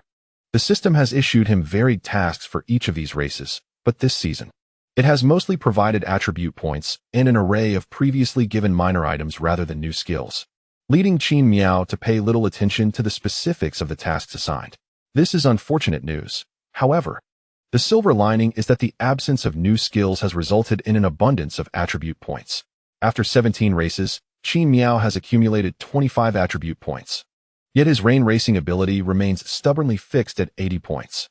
At this juncture, Qin Miao could easily max out his rain racing capability and still have points left for other skills. The reason he has retained so many skill points is that he is still in a growth phase, with many attributes increasing. He reasons that since growth is inevitable, it is wiser to conserve these skill points until he reaches a developmental plateau. Now, Qin Miao feels as if he could unleash an invincible sound, akin to the satisfaction of playing a single-player game. However, he is reluctant to expend all the attribute points he has painstakingly accumulated over the past year, only to regress back to 80 points. Yet, he is unwilling to relinquish his pursuit of victory in the Japanese Grand Prix. So he tentatively boosts his rain racing attribute from 80 to 85 points. Instantly, he senses a difference. The predictability he once experienced while racing in the rain returns. At the very least, he now has a clearer understanding of the limits of his tire grip compared to his previous state at 80 points. With the addition of these 5 attribute points, Qin Miao's lap speed has significantly improved. The 5-Star Sports Network has been closely monitoring the racing data of Qin Miao and Hamilton, while Zhou Hauran, assessing whether Verstappen poses a threat to the two, is taken aback upon witnessing Qin Miao's new lap time. He has actually sped up by a remarkable 0.4 seconds compared to his last lap. On the track, Hamilton also notices Qin Miao's sudden acceleration behind him. Although he is currently cruising, the only threat to his championship position today is Qin Miao, who is right on his tail, prompting Hamilton to remain vigilant of Qin Miao as he races. Then, having maintained tire conservation, Hamilton began to accelerate, sensing that Qin Miao believed his tire reserves were now sufficient and was preparing to make a move. Indeed, that was the case. However, Qin Miao had additionally allocated an extra 5 attribute points. Simultaneously, he was acutely aware of the formidable challenges of overtaking at Suzuka in rainy conditions. Thus, gritting his teeth, he committed another 5 attribute points, forcibly elevating his wet weather prowess to a commendable score of 90. The most immediate consequence of this was that after one lap, Zhou Hauran, filled with astonishment and disbelief, exclaimed, "Qin Miao's lap speed is still increasing?" Remarkably, Qin Miao's lap time had improved by 0.4 seconds compared to the previous lap, even while Hamilton obstructed his path. Initially, the commentators from 5-Star Sports had deemed the outcome of the Japanese Grand Prix irrelevant to Qin Miao. Yet, upon witnessing the unfolding situation on the track, their spirits were instantly revitalized. Qin Miao is now accelerating. With just 6 minutes remaining in the race, he still has a chance at victory. At this point, Hamilton's tires were likely deteriorating, and in comparison to Verstappen behind him, both Hamilton and Qin Miao's lap times had slowed to 17 seconds. However, the considerable time gap of over 24 seconds between them relegated Verstappen to the role of mere spectator in this contest between the two Mercedes drivers. On the track, Hamilton had naturally noticed the sudden surge in speed from Qin Miao behind him, catching him slightly off guard. The average pressure level on Hamilton's shoulders, originally at 24, had instantly surged to 30 due to Qin Miao's accelerated pace. A slight smile graced Qin Miao's lips, relishing the discomfort he was inflicting upon Hamilton. It appeared he was preparing to make an aggressive move against his teammate in the final stages of the race. Bing Gu expressed a mix of excitement and concern, stating, "It has become increasingly rare to witness internal rivalries within the Mercedes team, especially after the Red Bull team's performance enhancements this season. I hope the two drivers can engage without any unforeseen incidents." Fei Gu echoed similar sentiments. Regardless, if this continues, Mercedes can reliably secure both first and second places. As Bing Gu attempted to continue his playful banter, Zhou Hauran swiftly intervened, signaling his two senior colleagues with a glance. After all, the infamous jinx of 5-Star Sports had become a well-known trope. Should the two commentators' words coincide with a scenario where both Mercedes drivers retired due to their internal conflict, it would leave everyone at 5-Star Sports dumbfounded. While they often jested about this matter, there were bound to be individuals who would seize upon such an incident with relentless scrutiny. The two commentators, having momentarily lost their train of thought, quickly regained their composure and shifted to another topic. Meanwhile, the director, astutely aware of the unfolding dynamics, promptly switched the camera back to Toto Wolff. This marks the first instance since the commencement of the 2022 season that the broadcast director has lavished such attention upon Toto during a Grand Prix. Following a notable decline in the performance of Mercedes racing machines, Toto has evidently diminished to the status of an inconspicuous figure in the eyes of the production team. His presence in the paddock, both in terms of visibility and discourse, has waned significantly, while outwardly maintaining his usual stoic demeanor. The subtle tension evident in his slightly bulging jaw muscles betrays a mind far from the tranquility he outwardly projects. One can surmise that he is grappling with frustrations internally. However, at this juncture, he finds himself powerless to intervene in the rivalry brewing between his two drivers. For various reasons, a precarious equilibrium has been established between the two competitors. Their relationship resembles a structure precariously balanced upon the ruins of a recent earthquake. It appears stable. Yet one cannot ascertain whether the removal of a single brick or seemingly insignificant stone might trigger a catastrophic chain reaction, leading to further collapse. Both drivers possess legitimate claims to vie for the championship at this stage. Thus, irrespective of Toto's inner turmoil, he is compelled to refrain from issuing directives to either driver. Consequently, he can only watch helplessly as they contend for supremacy on the track. After navigating the start-finish straight, Qin Miao has closed the gap to Hamilton to a mere 0.8 seconds. Despite the ongoing rain, certain elevated sections of the track have remained free of water accumulation, allowing Qin Miao to approach Hamilton's vehicle without being hindered by the spray of water. He occasionally veers off the racing line to intentionally traverse the puddled areas on the track, seeking to cool his tires. At this moment, the aerodynamic components and engine performance of both cars are equal, shifting the focus from the developmental prowess of the teams to the drivers' control over their vehicles and their individual driving finesse. In contrast to Hamilton, who has been conserving his tires for an extended period since the race's resumption, Qin Miao enjoys a distinct advantage with his tires being at least 3 laps fresher. Thus, he confidently concedes the inside line to Hamilton at turn 1, preparing to take a wider entry into the corner. Given the high-speed nature of the outside line at Suzuka's turn 1, Qin Miao intends to execute a late braking maneuver. Meanwhile, Hamilton, sensing the pressure from Qin Miao, finds himself invigorated. After a season spent trailing behind Qin Miao, he now sees an opportunity to demonstrate that his subpar performance this season, even in comparison to his rookie teammate, is not indicative of his age, but rather a consequence of the team's automotive shortcomings. It is time to announce to all Formula One enthusiasts that the once indomitable 7-time champion has returned. On the track, Qin Miao exerted pressure on Hamilton from the outside. Reminiscent of Verstappen's less-than-ideal start compared to Leclerc, yet he managed to overtake Leclerc forcefully on the outside line at turn 1. Qin Miao intended to adopt a similar strategy to Verstappen's, but Hamilton's lead over Qin Miao was considerably greater than Leclerc's advantage over Verstappen at that moment. Consequently, Qin Miao could only enter turn 1 side by side with Hamilton, lacking a decisive advantage before the breaking point of turn 2. As they approached turn 2, Hamilton firmly established his position on the inside, denying Qin Miao any opportunity for an outside maneuver. Thus, the initial confrontation between the two Mercedes drivers at Suzuka came to an end. This chapter concludes with the question, who is truly Mercedes' number 1 driver? The failed attempt at overtaking left Qin Miao somewhat disappointed. He had not anticipated Hamilton's formidable resistance. While Hamilton had left ample space for Qin Miao on the outside, he had not yielded an inch. This unsuccessful maneuver inevitably affected Qin Miao's rhythm exiting the corner.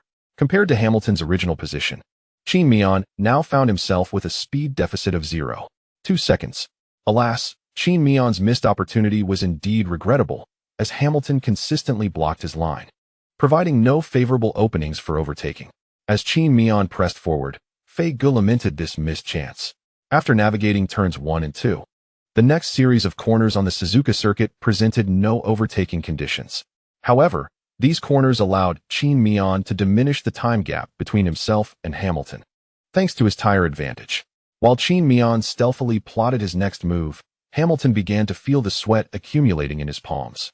On this day at the Japanese Grand Prix, the air temperature was a mere 20 degrees Celsius, and following a rain shower, the track's air temperature hovered around 14 to 18 degrees Celsius. Even though the temperature within the car would rise due to the heat radiating from the engine, it would only increase by approximately 30 degrees, rendering it a remarkably comfortable environment for the driver. Yet, in such comfort, Hamilton found himself perspiring. At this moment, Hamilton surmised that Qin Miao's rapid pace was attributed to his enigmatic tire conservation skills, which were narrowing the time gap between them. Nevertheless, Hamilton held on to a glimmer of hope, for any driver knows that Qin Miao's current driving style would cause significant tire degradation. It was unlikely that he could sustain this approach until the race's conclusion. Hamilton's intuition was only partially correct. In the ensuing 10 corners, Qin Miao similarly failed to uncover a promising opportunity. Amidst the intricate curves of the racetrack, Qin Miao managed to close the gap to within 5 seconds of Hamilton. Within this brief interval, Qin Miao could exert maximum pressure on Hamilton, and simultaneously, he could respond with alacrity should Hamilton make a forced error. The subsequent T11 hairpin turn marked Qin Miao's second tentative assault.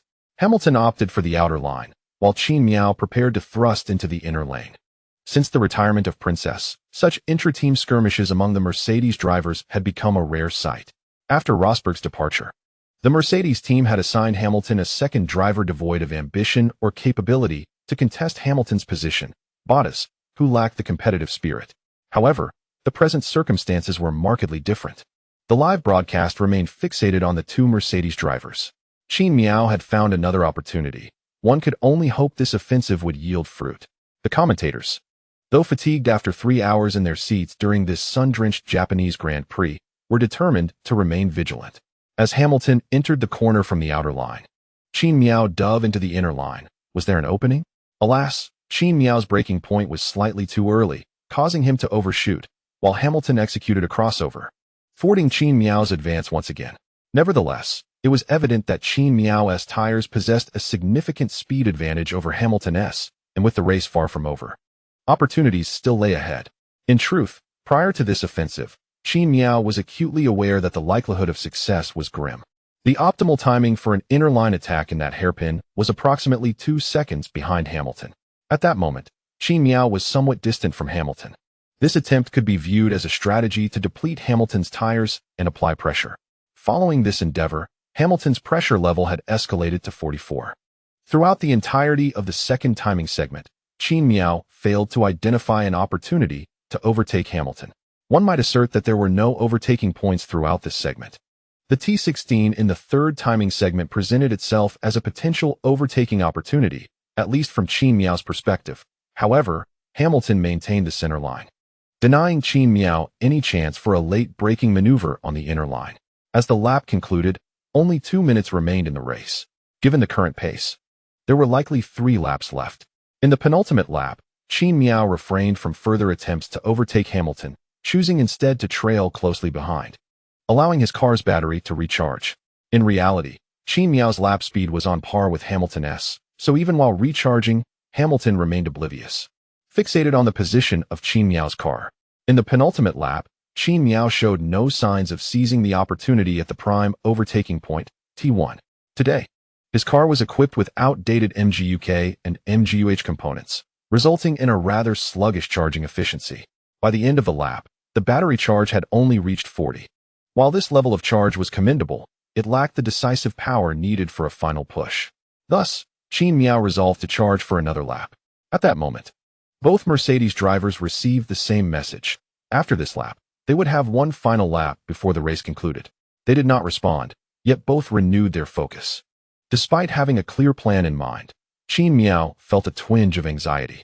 He understood that, given the characteristics of the Suzuka circuit, the only feasible spots to challenge Hamilton were T1 and T11.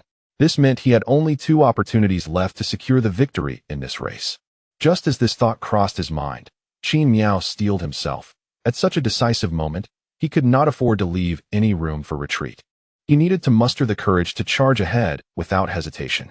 He feared that if he left himself an escape at the breaking point of T11, it might hinder his attack at T1. Thus, he resolved to cancel his plan for T11 and to risk everything on an attack at T1 during the final lap. Victory in the Japanese Grand Prix would be his, while defeat would commend Hamilton's prowess. Quickly, Qin Miao followed Hamilton to complete another lap.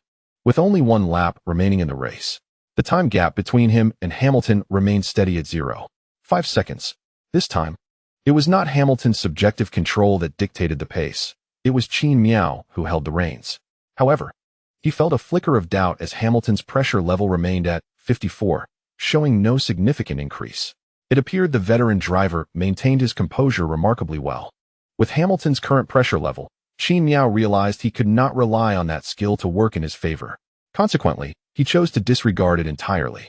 As he exited T17 on the final lap, he activated the ERS, yet he did not unleash all the electric power of the car at that moment. The issue remained. Both cars had similar performance, including acceleration capabilities. However, T18 was not an ideal overtaking corner. Should Qin Miao unleash all the electric power now? He risked understeering due to tire grip issues and could also be obstructed by Hamilton. After such an extensive battle, although both Mercedes drivers maintained a significant lead over Verstappen, their tire grip had deteriorated considerably, with their lap speeds trailing by a full 3 seconds compared to the pursuing driver. They were merely squandering the time advantage they had accumulated through the 2 pit stops of their rival. As Qin Miao emerged from the corner alongside Hamilton, he initiated the adjustment of his energy recovery system to full release mode, aiming to deplete all available ERS power on the long straightaway. Qin Miao had just exited the bend, presenting the last significant overtaking opportunity in this race. Could he seize the chance? Approaching the final turn, the commentators from 5-Star Sports had long forgotten the exhaustion of nearly 4 hours spent in the studio, their focus entirely on the broadcast screen before them. Qin Miao accelerated swiftly out of the corner, closing in on Hamilton. He contemplated taking the outside line, seeking the advantage of a wider path. No, this was merely a feint. He had successfully deceived Hamilton.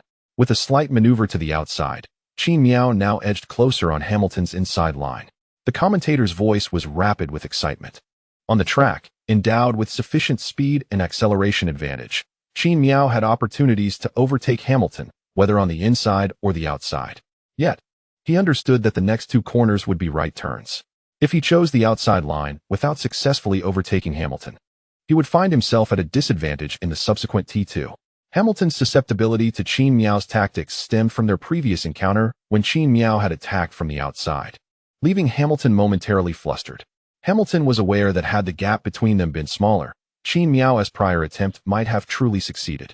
This time, Qin Miao's proximity to Hamilton was markedly greater than before, making it clear to Hamilton that allowing Qin Miao to attack from the outside was far too risky.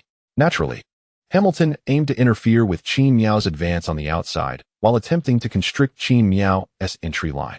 This, however, played directly into Qin Miao's strategy. Once Hamilton felt the feint, alarm bells rang in his mind, prompting an immediate defensive response. As Qin Miao slipped into Hamilton's inside line, Hamilton abandoned his normal driving trajectory, confident that he had not yet reached the breaking point for T1. He directly compressed Qin Miao's space towards the inside. Hamilton's maneuver not only instilled psychological pressure on Qin Miao, forcing him to be acutely aware of the gap between their vehicles to avoid collision, but it also elevated the difficulty of finding the breaking point for Qin Miao. Moreover, it reduced Qin Miao's angle of entry into T1, with their tires worn. If Qin Miao wished to break into T1 without losing control, he would need to brake early, otherwise, he would inevitably overshoot. Meanwhile, Hamilton, while also needing to brake late like Qin Miao, maintained a wider entry angle due to his position on the outside. Upon observing Hamilton's actions, Qin Miao surmised his opponent's intentions. However, as he noted the 55 charge displayed in his ERS battery rapidly diminishing, he remained unperturbed. The 2 Mercedes raced side by side. Qin Miao found himself constrained by Hamilton in the inner lane. However, his speed remained astonishingly swift, almost defying the expectations of a Mercedes. Before reaching the breaking point at T1, Qin Miao had already positioned himself alongside Hamilton, surpassing him by half a car length. The commentator anxiously articulated the unfolding drama. As they approached the breaking point at T1, it became evident that, as Hamilton had anticipated, Qin Miao opted for his breaking point at least 50 meters earlier than usual. Yet, the sheer acceleration Qin Miao achieved on the main straight was undeniable. By the time he reached the T1 breaking point, his ERS power had plummeted from 55 to a mere 15. This depletion of 40 units of ERS provided Qin Miao with a remarkable speed advantage, exceeding Hamilton by over 10 kilometers per hour. Thus, even though Qin Miao braked earlier than Hamilton, both cars entered T1 side by side. It is worth noting that, as previously mentioned, the outer line at T1 allows for a broader racing line. Consequently, upon entering T1, Hamilton's car shifted to the outer line, exploiting the wider entry and driving line to create a clear half-car length gap from Qin Miao. Nevertheless, Qin Miao managed to position his front wheels snugly against the side of Hamilton's car, leading them both into T2. If T1 could be navigated with hard tires without the need for braking on an optimal line, T2 represented an unequivocal heavy braking zone. At this juncture, Hamilton, positioned on the outer line, felt a twinge of anxiety as he glanced in his rearview mirror, witnessing Qin Miao's audacious late-braking maneuver. Observing Qin Miao's seemingly reckless driving style, Hamilton instinctively refrained from turning in at the ideal entry point, opting instead to maintain his trajectory until Qin Miao had fully surpassed him and vacated the racing line. Only then did Hamilton realign his car for the turn and accelerate. Qin Miao's late braking was characteristic of his usual prowess, as he did not lock up his tires. However, it did not enable him to maintain optimal control at the exit, resulting in a slight overshoot. Thus, emerging from T2, Qin Miao transitioned to the inner line at T3. It appeared that Qin Miao had the upper hand, yet during the time it took him to correct his trajectory after the overshoot, Hamilton had already stabilized his car and commenced acceleration. Alas, Qin Miao had misjudged his braking. Hamilton had crossed the line, and this time, Qin Miao had lost his opportunity for an attack. The commentator expressed his frustration, hands clasped atop his head. Another commentator lamented, noting that Qin Miao's choice of braking point had been excessively late. Just as their observations concluded, the unfolding scene exceeded their extensive experience in F1 commentary. Typically, when a trailing car crosses the line, it swiftly stabilizes itself, thus enabling an earlier acceleration than the leading driver. This principle applied to the battle between the two Mercedes drivers, as Hamilton evidently corrected his car's alignment before Qin Miao. In such circumstances, Qin Miao's racing car was caught up by Hamilton, who gradually overtook him. However, astonishingly, Qin Miao managed to surge ahead before the braking point of T3, overtaking Hamilton's vehicle. The two Mercedes drivers entered T3 almost side by side, wheel to wheel. Qin Miao, with astonishing speed, did he still have ERS power left? As they entered T3 side by side, Qin Miao was on the inside line. Did he have a chance? Under normal conditions, the series of consecutive corners at Suzuka are relatively easy to navigate, even in rainy weather. Yet, with both Mercedes cars entering the corner side by side, they effectively eliminated each other's optimal racing lines. There was simply no possibility for either to follow the ideal racing line. Consequently, they raced in parallel through these 5 consecutive corners.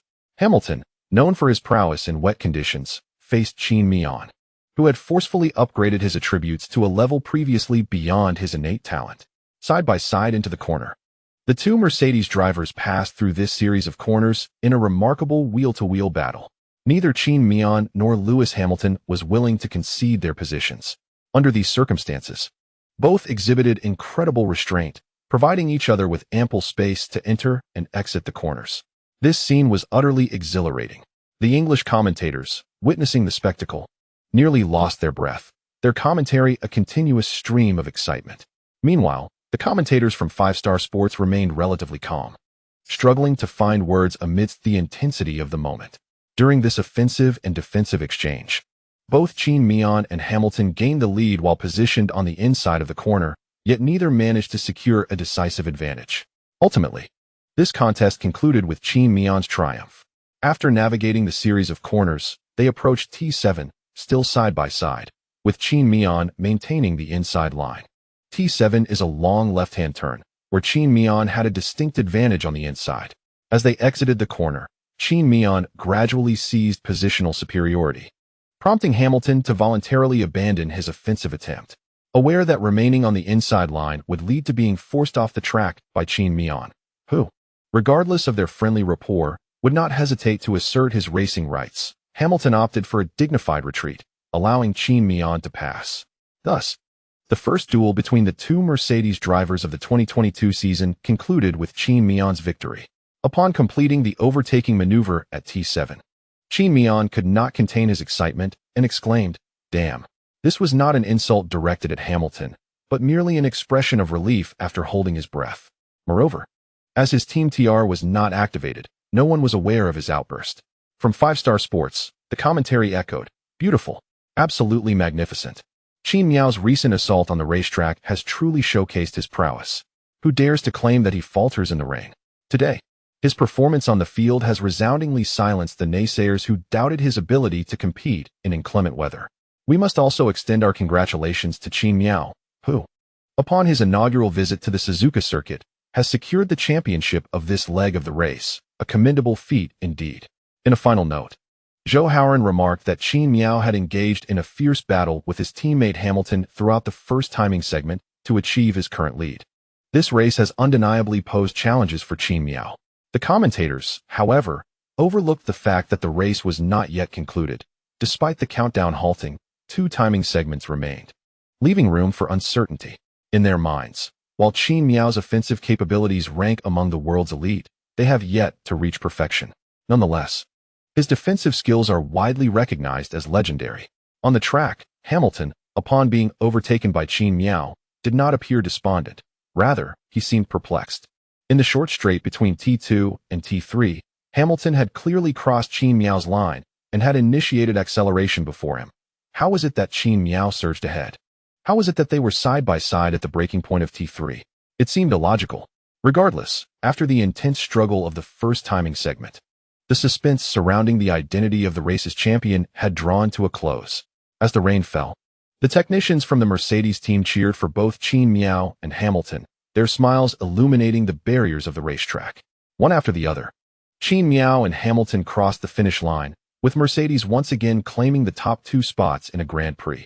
P1 for Qin Miao, in a race that was both stunning and flawlessly executed. Congratulations were voiced by Toto as he interjected into Qin Miao's team radio. In truth, during the last 5 minutes of the race, when the 2 Mercedes drivers began to battle, it was Toto who felt the most tension, possibly even more so than the drivers themselves. His primary concern was the potential for an incident during their duel. A retirement would be manageable. Given the current form of both drivers, it was conceivable they could reclaim lost points in subsequent races this season. However, Toto's genuine worry stemmed from the risk of damage to the cars. At this juncture, the Mercedes team had already hit the bottom of their budget cap, and both drivers were utilizing the W13B. With the budget depleted, the team had not prepared any spare parts for the W13B. Should any car sustain damage on the track, or worse, be involved in a significant accident, the driver would likely have to revert to the W13 to complete the remainder of the 2022 season. End of Chapter 459, Conquest. Frankly, Toto could hardly bear the thought of one of his drivers retiring. The notion of both drivers battling in such a manner, risking a simultaneous retirement due to an accident, was a source of great anxiety for him. This news is an excruciating matter for both the drivers and the teams. Once the drivers settle into their cars, they can act without restraint, fully immersing themselves in the fierce skirmishes and positional battles on the track. However, for Toto, as the team principal, his responsibilities and areas of focus are overwhelmingly vast. Fortunately, the outcome of this race did not unfold in the manner Toto dreaded, and thus, he seized the rare opportunity to personally congratulate Qin Miao immediately after his crossing the finish line. Witnessing both cars return unscathed, he was undeniably filled with excitement. Haha, let's go? Qin Miao exclaimed jubilantly within the team STR. Thank you, everyone. This car is fantastic. You have tuned it to be incredibly comfortable to drive. I am truly grateful. Although this race was barely halfway through, Qin Miao and Hamilton had at least secured the results they desired, hadn't they? Particularly for Qin Miao. With yet another victory added to his record, his chances of defending his world championship title this season have significantly increased. Let us extend our heartfelt congratulations to Qin Miao for winning the championship at the 2022 Japanese Grand Prix. After Qin Miao crossed the finish line, the studio of 5-Star Sports erupted in jubilation, reminiscent of Qin Miao's countless victories in the Grand Prix. The 3 commentators even stood from their seats to applaud Qin Miao's performance on the track today. Despite the race being paused for an extended period due to heavy rain, it was undeniably a spectacular event, especially in the latter stages, where the dueling between Hamilton and Qin Miao was truly exhilarating. However, upon witnessing Qin Miao's finish, the commentators hurriedly concluded their broadcast after briefly explaining the situation to the audience. The urgency to end the live coverage stemmed from the fact that the timing of the Japanese Grand Prix had significantly exceeded the television station's predetermined limits. After all, the event lasted nearly 4 hours, leaving many viewers eager to watch football and other sports without any content to engage with. Consequently, when F1 viewers noticed the lack of post-race interviews and podium celebrations, they abruptly ended the broadcast, resulting in a wave of indignation directed towards 5-Star Sports official channels. Meanwhile, after congratulating Qin Miao, Toto naturally extended his congratulations to Hamilton as well. After all, Hamilton secured second place in this race. Although it was somewhat regrettable not to clinch the Grand Prix victory, signs of the seven-time champion's resurgence were unmistakable. A few more races for Hamilton to acclimatize to the current W13B, and this season may very well reach its conclusion. Ahem, just a jest, in any case. Hamilton is sure to regain his competitive edge in the latter stages of the race, at least ensuring the team championship for Mercedes this season. After completing the formation lap, Qin Miao parked his car in the pit area. Upon alighting from the vehicle, it was only natural for me to sprint towards the team staff to celebrate. Such moments call for unabashed revelry. My companions, including Toto, were equally elated. After a season of trials and tribulations, the Mercedes team had finally reclaimed its competitive edge towards the season's conclusion, showcasing its prowess and heritage with a remarkable 1-2 finish. As I celebrated with the team members, the live broadcast turned its focus to the tires of the two Mercedes drivers. After enduring such a lengthy race, the tread on both drivers' tires had been entirely worn away. What remained of their intermediate tires could be more accurately described as slicks. This explains why both Hamilton and I felt the track so slippery during the latter stages of the race. After indulging in the celebrations with the team staff, Hamilton eventually arrived, albeit fashionably late. Once he parked his car and disembarked, I embraced him warmly. However, I refrained from mentioning our recent tussle. As the victor, it would have been inappropriate for me to voice anything at that moment. This marked the second occasion this season where I had secured a victory over my teammate Hamilton in a Grand Prix. Hamilton, on the other hand, remarked, "You drove splendidly today, especially under the pressure I exerted." I smiled and replied, "Thank you." I then exchanged pleasantries with Verstappen, who finished in third place, before heading off for my interview. As I stood before the interviewer post-race, the fervent cheers and applause from the Japanese fans enveloped me. Initially composed and unruffled, I found myself momentarily taken aback by the enthusiastic reception. I had anticipated a scenario where no one would cheer for me during the interview or the award ceremony. I had even braced myself for the possibility of jeers. Yet, I could hardly fathom the audience's exuberance towards me after the race. What was this? Had I not provoked them just before the race commenced? I distinctly remembered witnessing several Japanese spectators gesturing obscenely at me as I completed my lap. How had the atmosphere shifted so dramatically post-race? Indeed, I recalled the discontent I had stirred among some fans after my provocations. However, the Japanese people, as is often the case, understood the nuances. They respect power over virtue. After I clinched the Grand Prix victory, I was perceived as a formidable competitor in their eyes, especially as I, an Asian, had triumphed over the Black Hamilton.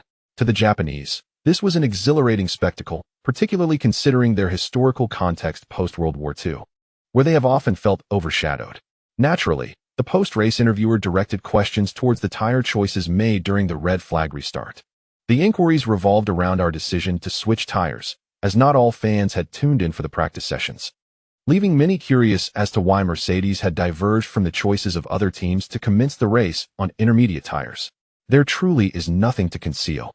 It is merely a matter of data acquired by sheer coincidence. Many fans from other teams became aware that the Mercedes team opted to start with intermediate tires after the race resumed, solely because they had tested the full wet tires on Friday due to Qin Miao's sudden whim, which left them utterly disheartened. Following this race, the full wet tires were promptly relegated to the blacklist of all teams, and it is unlikely that they will ever be employed again, regardless of the intensity of future rain. Upon concluding the interview, Qin Miao and Hamilton naturally proceeded to the preparation area behind the podium. As Qin Miao settled down for a moment of respite, Hamilton approached and took a seat beside him. "Qin Miao, I still find myself perplexed. How did you achieve such rapid acceleration on the short straight between T2 and T3? Hamilton inquired while wiping the sweat from his brow. This was one of Hamilton's greatest curiosities from the race, how Qin Miao managed to accelerate so swiftly. After a moment of contemplation, Qin Miao realized Hamilton was referring to the instance when Hamilton had crossed his line. Yet Qin Miao had surged ahead to reach the breaking point for T3 simultaneously with Hamilton.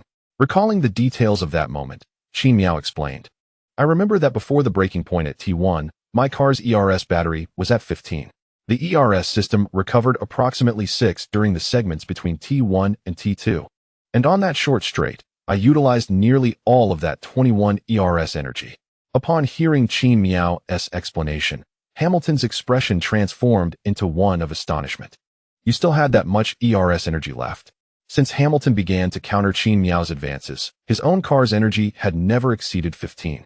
Qin Miao nodded matter-of-factly, indeed. During those 2 laps when I was not attacking you, I was continuously charging my car. I had intended to conserve some energy for T11 or T16. But then I realized that leaving too much leeway for oneself on the track is not prudent. So I decided to expend nearly all my energy in the first timing segment. Hamilton gasped at Qin Miao's revelation. What sort of creature is this? Wasn't his prowess in the rain supposed to be lacking? How did he suddenly become so formidable today? Was it all an act to vex me? My championship title. Of course, Hamilton did not reveal the turmoil within. Instead, he let out a resigned sigh after Qin Miao finished speaking. Shortly thereafter, Verstappen joined them from downstairs, and the 3 exchanged greetings. After tidying up their appearances and donning Pirelli hats, they prepared to ascend the podium for the awards ceremony.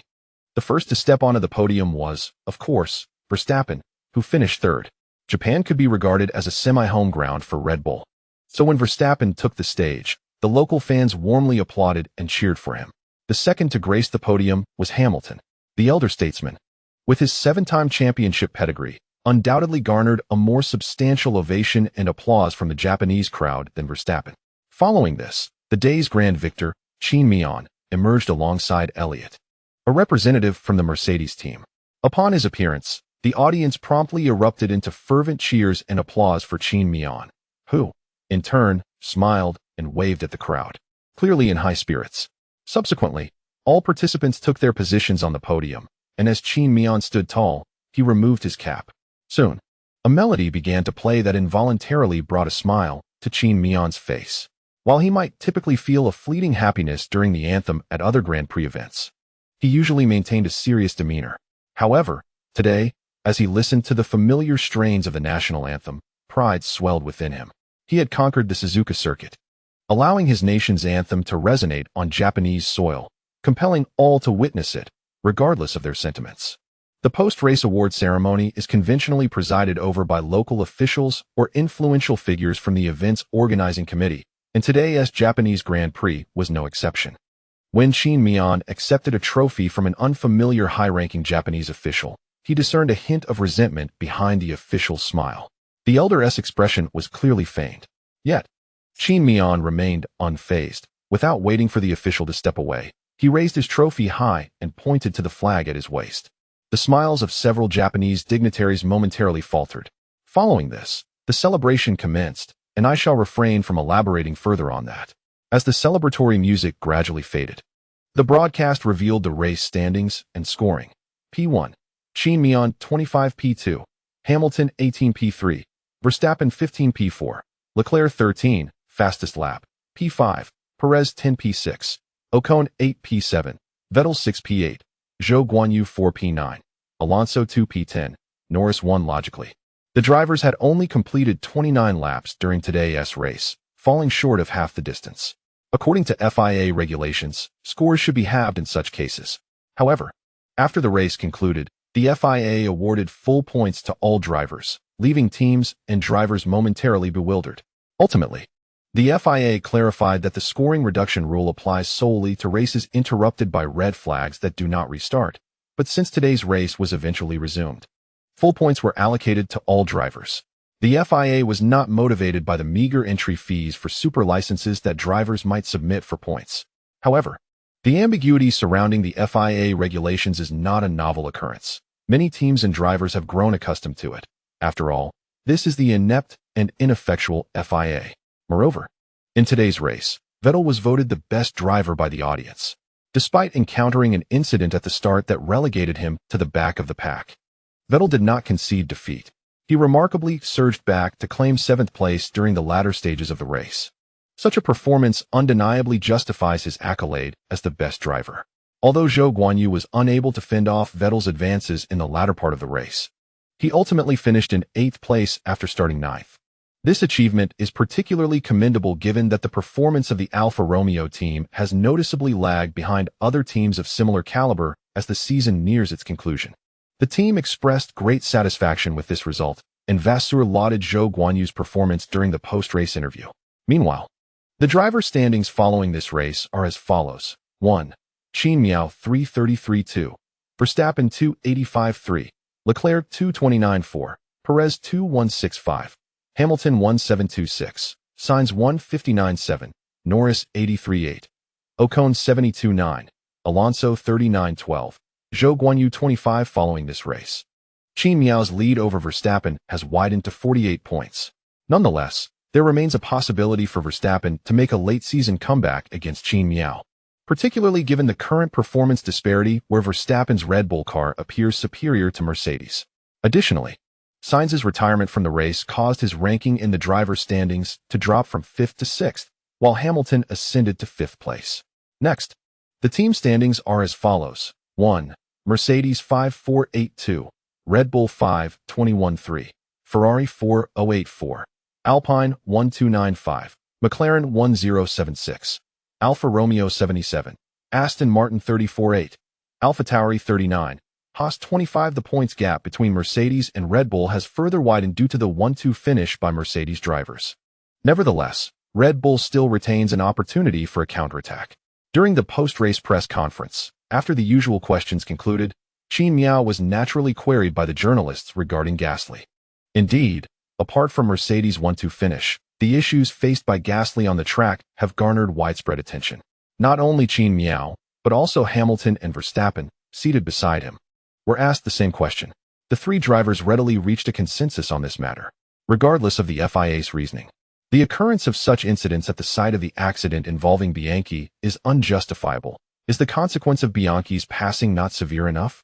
The FIA must provide a reasonable explanation for this matter. However, in a short span of time, the FIA failed to issue any response. Instead, they imposed a 20-second penalty on the involved party, Gasly, along with a deduction of 2 points from his super license. The rationale provided was rather humorous, claiming that Gasly had exceeded the speed limit during the red flag period. Yet, at that moment, Gasly's attention was solely focused on the tow truck beside his car, completely oblivious to the sudden appearance of the red flag on the track. Although this punishment seemed quite unjust, its impact on Gasly was minimal since he had already finished the race in last place. Even if the FIA were to impose a century-long penalty, Gasly's position would remain unchanged.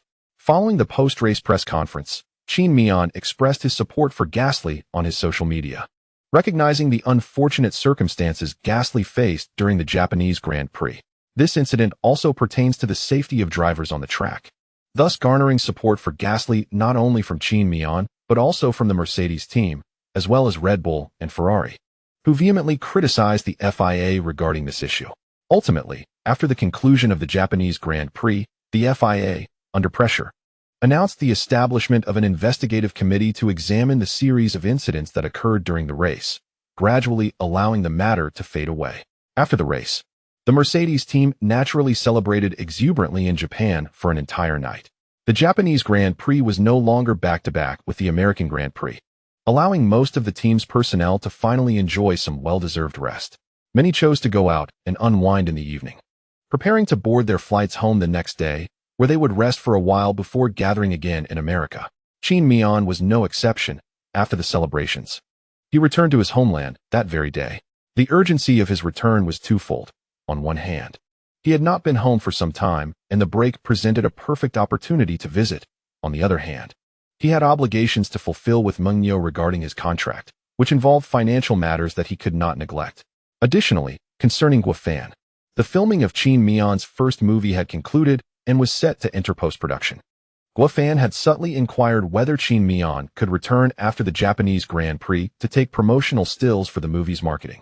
Clearly having monitored Qin Miao's schedule for quite some time, with so many matters converging at once, Qin Miao resolved to take this opportunity to return home and address everything at once. Upon landing, he spotted two young women waiting for him in the airport parking lot. One was his wife, and the other, his mother. With a smile, Qin Miao approached his mother. In the past, he might have felt shy about embracing his parents for various reasons, but after spending so much time abroad, he was no longer the naive youth he once was. He enveloped his mother in a warm embrace and cheerfully inquired, "Mom, did you watch my competition in Japan? I hope I didn't bring shame to our country." "Quite impressive," his mother replied after scrutinizing him from head to toe. "You must be tired from your journey. Let's head home. Lunch is ready for you, and Xiaoming has prepared a surprise." Curiously, Qin Miao glanced at his wife. Xiaoming winked at him, but did not immediately reveal the source of his intrigue. After all, they were still in the public area of the airport, and it was possible someone might recognize him, complicating their departure. Thus, Qin Miao refrained from pursuing the matter further. After placing his luggage in the car his mother had driven, the family set off for home. Upon arriving, Qin Miao observed the unchanged layout of their community and the familiar furnishings in their house. Curiously, he asked his mother, "Mom, weren't you planning to renovate? Why does everything look the same?" His mother nodded, explaining, "I initially intended to renovate all the buildings in the area, but I was persuaded otherwise. Such efforts can be thankless. People's sentiments are unpredictable, and it could lead to unnecessary conflicts. Now, the atmosphere is quite harmonious, and I think that's reasonable. So, I decided not to alter the decor. If you and Xiaoming ever tire of living here, you can buy a house in the provincial capital, and I will help take care of the children." At first, Qin Miao found nothing amiss with his mother's words. Purchasing a house was not an insurmountable burden for him now. However, when she mentioned taking care of children, he furrowed his brow. Turning to look at Xiaoming, who was sitting on the sofa, quietly observing, he tentatively remarked, "By the way, Mom, I've been wondering. It seems like you haven't been urging Xiaoming and me to have children recently." After Qin Miao spoke, Xiaoming helplessly turned to his mother and said, "See, Mom? I told you Qin Miao would catch on." His mother glanced at Qin Miao and, after a moment's pause, nodded. "After all that time racing, your reflexes and sensitivity to certain matters have indeed improved significantly." Qin Miao shrugged, a hint of exasperation in his voice. "Am I merely a racing driver in your eyes? F1, aside from the races, is largely a commercial alliance. In such an environment, being observant and aware is paramount." "All right, enough of that," his mother interjected. "You must have guessed it by now, right?" Qin Miao scratched his head, feeling a peculiar sensation within, yet he nodded and said, "I think I have a rough idea." Xiaoyong, with a somewhat anxious expression, handed a pregnancy test stick to Qin Miao. Upon receiving it, he glanced at it. Even though it was his first encounter with such an object, he understood what the two lines signified. Despite having formed a general assumption, Qin Miao still found it difficult to confront this revelation. After all, at the age of 21, many of his peers were still engrossed in their university studies, entangled in the woes of love. However, the sudden realization that he was to become a father was understandably overwhelming. Nevertheless, despite the tumultuous emotions swirling within him, Qin Miao felt a sense of joy upon learning this news. Concurrently, an invisible weight of responsibility settled upon his shoulders. He sensed an urgent need to prepare the best for this unborn child whom he had yet to meet. Observing Qin Miao lost in thought, staring blankly at the pregnancy test stick, Xiaoyong explained, "Actually, I have been pregnant for almost 3 months. We conceived on our first try. Initially, there were no symptoms, and when they finally appeared, I was too busy to check right away. By the time the symptoms became pronounced, you were engaged in a series of back-to-back competitions. To avoid affecting your performance and mindset, my mother and I decided to keep this matter under wraps for the time being." Regaining some composure, Qin Miao inquired, "But there was a 2-week break after that series of competitions. Why didn't you tell me then?" Xiaoyong stuck out her tongue. "During that time, the baby's reactions were minimal, practically non-existent. I was preoccupied with handing over my work responsibilities, and it slipped my mind." Qin Miao was taken aback. "Wait. You can forget something as significant as being pregnant?" His eyes widened in astonishment, but quickly he found a justifying excuse for his fiancée. "I can understand. After all, they say pregnancy can make one forgetful. Don't worry, I won't hold it against you." Xiaoyong chuckled helplessly. Once Qin Miao had settled on his reasoning, he moved closer to Xiaoyong, squatting down to press his ear against her flat abdomen, eager to listen. Xiaoyong gently tapped his head. "It's not even developed yet. What do you expect to hear?" Qin Miao chuckled. "I'm just curious. All right, let us eat." As the young couple exchanged tender moments, Qin Miao's mother's expression darkened slightly, prompting her to interrupt their affectionate display. Qin Miao quickly rose to assist Xiaoyong. Observing the scene, his mother felt a twinge of regret for allowing this young man into their home. "I'm not that fragile. Don't be too anxious." After dinner, Qin Miao did not linger at home to accompany his fiancée. Currently, Xiaoyong is merely 3 months into her pregnancy. After Qin Miao navigated the initial period of anxiety, he realized that Xiaoyong's body was not as fragile as he had feared. His excessive concern at this stage could inadvertently impose additional psychological burdens on her. Furthermore, Qin Miao is not well versed in the nuances of prenatal care and nutrition. His overzealousness could potentially complicate matters. With Qiuyong's pregnancy now known to her parents, it was incumbent upon Qin Miao, as her husband, to visit her family and meet her parents. Thus, in the afternoon, Qin Miao made his way to Qiuyong's parents' home.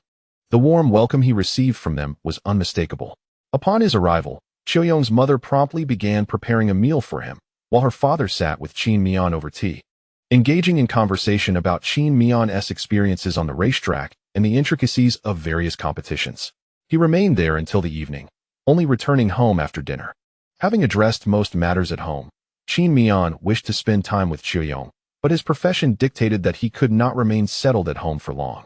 Consequently, the following day he ventured out again, first visiting boss Zhou in Changsha for a meal, and subsequently boarding a flight to Shanghai. The purpose of his trip to Shanghai was primarily to film an advertisement. Typically, F1 drivers do not require acting skills, yet drivers like Qin Miao and Hamilton, who frequently appear before audiences and in interviews, must learn to mask their emotions to some extent. Thus, Qin Miao had honed a modicum of acting ability, which facilitated a smooth shooting process that concluded by afternoon. Without delay, he proceeded to the set of The Wandering Earth 2, where Guo Fan was working.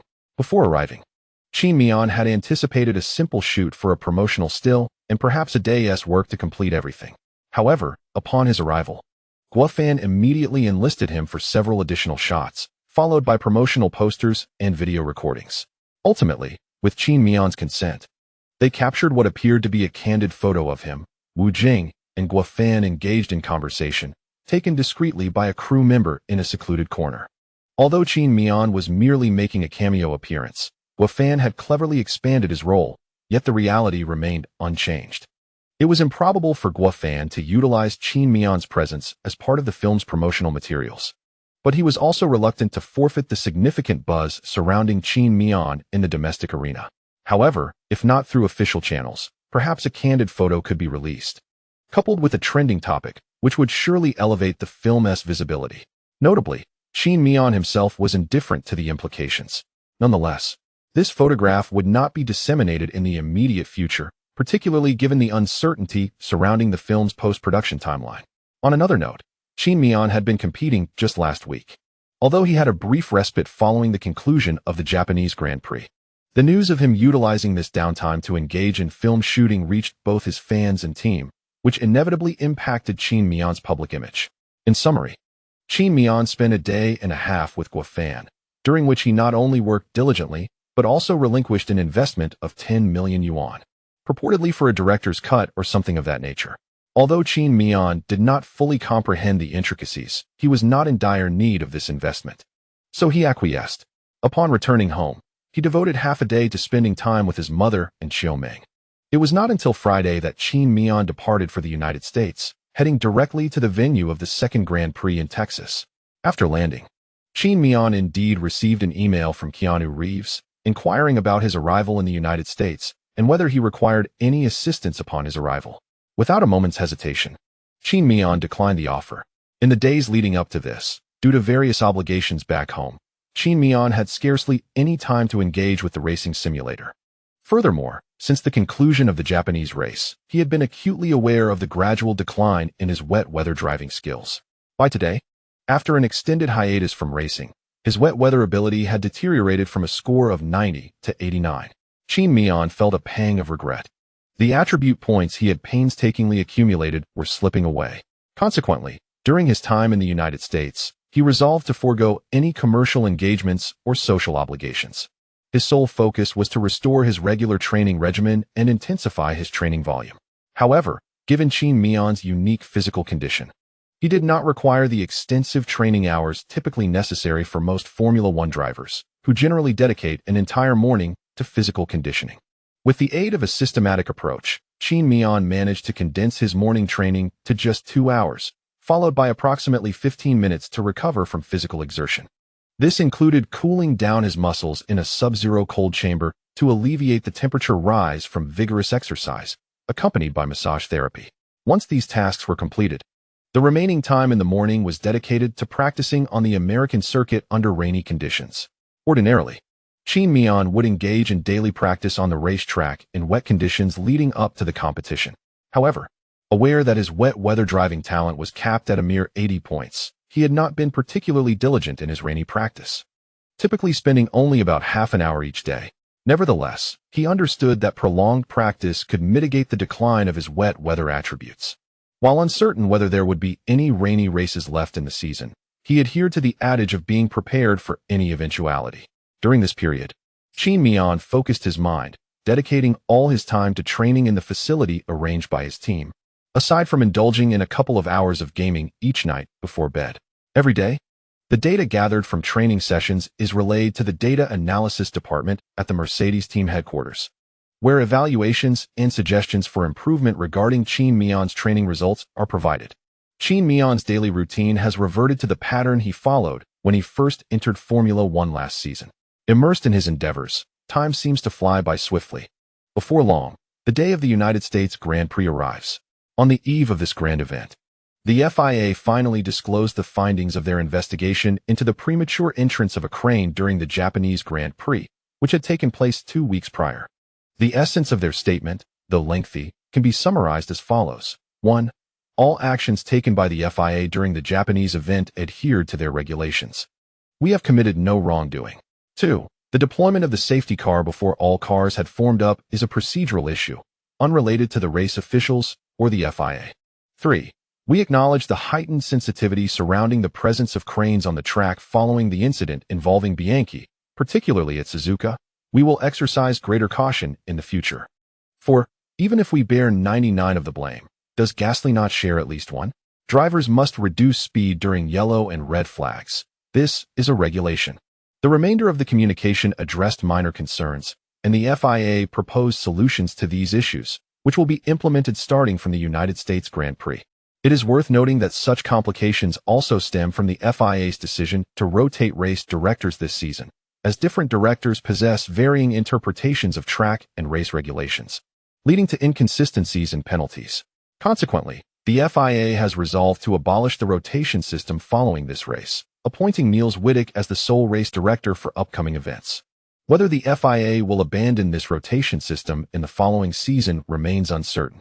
While these matters are somewhat connected to Qin Miao, their relevance is minimal. The Team S strategy group and team principals are more frequently engaged with race officials and directors. Upon arriving in the United States, rain did indeed fall on Monday and Tuesday of race week, but the weather remained pleasant through to the race on Sunday. Qin Miao felt a sense of relief, at least avoiding the prospect of a rain-affected race. Nevertheless, he maintained his rigorous training regimen, dedicating 2 hours each morning to honing his skills for wet conditions. Presently, only Qin Miao and a handful of other drivers continue to engage in intense training, while the majority are preoccupied with promotional activities. The 2 American Grand Prix events have established themselves as among the most significant races in the Formula One calendar. Last year's United States Grand Prix set a ticket sales record in F1 history, with over 400,000 tickets sold for a single race weekend. The total attendance over 3 days reached an astonishing 400,000, marking a historic milestone for Formula One. Undoubtedly, the significance of the over 400,000 tickets for the United States Grand Prix pales in comparison to this year's Singapore Grand Prix. The tickets for the Singapore event sold out swiftly, not due to limited capacity, but rather because, had there been additional seating, the attendance would have undoubtedly surpassed expectations.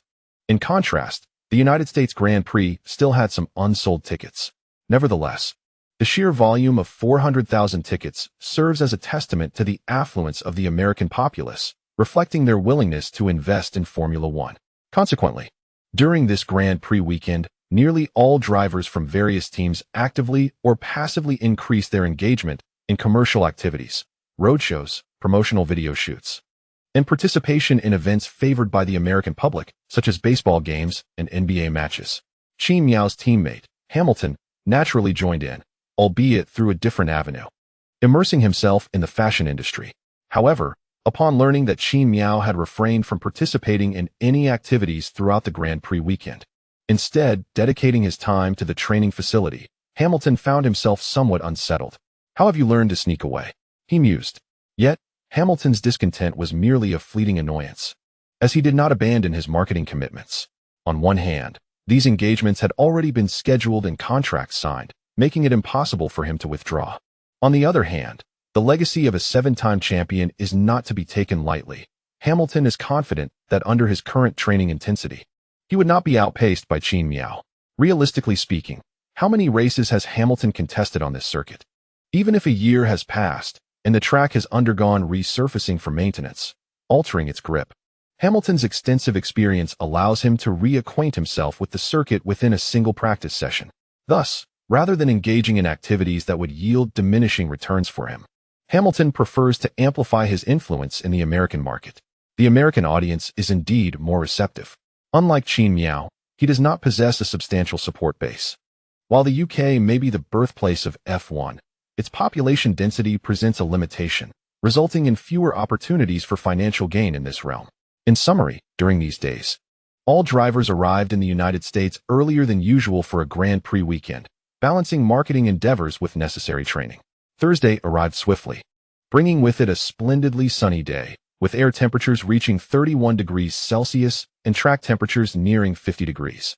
This weather had persisted for several days, proving particularly favorable for racing. By Thursday, numerous fans were already milling about the paddock. Those who could enter at this hour were primarily VIP fans who had purchased full weekend packages or were specifically invited by the teams. Upon encountering Qin Miao, these fans predominantly raised their phones to capture his image, rather than shouting or crowding around him. Of course, those wielding professional cameras and donning FIA official vests were an exception. Waving goodbye to the fervent fans, Qin Miao returned to the Mercedes team headquarters, whereupon he naturally commenced the obligatory routine preceding each Grand Prix weekend. This included pre-race press conferences, driver meetings, and familiarizing himself with the track. Following this were various marketing activities. Although Qin Miao had refrained from participating in events outside the paddock, he felt compelled to engage in the activities within it. This was not a stringent requirement, but rather a recognition of the many fans who had come to see him. Remaining sequestered within the confines of the team would undoubtedly lead to disappointment among those who eagerly anticipated the race or wished to see their idol. Among all these promotional endeavors, the one that intrigued Qin Miao the most was the hours spent racing on the track with the team's VIP guests on Thursday afternoon. These individuals were there to experience the thrill of an F1 driver pushing the limits, allowing Qin Miao to run laps without reservation. This not only facilitated his familiarity with the circuit, but also effectively served his marketing obligations, achieving a delightful dual purpose. Unexpectedly, during today's activities, Qin Miao encountered an acquaintance. She was not a celebrity or a renowned figure, but merely someone they both recognized. As fans in the passenger seat typically called out his name in excitement, Qin Miao would smile and kindly nod at them, reminding them to fasten their seatbelts and check their helmet straps. Despite Qin Miao's exceptional driving skills rendering any mishap with the AMG GT are as unlikely as a sudden earthquake in Japan, these protocols were essential for ensuring the guest's safety. What piqued Qin Miao's curiosity was that this particular individual addressed him in Mandarin, rather than a transliterated version of his name. He instinctively assumed she was a Chinese fan attending the US Grand Prix. After exchanging a smile and greeting her in Mandarin, "Hello," he noted her striking appearance. Even with a helmet on, her facial features were undeniably beautiful. "You don't remember me?" she asked, a hint of disappointment and frustration creeping into her voice upon witnessing Qin Miao's nonchalant demeanor. Taken aback, Qin Miao tentatively inquired, "Have we met before?" With a wry smile, she turned to him, allowing him a clearer view of her face, and said, "It's me, Francky."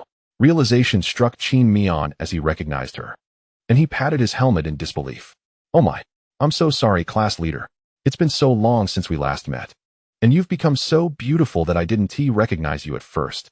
After apologizing, he expressed his surprise. "What brings you to America? You should have told me in advance. Why buy a ticket to watch the race? I possess a considerable number of internal tickets that I can offer to others. So you need not squander your money." Francky lamented, seemingly helpless. "You truly have shown no concern for your old classmates since your graduation. I have been studying in the United States for 3 years now, and as for the tickets, did you not provide them?" Qin Miao? Only after a moment of surprise did Qin Miao realize that the tickets in Franky's possession must have been given by her mother. Considering Francky is indeed her neighbor, it just so happens that her mother is returning to China soon and would naturally engage in conversation with the neighbors. thus learning about Fan Yu's studies abroad. Bestowing her with an F1 race ticket would not raise any eyebrows.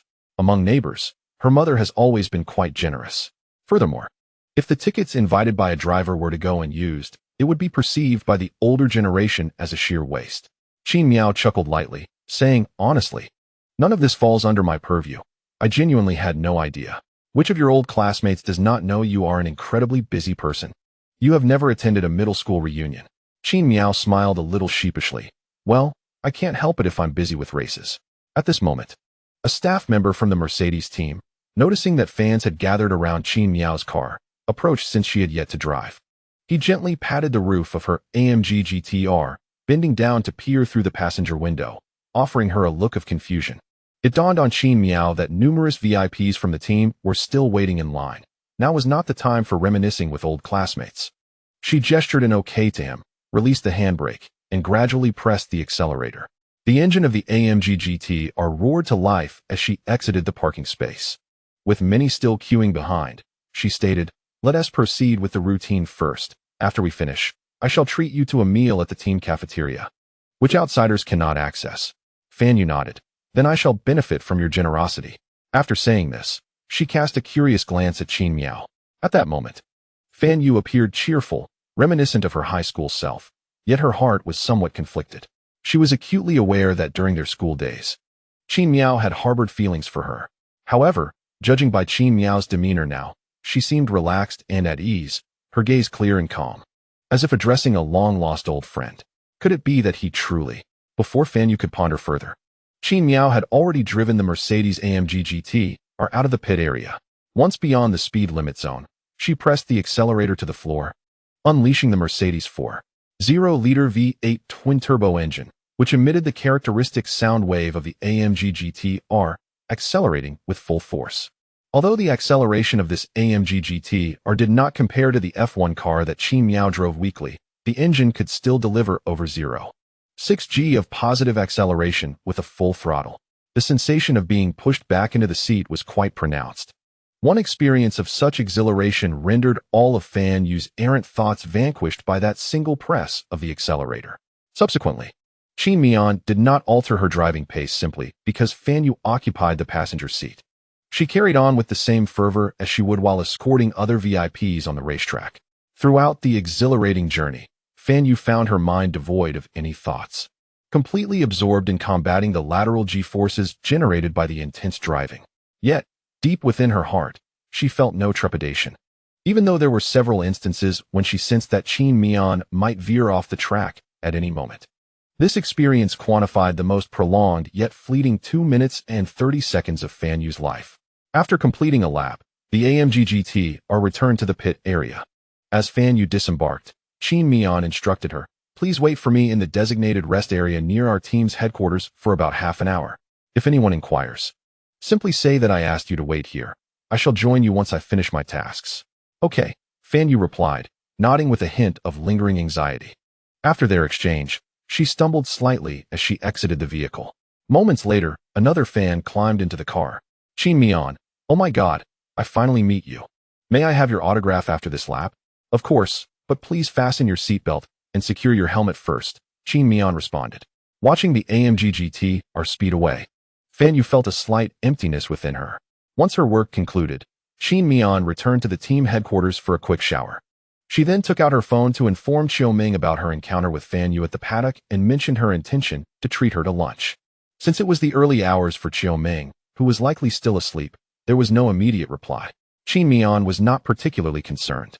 Whether she received a response or not was secondary to her informing Xiaoming of her whereabouts. After addressing these matters, Qin Miao ventured out and naturally spotted Fan Yu in the rest area at the entrance of the team headquarters. In the car earlier, with her helmet on and after such a long separation, Qin Miao initially failed to recognize her. However, once the helmet was removed, the familiar essence of Fan Yu returned to her perception. Today, Fan Yu exuded a refreshing allure. Not only was her makeup exquisite, but her attire also reflected the pure and ethereal aesthetic that Qin Miao had adored during her middle school years. On the whole, Fan Yu appeared significantly more beautiful than before. If rated on a scale of 10, she would easily score a 9. "Come, let me show you what an authentic F1 driver typically enjoys for a meal," Qin Miao said. Quickly averted her gaze from Fan Yu's face and pushed open the door with a smile. Upon hearing Qin Miao's invitation, Fan Yu rose from her seat, her face alight with curiosity as she followed in Qin Miao's footsteps. The staff of the Mercedes-AMG Petronas Formula One team gazed with curiosity and a hint of gossip at the sight of Qin Miao accompanied by a stranger, a strikingly beautiful woman. However, no one approached to inquire further. They maintained a respectful distance, content to observe quietly from their respective positions without disturbing the parties involved. As they walked, Qin Miao naturally introduced Fan Yu to the various functional departments of the team and the responsibilities they entailed, while also explaining his specific duties during a Grand Prix weekend and the workflow involved. Before long, they arrived at the team's dining area. Qin Miao had made prior arrangements, so the chef, tasked with preparing Chinese cuisine specifically for him, was present and had already prepared several dishes. Fan Yu gazed at the table, which featured spicy stir-fried pork, braised ribs, sweet and sour tenderloin, and spicy fried chicken, momentarily taken aback. As an international student, her experience mirrored Qin Miao's when he first ventured abroad for competition. Faced with such a sumptuous spread, she instinctively swallowed, yet she asked with some confusion, "I heard that F1 drivers are quite strict about their diet. Why is it that you?" Qin Miao waved his hand dismissively. "One's physique cannot be generalized.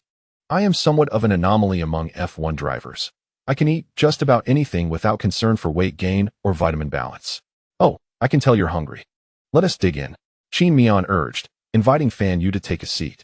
The meal was casual for Qin Miao, who showed no airs, while Fan Yu, from the onset of the meal, appeared somewhat distracted.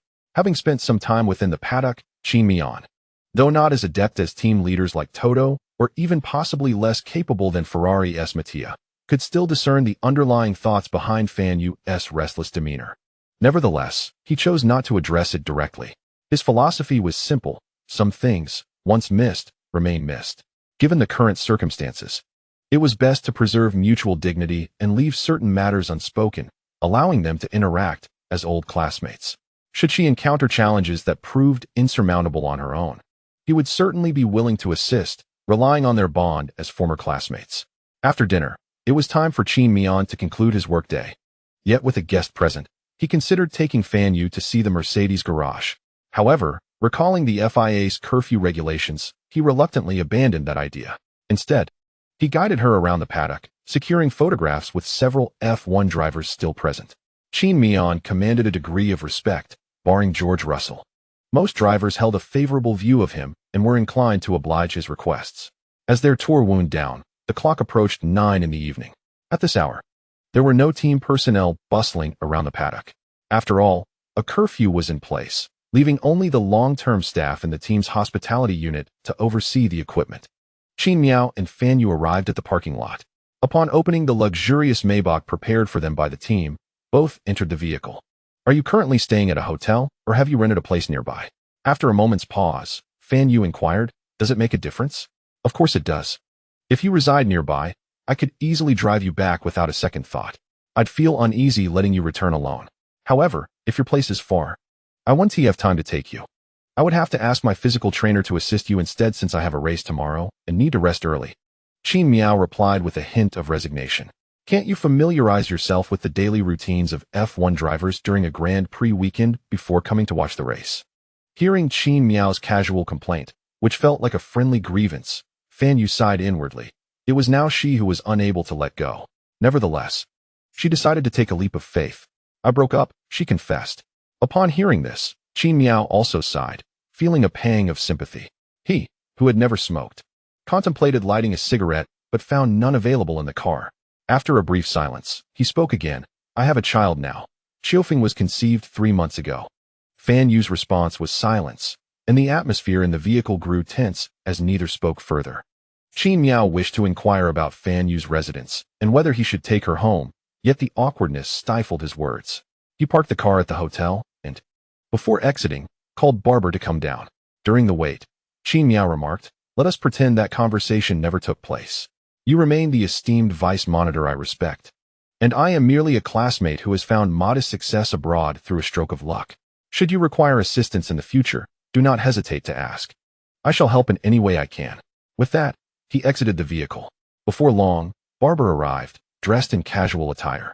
Upon seeing Qin Miao and the beautiful young lady in the car, he initially intended to jest about Qin Miao's charm with women. But the serious expression on Qin Miao's face prompted him to remain silent. "This is a classmate from my middle school. We have a decent rapport. It's quite late, so I would appreciate it if you could give her a ride home," Qin Miao instructed Barber. Barber patted his chest, assuring, "You can count on me." After briefing Barber, Qin Miao turned to Fan Yu and said, "Class monitor, you are welcome to visit our team's hospitality unit during the qualifying session on Saturday and the race on Sunday. Just look for him." He then patted Barber on the shoulder, stating, "I have a race tomorrow, so I will take my leave now." As he prepared to depart, he reminded Barber, "Drive safely." To speak candidly, Qin Miao currently feels a sense of relief, for Fan Yu is not a person prone to unreasonable insistence. After clearly expressing her refusal, it is reasonable to expect that the other party would experience some discomfort for a time. Perhaps a more accurate expression would be a brief period. In any case, adaptation will come gradually. Upon returning to the hotel, Qin Miao updated Xiao Meng regarding her entire itinerary with Fan Yu.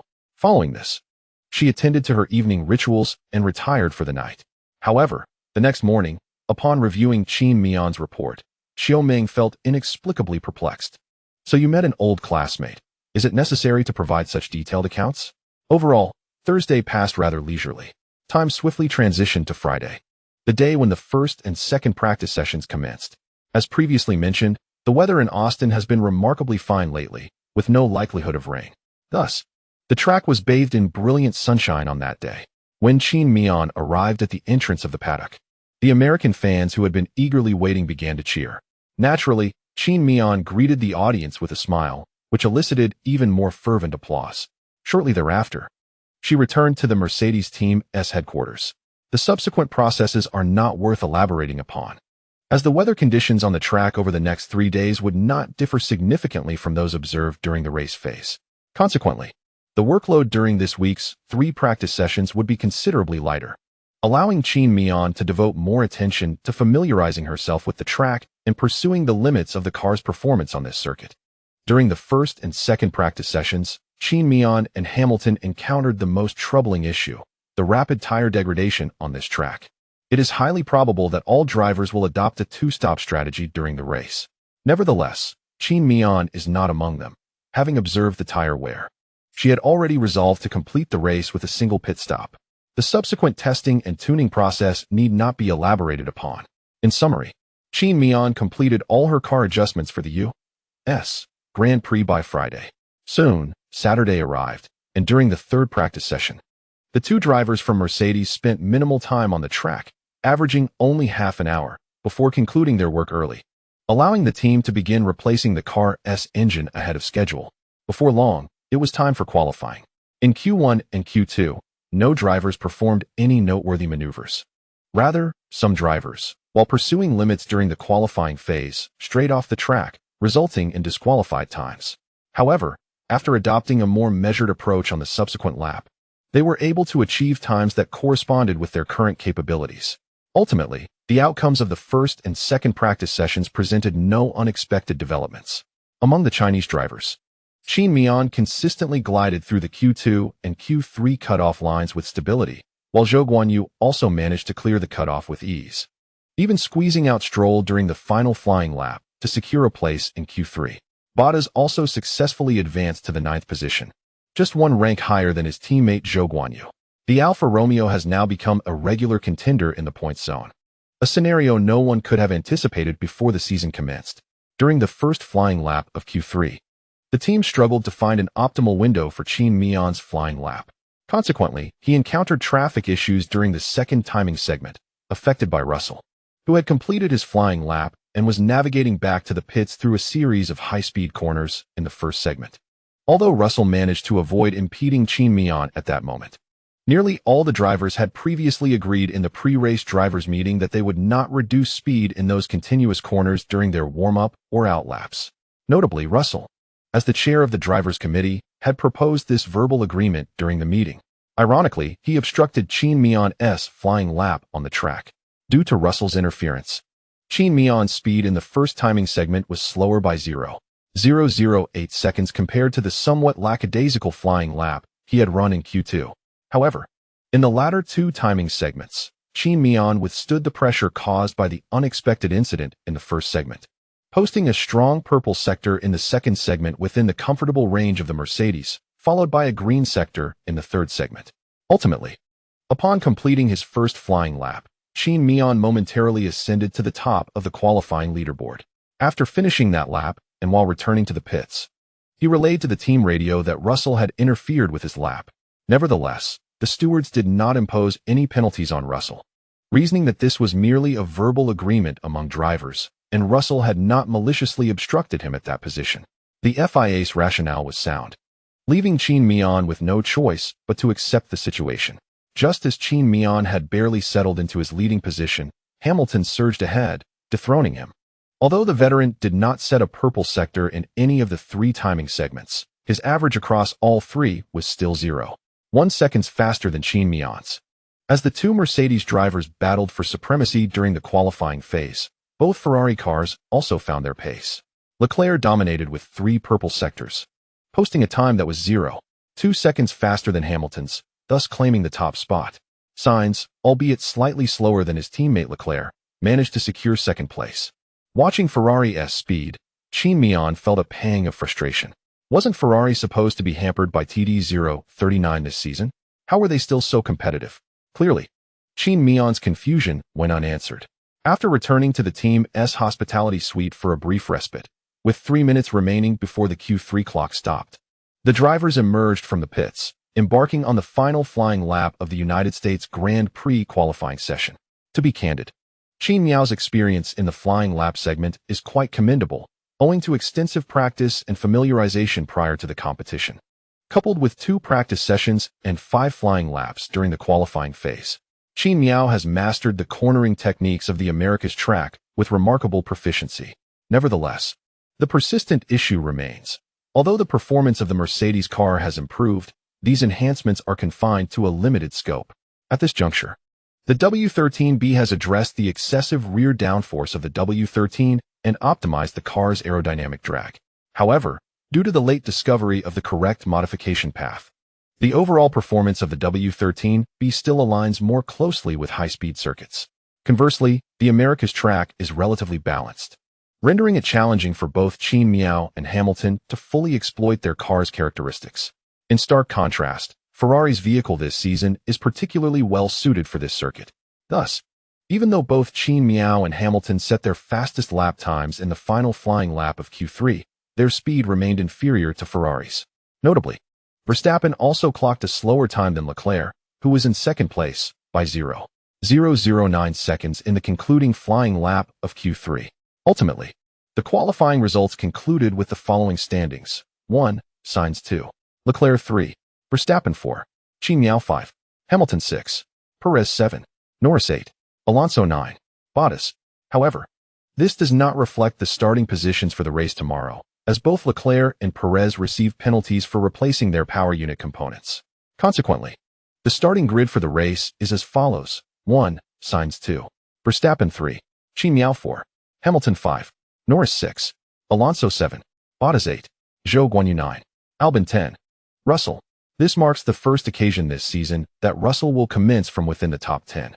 After enduring a sluggish start to the season, Williams has seemingly identified a developmental direction for their car, focusing on transforming it into a muscle car, maximizing speed while minimizing drag. This approach has rendered Williams' performance on certain circuits reminiscent of a tractor, particularly on tracks with numerous medium to low-speed corners, such as Hungaroring. Conversely, on high-speed circuits like Monza, Williams becomes a nightmare for all trailing competitors due to its terrifying straight-line speed and reduced aerodynamic drag. Some cars with less efficient DRS are even unable to outpace a Williams, even when employing DRS, as they struggle to detach from the slipstream of the Williams until the end of the straight. Hence, on select circuits, Williams often delivers stunning performances that captivate spectators. In today's qualifying session, it marked the first occasion where Qin Miao triumphed over his teammate following Mercedes' redesign of the car concept. This achievement serves to affirm that Qin Miao's absolute single-lap speed remains commendable, as he is no longer outclassed by his teammate Hamilton in this regard. After the qualifying session concluded, Hamilton appeared somewhat despondent and repressed. However, This melancholy was not solely due to losing to Qin Miao. Throughout this season, he had frequently faced defeat against his teammate during qualifying, a situation he had grown accustomed to. The real source of his pressure stemmed from the realization that Qin Miao's superior lap times were attributable to his rigorous training over the past few days, while Hamilton had been engaged in commercial activities. It is a conclusion easily discernible by anyone with a modicum of judgment. One who trains while the other indulges in leisure will inevitably see the former excel in capability, provided their innate talents are comparable. With a hint of frustration, Hamilton tapped his forehead, acknowledging that since he had come to terms with the improbability of contending for the World Championship this season, his subconscious had begun to relax. Moreover, the rarity of him outpacing Qin Miao on the track this season had led him to almost subconsciously accept the feeling of defeat against his teammate. Yet, as an old Chinese saying goes, it is never too late to mend the fold after the sheep are lost. Not to mention, Hamilton's chances of vying for the championship this season had dwindled, so recognizing this sooner rather than later bore no significant consequences. Post-qualifying. Although both Qin Miao and Hamilton would start in the front row for the race the following day, neither was required to attend the post-race interviews or press conferences. As they had not secured a spot in the top three, they merely advanced one position. After concluding the race, parking their cars in the inspection area, and completing the post-race weighing and interviews, they returned to the team's hospitality suite. At this juncture, Hamilton briefed his physical trainer, Angela, on his intention to shift his training focus more towards track practice in the days ahead. While Hamilton acknowledged Qin Miao's prowess, after all, he had clinched a world championship, he could not dismiss it. Nevertheless, with 7 world championship titles to his name and having triumphed over formidable teammates in the past, he resolved that despite this season's setbacks, next season, with Mercedes' competitive edge likely restored, he would undoubtedly prevail over Qin Miao. The prospect of securing his 8th world championship while surpassing Qin Miao would indeed be a splendid achievement, establishing him as the sole 8-time champion in the annals of F1. Conversely, Qin Miao did not dwell on such thoughts as Hamilton did. Following the qualifying session, he simply felt that the overall balance of the car was commendable, albeit slightly too understeering. Nonetheless, such sacrifices were deemed necessary to restore competitiveness.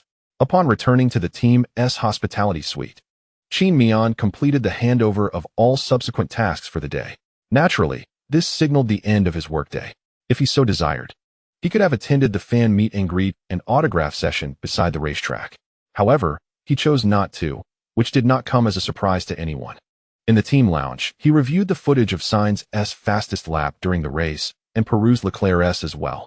In today's qualifying session, Sainz had remarkably outperformed his teammate Leclerc on the track. Qin Miao did not have the opportunity to inquire about what had transpired with Leclerc. The time difference between them was merely 0.5 seconds. From their onboard footage, Qin Miao could discern no significant discrepancies in their lap times, and he was also unable to access Ferrari's onboard data. Consequently, he could only attribute the situation to Leclerc's own issues, perhaps due to oversight or an error. While Qin Miao was engrossed in analyzing his competitors, there was a knock at the door of the lounge. Upon opening it, he found Francky standing outside, holding a tablet. After receiving the tablet from Francky, Qin Miao inquired, "How is the car performing?" Francky shrugged, "The condition is undoubtedly better than we estimated. We should have no problem completing this week's United States Grand Prix. However, disregarding the wear on the car, the engine's performance is currently down by at least 15 horsepower compared to a brand new engine, and the efficiency of the MGUH has noticeably declined to about 70 of its normal charging capacity. Are you sure you don't want to replace it with a new one?" I understand, Qin Miao replied, signing his name on the diagnostic report displayed on the tablet. "Although I still lead the points standings, and the gap between me and Verstappen has even widened.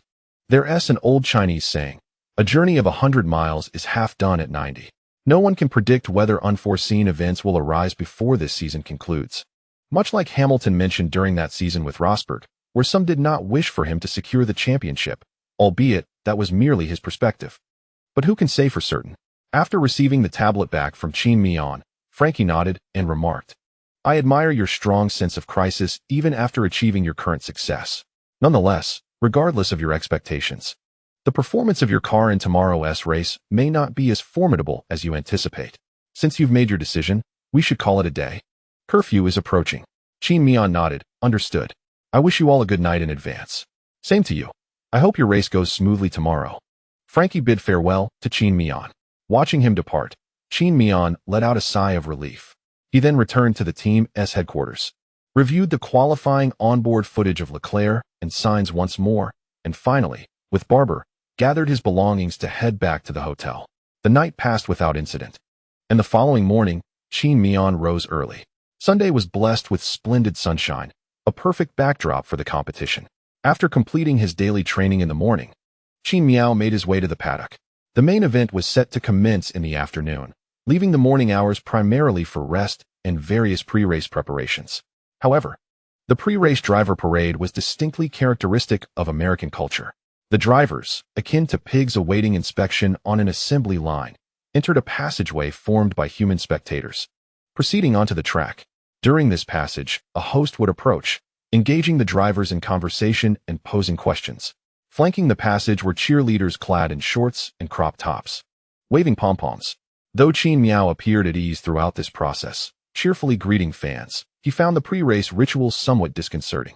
After navigating through a rather awkward opening, he and his companion, the veteran driver, boarded an antique car complete with a rear bed, embarking on the driver parade.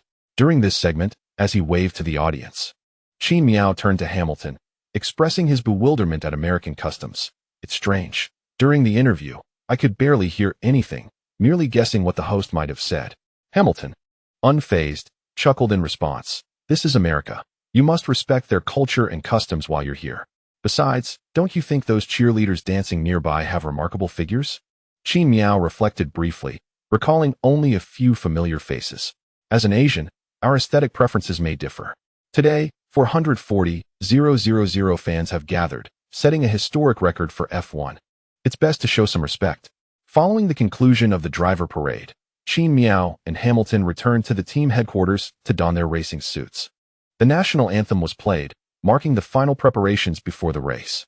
Time swiftly approached the last moments before the competition, with Qin Miao positioning his car in third place.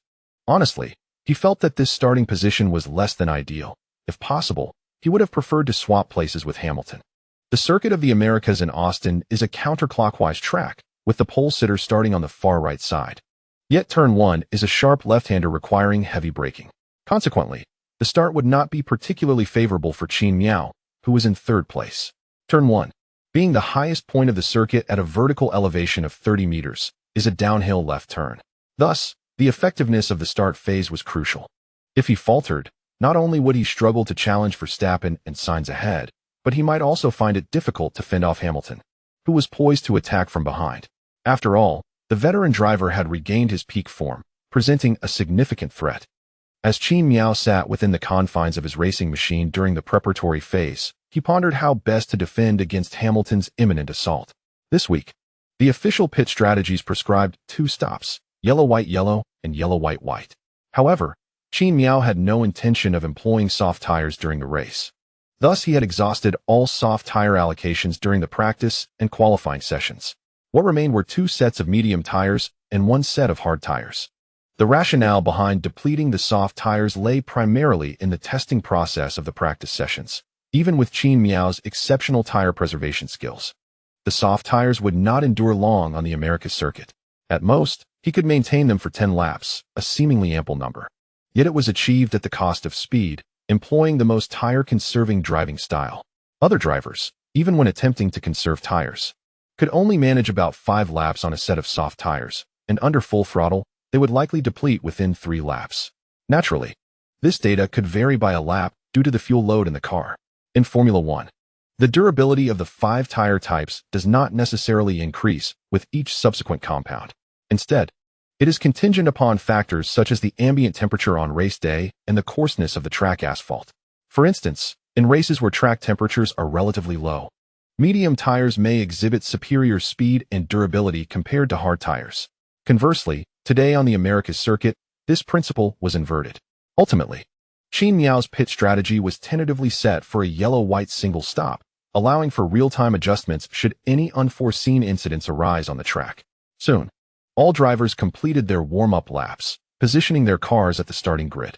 The pursuing vehicles aligned, the green flag waved, and the race was on the brink of commencement. 5 red lights illuminated the scene. Extinguish. The race commenced. The engines of the 19 cars roared to life. Verstappen, starting from the inside line, executed an exceptional start, having completely overtaken Sainz before reaching the braking point at turn 1. Occupying the inner line, Verstappen did not need to force Sainz to the outer lane. His impressive start alone allowed him to surpass Sainz entirely before the braking point at turn 1, navigating both the entry and exit with optimal lines.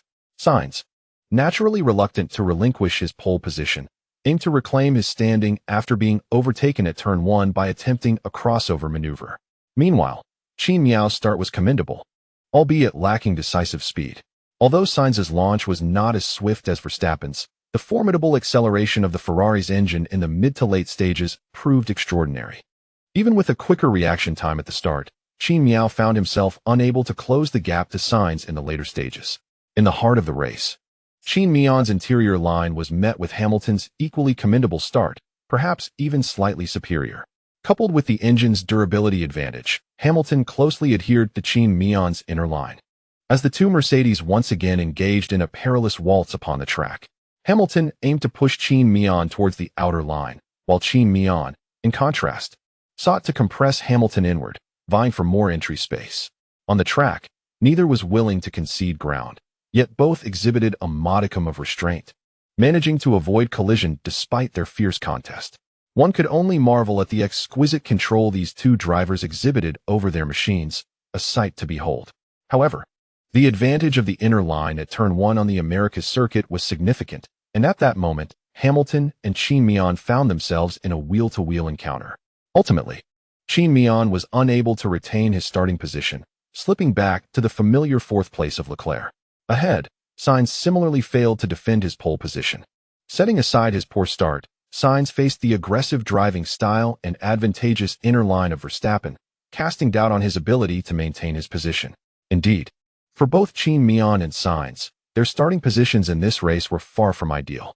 Most of the drivers who lost their positions during the early stages of the race were those who began on the outer line. Thus, prior to the race, both drivers had anticipated the likelihood of being overtaken by those on the inner line, and upon being passed, they felt little surprise. Concurrently, Qin Miao was aware that the Americas circuit in Austin is relatively favorable for overtaking, with 2 DRS zones providing ample acceleration and attack opportunities. Most importantly, the Mercedes team had made notable improvements to their car this season, resulting in a significant enhancement in DRS efficiency. In the post-qualifying statistics, while Mercedes' DRS efficiency lagged behind that of Red Bull and Williams, it still ranked 3rd among all teams, indicating potential on this circuit. Although the Americas track boasts considerable width, the characteristics at turn 1 mean that after exiting T1, there are typically no drivers remaining in a wheel-to-wheel parallel state. At this juncture, Qin Miao's options were limited to trailing his teammate Hamilton, awaiting the activation of DRS and a chance for Hamilton to falter. Qin Miao's start in today's race was indeed somewhat flawed. The trio of commentators from 5-Star Sports commenced their day's work following the race's start. Though one less voice was present today, as Fei Gu did not participate in the commentary. While all are fans of Qin Miao, his prolonged efforts within the F1 paddock have become familiar, and spectators now watch his races without the novelty of curiosity.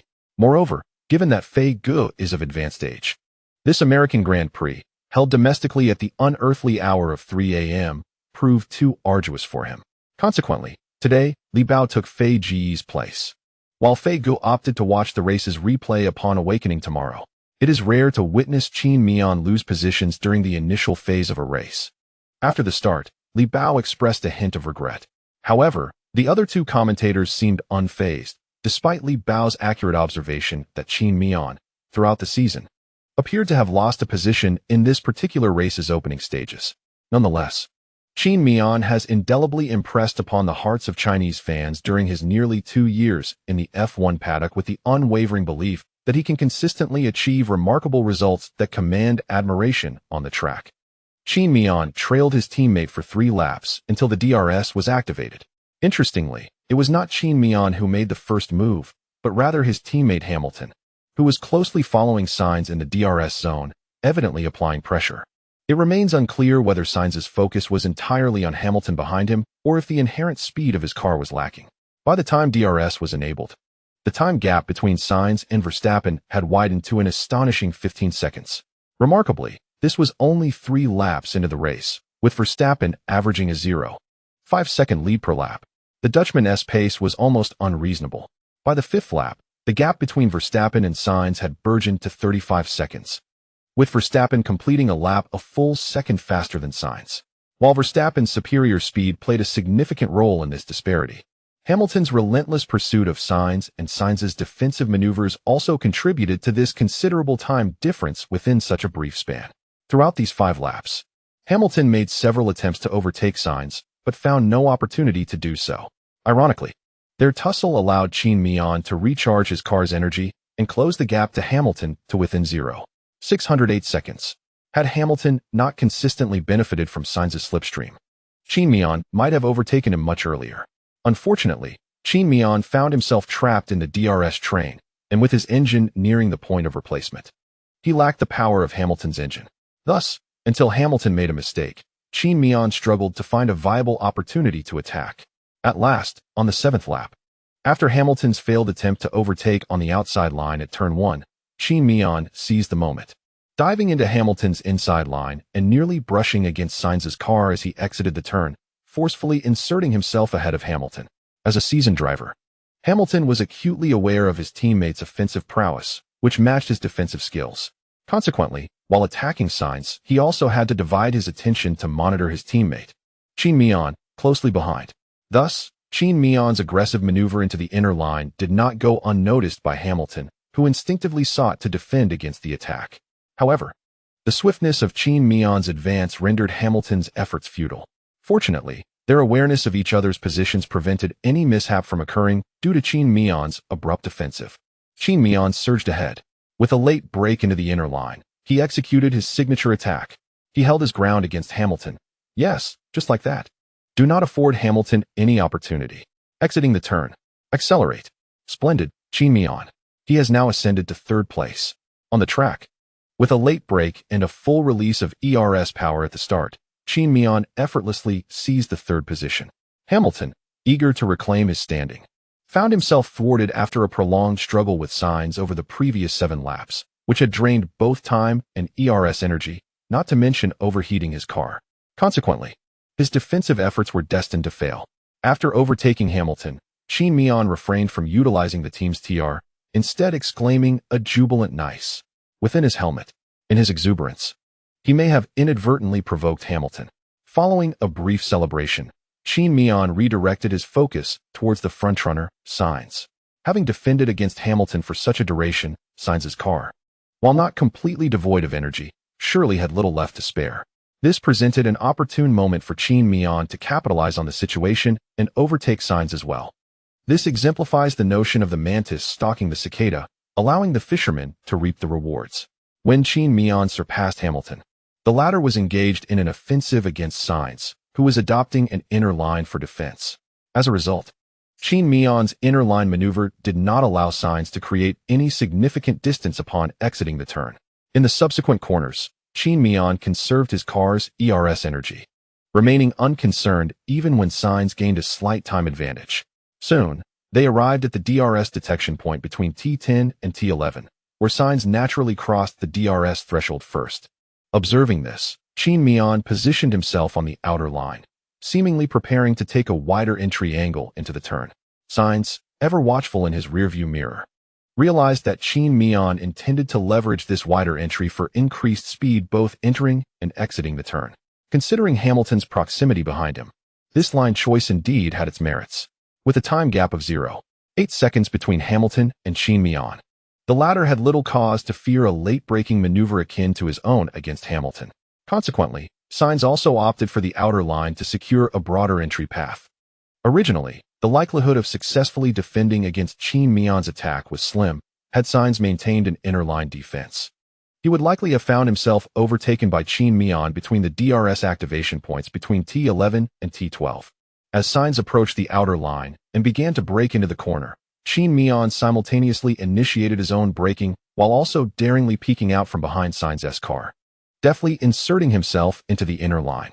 The act of braking while simultaneously maneuvering is inherently perilous. Such a tactic diverts a portion of the tire's grip away from deceleration towards steering. The dangerous interplay of slowing down and turning can easily result in front-wheel lockup, potentially leading to a loss of control. After all, Formula One vehicles do not possess ABS, and a mere excessive application of the brake could lead to immediate front-wheel lock, leaving no room for negotiation. Consequently, executing this sequence of actions demands an extraordinary level of control from the driver, requiring near superhuman precision. Too much braking can cause the tires to lock up, while insufficient braking might result in overshooting the turn. Moreover, as the car's speed gradually diminishes, the force applied to the brakes must also be progressively reduced. Yet under such stringent conditions, Qin Miao remarkably maintained control of his vehicle, seamlessly decelerating while edging forward. The entire maneuver was executed with fluidity, showing no signs of instability, as he confidently slipped into Sainz's inner line amidst Sainz's astonished gaze, subsequently turning and accelerating after crossing the curb. What followed was an extensive straightaway. Originally, without having overtaken Sainz, Qin Miao would have had a significant opportunity to utilize DRS and Sainz's slipstream to surpass him on the upcoming DRS straight. However, having already executed the overtaking maneuver in the corner, Qin Miao was liberated, activating DRS upon entering the DRS zone and leaving Sainz in his wake. Sainz could only sigh in resignation. By the time Qin Miao exited the T12 corner, the time gap between him and Sainz had surged to a full second. In just one lap, he had overtaken 2 cars ahead of him. This is the prowess of Qin Miao, an absolute force in both defensive and offensive capabilities. After witnessing Qin Miao's 2 overtakes, Feigo clapped and laughed heartily. Now we must see if Verstappen can withstand the pressure Qin Miao is applying, Zhou Hauran remarked. At this point, Qin Miao could afford to race more relaxed, as long as he secures a top 3 finish in the upcoming races. The 2022 Season Drivers' Championship will undoubtedly belong to him. Thus, it could be said that he need not contend with Verstappen for this race victory. To put it bluntly, it would be best for Qin Miao to avoid any fierce tussles with Verstappen on the track now that he has achieved such results. Zhou Hauran did not elaborate explicitly, yet seasoned F1 fans would understand his implication. If Qin Miao were to engage in a fierce battle with Verstappen on the track, leading to a collision or any unforeseen incident that could result in his retirement from the race, while Verstappen clinched the race victory, it would indeed be a case of losing more than gaining. After all, Formula One is a commercial alliance, and the sordid affairs both within and outside the paddock are undoubtedly more numerous than fans can imagine. One cannot predict whether some man-made mishaps may occur on the track. Meanwhile, Qin Miao remains oblivious to the fact that the commentators from 5-Star Sports are fervently devising strategies for him. However, from Qin Miao's perspective, if he possessed the speed to catch up with Verstappen, he would certainly seize the opportunity to contend for the championship in this race. In fact, Qin Miao's lap time is indeed commendable, even surpassing Verstappen's by 0.2 seconds. Yet, due to Sainz's obstruction in the early stages of the race, the time gap between Qin Miao and Verstappen has widened to a staggering 51 seconds. In the realm of Formula One, such a significant time differential can evoke a sense of despair. Moreover, Qin Miao is aware that his current lap speed, which is 0.2 seconds faster than Verstappen, is likely not a true reflection of superiority, but rather a consequence of Verstappen conserving his tires. Unless unforeseen circumstances arise on the track, it would be quite challenging for Qin Miao to close the gap. Nonetheless, he persists in attempting to chase Verstappen for 2 laps. But after realizing the futility of his efforts, he is persuaded by the team's strategy group to abandon the pursuit. Most drivers are employing a 2-stop strategy in today's race. Although Qin Miao could theoretically finish with a 1-stop strategy using the yellow and white tires, such a desperate approach would leave him with virtually no tire reserve. Given that the drivers ahead are also scheduled to pit, maintaining his own rhythm and ignoring them is the optimal choice. In truth, when he just overtook Sainz, Qin Miao's lap time was only marginally faster than Sainz's, perhaps by 0.2 seconds or even 0.1 seconds. However, as the race reached the 12th lap, the speed of the Ferrari began to noticeably decline. It was also in this lap that Hamilton finally overtook Sainz, who was in front of him. To be honest, Hamilton felt a peculiar impression that Sainz was not as diligent in defending against him as he had been against Qin Miao. Logically, last season, Sainz was often compared unfavorably to Qin Miao by fans, leading to scorn and derision. Why then would he grant Qin Miao such leniency on the track? This baffles me. In reality, it is not that Sainz lacks the will, but rather that Qin Miao understands the principle of making a decisive effort. For most overtakes, Qin Miao ensures that his car has adequate cooling and maintains the ERS battery charge above 70%. Facing a fully operational Mercedes, Sainz naturally had no means of resistance. Nonetheless, Hamilton ultimately succeeded in overtaking him. Following this, the race entered a brief period of tranquility. The leader, Verstappen, and Qin Miao in second place maintained their own pace on the track, while Hamilton pursued the latter. However, due to Sainz's interference, the distance between Hamilton and Qin Miao remained considerable, making it difficult for Hamilton to catch up in the short term. During the 13th lap, numerous teams reached their pit stop windows, including Qin Miao's teammate, Hamilton. At the moment Hamilton pitted, he was positioned a mere 21 seconds behind Qin Miao. It appeared that Hamilton aimed to execute an undercut on his teammate. However, after partnering with Qin Miao, Hamilton was acutely aware of Qin Miao's extraordinary capabilities, realizing that they were not employing the same pit strategies. Consequently, Hamilton harbored no intention of contesting positions with Qin Miao. Meanwhile, Verstappen also made his pit stop during the 14th lap. Following Verstappen's tire change, Qin Miao ascended to the lead position. Initially, Qin Miao intended to maintain his set of medium tires until the 20th lap before pitting, considering that fuel levels would significantly decrease post-lap 20. Together with the team, they concluded that Qin Miao could complete the remaining laps on hard tires. However, plans often succumb to unforeseen circumstances. In the 17th lap, Bottas, donning a special edition helmet, made an error at turn 19, veering into the gravel. Ultimately, due to insufficient rally capability, he was ensnared in the gravel buffer zone and forced to retire from the race. Frankly, F1 drivers ought to consult Sainz for additional training on rally racing techniques. Given his family's legacy in the sport, Bottas's mishap naturally triggered a safety car, affording those on hard tires and Qin Miao, who had just persisted on medium tires, a fortuitous opportunity to pit without losing time. All drivers on hard tires reaped substantial benefits, yet Qin Miao experienced only a modest gain. He had initially planned for a single pit stop, timing it at the cusp of his hard tires reaching their cliff point. However, with 3 additional laps remaining, it was improbable that his hard tires could endure until the conclusion of the race, necessitating a shift to a 2-stop strategy. Nevertheless, Qin Miao could not forego the advantage presented by the safety car, thus he proceeded to pit for hard tires. Subsequently, he followed the safety car. During this interval, Qin Miao communicated with the Team S strategy group, acknowledging that a 2-stop plan had become inevitable. After surpassing the cliff point, continuing on track would no longer be a matter of tire wear, but rather the potential for tire failure. Although tire sizes increased in the 2022 season, significantly reducing the occurrences of blowouts due to excessive wear, such risks had not been entirely eradicated. The team and drivers could not afford the peril of tire failure on the track.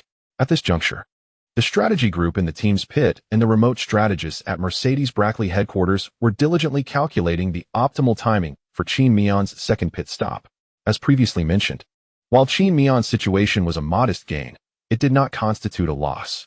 At this juncture, Francky distinctly conveyed to Qin Miao that after the safety car's restart, he could afford to accelerate slightly. By this time, Qin Miao had ascended to the first position, with Verstappen in second, Hamilton third, Sainz fourth, Perez fifth, and Leclerc sixth.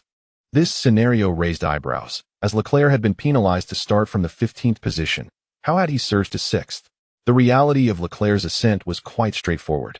Adhering to the conventional tire strategy employed by drivers who had fallen back due to penalties, he utilized a single set of hard tires while executing a pit strategy that diverged from those ahead of him.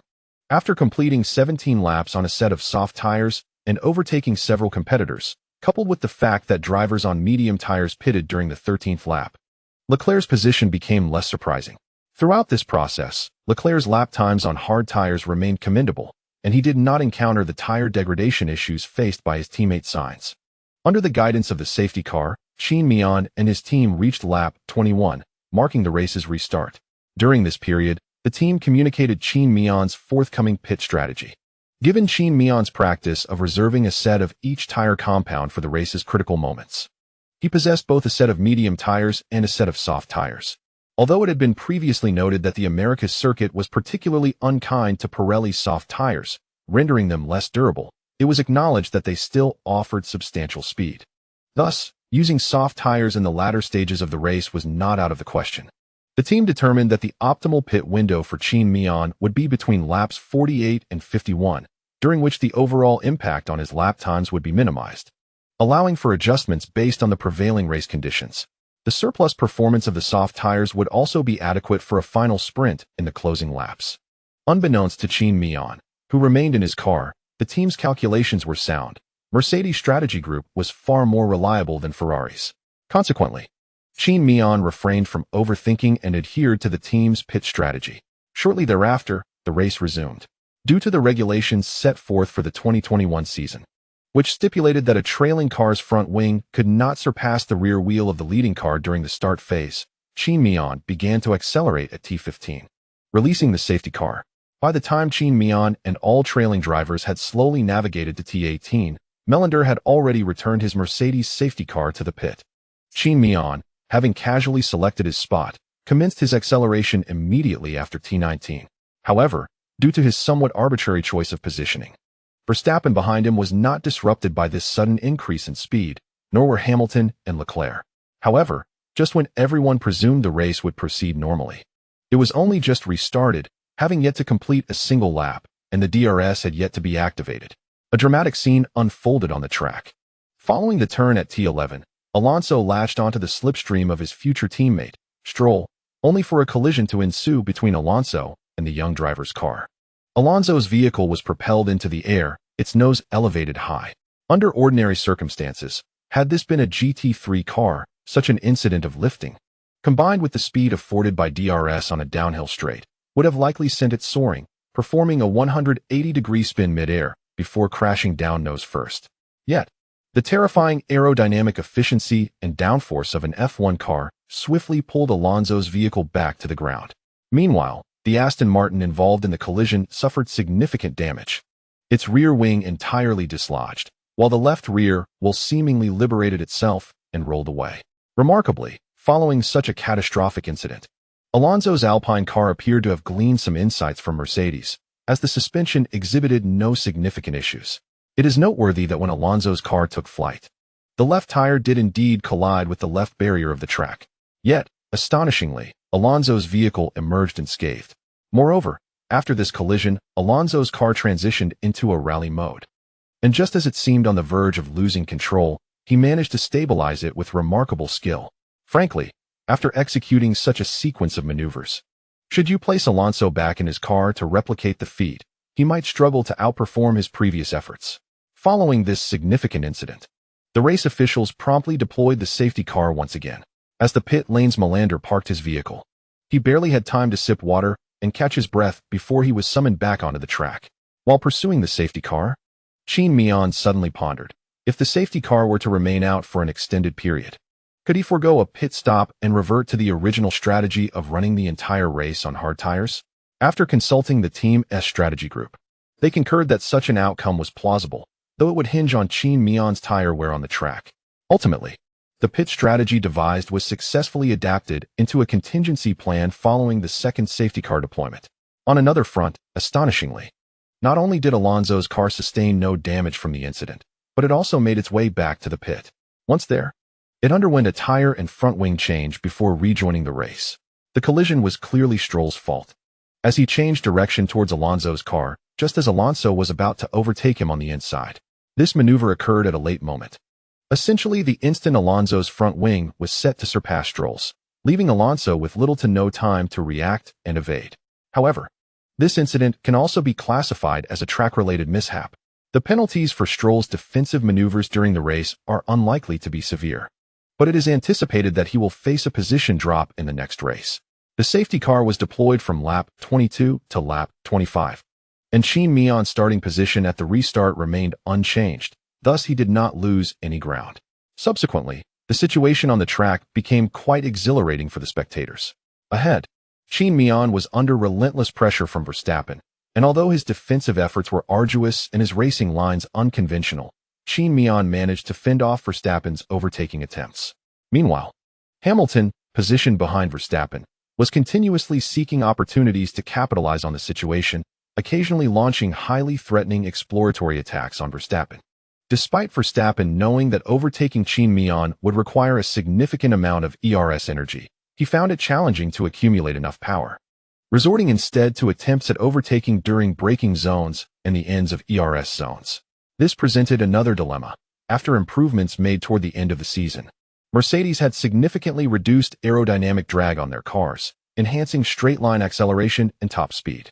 The current W13B has become a muscular machine, and Qin Miao's car setup was primarily focused on straight-line speed and acceleration. Thus, even with the assistance of DRS, Verstappen consistently found himself just short of overtaking Qin Miao, a tantalizingly close yet unreachable position. The situation for Qin Miao, the primary target of Verstappen's attacks, was also challenging. On one hand, he had to devote considerable energy to observe and anticipate Verstappen's next moves. On the other, he needed to concentrate on the race and manage his tire wear. Among the top three drivers, Hamilton appeared to be the most relaxed, as Sainz behind him was entangled with Perez, who was in turn pressured by Leclerc. The two Red Bull cars found themselves in an awkward position, with Verstappen sandwiched between the two Mercedes and Perez caught between the two Ferraris. Meanwhile, Alonso, having fallen to the back of the pack, began a rapid ascent to recover from the earlier incident, having gained 2 positions by lap 30. In the same lap, Leclerc broke the peculiar phenomenon of the two Red Bulls being trapped like a sandwich, aggressively inserting himself on the inside of Perez at the end of the DRS straight in T12, thus claiming Perez's position to move into 5th. Just 2 laps later, in lap 32, Qin Miao received a message from his team. If he continued to defend so vigorously, his tires would not endure, compelling him to consider a second pit stop. After a moment of contemplation, he ultimately decided to pit again. However, the team's notifications evidently affected Qin Miao's mindset, as the constant back and forth between a single and a double pit stop would inevitably lead to fluctuations in his mental state. Moreover, Qin Miao's defense against Verstappen relies not only on the car's top speed, but predominantly on his defensive techniques and racing lines. A moment of inattention allowed Verstappen to seize an opportunity at T12, forcefully inserting himself into Qin Miao's inside line. Naturally, Qin Miao found himself with limited options. Despite having crossed lines, the short stretch between T12 and T13 was insufficient for Qin Miao to fully showcase the car's acceleration capabilities. Furthermore, Verstappen was well aware that Qin Miao's braking prowess was on par with that of his former teammate, Ricciardo. Thus, when braking into T13, Verstappen opted for the inside line, denying Qin Miao any chance to counter. It must be said that Verstappen's overtaking maneuver was executed with remarkable decisiveness, devoid of the previous tension he exhibited against Hamilton on the track. Observing Verstappen's overtaking of Qin Miao, the commentators from Whooshing Sports shared a wry smile. Qin Miao performed admirably in this race, having defended against Verstappen for such an extended period. Overheating tires and depleted ERS power were nearly unavoidable. Given Qin Miao's current standing in the points table, allowing Verstappen to claim a Grand Prix victory was, under the circumstances, acceptable. Li Bao offered solace to the fans watching the race. Upon slipping to second place, Qin Miao felt a sense of resignation. As Li Bao remarked, after defending against Verstappen for so long, the car's ERS power was nearly exhausted. While the tire reserves were satisfactory and overheating was not an issue, the lack of power was problematic, compounded by the slow rate of recharging. Consequently, Qin Miao began to recharge the car's ERS battery. As for Hamilton, he found himself trapped in the DRS train behind him, with Verstappen's DRS on one side and his own defensive capabilities on the other. If Hamilton managed to overtake Qin Miao under such circumstances, there would be little for Qin Miao to say. Hamilton's prowess would be undeniable, and relinquishing the position of number 1 driver would be acceptable. The race then entered a brief period of calm, lasting until the 35th lap. During this lap, Hamilton's strategy team recognized that trailing behind Qin Miao would yield at best a 3rd-place finish. While securing a podium was commendable, both the 7-time champion and his strategy team aspired to clinch a Grand Prix victory. Therefore, Hamilton proactively sought to alter his approach, pitting on the 35th lap to complete his second stop and don a fresh set of medium tires. After Hamilton's pit stop, Verstappen anticipated Hamilton's strategy. He aimed to execute an undercut on both himself and Qin Miao. While the specifics of Qin Miao's thoughts were beyond Verstappen's and Red Bull's strategic purview, Verstappen was certainly unwilling to remain passive. Thus, he began to accelerate on the track, aware that he would also require 2 stops. Qin Miao likewise increased his speed to prevent his teammate from overtaking. Although Qin Miao and Hamilton are teammates, even if Hamilton were to secure the championship of today's race while Qin Miao finished third, the overall outcome would still be favorable for Qin Miao. It can be asserted that as long as the race winner is not Verstappen, Qin Miao holds an advantage. After all, the points differential between second and third place is certainly less than that between first and second. Yet, for drivers competing within formidable teams like Mercedes and Red Bull, who wouldn't aspire to achieve a superior position on the track? After accelerating for a lap, Verstappen did not manage to shake off Qin Miao, though he did improve his lap time by 0.5 seconds compared to the previous lap. Subsequently, Verstappen naturally came into the pits to change tires. Initially, none of the Red Bull fans harbored concerns that a tire change would lead to any mistakes, given that Red Bull's strategy team and tire changers have consistently demonstrated the utmost stability and proficiency. However, a tire change crew that might falter once throughout an entire season unexpectedly delivered a spectacular blunder during the United States Grand Prix. Upon reaching the designated pit stop, while the speed of changing the other 3 tires maintained Red Bull's renowned efficiency, the left front tire's gun failed to immediately detach the tire from Verstappen's car. After a struggle, when the tire was finally removed, the gun lacked sufficient power to securely fasten the new tire's nut. The tire changers attempted a couple of times to no avail, and only after replacing the gun were they able to complete the tire change. This delay resulted in a staggering 11 seconds for Red Bull's pit stop. As a result, the championship that Verstappen might have clinched was squandered. Moreover, Leclerc, with over an 8-second time gap, also pitted within the same lap as Verstappen. By the time Verstappen completed his tire change, Leclerc had already exited the pit with fresh tires. Thus, Verstappen was overtaken by Leclerc in the pit area. Initially, during this race, the speed of Red Bull, Mercedes, and Ferrari was comparable. With a 5 or 6 second time gap, Verstappen might have been able to bridge that difference through sheer skill. However, the 11-second pit stop truly felt despairing. Unsurprisingly, Verstappen expressed his frustration over the team radio. Beautiful. So fucking beautiful. In summary, Verstappen was astonished by the tire change crew's performance. The Red Bull team found it challenging to respond to Verstappen's remarks, as the fault lay with them, leaving them to endure the reprimand. End of chapter.